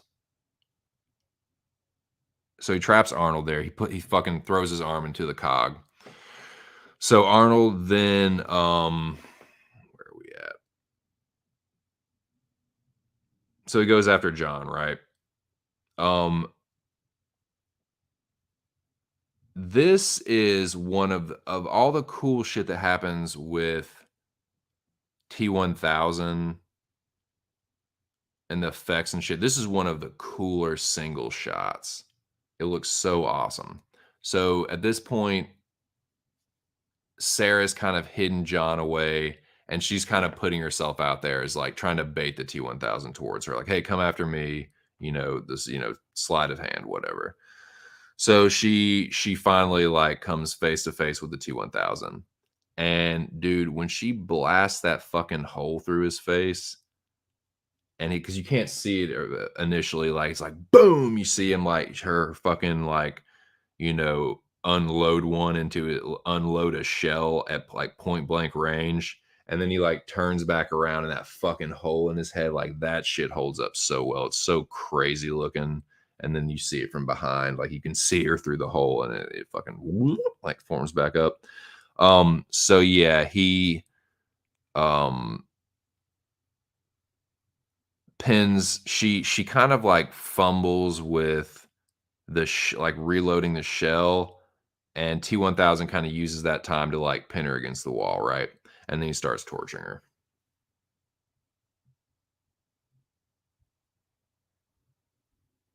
Yes, indeed.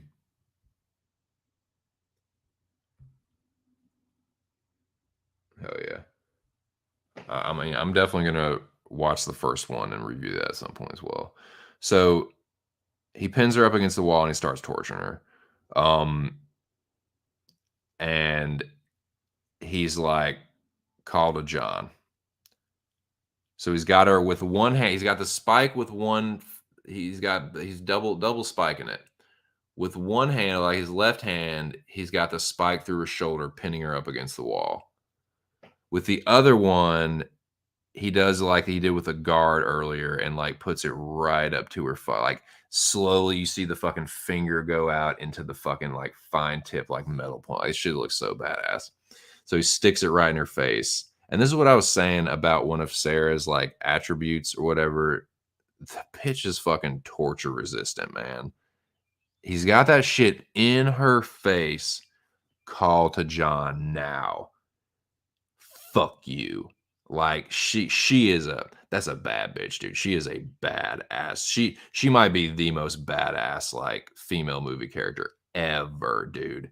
This fucking terrifying like cutting edge killing machine has got her pinned to the wall literally with his fucking like weapon of choice in her fucking face.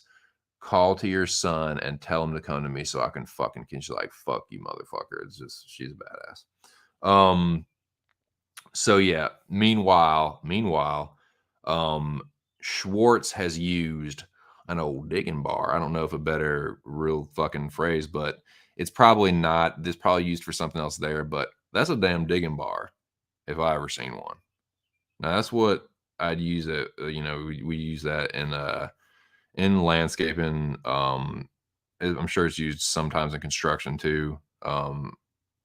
With like when they're trying to get, I don't know, some smaller construction stuff maybe. Anyway, uh that's a damn digging bar. I use a digging bar to like pry when you're digging a hole. Like it's usually comes into play when you're digging a hole for a big fucking tree.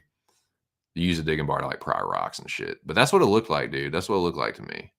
It had more like it was more like beveled or whatever they call that. But that's what it looked like. That's I can't think of anything else to describe it as. I don't know what the technical thing, but it just looked like a damn digging bar. It looked like a steel digging bar. So Schwartz uses the digging bar to pry himself out of the um cog or gear or whatever the fuck.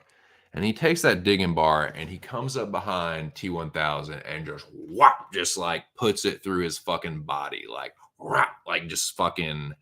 It is so cool looking, like splits him in half basically from his like shoulder down. Like, have you ever seen Rob Roy when he fucking kills Tim Roth and like cuts? That's the that kind of cut that he does, but he does it from behind and it like splits him in half almost. And but of course it's T1000. But that gives him time for Sarah to escape. So he comes up, saves Sarah, and where am I at?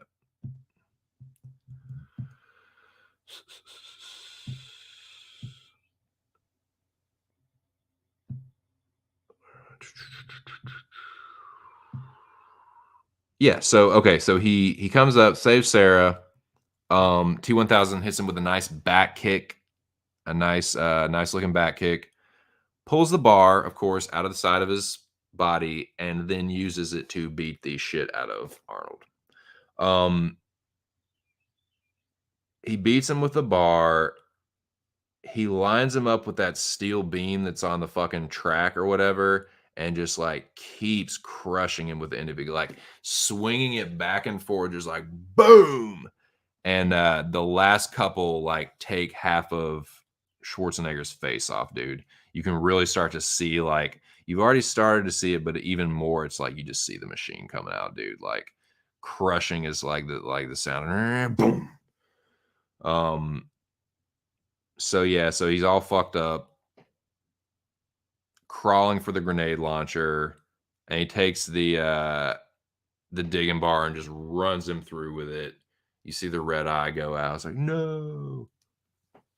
Right. Um, so um, then T1000 tries to get sneaky. Yes, sir. What's up, Artem? Side dude. 8 hours strong, man. The goal is 12. The goal is 12. So, um, so he's taken Schwartz out, or so it would seem. Then he gets fucking sneaky, man. So, like I said before, they make it seem like he copied Sarah when he was torturing her up against the fucking like power grid or whatever, but he really copied her in the elevator in the hospital scene. He copied her like when he was like stabbing that blade through the top of the elevator and he gets her in the shoulder. That's where he got the copy of Sarah. Um but anyway, so yeah, and he's copied her and like but that's so cool when you see like trying to get John, like John, like come here, like trying to lure him in, and then you see the real Sarah come up behind. Now, like the first time you see it, you kind of like, oh fuck, like the split second, like which one's real? Oh shit, like you kind of just like if for it's a good nice little like moment of irony and like for the audience to like, oh fuck, like which one of these is real? Like kind of like thinking like, and then you see the gun, it's like okay, that's like T1000 wouldn't have a gun, you know what I'm saying? He's just gonna kill you with his blades or whatever. Because like Schwartz said, like guns and bombs have chemicals moving parts. He doesn't work like that. It can form solid metal shapes, knives and stabbing weapons. So what was I gonna say? Um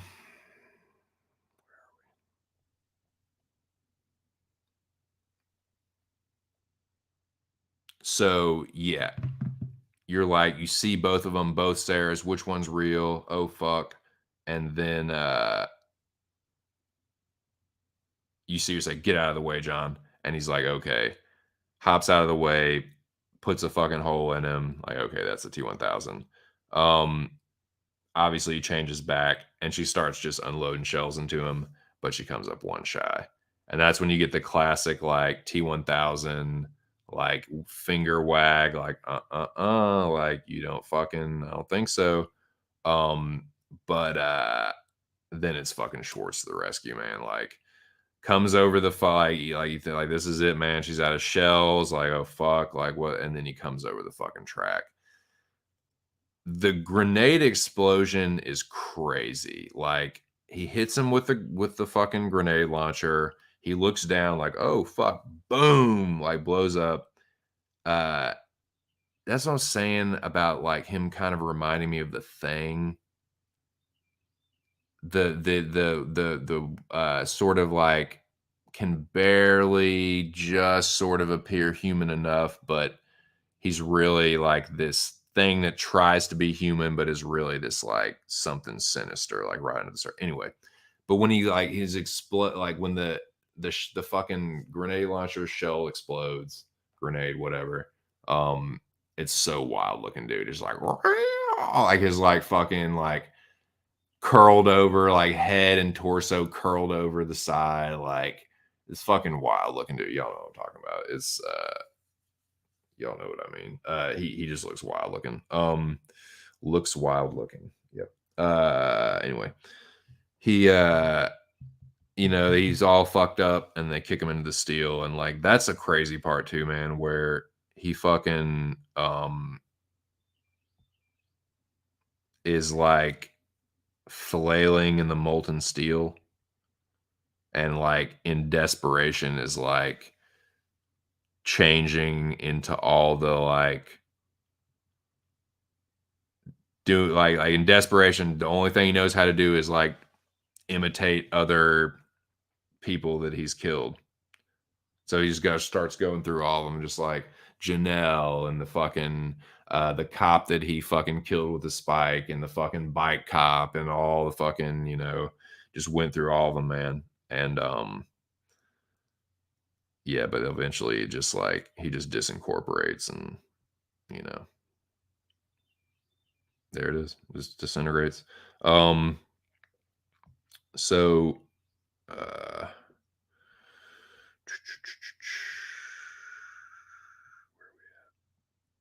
so the T-1000 has been defeated, right? Um, and you see like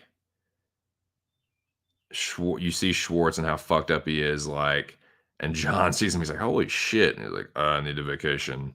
Like, is it dead? Terminated. And then you finally get to like the sad part where the Terminator says his goodbye, and he's like, "There's one more chip, and it must be destroyed too." So this is kind of where you circle back around to one of the central themes of the movie, and that's the question: what does it mean to be human? What is the human experience? Like, what does that actually mean? How do you quantify that? And also, like what I was talking about before about um the Terminator learning to empathize through John, and it kind of connects here at the crux. Like, the part that I was like saving for this is like he learns to empathize through John through seeing that he's like a father figure to John. Like, he's like, I understand now why you cry. You're upset because of what I mean to you. You look at me, you look up to me, and I can see that me now leaving you is just like crushing you. And that's like how it comes like full circle. Like, okay, he learned to be human through being like this father, this surrogate like father figure for John, and like seeing the impact that he had when he had to like fucking, kill him. Well, he couldn't kill himself, but when he had to fucking die, it's like, okay, he realized now, like, okay, I know why now why you cry. I know why you're upset. I know, like, I've had a little bit of the human experience with like, you know, protecting you. So, of course, you know what happens. He can't kill himself. He has Sarah lower him into the steel. And then, like, again, a nice little touch, the thumbs up at the end, man. It's like he remembered uh that, and that's when he did that. I didn't say that before, but like he learned the thumbs up when they were like fucking around at Enrique's. Like when they were like when he was playing five low, too slow, he was showing him the thumbs up, and he remembered that, and he's like, okay, you know what I'm saying? So that's kind of like the Terminator learned to be more human, learned what that meant, learn the, you know what I'm saying. So to kind of wrap it all up, I've been mentioning how Sarah's or Linda Hamilton's voice narration is kind of underrated, especially in this movie. Like, I mean, I don't know. Other than the two Terminators, I don't know of any other movies that she does that in, or really many movies that she's been in anyway. But um, she, I'm gonna wrap it up with this. Um, yeah, so he apologizes to John. That's okay. That's another like moment where it's like, okay, he knows. He's like, I'm sorry, John. I'm sorry. Like, I know this is hard for you, but I have to do it. Like, he knows how to show empathy now. Like, I'm sorry that I know that this hurts you. I know now why you're upset. I get it, but it's like I just have to do this, man. I know now why you cry, but it's something I can never do. He's like, it's not what I can't do that, but I understand now, man. I get it. He shakes Sarah's hand, like, you know, they buried the hatchet. Someone that was trying to kill her, that she, you know, like, she now goes to see that as like, you know, the one who's been better for John than anybody and can trust him or whatever. The only other person she can trust, basically, besides her and her fucking son. And gives John the final thumbs up, sinks beneath the steel. And then Sarah closes with like again, goes back to the car, like, going along, the unknown future rolls towards us. I face it for the first time with a sense of hope. Because if a machine, a Terminator, can learn the value of human life, maybe we can too. And there it is.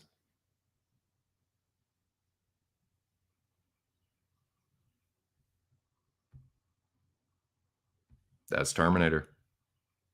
Terminator 2. So yeah, that was an exhaustive effort. Took hours and hours and hours and hours and hours of film study. I probably don't need to watch Terminator 2 for the rest of my life now, but I probably will in like another year or something, but probably don't need to for another year or two. But yeah, man, Terminator 2 is one of my favorite movies. It's got to be top 3. Objectively one of the best movies. Probably one of, if not the best action movie of all time. One of the best sci-fi movies of all time. It's got crazy, heavy, heady themes, and it's just a badass action movie at the same time. Like, influential, groundbreaking as far as special effects, groundbreaking as far as like that. I think just badass. It just set the bar for being badass in an action movie. Like, Schwarzenegger has never looked cooler. He's never been more badass. Like, it's just so iconic, man. Like, scene after scene after scene after scene is just killer, dude. So yeah, man, I just wanted to share with you my thoughts on that, and give you my 2 cents on one of my favorite movies. I've never really done that with any other movie to that extent.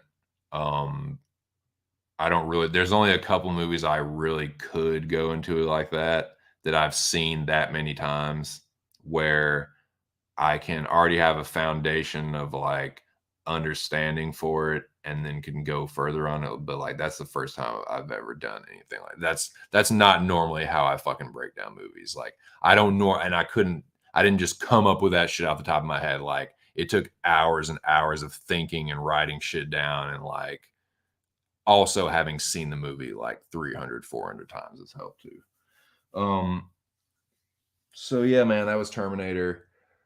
We're coming up on 9 hours. I gotta piss again, man. And then we're just gonna keep rocking and rolling, dude.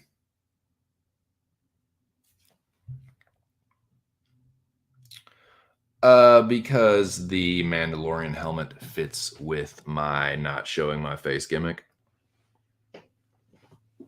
And I like Star Wars a lot. That's the only reason. Or that's the main reason, yeah. You like that old master's thesis, dude? My fucking master's thesis on Terminator 2. Oh man, yeah, it was. I mean, it was worth it, dude. It was worth it to dive into that. Like, It's and even so, I'll still like watch Terminator 2 again before too long. Like it's a movie that doesn't get old. It's like Die Hard, it's like Predator, it's like a lot of these classic movies, man. They don't fucking get old. It doesn't matter how many times you've seen them. And it god damn does that movie hold up, dude. The T1000 shit is unbelievable. Like I was really, really impressed by how little of that looked dated. Robert Patrick is so fucking intense and terrifying, dude. Like did it like I said, a lot of acting with his face. I mean, it's there. I'm never gonna take this one down, but yes, indeed. I mean, naturally, like it's so fucking cool. And I was saying, Artem, like he's so precise with it, dude. That's an important distinction between a nice little contrast between him and T1000. T1000 is like this creature, right? This like mutating like creature. Schwarzenegger's the robot, dude. He's the fucking machine, like the deadly precision. Like, dude, he hits the shotgun shell, he hits the fucking fence or the lock on the fence in perfect time to like a fucking split second before he goes through it. It's like boom, hit like boom, goes through the fence, like fucking whips it around. Oh, dude, that one-handed shotgun reload is so badass. Yes, that's the one. Um, yeah,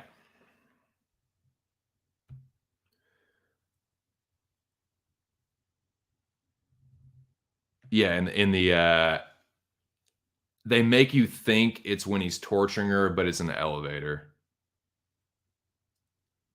Yeah, he gets her in the elevator. And they do that. It's a good job of like making you forget about that, but that's when he copies her.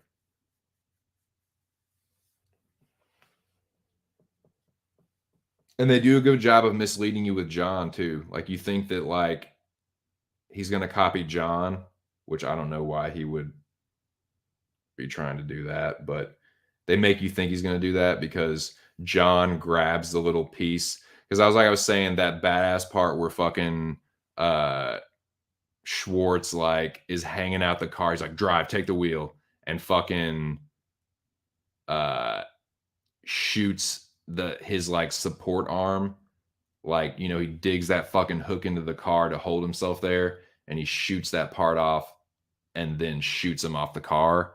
That little part that's hanging on, remember John grabs it and throws it, and you think that like that turns into like the little puddle, and then it like absorbs into him, and it's like what, like goes up his fucking body, and you think, oh, he's gonna use that, but it's misleading. It's they do a good job of like sleight of hand. Oh, look the other way. um but yeah, he copies her in the elevator, and then yeah, he's sneaky, man. He's real fucking sneaky. That's another good contrast too. Like, and you see it from the very beginning. Like Schwarzenegger is right through the front door, loud, imposing, like big, like huge, like just straightforward. T1000 sneaky, like sneaks up behind the cop, kills. Everything about him is just like deceptive and sneaky. Like Schwartz is just there, large and in charge, like going through the front door, blasting the fuck out of everything. Like, dude, he is so nice with that grenade launcher, dude.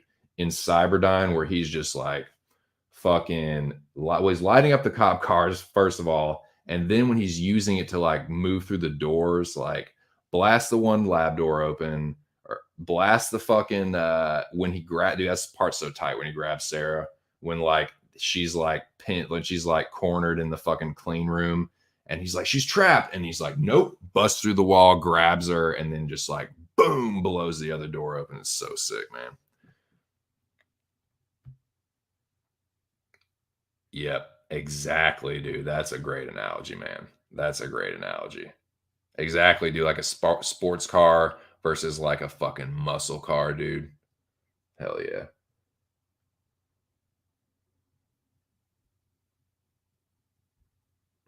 Yeah, and Jesus, I was saying that I do feel like T1000 is a little bit like the thing. You know what I'm saying? Like, it doesn't operate the same way. Like, the thing like absorbs the actual person. You know what I'm saying? Like, T1000 just copies them. Like, the thing becomes like, you become the thing becomes you. T1000 is just like, oh no, I can copy what you look like, and then I kill you. You know what I'm saying? Typically, the subject copied is terminated. So yeah, boys, that's we're at 9 hours, and that's the T2 dissertation. Hope you enjoyed it. It will be there for anyone that didn't catch it to if you feel like doing any kind of deep dive on Terminator 2. There are some pretty deep subjects touched on. And like I said, man, some of the shit in there is eerily similar to things that are going on right now, 30 years later. So I'm telling you, man, indeed, relevant to this dystopian future we have now seemed to be entering. These ideas that like 1984, Brave New World, like fuck, dude. Orwell, Huxley, those motherfuckers rolling over in their grave. They're like, dude, I tried to fucking tell you guys this shit was gonna happen. Water, like, how did you not foresee and anticipate and like Terminator 2 your way around this? Like, what are we doing? I don't know, man. All right. I need to piss. I need to give my voice a breather. It's starting to get hoarse because we got 3 more hours to go, boys. We got to push for 3 more hours. So I think it's now 6:30. Um yeah, man. Dude, I love the way Arnold delivers his lines, but I love when he's talking about how it happened, like how it came to be. She's like, "Tell me everything, motherfucker. Like, lay the whole shit out for me." And he's talking about how Skynet, um, how all the stealth bombers and stuff are upgraded with Skynet technology.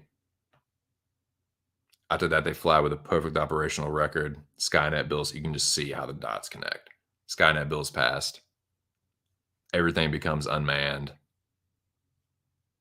Like Skynet starts learning a geometric rate. The AI takes over. It's so chilling, but like not as far fetched as it seemed in 1991. You thought about some of that shit in 1991, like, yeah, right, motherfucker. Yeah, bullshit. Yeah, okay. Dude, now, what do you think now? Eerily similar. Like I said, our military industrial complex, drone warfare, AI, robotics, a little bit of art imitating life, if I do say so myself. I gotta piss. Um, let me. I will switch the song up now because I'm sure I'm gonna need to take at least one more break after this. I'll switch it over to the morning jams when I get to that point. But for right now, I'll play this one last time just because I have to piss so bad I can't think straight. But I will be back in a second.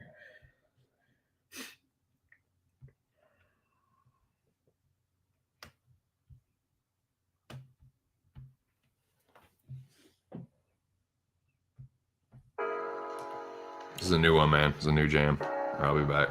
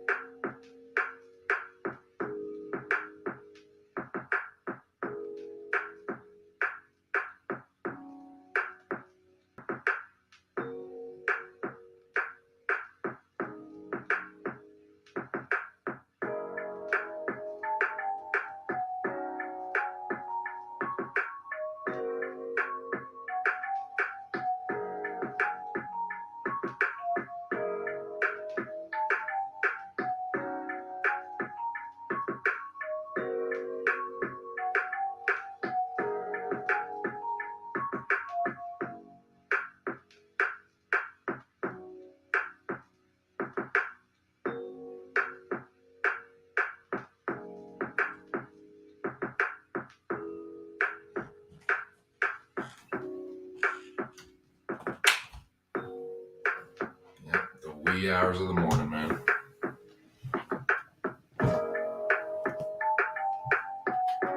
The sun has come up, boys.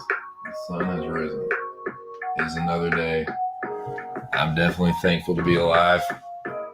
Thankful to be here, chopping it up with y'all, man. Thankful to be able to do this kind of shit comfortably, to not have to worry about where my next meal's coming from, not worried about whether the water I'm drinking is gonna fucking make me deathly ill, not have to worry about whether my fucking lights are gonna turn on or the water's gonna turn on, or like I have hot water, I have fucking indoor plumbing, central heat and air, like I have a vehicle, you know, transportation, like roof over my head, plenty of fucking clothes, food in the fridge. Like, I don't want for my basic human needs. I have a wife that loves me. I have friends. I have, you know, my health for the most part, you know. But yeah, man, a lot of things to be thankful for. And thankful to, yeah, have good buds, man. Have good friends, good in real life friends, really good online friends. Yeah, man. A lot to be thankful for. Yeah, we're at 9 hours, starting to hit another wall. If I'm honest, my voice is getting a little hoarse. So I'm gonna try and pace a little bit here. I'm gonna try and start talking a little bit slower. I've gone through most of the segments that I wanted to hit on.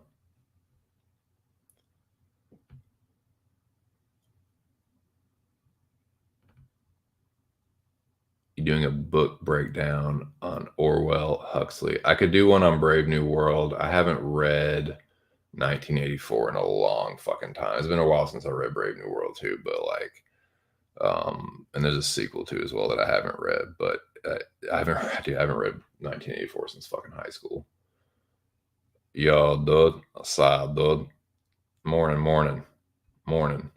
I'm here, homie. Potential sense breakdowns, albums, films, books, TV series, games. Yeah, man. I'll share whatever you guys want to hear, man. Yes, indeed. Sun's going, man, space and time is crazy, dude. Everything's relative.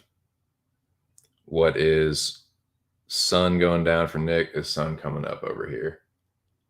Nick's in the future, though, man. Nick is fighting Skynet right now. Yeah, man. Oh, dude. Thank you. Yeah, thank you. Of all the things I just listed, I'm thankful for. Most importantly, my wife. She's number one, man. My family and my friends that I consider family. So, yeah, that's most important, man. But yeah, I think that weed would be in top 5. Yeah, it helps me. Y'all think I'm obnoxious now? Well, try me without fucking weed.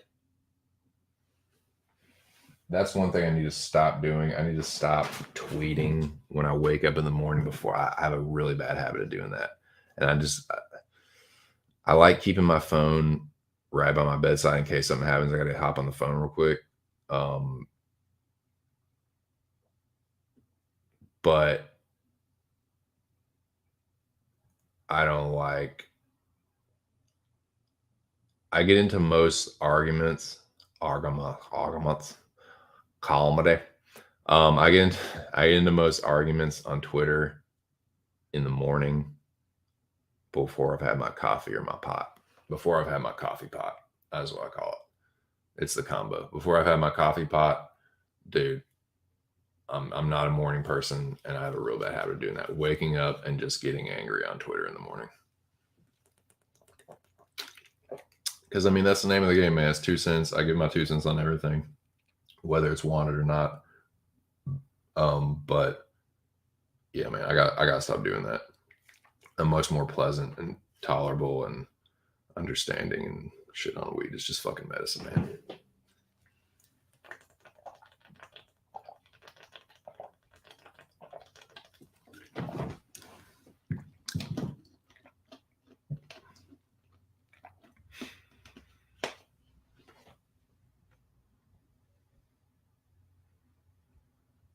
I think it's called like I'm not even bullshitting. I think it's called like Another Brave New World or something. I know I need to, man. It's stupid, man, because the people I'm arguing with, they're not worth it. They're not worth the time. Nice, dude. Dirt him. Hit him with that 12 gauge shell in the fucking face. Split their fucking head open.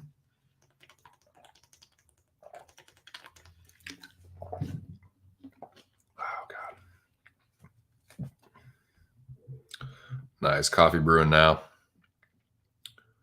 Inside be fucking holding it down for the OGs, man. Inside don't give a fuck. He'll go in there and he'll go to battle with those little bastards. Kind of how it's interesting, man. Kind of how Ark does with the trolls. I don't know if I'd do it to like. I would say I do it to that level.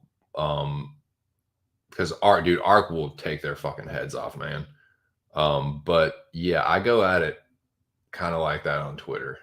No, I said not to that extent, but a little bit, yeah. Like I do it more on Twitter. I'm definitely more like likely to go at it with people on Twitter than I am on YouTube.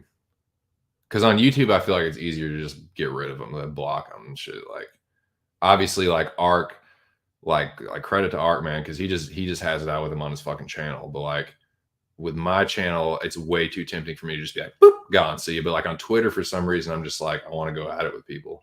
Like, I don't know, it's weird.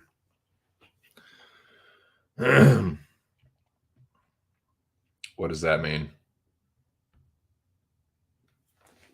Is that your soul?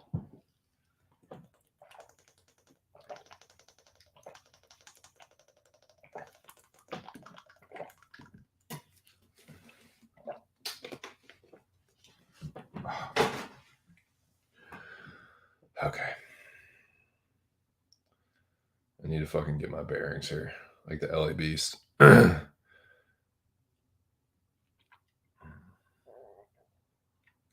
gonna have one more cup of coffee, but I'm not gonna have it right now. Sorry, I forgot to take this off. Apologies. I promise I'm not doing that on purpose. No, it's the second time I said that, but I'm really not. I just keep forgetting. I do it a lot on the other ones too. Where I'll just like leave the other one, like I'll leave the fucking song up, like while the song's not playing. Fucking dumbass.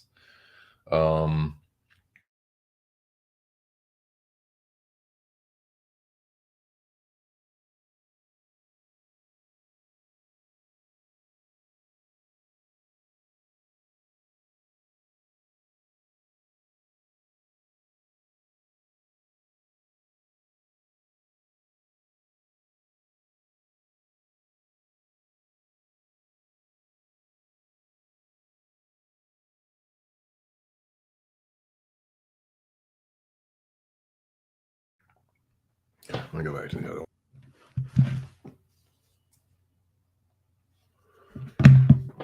one. Excuse me. Sorry, the signal's being a little wonky. Apologize if I'm having audio issues. Yeah, I know what you mean, man. They are, dude. Some of them give it a good effort too on Twitter, man. But they give themselves away with like, because there's certain like stock phrases that when they come out, it's like, okay, I know now that you're in high school, and that's usually when I stop wasting my time. When it's like, because some of them like will put up a good argument for a while, like, but then there'll be a point where they get mad and like they say a certain thing, and it's like, okay, you just gave yourself away. Like, mask off. I know now that you're like a fucking high school kid. You're saying something that only those little fucking Generation Z bastards say, and just I've come to learn that from interacting on Twitter. Like, okay, you just pick up on like certain patterns and stuff. Um, but yeah, I gotta be better about that, man. Just like leave my phone like away, far enough away. I don't know. Maybe I should just stop leaving it in the fucking. Because like my wife keeps her phone by the bedside. I don't know. Sorry, I'm just thinking out loud. But yeah, it is. I've been telling myself that for a while, and I've been knowing that it's like an issue, and because yeah, I'm fine. Like once I get up and have my coffee, and I get stoned. Like yeah, I get on Twitter, see what's going on. I'm in a little better mood. I'm a little more positive. I'm more likely to retweet positive things and not because that's the thing. Like I'm up for good debate, but sometimes I just get like I'm just kind of cranky in the mornings, and I get on like anything I see that rubs me the wrong way. I'm like way more likely to instantly respond to and just start going at it and getting into it. When it's like I get stoned and step back and I look at the same argument that I just had and like, why did you fucking do that? You wouldn't have done that if you were fucking Irie and like going back on it, it's like, why did I fucking sing to that? Like, so I gotta start being better about that shit.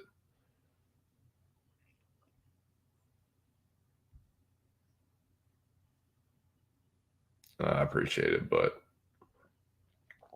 it's happening, man. It's definitely fucking happening. Yeah, I'm gonna leave that one up as a reminder.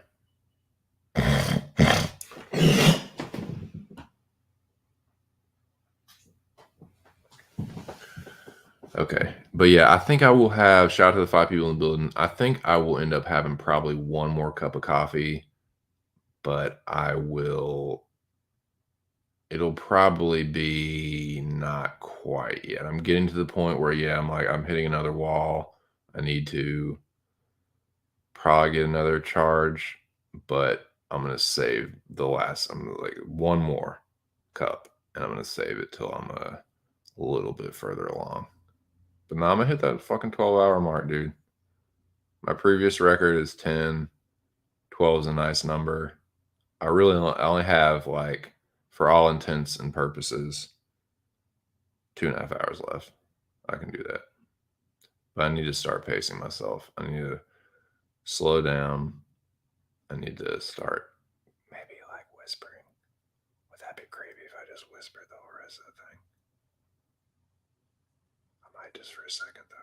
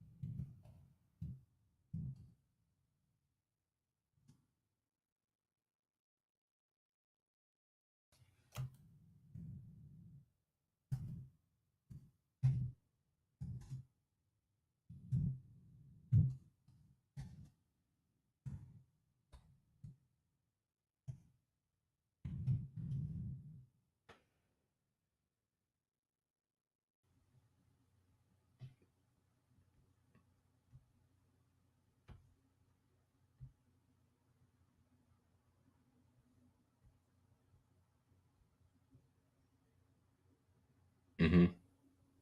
Yes, indeed. Appreciate it, Nick. Sorry, I'm talking slowly and lowly right now on purpose. Trying to save the last of my voice for this push.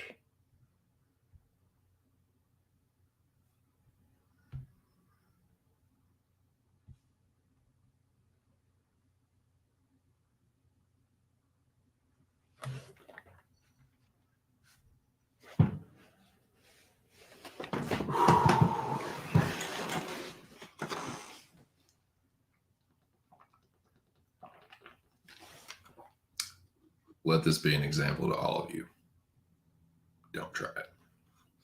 Don't fucking try it. It's not good for your health. Quite literally. The only reason Ark can do it is because he's the rabid dog and he's just built different. Normal person can't do it.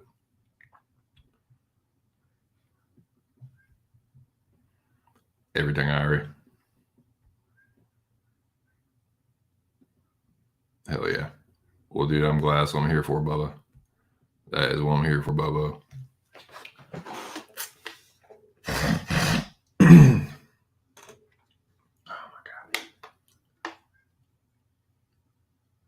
Looking at these squirrels, man. And this fucking sourwood tree. The shit's been blooming, man. It was almost like clockwork. The fucking Bradford pears bloomed, and then like a day after the cherries popped. That came out wrong or right. But nah, it was pretty much like clockwork. It was like the Bradfords bloomed and the cherries bloomed along with the dog. The dogwoods had already kind of popped. They usually go pretty early, but what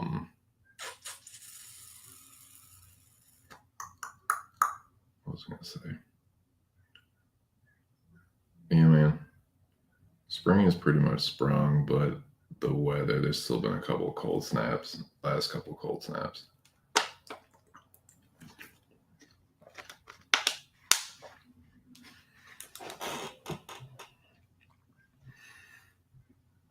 Well, I appreciate it. But I really always try and emphasize that's just what I think about it. I always encourage people, especially if you're someone that is a handicapper, punter, whatever, watch the weigh-ins for yourself. See, don't let me influence you. That's just my thoughts on it. I'm wrong a lot. I'm right more than I'm wrong, but I'm still just wrong sometimes about stuff. But what I will do is give you my honest thoughts. That is what I can promise you. I can't promise you that I'm always going to be right, but I will be honest with you about what I think and always encourage you to do your own research and to check it out for yourselves, especially the weigh-ins. Because I always say I don't make my picks or change my picks based on the weigh-ins. I've already made my mind up about it at that point. Because more often than not, I'm right about my initial read. And almost every time that I've changed my pick based on what I see at the weigh-ins, it's been wrong. So I always try and put that out there as a disclaimer.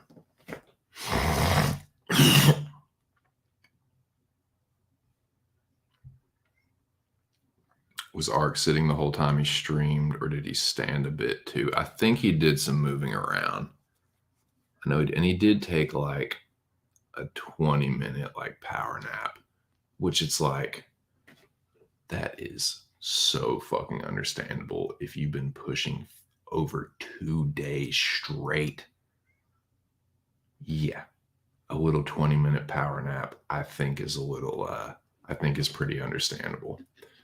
But yeah, I think he would get up, kind of stretch and maybe do some, I don't know what he did obviously, but I think I do remember him either saying that or yeah, I do remember something about that.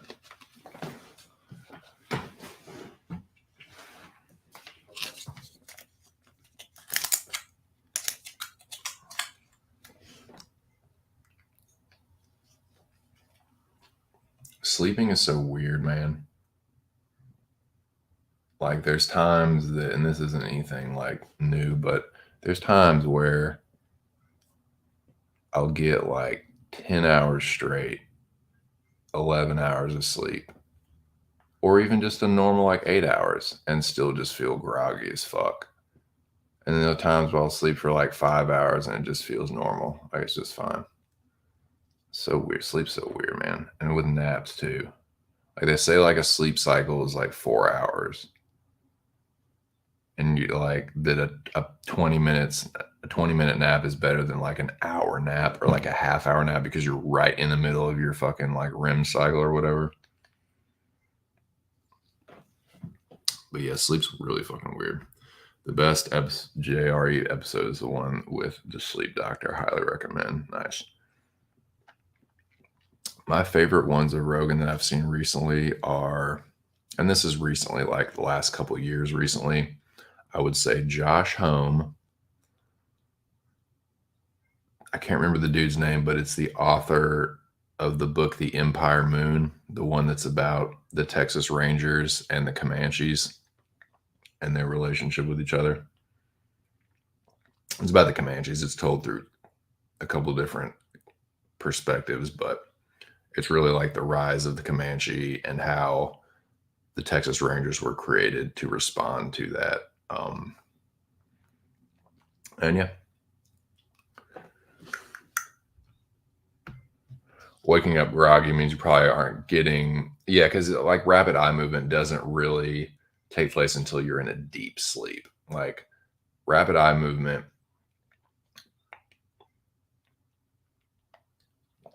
well, no, rapid eye movement is what happens right before you start to go into deep sleep, I think. I can't remember, something like that.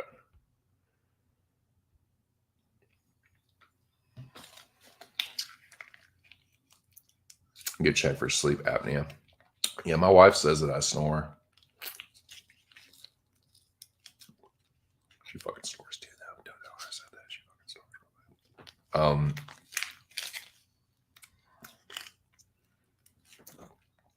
But yeah, I could maybe have some kind of something like that. It wouldn't surprise me.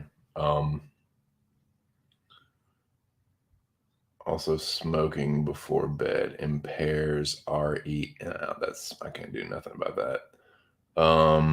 Sounds good, Artem. Thanks. You were right about Red Dead Redemption. It's a slow burn and getting, yeah. Dude, my brother loves the fucking Red Dead games. Mac back in the chat. I start a new job in the next 2.5 hours. I haven't even slept yet. Great day. Well, best of luck, duder. Best of luck, man. That's tight. Yeah, dude. Fuck yeah. Well, I appreciate the good look on that, Artem. Yeah, I'm eating some applesauce. It's actually kind of soothing my throat, which is weird because it's acidic. But what ifs?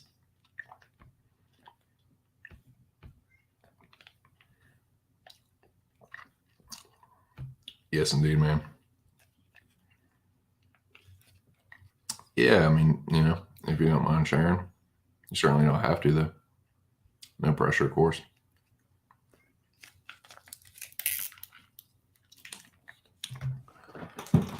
Speaking of smoking, though.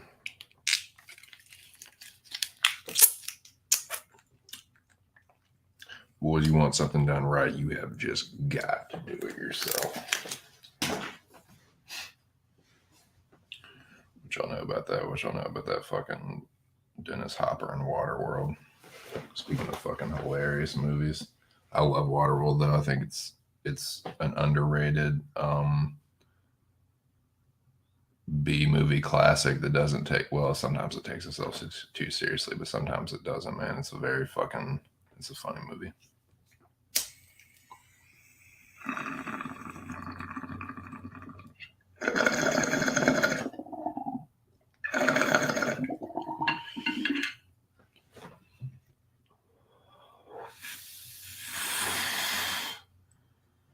Nice, dude.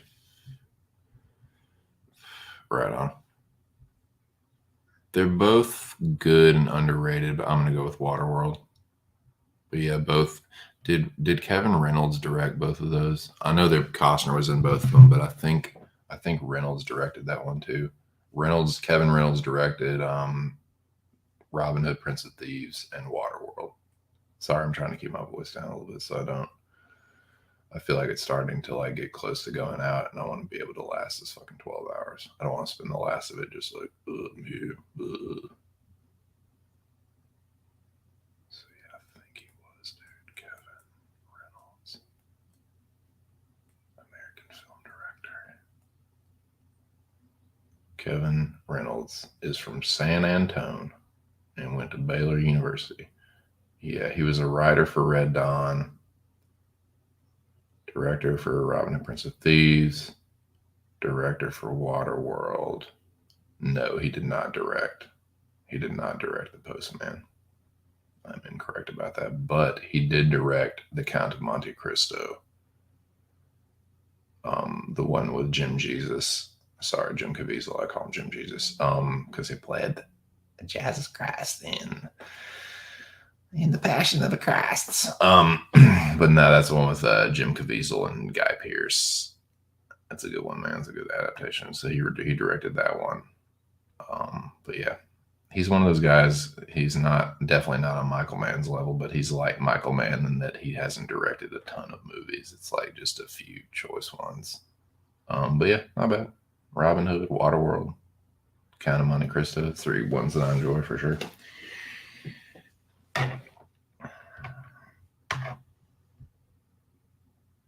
Yeah, right on. Yeah, dude. That's tight, man. Yeah, congrats on that job, Mac. That's tight, dude. Watch They Live, dude. Yeah, man. I actually I got turned on to that movie a little bit later in life myself.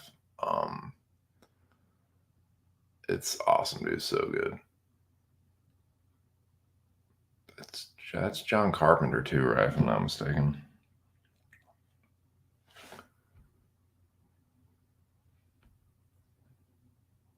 Movie director breakdown. Yeah, man. You can do that. Yeah, definitely throw out the ideas, boys. I'll make streams out of them.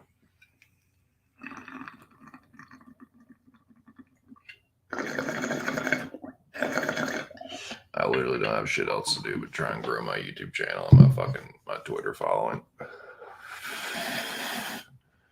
That's why I started Twitter, was to grow my YouTube channel. Stanley Kubrick, yeah. He's a good one, man. Howdy, Moise. Good morning to you, sir. Frying up a delicious meal. Nice.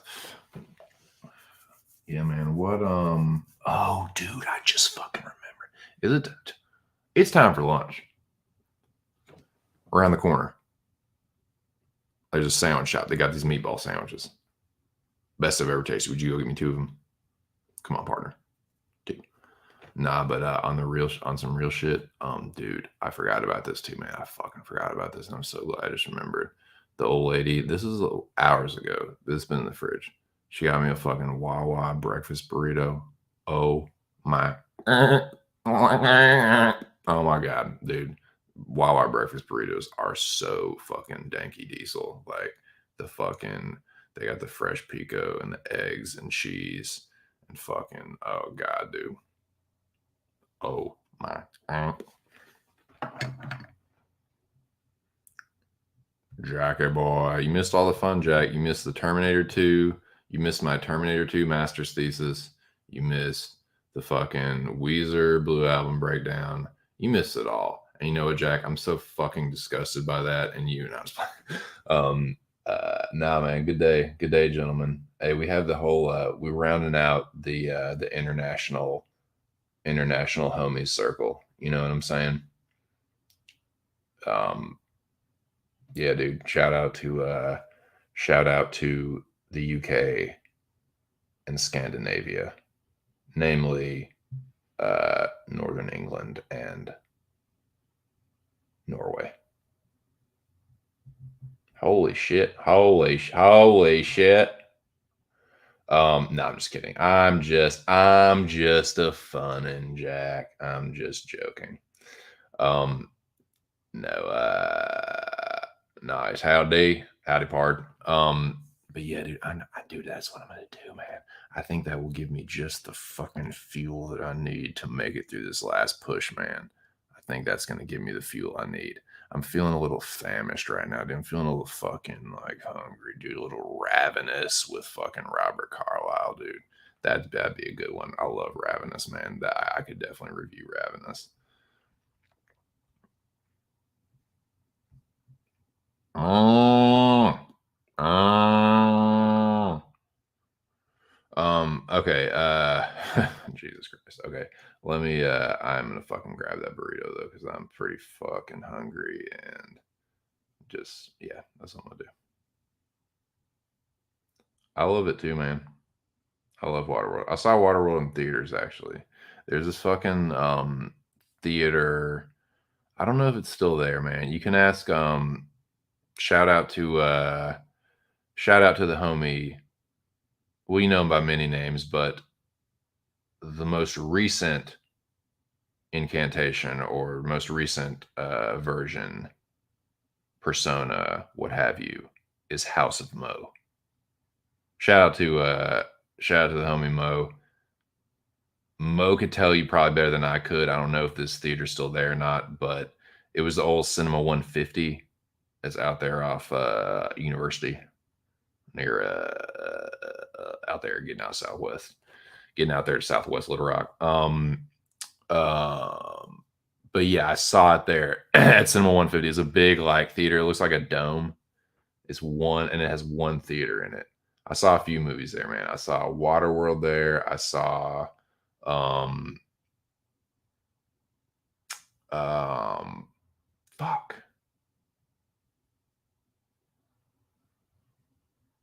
um, god damn it, I'm blanking, man. Do you remember when they? Do you remember when they redid and re-released the Star Wars movies? Do you remember that? Like they were the same original trilogy, like episode 4, 5, and 6, but they like had redone some of the scenes and like added some updated at the time, like updated CGI and stuff. Like it was happening in like the late 90s. But I saw one of those there. I can't remember which one it was. But yeah, I saw Waterworld at the Cinema 150 out there off University in Little Rock. De nada says not much, brother. It's nothing, brother. To get full English or not a full English. I think if I had a full English breakfast right now, um, I would just fucking pass out. I would just go into a food coma. Like I would fucking like, yeah. If you're asking for yourself, go for it. Me, I wouldn't, dude. The insulin dump, I'd just fucking pass out. I'd be done. I've had like close to I've had what constitutes like 90% of a full English. Doesn't a full English have like blood sausages and shit in it and like some couple crazy, but as far as like yeah, the eggs, the sausage, the beans, the most of the shit that comes with it. Yeah, I've had those. Like I feel there's some similarities with a full English and like a full Southern breakfast. I'm more privy to that. So you're talking about eggs, bacon, um, sausage, toast, or biscuits. But then when you get into biscuits, you're talking about biscuits and gravy. And then you can get a little deep into that. You can talk about sausage gravy. You talk about chipped beef gravy. There's layers to it, boys. But yeah, you get into that shit, and you just like then you can kind of start going down the you get grits. That's a southern thing, but yeah, I feel like a full English and like a big old southern breakfast are kind of like cousins, so to speak. Yeah, Jack will tell you. Yeah, hash browns, egg, sausage, black pudding, tomato, Beans, mushroom toast. Yeah. Shit, yes. Jack, what is that burnt shit? Oh man, aren't funny, dude. Black pudding probably not as prevalent in the South. True. It looks. I mean, it's dank, man. That's like a filling fucking breakfast, man. I wake up fucking lady 2 cents. Dude, can you get me like a full English breakfast? That's what I'm. That's just what I'm hankering for. I don't know where it came from, but I just want one. I saw it on the internet. The internet. I remember I snuck in to see Braveheart. I sat down when the dude cuts Williams Wallace. Great day. Hooked from that point, huh? Nice. Tight. But yeah, I'm fucking hungry, dude. I gotta, yeah, dude, that fucking scene's gnar. It's ruthless, dude. Them English is ruthless. Um, nah, I fucking go on and on about my Irish heritage, but I do have some English heritage too. It's not quite as much, but um, it is a little bit. So I can't like totally shit on being English. Like pretty common English last name for my family. My family's the part of my heritage that is English. It's a pretty common English name.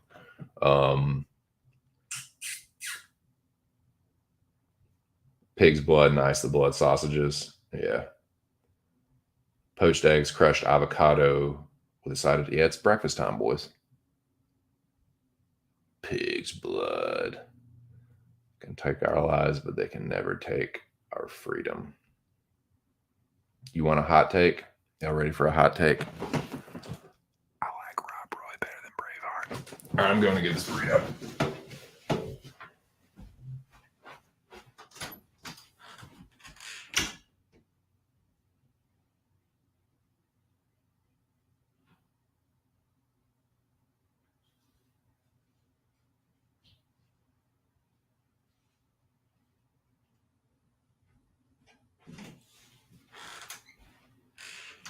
I know blasphemy, you might say, but I'm not saying it's a better movie. I'm not saying it's a better movie. Don't like chop my head off. Don't fucking like, don't do me like William Wallace, man. I'm not saying it's a better movie. I'm just saying I like it more. I prefer Rob Roy to Braveheart. Not saying it's a better movie. Just saying I like it more. That's all. Okay. The Eye of Newt. Yeah, man. I'm about to fucking dig into this Wawa, dude. I'm sorry. I know it's rude to eat on stream. Should I put the song? Would y'all prefer to have the song on while I'm fucking stuffing my face? I know it's rude, and I'm just sorry, but I have to do it, man. I'm starving. I'm not starving. That's disingenuous to people that are starving. Holy heavens above. Yes, indeed. Rocking and rolling, Holmes. Got a little over 2 hours to go to hit my goal.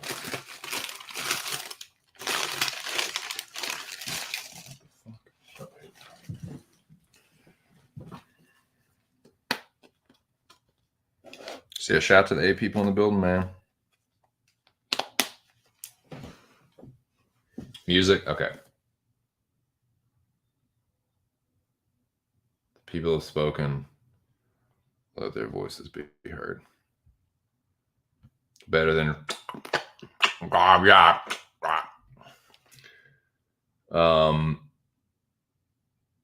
banner. Music. I got my fucking wet ones wipe here to clean my fucking grubby ass hands. Put this fucking song on. Put this song on here. Not charging my ass. I'll show you what doesn't charge. I'll tell you what charge and doesn't charge. All right, here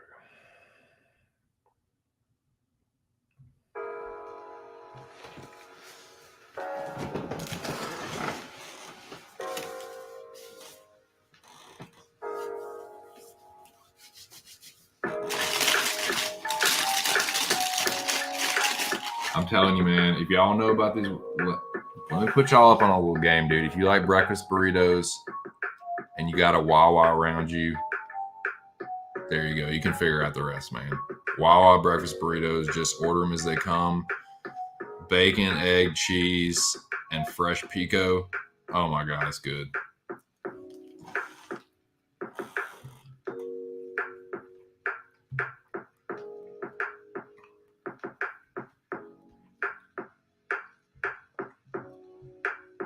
I know. See, Nick will tell you. I'm not saying it's better. I'm just saying I prefer it. Dude, you might not like it more than Braveheart, but I think you will at least be entertained by it. Liam Neeson is really good in it. Tim Roth won an Oscar for it. Like, it's fucking good. It's like, it might not be as good of a movie as Braveheart and doesn't have the like cultural impact that Braveheart has. Neither one of them are very historically accurate. They're both dramatizations, but it's good, man. It's like, if you like that kind of movie, that kind of historical based drama. Yeah. Oh, Ruby Ridge is that crazy. That's the crazy. A brief summary is, it was like, basically like a standoff between like, was it like ATF agents or something, and these like extremists, these like I don't know how you classify them. They were just like libertarian. I don't know what you really classify them as, but they were like very anti-government extremists. And I think 2 people ended up getting killed, and it was very controversial, like who fired first, if they were like, it was very conspiratorial, and it was a crazy like thing that happened like that. That's what you're talking about, right? I think that's what you're talking about.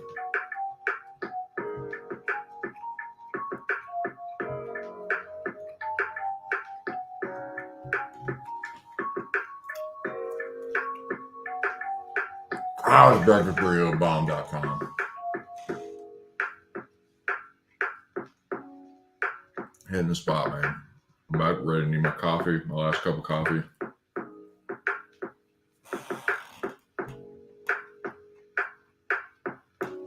Nice, dude. May your mission be successful. Safe travels, Holmes. The fresh pico sets it off, man. Pico de gallo.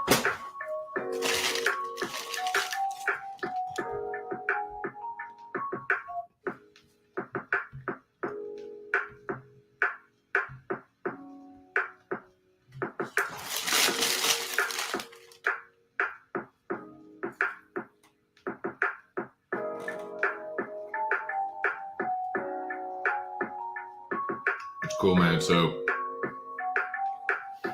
the direction I'm facing out my window, or that you face when you're looking out my window, is like, let's go see the horizons. So yeah, I'm facing due west, kind of like, I guess northwest a little bit, because you can see the sun like reflecting off of the trees now. Like the tree branches is pretty cool looking. Like the shadow, you can see the shadows of the branches in front of them, but then like, yeah, the sun off the sun, and you can see the sun on the big branches, or the big like trunks and stuff, and then yes, it's kind of cool looking. Heralding the fucking rising of the sun.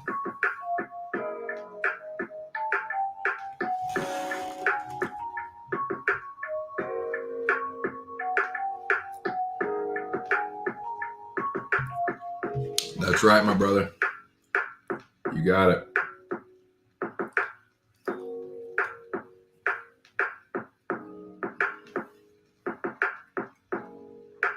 Love over hate.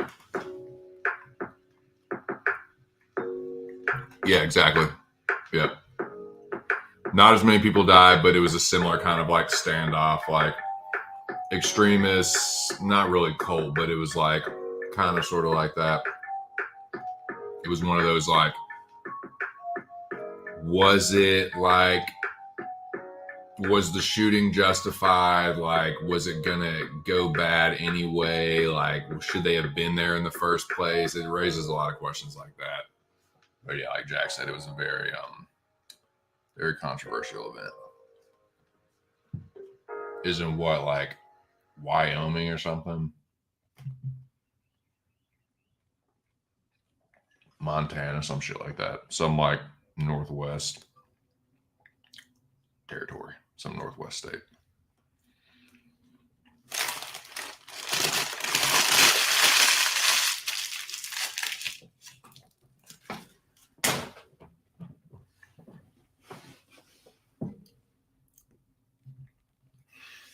Dude, I'm a sucker for like breakfast burritos, breakfast tacos. I love Tex-Mex food. And I like traditional, like whatever Latin cuisine, Mexican cuisine, but I haven't had a whole lot of it. The only real like I have had like traditional like Mexican tacos with like the corn tortilla, the carne asada, the cilantro, and the onions. It's just like the basic, like that's all you really need to me. Carne asada, onions, cilantro, boom, corn tortilla. I'll crush them, dude. I used to get that shit. There was there was a Sunoco that was pretty much on the way to most of the jobs like that we would go to when the last landscaping job I worked. Dude, I was hitting this place up 3 times a week in the morning. They I think, well, I shouldn't say, I think they were actually Guatemalan, so I shouldn't say it's like traditional Mexican cuisine, but it's traditional Latin cuisine. Tacos anyway. Because that's the only real traditional food like that I've had. But yeah, they're so dang, man. I would just get those for breakfast every fucking. I would just get like, yeah, let me get the three carne asada tacos, you know, done the traditional ways, onion, cilantro, boom, corn tortilla. Like, oh god, they were so good. I can't remember the name of the place, but it was just like a little restaurant like out of the back of this gas station in the you know, and it was so fucking dank, man. So they had really good breakfast burritos too, but I got hooked on their tacos, and I was just like, yeah, that's all I need. It didn't matter if it was like what time of day it was. Breakfast, that matters. That's what I'm getting. But yeah, virtual hug, bro. Virtual fist bump. Virtual dap up. Handshake. So we're coming up on 10 hours, boys. Creeping up on 10 hours. 3 people in the building. That burrito, I needed that burrito, man. Some fuel.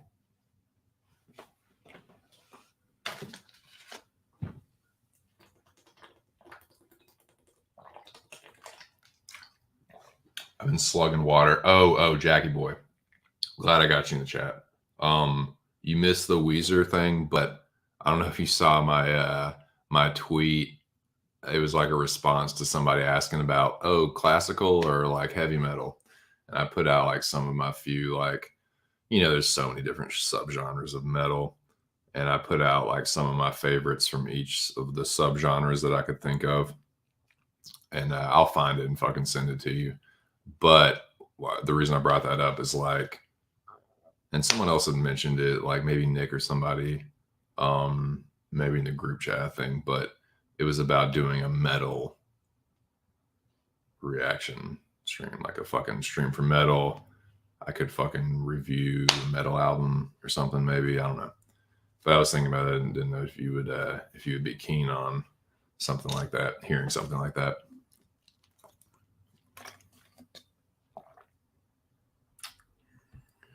Yeah, dude.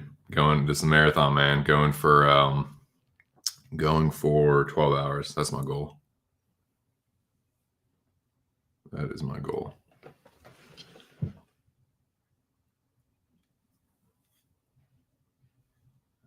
Nice. Doom metal, isn't doom like... I need to take this off, sorry. Isn't doom metal... Oh no, I'm thinking of black metal. Black metal is like, well, it's like this, like the evil demon. That's where it's like, it sounds like a fucking, they try and sound like as hell-like as possible. I think that's black metal. Excuse me. Black metal is pretty much like possession, summoning evil spirits, opening the gates of hell, satanic worship, and yeah, that's like black metal. Doom metal, I can't remember. Jack can tell you for sure. I can't remember though. It's a lot, man. It's a lot of strands when it comes to metal. A lot of strands in old duder's head.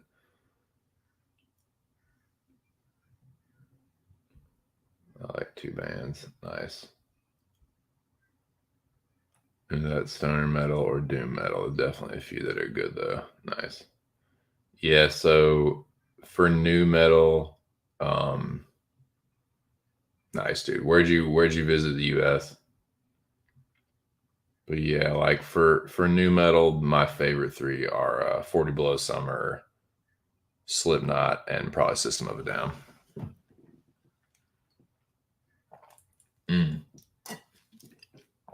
I forgot to put Apex Theory on the progressive, like alternative metal, but I would put them in there as well. I think alternative, I said for alternative and progressive, it was like Tool.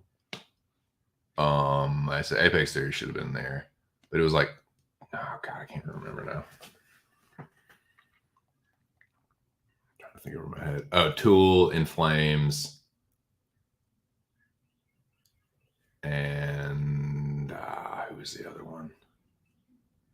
Candiria, I think. Candiria is awesome, man. Candiria is a little bit more hardcore punk, but they're a little more hardcore punk. Maybe wouldn't say they're metalcore, but yeah, they're a little more hardcore. Some of it, not really grindcore, but yeah, Candiria is awesome, man. Candiria is a really cool band. But they lean a little bit towards hardcore. They have hardcore breakdowns and stuff, but it was hard to classify some of them because some of them are like tweeners, like right in between. Like, for example, In Flames is a great example because In Flames can be considered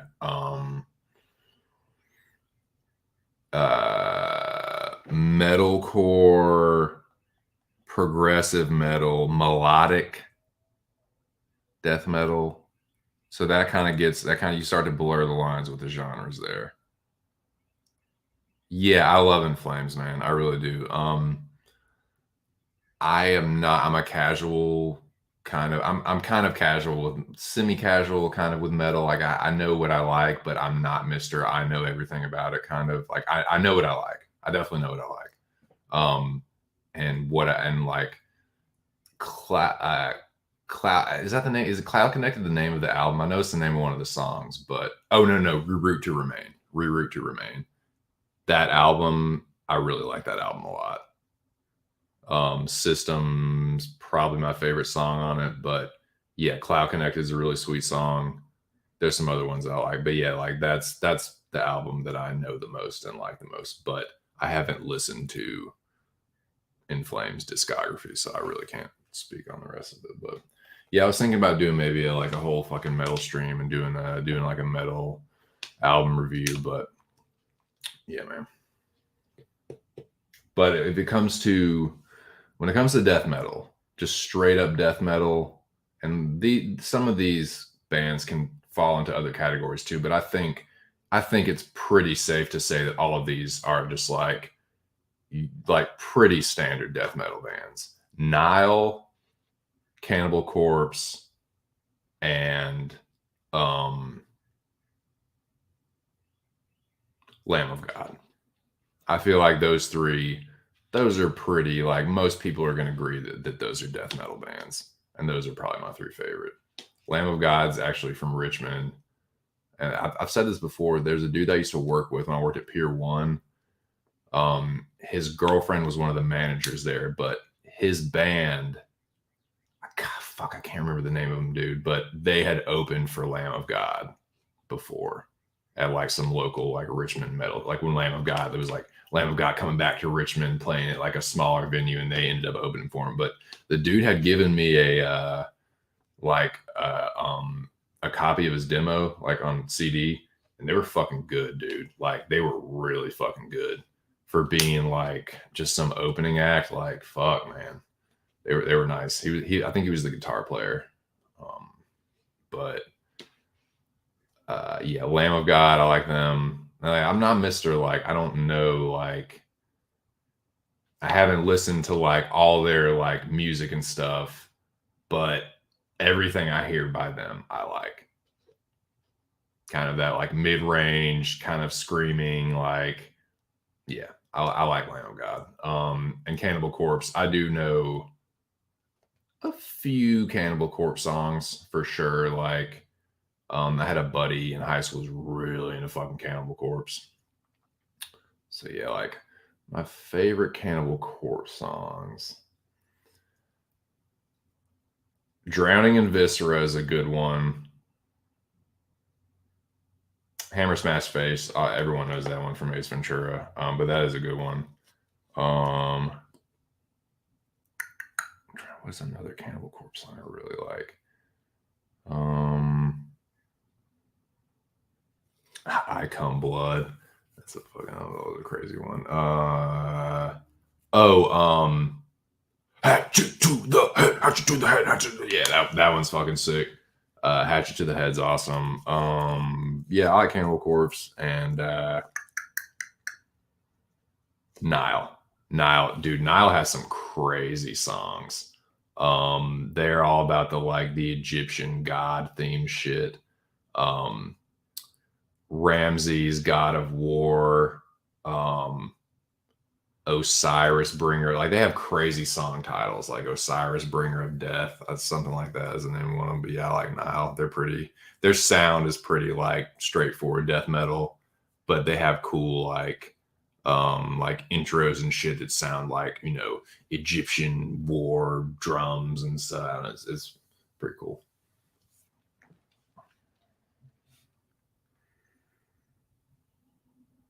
Nice. Nice. Yeah. Yeah, I think I'll do that, man. I think I will have a proper like metal stream for the fucking metal heads and do a couple album reviews. If I'm just gonna do a metal stream, maybe I'll do yeah. Like maybe I'll do if I can dude, I should do Meshuggah Chaos Fear. I love that album. That's a crazy one, man. Chaos Fear would be a good one. Some other like I could do a Candiria album. I could do a fucking Meshuggah album and like a 40 Below Summer album or something. I don't know. What are some other ones? When it comes to like extreme. So this is another one. Is like, okay, is this death metal? Is this extreme? Like, what are we doing? What are we doing? But when it comes to technically extreme death, I'm gonna go with Meshuggah, Gojira, and Behemoth. The Behemoth, no, but yeah, Behemoth. They're very, very influential. Meshuggah and Gojira. I think you can all slot them into death metal. I mean, extreme metal, extreme/extreme death metal. Or no, excuse me, not extreme, technical death. Either extreme or technical death. I think you can call Gojira, Meshuggah, and Behemoth all technical death. And certainly you can classify them all as extreme metal.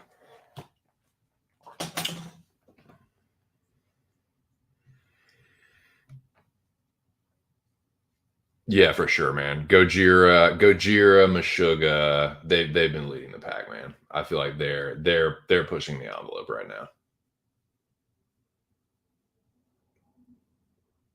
Nice.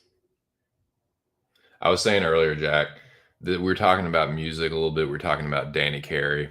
Um, and I really do Tools, that album, that last one, Fear Inoculum.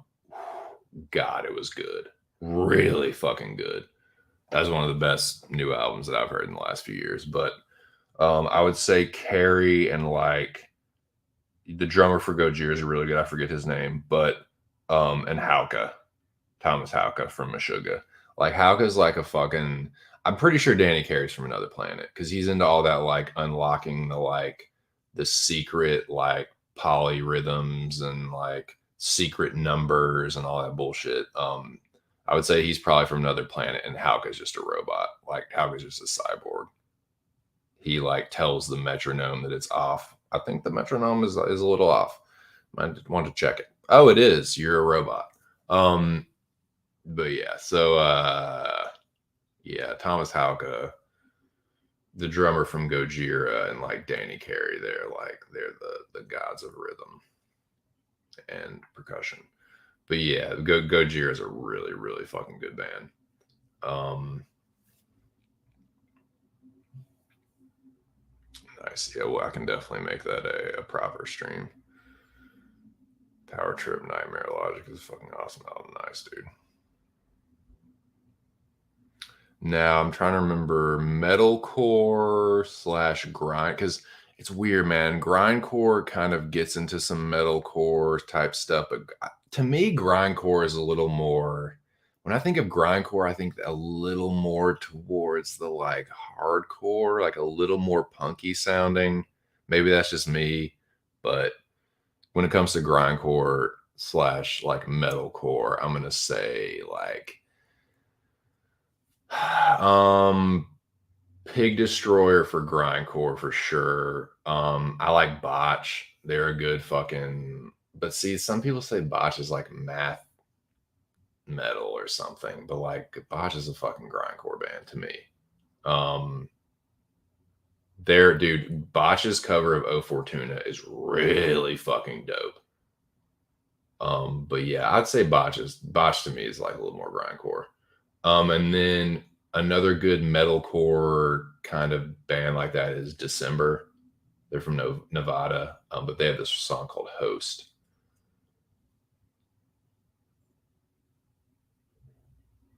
Pig Destroyer, yeah, Pig Destroyer is from the Virginia area too. Pig Destroyer is your classic one, like um, Pig Destroyer has a classic grindcore sound, but yeah, Botch too, man. Like Botch has definitely some grindcore leanings. Um, Grindcore of all those genres, I would say grindcore is probably I won't say my least favorite, but the one I can only tolerate for so long. Like grindcore is very for lack of a better word, grindy. Like it's like a wall of sound where it's kind of like it's awesome. It's like when you want to fucking like when you want to just fucking go crazy, but like I can only do it for like 15 minutes.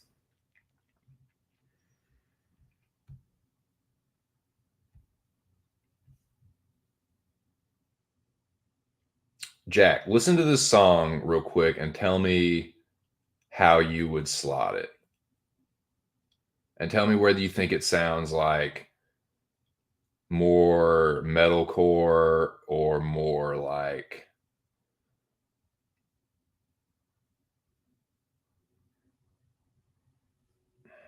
hold on.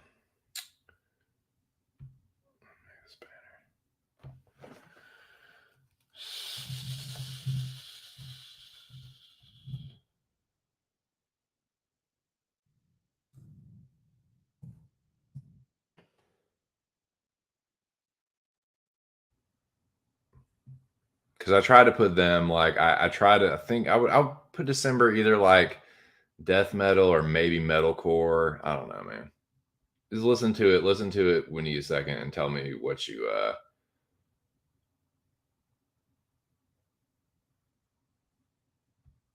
That's hilarious. Well, whenever your coffee's done, Jack, speaking of coffee, man, I need to fucking brew mine. This is a good time. Actually, this is a good time. Jack's fucking shit. I'll give Jack's some time to brew his coffee and listen to this fucking song and tell me how he would classify it or what kind of sound he would classify it in. I think it's got elements of death metal and like metalcore and kind of not really grindcore. It's too like organized to me to be grindcore. It's got too much structure to it. Not grindcore songs don't have structure, but like the breakdowns aren't quite as like chaotic, I would say. But I don't know, man. Just tell me what you think when you get a second. I kind of need to piss again, and I am gonna finally we're less than 2 hours from my goal, so I think I need just look on the it's up on the screen. December is the band, Host is the song.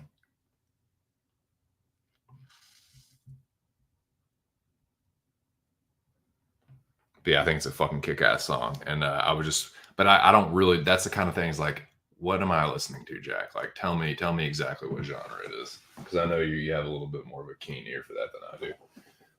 Let me put this song. Oh, let me I do want to switch this up though.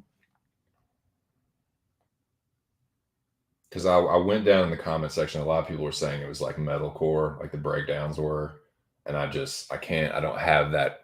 I don't have that kind of sharp of a metal ear. It's like, oh no, that's definitely, dude. That's definitely technical death and not extreme. Like that's definitely fucking, uh, uh, doom and not black. Like I'm not that fucking. I'm not that fucking sharp with it.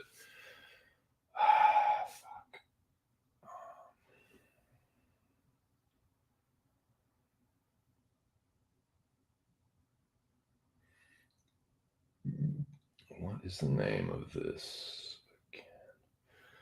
Non-copyright lo-fi music.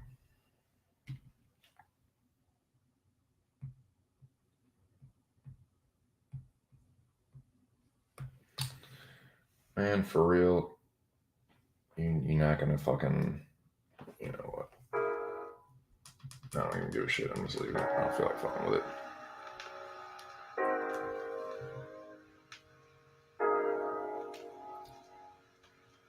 Do you want me to jump out of the third floor of my apartment building? Puddle of mud covering Nirvana thinks that fucking Ariel's cover was a steaming pile of dog duty. Puddle of Mud thinks that was shit.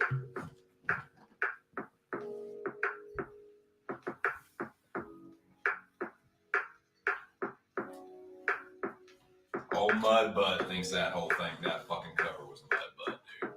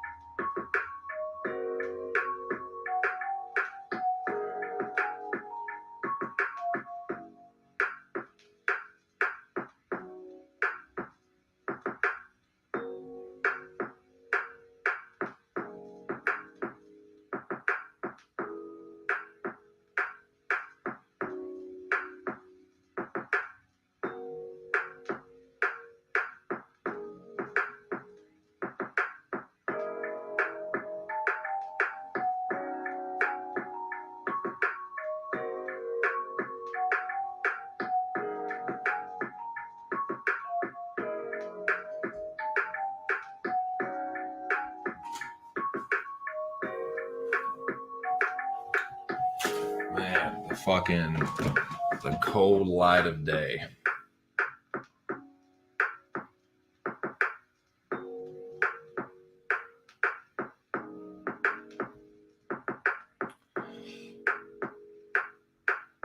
Yeah, dude, like his voice, man, is like shot too. But yeah, like I will at least give credit for this. At least the Puddle of Mud dude was trying. He was actually putting effort into it. He just like couldn't do it. Machine Gun Kelly is just like, dude, I didn't even like cover this song before. Like, you don't fucking say. You really? Yeah, big shocker. You never covered it before? I couldn't tell by fucking how horrible it sounded. He's a joke, man. That motherfucker's a joke. Yeah, he can rap. He's a good rapper. Like as far as like that chopper style, he can rap real fucking fast. You can rap better than me, Machine Gun Kelly. You're a fast ass fucking rapper. Eminem fucking murdered you with Kill Shot. Like you should just stop making music after that because you can't get murked more than that in a fucking that's one of the most brutal like finish him things in a fucking a beef or anything like that. That's just one of the most brutal knockouts I've ever seen in a fucking rap beef. But yeah, I think that's the sound of my coffee getting finished. So let me do this number. Let me switch it up a little bit.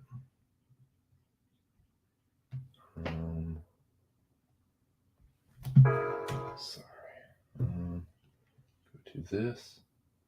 I'll go to this.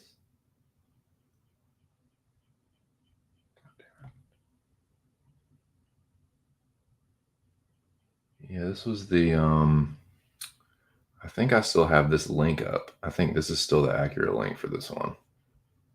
So this is perfect, man. Y'all should recognize this one.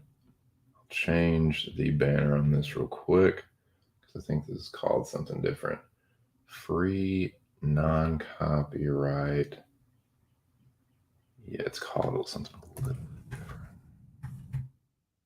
Shout out to this channel, man. It's non-copyright lo-fi music.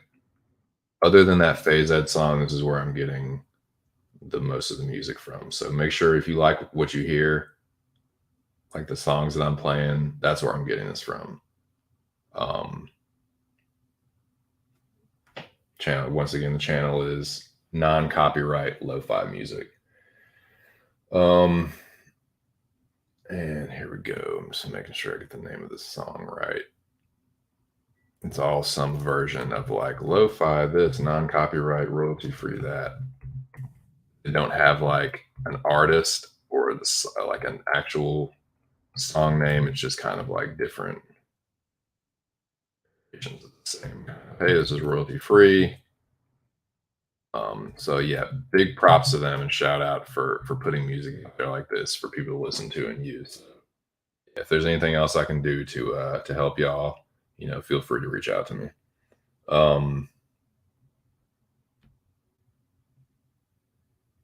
So yeah, y'all should recognize this one. I feel like this is a little more. Oh, the sun just came up, you know.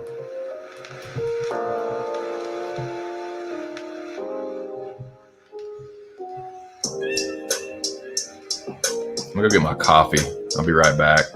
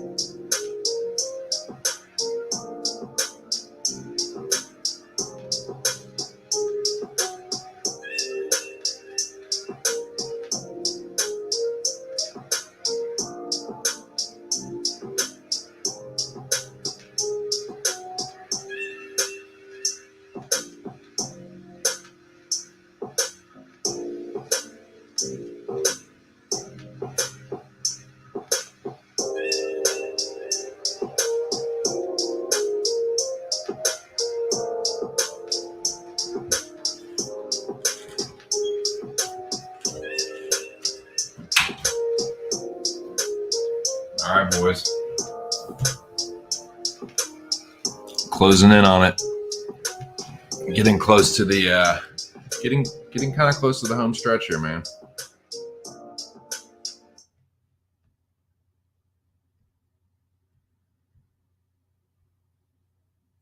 Wild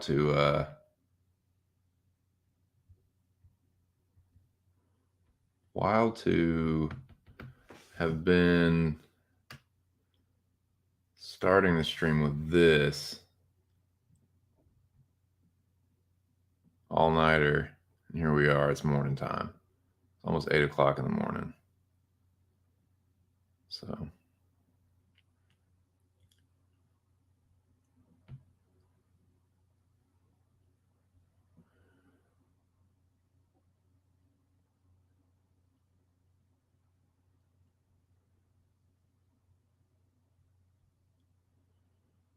I'm not sure how to right. Like, it kind of sounds okay. That kind of sounds metalcore. That kind of sounds like his howling and screaming is kind of where he could kind of be like a little grindcore sounding, I guess, with the kind of screaming. But I don't know. It's good though, right? It's pretty good. 12 hours is the goal. 12 hours is the goal. But matter of fact, now that I want to make sure that I've got enough storage space, so let me do something real quick. I'm actually going to pop out of the stream. I'm going to fucking take myself out of the stream.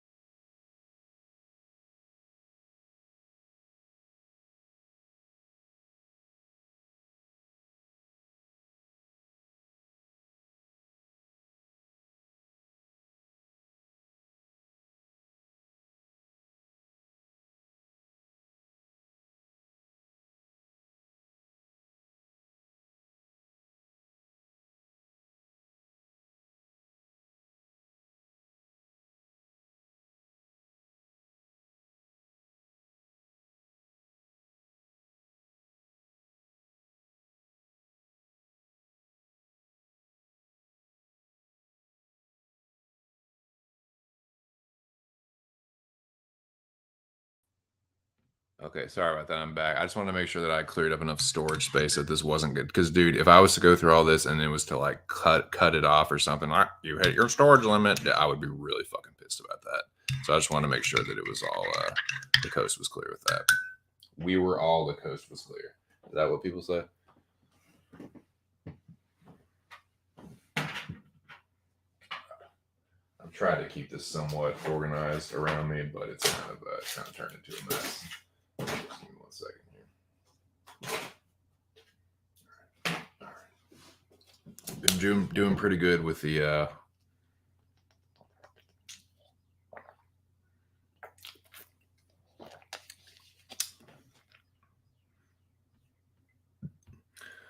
$7 a.m. in Tejas. That means tacos, motherfucker. Yeah, I was just talking about that, dude. I love some carne asada.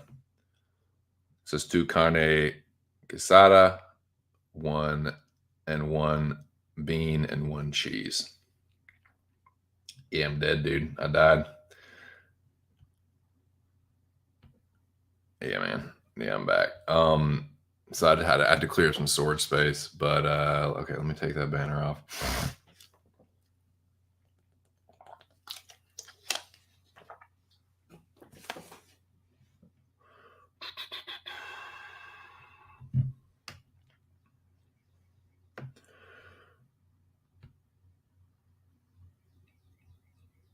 I mean, 10 10.5 hours in, boys. Just about hour and a half before I hit my goal.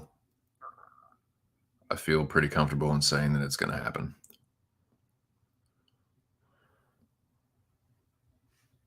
I can see the end is in sight. I can see it, man.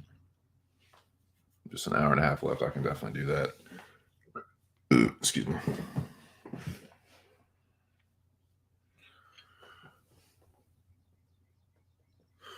Is this whole fucking...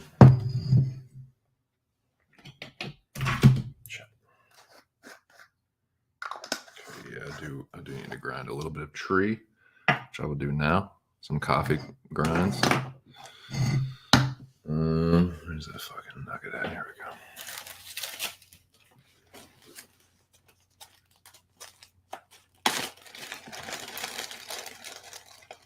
Yeah, I need to take a fucking picture of this shit. I'll send it to you guys in the fucking in the group chat. Shout out to the 6 people in the building, man. Had a good turnout for the stream, man. There were 13 people in here at one point. Had 11 in here a couple times. Had 10 in here 2 or 3 times. There was only, dude, there was literally like one time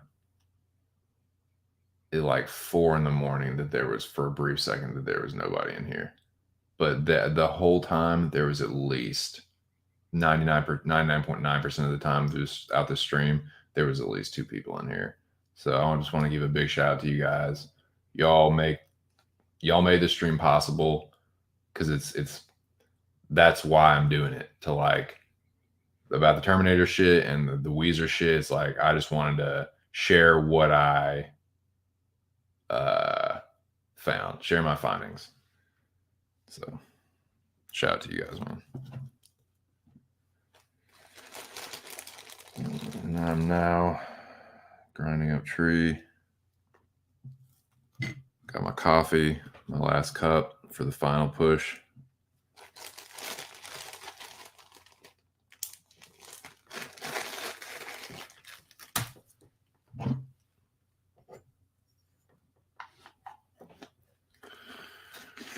Yeah, it's kind of fucking dreary outside, man. The sun's up, but then it just fucking disappeared. Now it's just overcast, cloudy as fuck. I think it's gonna fucking storm or something, man. Look at the weather real quick.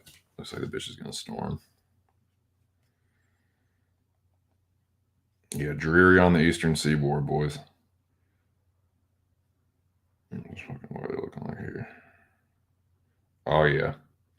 Says it's drizzling out there now. I can't really see, but yeah, 100% rain through the hour of 9 o'clock to 70% at 10, 60 to 11. So passing over, yeah, towards. Should be stopped by noon. But yeah, I got some rain coming. Dreary ass morning. That'll be good. That'll help me fucking fall asleep. I guess I'll be going right to sleep when that shit's done. But actually, I can't keep going too much longer, over 12 hours, because my wife does have to come in here, and she has meetings. I don't think she has meetings till like 11, but she has to come in here and start working, and she don't want me all up in here with fucking shit everywhere, and like, you know. So I gotta kind of get things wrapped up before she gets started.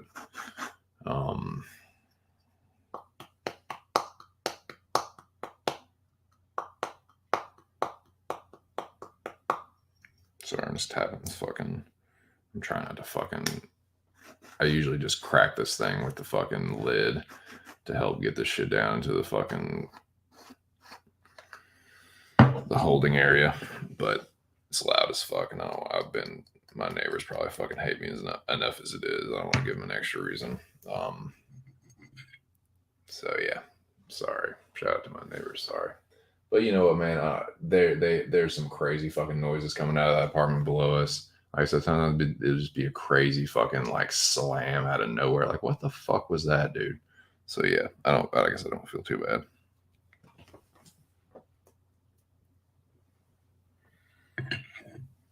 This is not quite cashed yet.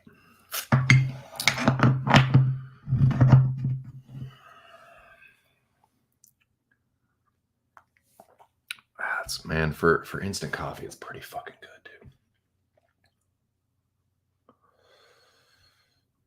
Weather sucks over here too. Yeah, I was gonna say, man, this is probably how it is over there.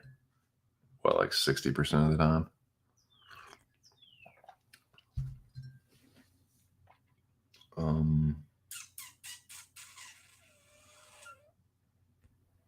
What? Oh yeah, this is what I was doing. Caching this fucking bowl. So man, what do you got? Oh fuck, man, there's 4 people in here. You guys want to talk some fucking? You guys want to do MMA for the rest of it? Talk 73 some more.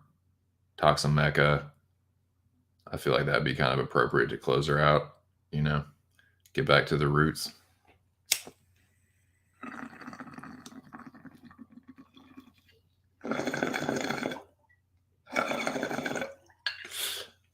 I decided that's what we're gonna do.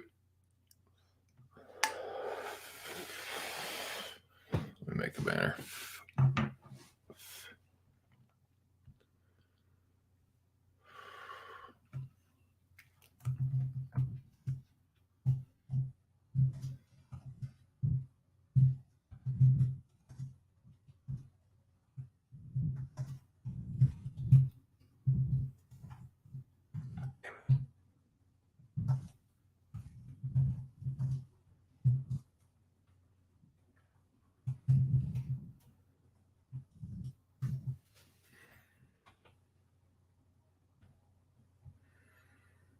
So yeah, man, shout out to Mr. Arkansas, the one and only rabid dog. Like I said, man, Ark did inspire me. Definitely with this stream in particular. And yeah, it's like I said, this should be a cautionary tale to everyone that attempts. This is not an attempt, but anyone that would think to attempt to beat his record. This is what happens when you try to stream for 12 hours straight. I'm a mess, man. I'm struggling to keep it together. I'm sorry to get to the point where it's like, what I'm trying to think about what I'm saying. It's like, what are you saying right now?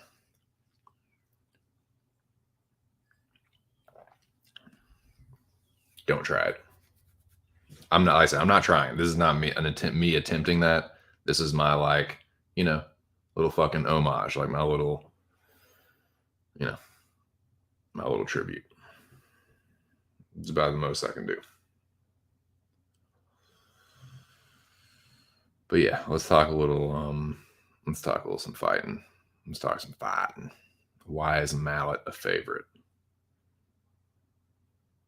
Got 4 dogs on this card. Nice. Gall being one of them. After Drigas got pulled, I lost interest in the car. I know, man. It's got to be a letdown. That's your boy.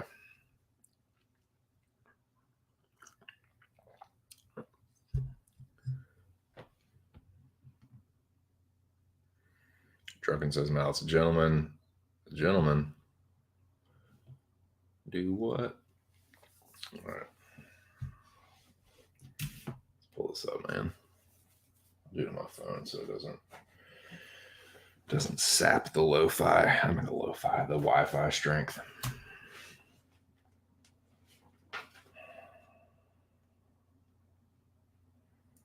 Yeah, I can feel my immune system on low in the red. I'm gonna need a fucking recharge. I'm gonna need to sleep for a while after this shit.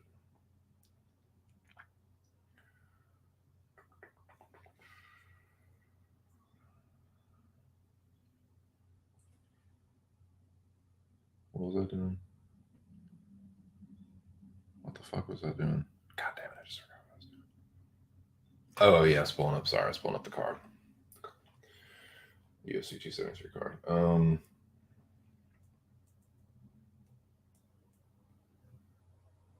We talked a little bit for just a split second about it. Around but right before I started the Terminator 2 talk, so that's probably like 1 in the morning or something. Mike the Mallet Malott. Malat mayonnaise. All right. UFC schedule.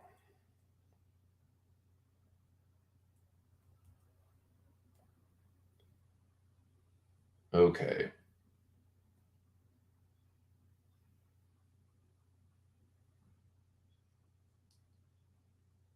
Olenek and Vandera is pretty interesting. They have the same reach. Vandera's an inch taller. He's 15 years younger. This was scheduled for the last card, right? And it got scrapped. For some reason, I remember like taping this and see, and that's another one, man. That's exactly the kind of thing that like I'm hoping could be another like positive to come out of it. Like, yeah, there's no way I couldn't even do 24. Thinking about even doing more than 12 is kind of like not really about it, dude. Like that's all that I got. I mean, I'm sure you can hear in my voice how fucking like how fucking it's wearing on me, man.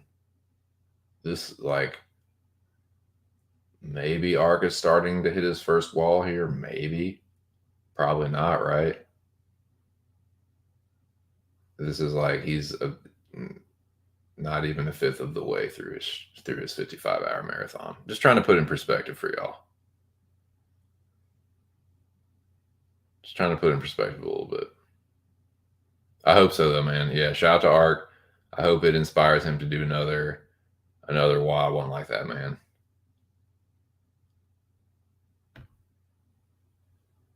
For sure, man. For sure.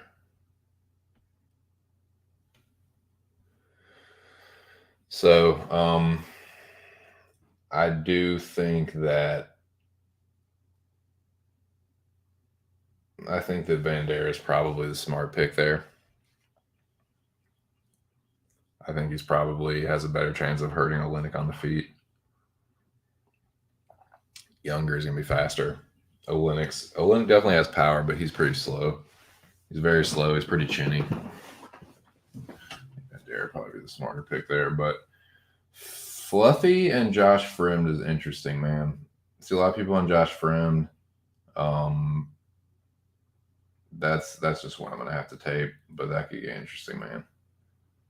Pichelle and Madsen is another one where it's like they're both these two like older dudes that people like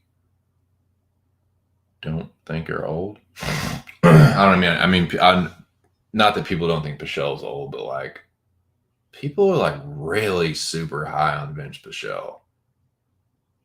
Like I think it's dudes that have made money betting him as an underdog. But I mean, it's weird with Madsen. It's like, Madsen's old too. It's like you just only have a few fights in the UFC. I don't know, man. It's a weird matchup.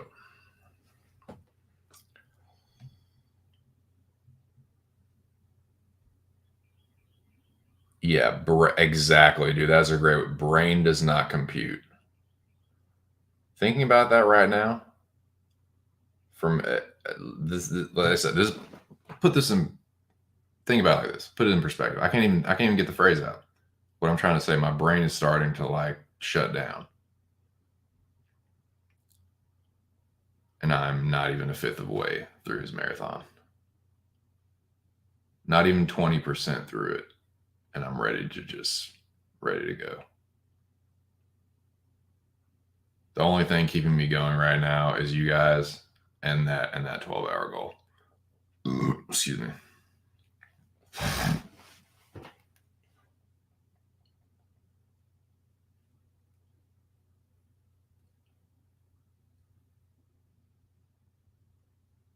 Yeah, the only and the tree and my third cup of coffee.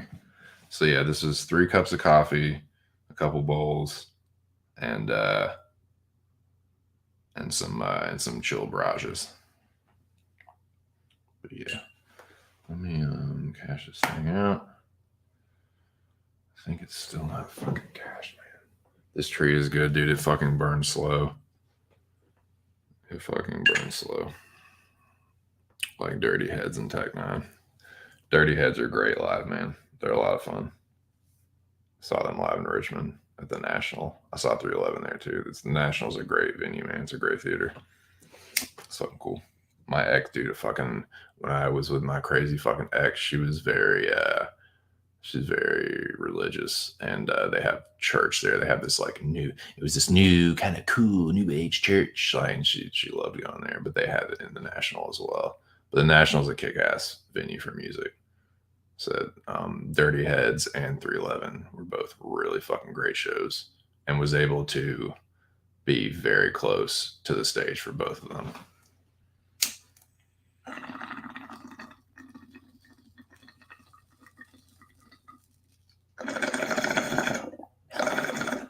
But burn slow. Dirty Heads song. This weed burn slow. You know what I'm trying to say.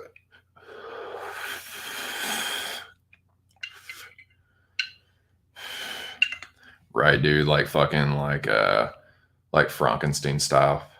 I'm not interested in death. I'm just concerned about the preservation of life.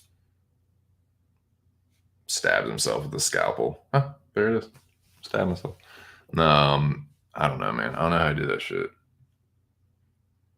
Well, I'm not built for that, dude. I talked about this when I did 10 hours the last time. Like my body's fighting me. Like my body's telling me, like, you have gone past the point where we feel like you should. We feel like you need to be asleep right now. So I'm to the point where I'm pushing myself now. It's mind over matter at this point.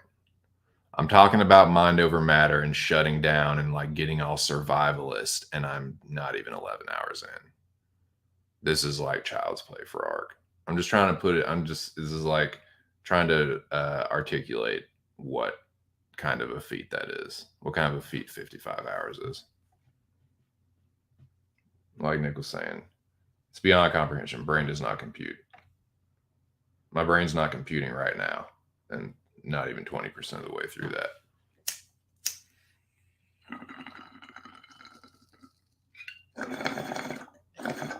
So 273. I think Frim versus Fluffy will be one of the biggest Mecca dividers.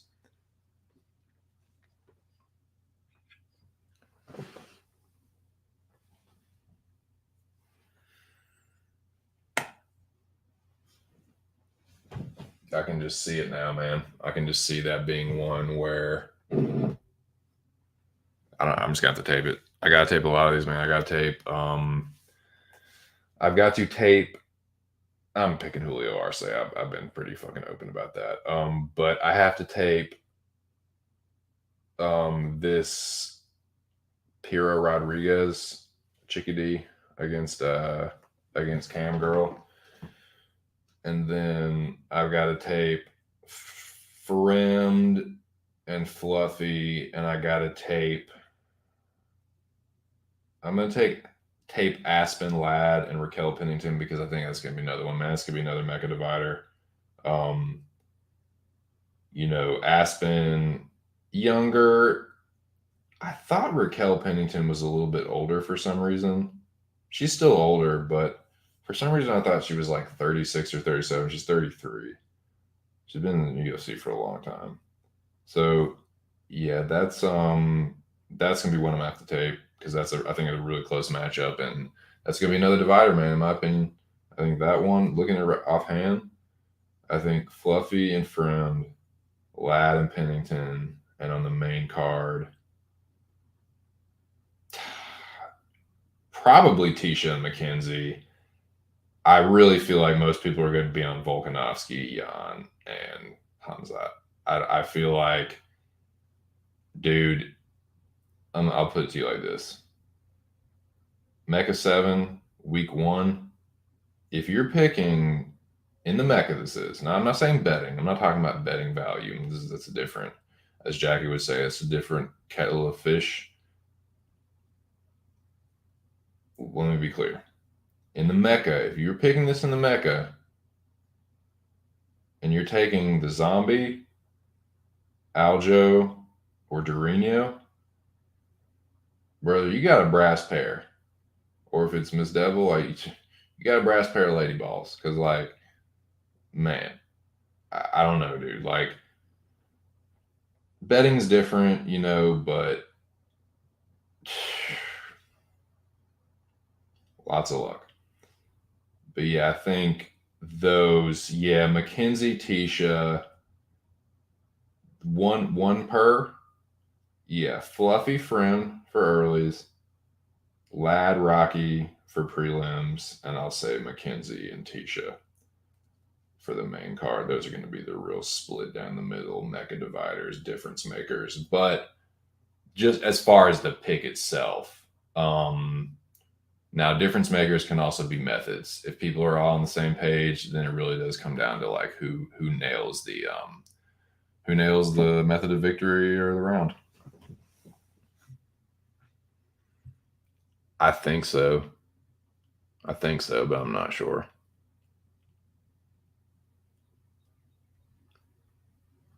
Yeah, I blame you. Yeah, this coffee is tearing my stomach up, dude. I'm finally starting to feel the negative effects of the coffee. Um, yeah, but it's all good, man. This will be over in just a little over an hour, man. And I think I am just gonna straight up cut it at 12. Like I'll have hit my goal. There was a part of me when I was feeling a few hours ago when I was feeling a little bit more spirited where I was like, oh dude, I bet I can it'll just be I'll get to 12 and I'll just want to keep going. It's like I do not feel like going 1 second over 12 hours.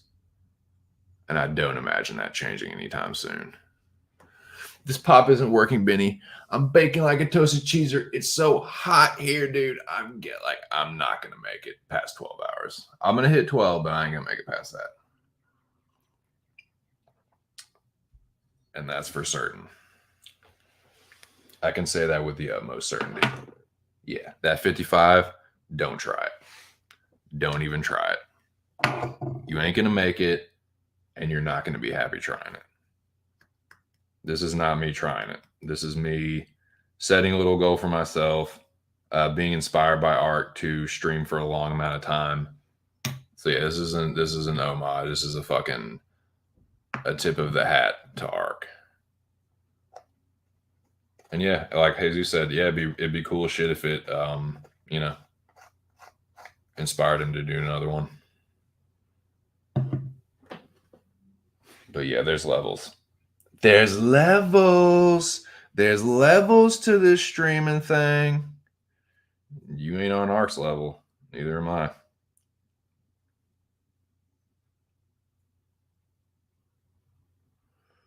So, all right, man, got this fucking cringer all packed up. But yeah, man, I'm gonna come back with some more of these, not marathons anytime soon, but some more TC Entertainment 2 cent, as I like to say, ENT Entertainment 2 cent. That's the branding. But I will definitely, like I said, the first order of business will be to do the next ones will be the 311 Blue Album and Predator reviews.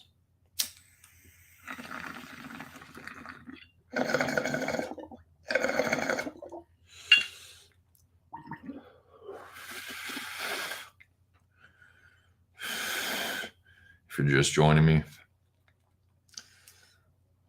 I'm almost 11 hours into a mini marathon. This is just my 2 cents. This stream is being brought to you by Great Value, Walmart brand, store brand, medium roast instant coffee, Clipper lighters, and a indica leaning hybrid of mysterious origin and namesake. But I'm gonna find out what this shit is soon. But yeah, it's definitely more indica leaning.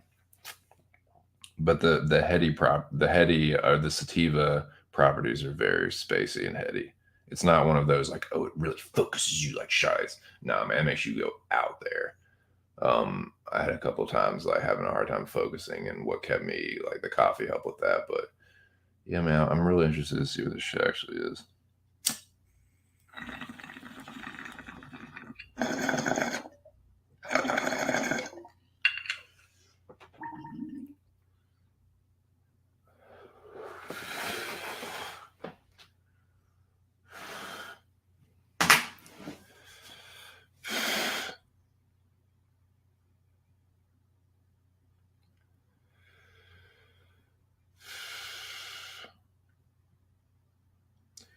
Weezer's Red Album, The Greatest Man That Ever Lived. Nice. Nice. I'll check it out. I'll check it out for sure. Man, it's a funky day out there, dude. Rain's coming down. It's 8:25. I got my fucking coffee here.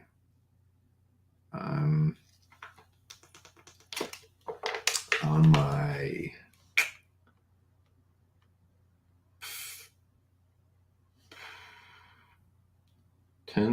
9th or 10th water bottle.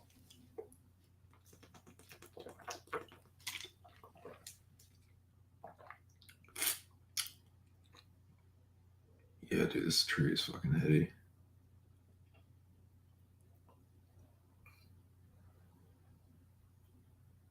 I feel like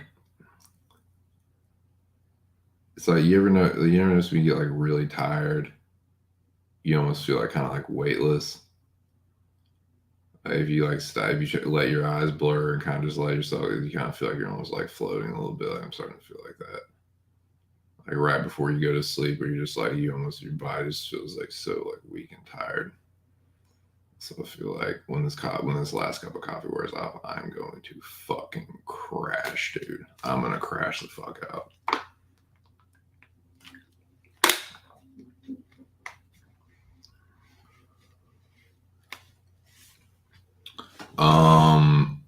Gaming. Right off the top of my head, the first one I would probably want to do is Witcher 3. And what I would probably do with that is I would say that I would be like, oh, I want to read The Last Wish. Realistically, dude, that's probably not going to happen. I mean, I guess, because I haven't read a book in a while, I could read The Last Wish maybe and kind of, but that would take a while. That's an undertaking, man. But I do need to finish the second season of The Witcher. The wife and I have been watching that together, and we're actually not that far into it, but it's been good, man. I like it. I think it is a slight improvement on the first season overall. And dude, Cavill is so good as Geralt, excuse me. But yeah, I think that would probably, off the top of my head, that's the first one that comes to mind, is Witcher 3. I've played that game. That's the game I finished most recently. So I think that that would be a pretty good one. It's one of the greatest games. It might be my favorite video game ever. It's so fucking good. But I could see myself doing that, like Witcher 3 review, do the Witcher show review once I'm done with second season. You know what I'm saying? That kind of shit.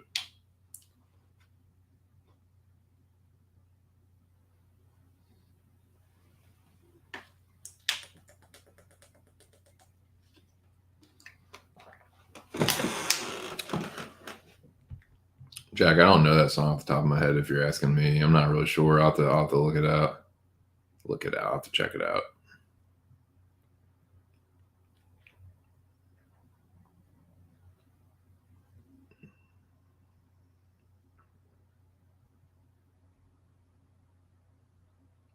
Yeah, man. Yeah, I think I would do that. If you be my bodyguard.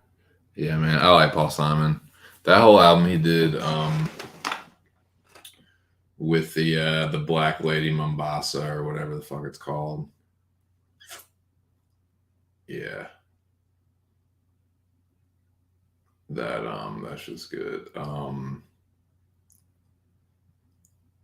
The song African Skies or Under African Side. Joseph's face was black at night. The pale yellow moon shone in his eyes. Like that's a really good one.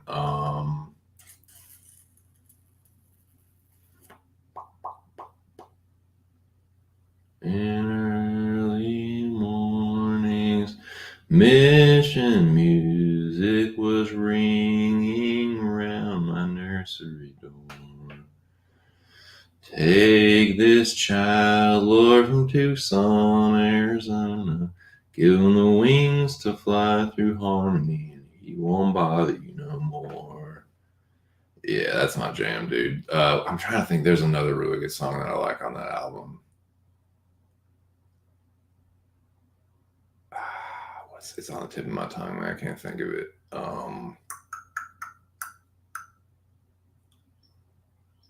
God damn it. That's gonna really piss me off. I gotta fucking.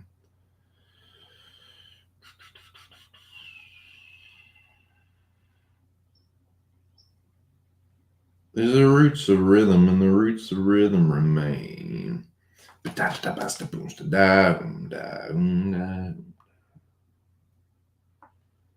Paul Simon. Yes, Simon was definitely the well, I don't know if you'd really say. I'm trying to think of the right comparison. He was definitely the more talented overall between him and Garfunkel.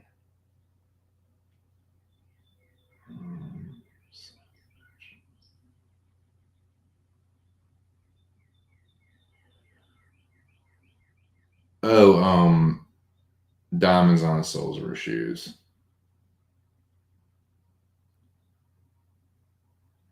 Well, that's one way to cure these walking blues. Diamonds on the soles of her shoes. Yeah, that's my fucking. I'm gonna play that right now. Is that the one where it's like talking about the poor boy? Play it. Oh man, I can't remember. Fucking. That's pissing me off. Let me fucking put that. Where the fuck are those, man? Where's my fucking headphones? No. I'm angry, and not because I'm in it. It degrades women.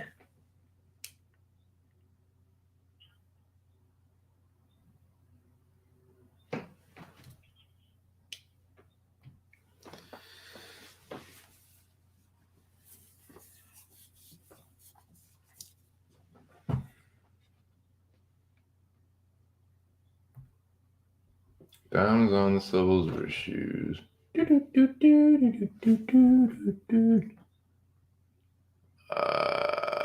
Diamonds. God damn it. Diamonds on the soles of her shoes.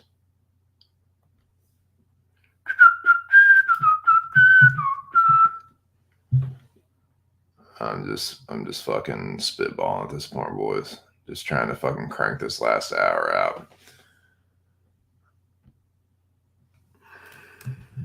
That's what I think I'm gonna do. I'm just gonna listen to these songs. I can throw some ones out. I'm just gonna listen to them.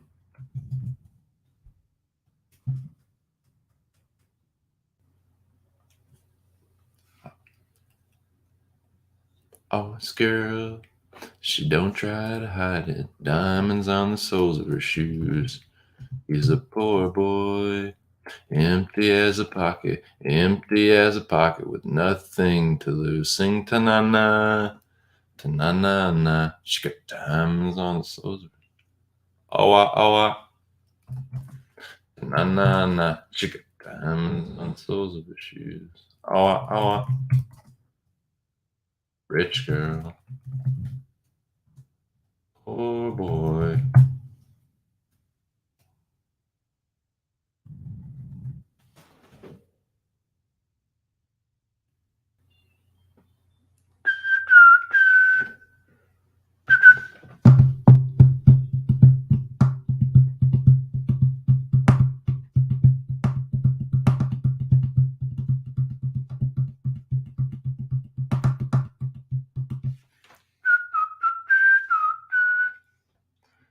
Damn crazy. She got diamonds on the soles of her shoes. Well, that's one way to cure these walking blues. Lose these walking blues. Sorry, Paul. I ain't no singer, man. Gotten slipped into my pocket with my car keys. Says she's taking me for granted because I please you. Diamonds. I can say, ooh, ooh. And everybody knows what I'm talking about. As if everybody here would know exactly what I was talking about. By diamonds on the soles of her shoes.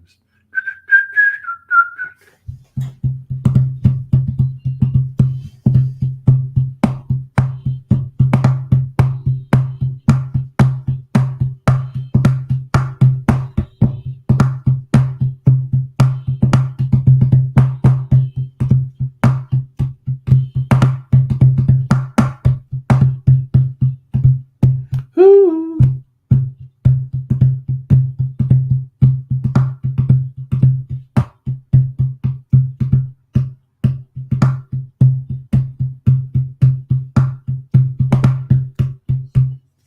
Of a teaspoon, he makes the sign of a wave.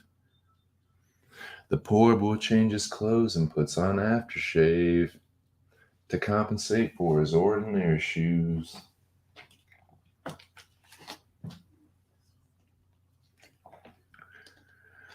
Sleeping in a car away by the bodegas and the lights on up a Broadway. Diamonds on the soles of her shoes.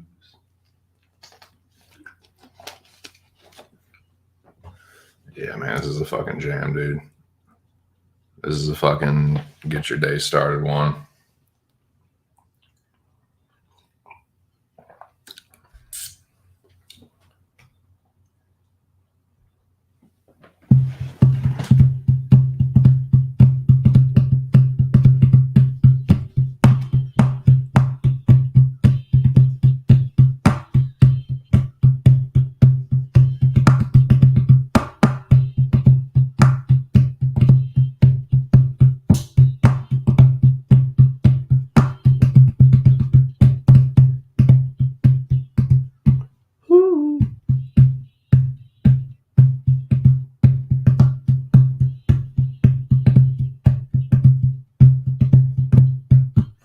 Crazy, I got diamonds on the soles of my shoes.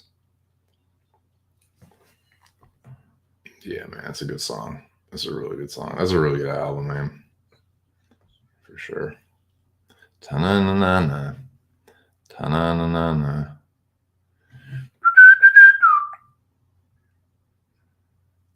Shine on, you crazy diamond.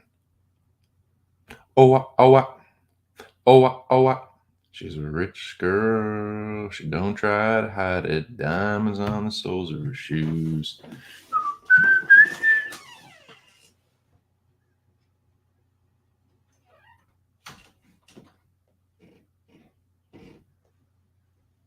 Well, just had an appearance. I don't know if I woke her up. Did I wake you up?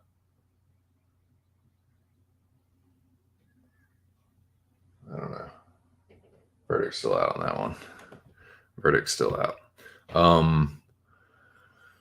Let me see. What was the song? Shine on, you crazy diamond. Shine on you. Yeah, let's make a fool out of myself with this karaoke for the last hour or so. Shine on, you crazy diamond. Pink Floyd.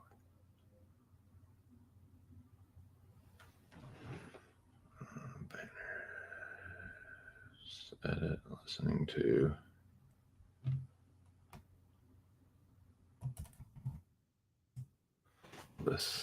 Listening.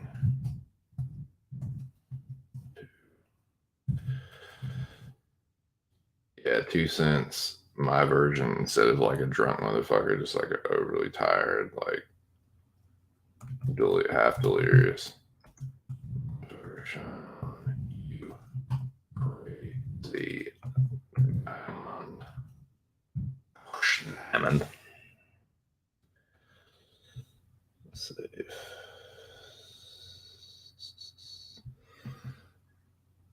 No. There we go. Let me edit that.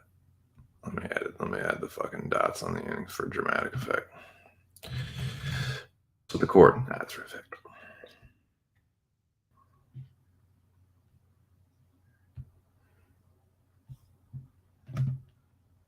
Here we go.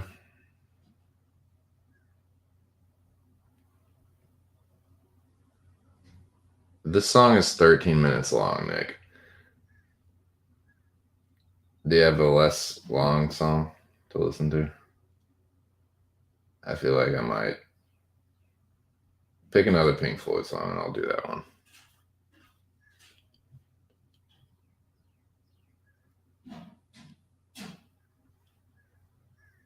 Jesus Hernandez, President Accounted For. ¿Cómo estás, mi amigo? Bien? ¿Estoy bien? ¿Está bien?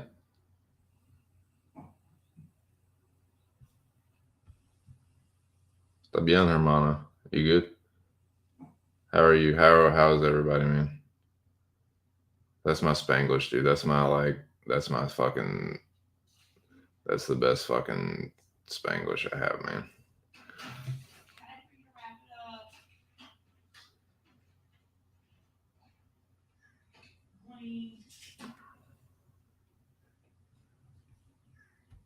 Very good. That's very tight.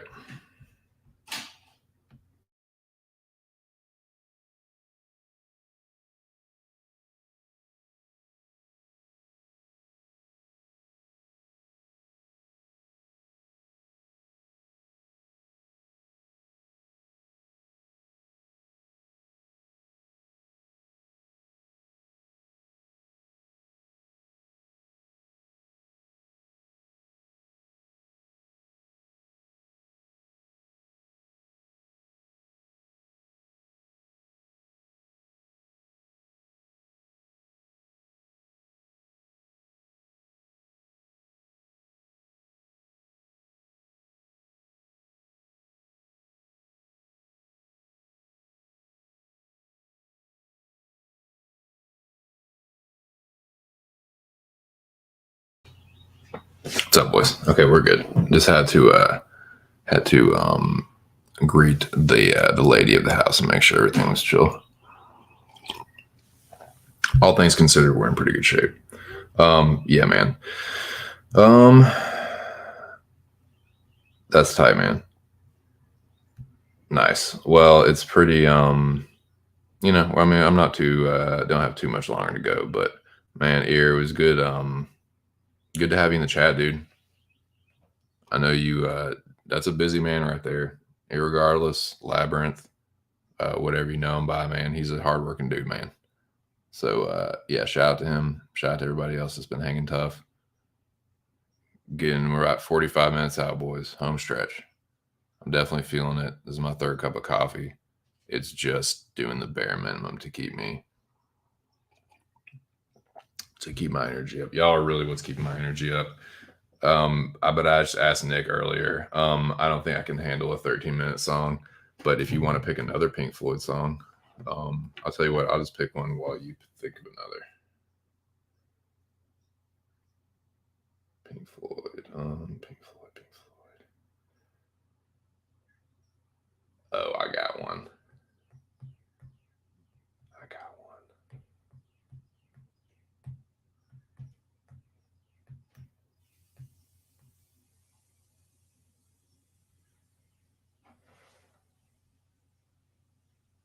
Fuck yeah, dude. Great having you in the stream, man.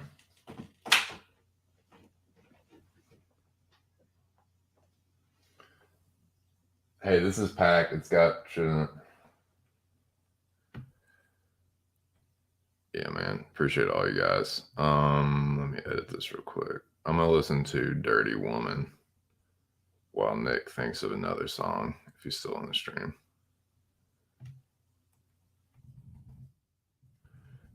Yeah, it can be. It doesn't have to be like 3.5 minutes exactly or anything, but 13 minutes is ask.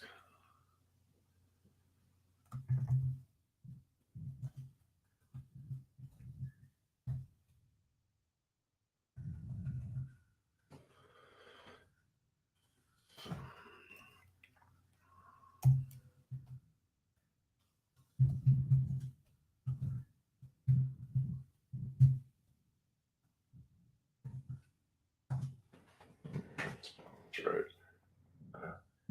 Excuse me. That was disgusting. I apologize. Let's see.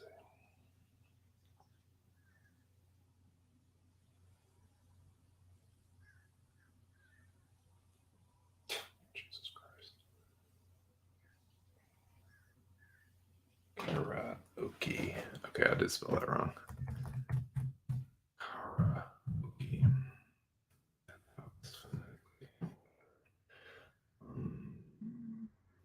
Save. Okay, there we go.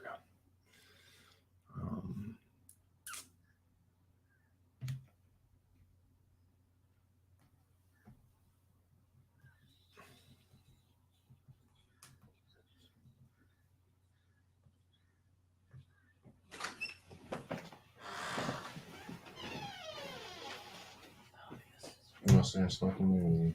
No, I have to. Can I let me do one before you go there? You have 3 letters. You're right.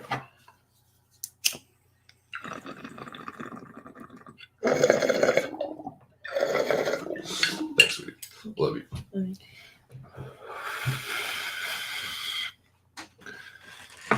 Okay. Shout out to Lady TC. The light of my life. Okay.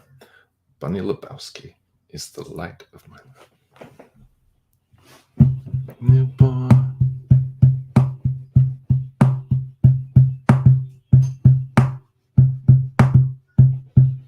Where are all the good ones? Good times. I was this stranger ran.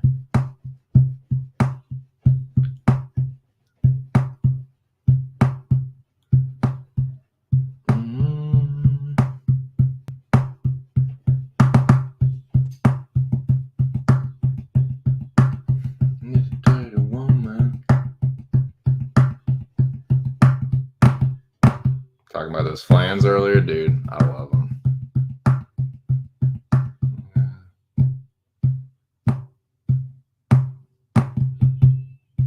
I'm gonna say a line. Make me feel like a real man. This rock and roll refugee. Ooh, babe, set me free.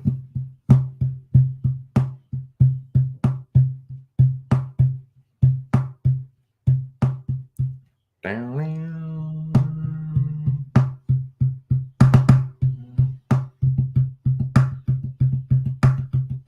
Pretty woman. Ooh, I need a dirty girl.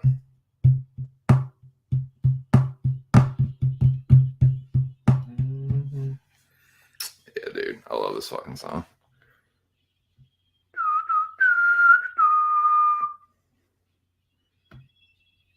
Any Tool song? Nice. I choose Achilles' Last Stand. Nice. Any Tool song? Pff, I ain't gonna try and drum those.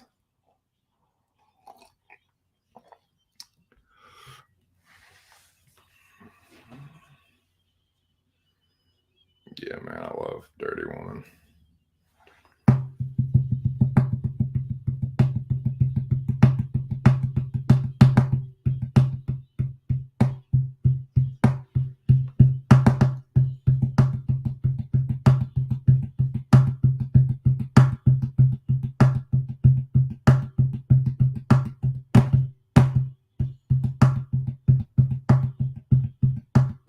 Need a dirty girl.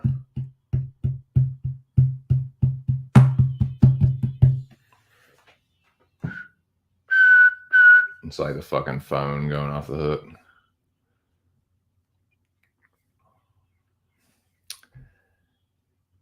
Achilles' Last Stand. Oh, throwing a curveball at me. Okay, Achilles' Last Stand. Okay. Achilles. Okay, very, very funny, Nick. Very funny. Hardy. You're a funny fucking guy. Wise guy, man. That old Nick Alexander, he's a character. But see, that's just what I like, man. I like that shit. I like that. I like that. Wise guy, just like myself. All right, man. Achilles last stand. Character. Any Tool song, yeah, exactly. Any Tool song, 17 minutes long. Yeah, man. Shout out to Nick Alexander, dude. Shout out to Nick and Drunken Boxing. Shout out to the whole land down under, whole Oceania. Shout out to the whole Texas. Shout out to the whole United States of America. Shout out to the whole world, man. Shout out to everyone around the world. Jackie Boy, Moyes, wherever you're tuning in from, shout out to you. Yeah, man, y'all are making the stream possible to do this 12-hour marathon. But a little over half an hour to go. I will be stopping at 12. I promise you I'll be stopping at 12 hours.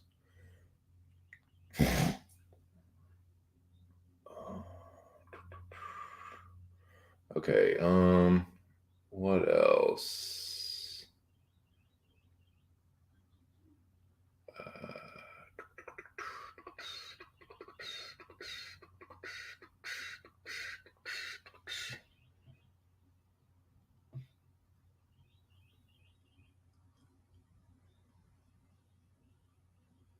I hope so, man.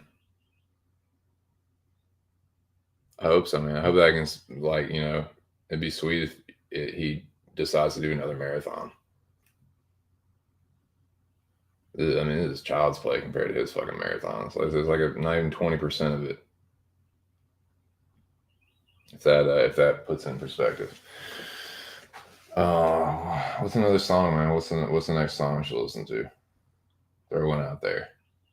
Preferably one that's not 10 plus minutes long.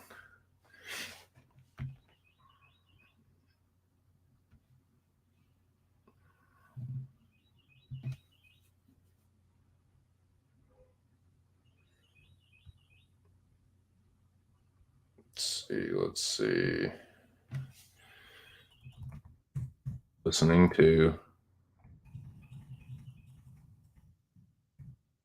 What am I listening to now? What should I listen to now? Pick a genre.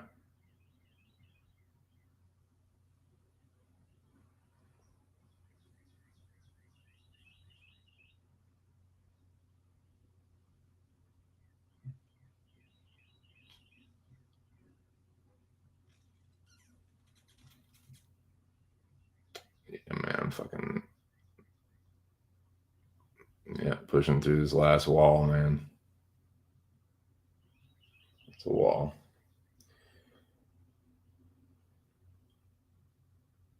What are some good songs that everybody knows? Some fan favorites, man, some crowd pleasers. What are some crowd pleasers I can listen to? Rock out to a little bit.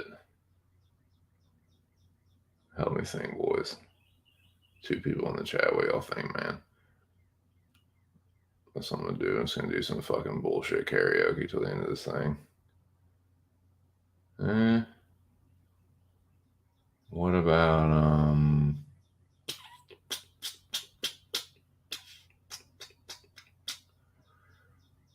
good? I'll just Google that. Good karaoke songs.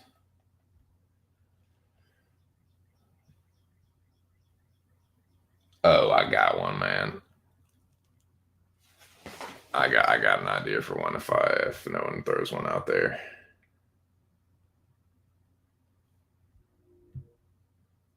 Full English, check. Cappuccino, check. Now I just need to roll up a fatty and I'm golden. Nice. Well, the lady has commandeered the binger, but that sounds marvelous, Jackie boy. That sounds like a marvelous start to the day. I am getting a bit of another call of nature. I need to piss again, man. Fucking coffee. It's making me piss more. It's making me out shit. Yeah, it made me fucking piss, man. All this water I'm drinking too. See, I gotta piss, man. Let me throw this song on again. I'll do that. It'll probably be my last bathroom break. I'll probably push through till then. But nah, man, I gotta fucking put this last one up.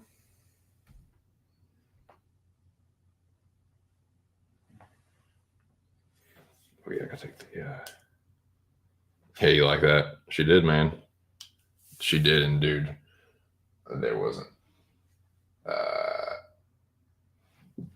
Schwarzenegger in Terminator 2 himself couldn't have stopped her. Jesus says, salute to Lady Sense for giving us time to rejoice with 2 cents. Indeed. Truer words were never spoken. Yes, indeed. Okay, let me get this thing rocking. This will be the last little intermission, boys. The last little break. But yeah. Shout out to non-copyright lo-fi music and all of their music. They provided the music for the stream, a couple songs. I'll put the description. The link to the first one that I played is in the description to the video. The link for this one is right here. I didn't feel like switching it because it would have been a pain in the ass to do it on the stream. I would have had to fucking manually type it out. And okay, here we go. I'll be right back. Shout out to you guys, man. Hope you all enjoyed this marathon as much as I have. It's been a lot of fun, man. But yeah, I'll be right back.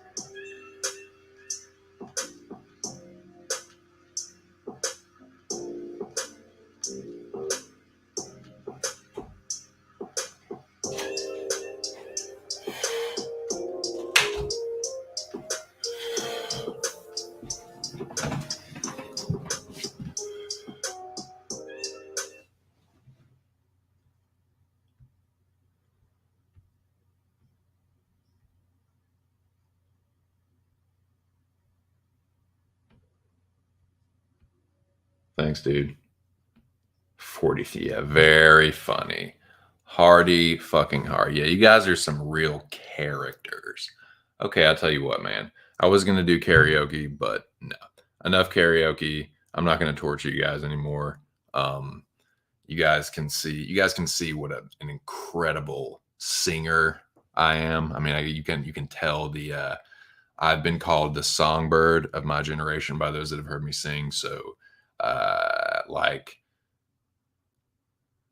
you guys are my close personal friends, for example, and you've only heard me sing 3 times. So sorry, I was trying to make a joke. It didn't really work that well.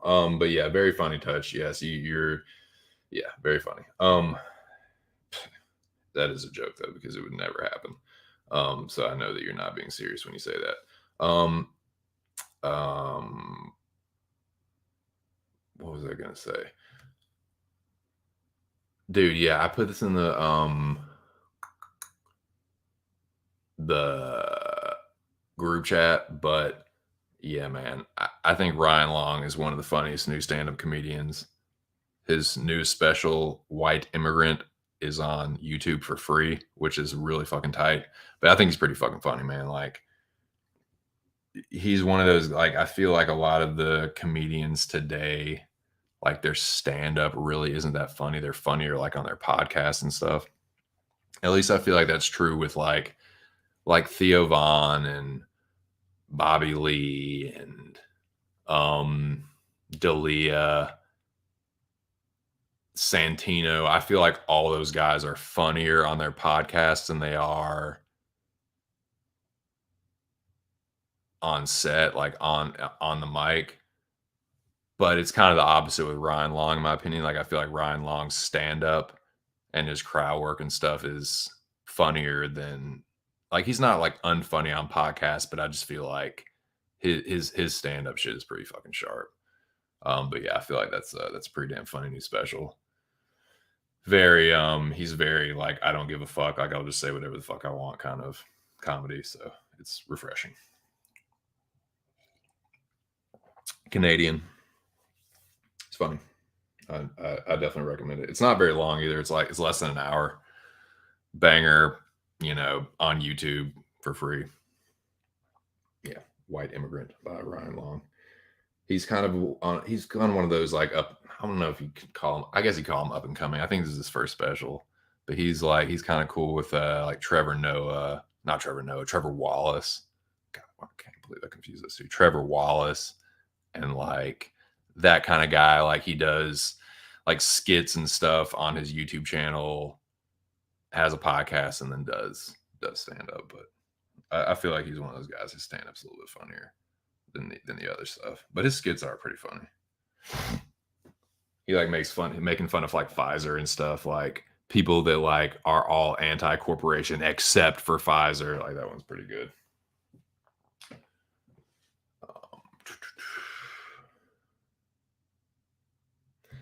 Exactly, dude. But that's the thing. On his podcast, Theo Vaughn is one of the funniest humans on earth. But his stand-up, yeah, it's like it's kind of cringy. And same with Dalia, man. Like he's hilarious on his podcast, but his stand-up is very cringy. Um, but yeah, like Long is kind of the opposite. Like his stand-up's really fucking funny, but his podcast is just okay. Like I've listened to it and it's like it's not bad, but it's not like laugh out loud funny like Rat King. Theo's one of those guys that just says shit. Like he's one of those stream of consciousness, like says ridiculous things that if anybody else said it, it wouldn't be very funny. But because of the way he says it, it's just funny. I don't know how else to describe it.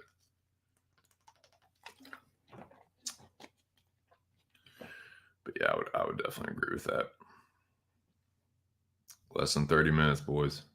We are closing in on it now. I guess I can go ahead and start. It usually takes me a while to I've never been good with goodbyes, man. Puh. Yeah. Sup, Rush? Yeah, I appreciate it, man. But nah. Yeah, I'm getting there. Telling you, man, this should put it into perspective for everyone. I'm closing on 12 hours. I'm jittery. I can't keep my hands still from jittering. This is my third cup of coffee.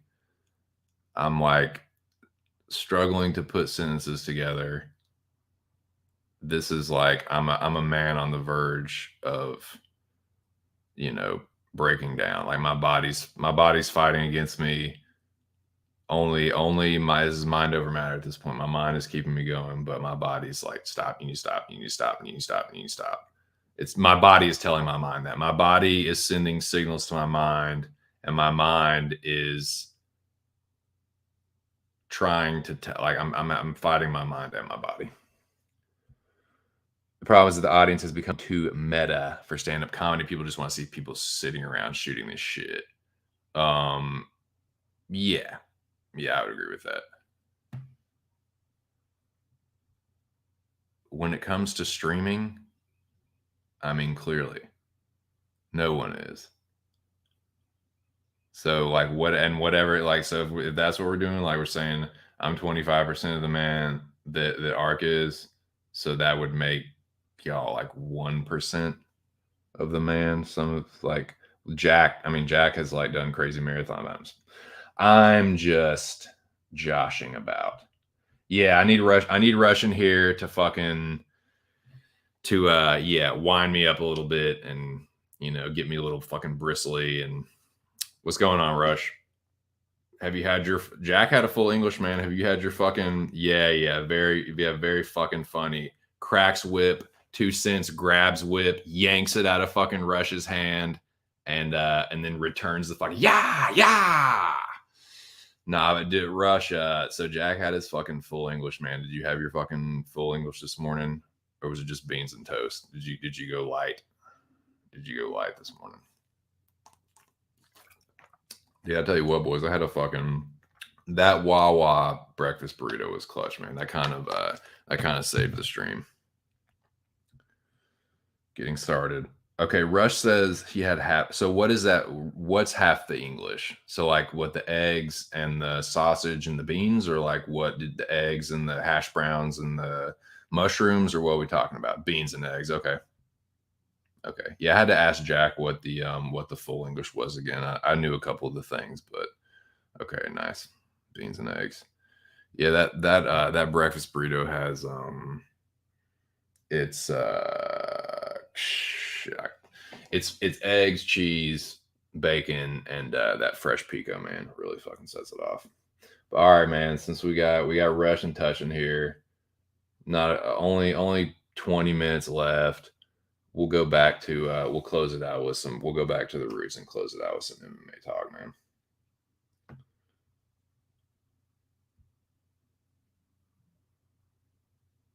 So, Rush and Touch, if y'all are listening, I picked out a fight on each, like a early prelim, a prelim, and then a fucking main card that I think will be the dividers. I'm just trying to see if I can remember them. This will be impressive if I can remember these without looking. Okay. First one was 2 of them were women's fights. So yeah,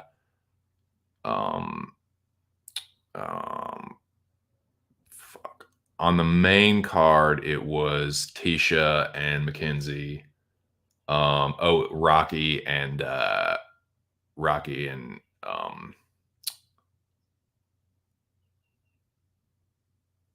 Hanson.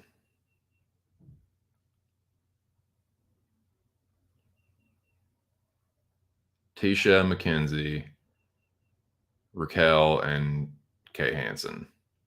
And then the other one was Friend and Fluffy. Fluffy Hernandez and Josh Friend. Yeah.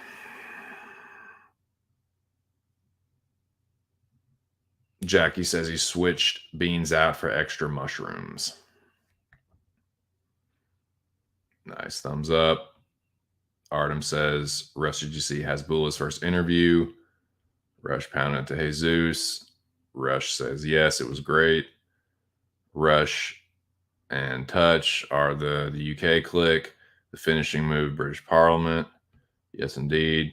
Shout out to House of Mo. Interested. I need to get back into the House of Mo, man. I've been slacking a little bit on that. Stellar interview for the young chap. I expect no less, of course. I mean, Hasbulla is becoming a household name, man. It's all good things. So Raquel, Tisha, Fluffy, and Josh Fremd.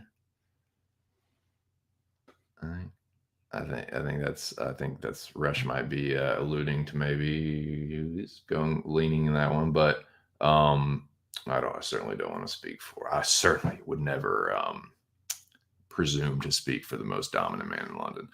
But I was gonna say, yeah, those two, and then yeah, Hanson and Rocky, I think are the ones. Says cheers. Has Will been hanging out with Till and Chimaev, showing them how? I mean, yeah, that's the secret, dude. He's the secret weapon. Oh those are yes, indeed. Those are the ones I think. Yeah, one. I think that those are the one per. I think yeah, prelim, early prelims, and then early comma prelims comma main card.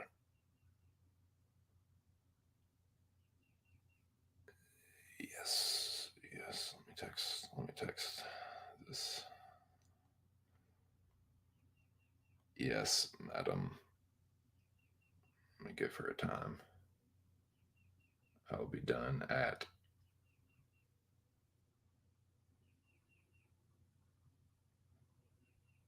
I'll be done at 9:30. You fuck no, I'm just playing. I'll be done at 9:30. Madam, if that will be suitable. And then I unsheath my sword and swath. No, that's just jokes. That's just jokes. I can tell you with, and this includes Rush. I am more scared of that woman in there than I am of any of you motherfuckers. And ain't nobody pushing me off of that square. I will fight you, any of you, before I fucking tussle with her. No, thank you.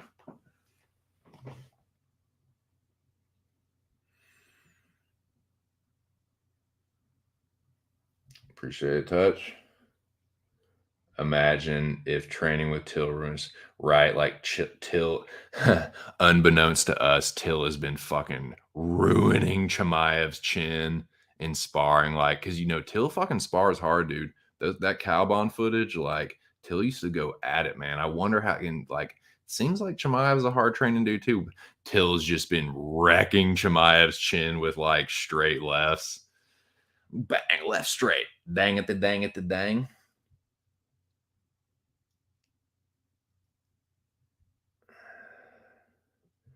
If it is, cool. God, like I said, dude, I really hope that it at the very least inspires another Ark stream. That'd be real tight. Igor got stripped of his title for failing USADA. Igor probably dead by now. I haven't heard from him. Jesus Christ. But yeah, man. Yeah, fucking Till Till's been using Chimaev to like sharpen his own wrestling tools and just been wrecking him in fucking in striking. Like now Till's just like gonna come out of the champion. Chimaev's just like ruined. I just got me wrestling up to par for a spa. Do you know? I do think it's more likely to be the other way around. That Chimaev probably giving Till a second win. I think so. I think it is kind of iron sharpens iron. Like Till, yeah, people can make jokes about Till, and I've been like critical of Till too. I mean, I think it's fair to be critical of him in certain places, but what's undeniable is that he is a good striker. He is a really good striker. He puts hands on everybody, dude. Drop Masvidal, drop Whitaker, put hands on Kelly. He put hands on everybody, dude. He put hands on. I mean, yeah, his takedown defense, and I think working with Chimaev, man, yeah, I think they'll help each other, man. Because Till will put hands on Chimaev in striking. He will. He's quick. He's got good timing with his left hand. He's a big dude, man. He's powerful. So I think that I think those kind of help each other. I'm interested to see what. I mean, I think that's what a lot of people are anticipating. This is the first, to my opinion, the first real kind of test for Chimaev. And I guess we can kind of break down that fight to kind of close her out.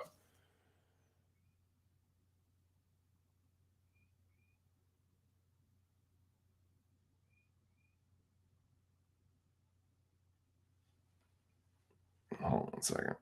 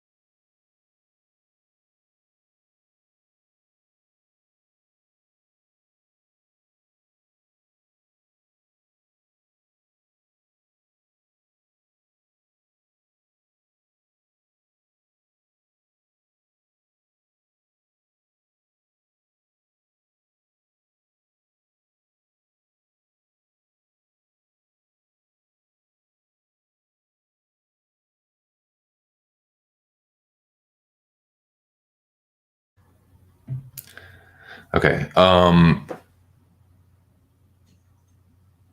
So yeah, I do think that, and I'm gonna have to kind of like multitask here. I gotta kind of work with the missus here and kind of get this sort of change gears for her. But yeah, let's talk about that last one, man. Let's kind of like chop it up about Burns and Chimaev, because I think it is like for Chimaev, it's not a secret. This is his toughest test. And it'll be interesting, man, to see how Burns approaches this. How funny would it be if Gilbert is like, I am not spending 1 second with this dude on the feet, and just goes in and blast doubles him? Because I think that's where it gets interesting, man. On the feet, I think if it stays on the feet for a significant amount of time, I think Kanzat's going to knock him out cold. I think Chimaev will just chin him. But on the ground, man, I'm not saying it's going to be one way or the other, but I think it's much more of a level playing field on the ground. Chimaev will be huge in there compared to Gilbert. Like standing, he's going to be in the power. A lot of mercy.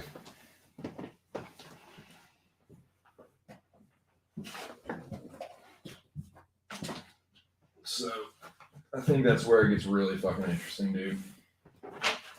Sorry, I kind of got off Transformers this room. We have these very I like them. They're these cubes, and you can put shit in them, but then they have a top that's reversible. So you can flip it one way and it's like a little footrest, but then you can flip it the other way and it's like kind of a tabletop, and you can put shit on it, like, you know, drinks and stuff. So yeah, they're very useful, and you can store little janks in them, and yeah. So I'm converting that for her right now, getting ready. She's about to get ready to start her work day, and yeah, I'm getting ready to wrap the stream up, man. 12 minutes to go. So yeah, let's see what the chat's saying. 54%. Jack says, walked to a nice little chill scheduled area, then realized I had no lighter. Dang. Great day in the morning. Chimaev too big for Gilbert. I tend to agree. I'm not going to be picking Gilbert Burns, I'll tell you that. Ooh, big secret. Big shocker. Burns said in an interview, when you have a good grappler and a good wrestler, you usually get an amateur kickboxing match. I mean, I don't think that I would necessarily disagree with that. I championed short notice Burns all the way to the Usman fight before fading him. I picked against him against Wonder Boy too, but I honestly think he's got next to no chance here. Yep. Closing in on it, dude. Literally 11 minutes, and then I've got to be out like quickly. So I probably need to go ahead and start saying my goodbyes and kind of start wrapping this thing up. So that way, like when it hits, when the clock strikes 12 hours, like I can be out of here, and she can be ready to start working, because she had a long weekend. She had to do, let me tell you real quick, and this is like that, and this needs to be said. My wife had to do so much fucking prep work for this goddamn bridal shower and this is a good friend of hers, and it's still just like a ton of work, man. And I know that her friend was really appreciative, but like she did like a ton of work. So like it's been really stressing her out. This wedding has been stressing her the fuck out. But she's been fucking trooper. She's been a trooper, man. So um a long short story long, she wants to just get the fuck to work and just get after it after a long weekend of no work. So her patience for your boy and his shenanigans is about fucking zilch. But dude, yeah, she had to make these fucking like invitations that were all like she made little flowers and shit, like little paper flowers, and put like a few on each one, like different colors and shit. She like these little. They were very. My wife is very skilled artistically. I swear she could have a fucking degree in interior decorating if she wanted to, man. She's very creative, and yeah, man, she kicks ass. She kicked ass for this fucking wedding stuff, all this wedding shit she's been doing, arranging it, arranging the house, a lot of stuff. So yeah, man. But what I'm saying is, yeah, she is kind of wearing thin herself. So I gotta be sharp with it. What's the rest of that my day? Bullshit. Bullshit, motherfucker. Yeah, just straight shenanigans. Hip hip hooray. Hip hip hooray. She's number one. Oh, God. You're gonna put your hands together? You better stomp your feet and light a match for this pussy, goddammit. She's number one. Of all of Arcadia owes her a debt of gratitude. You hear that, madam? Nah, man. But yeah, boys. I guess I'll go ahead and no, I did not see it. I'll check it out.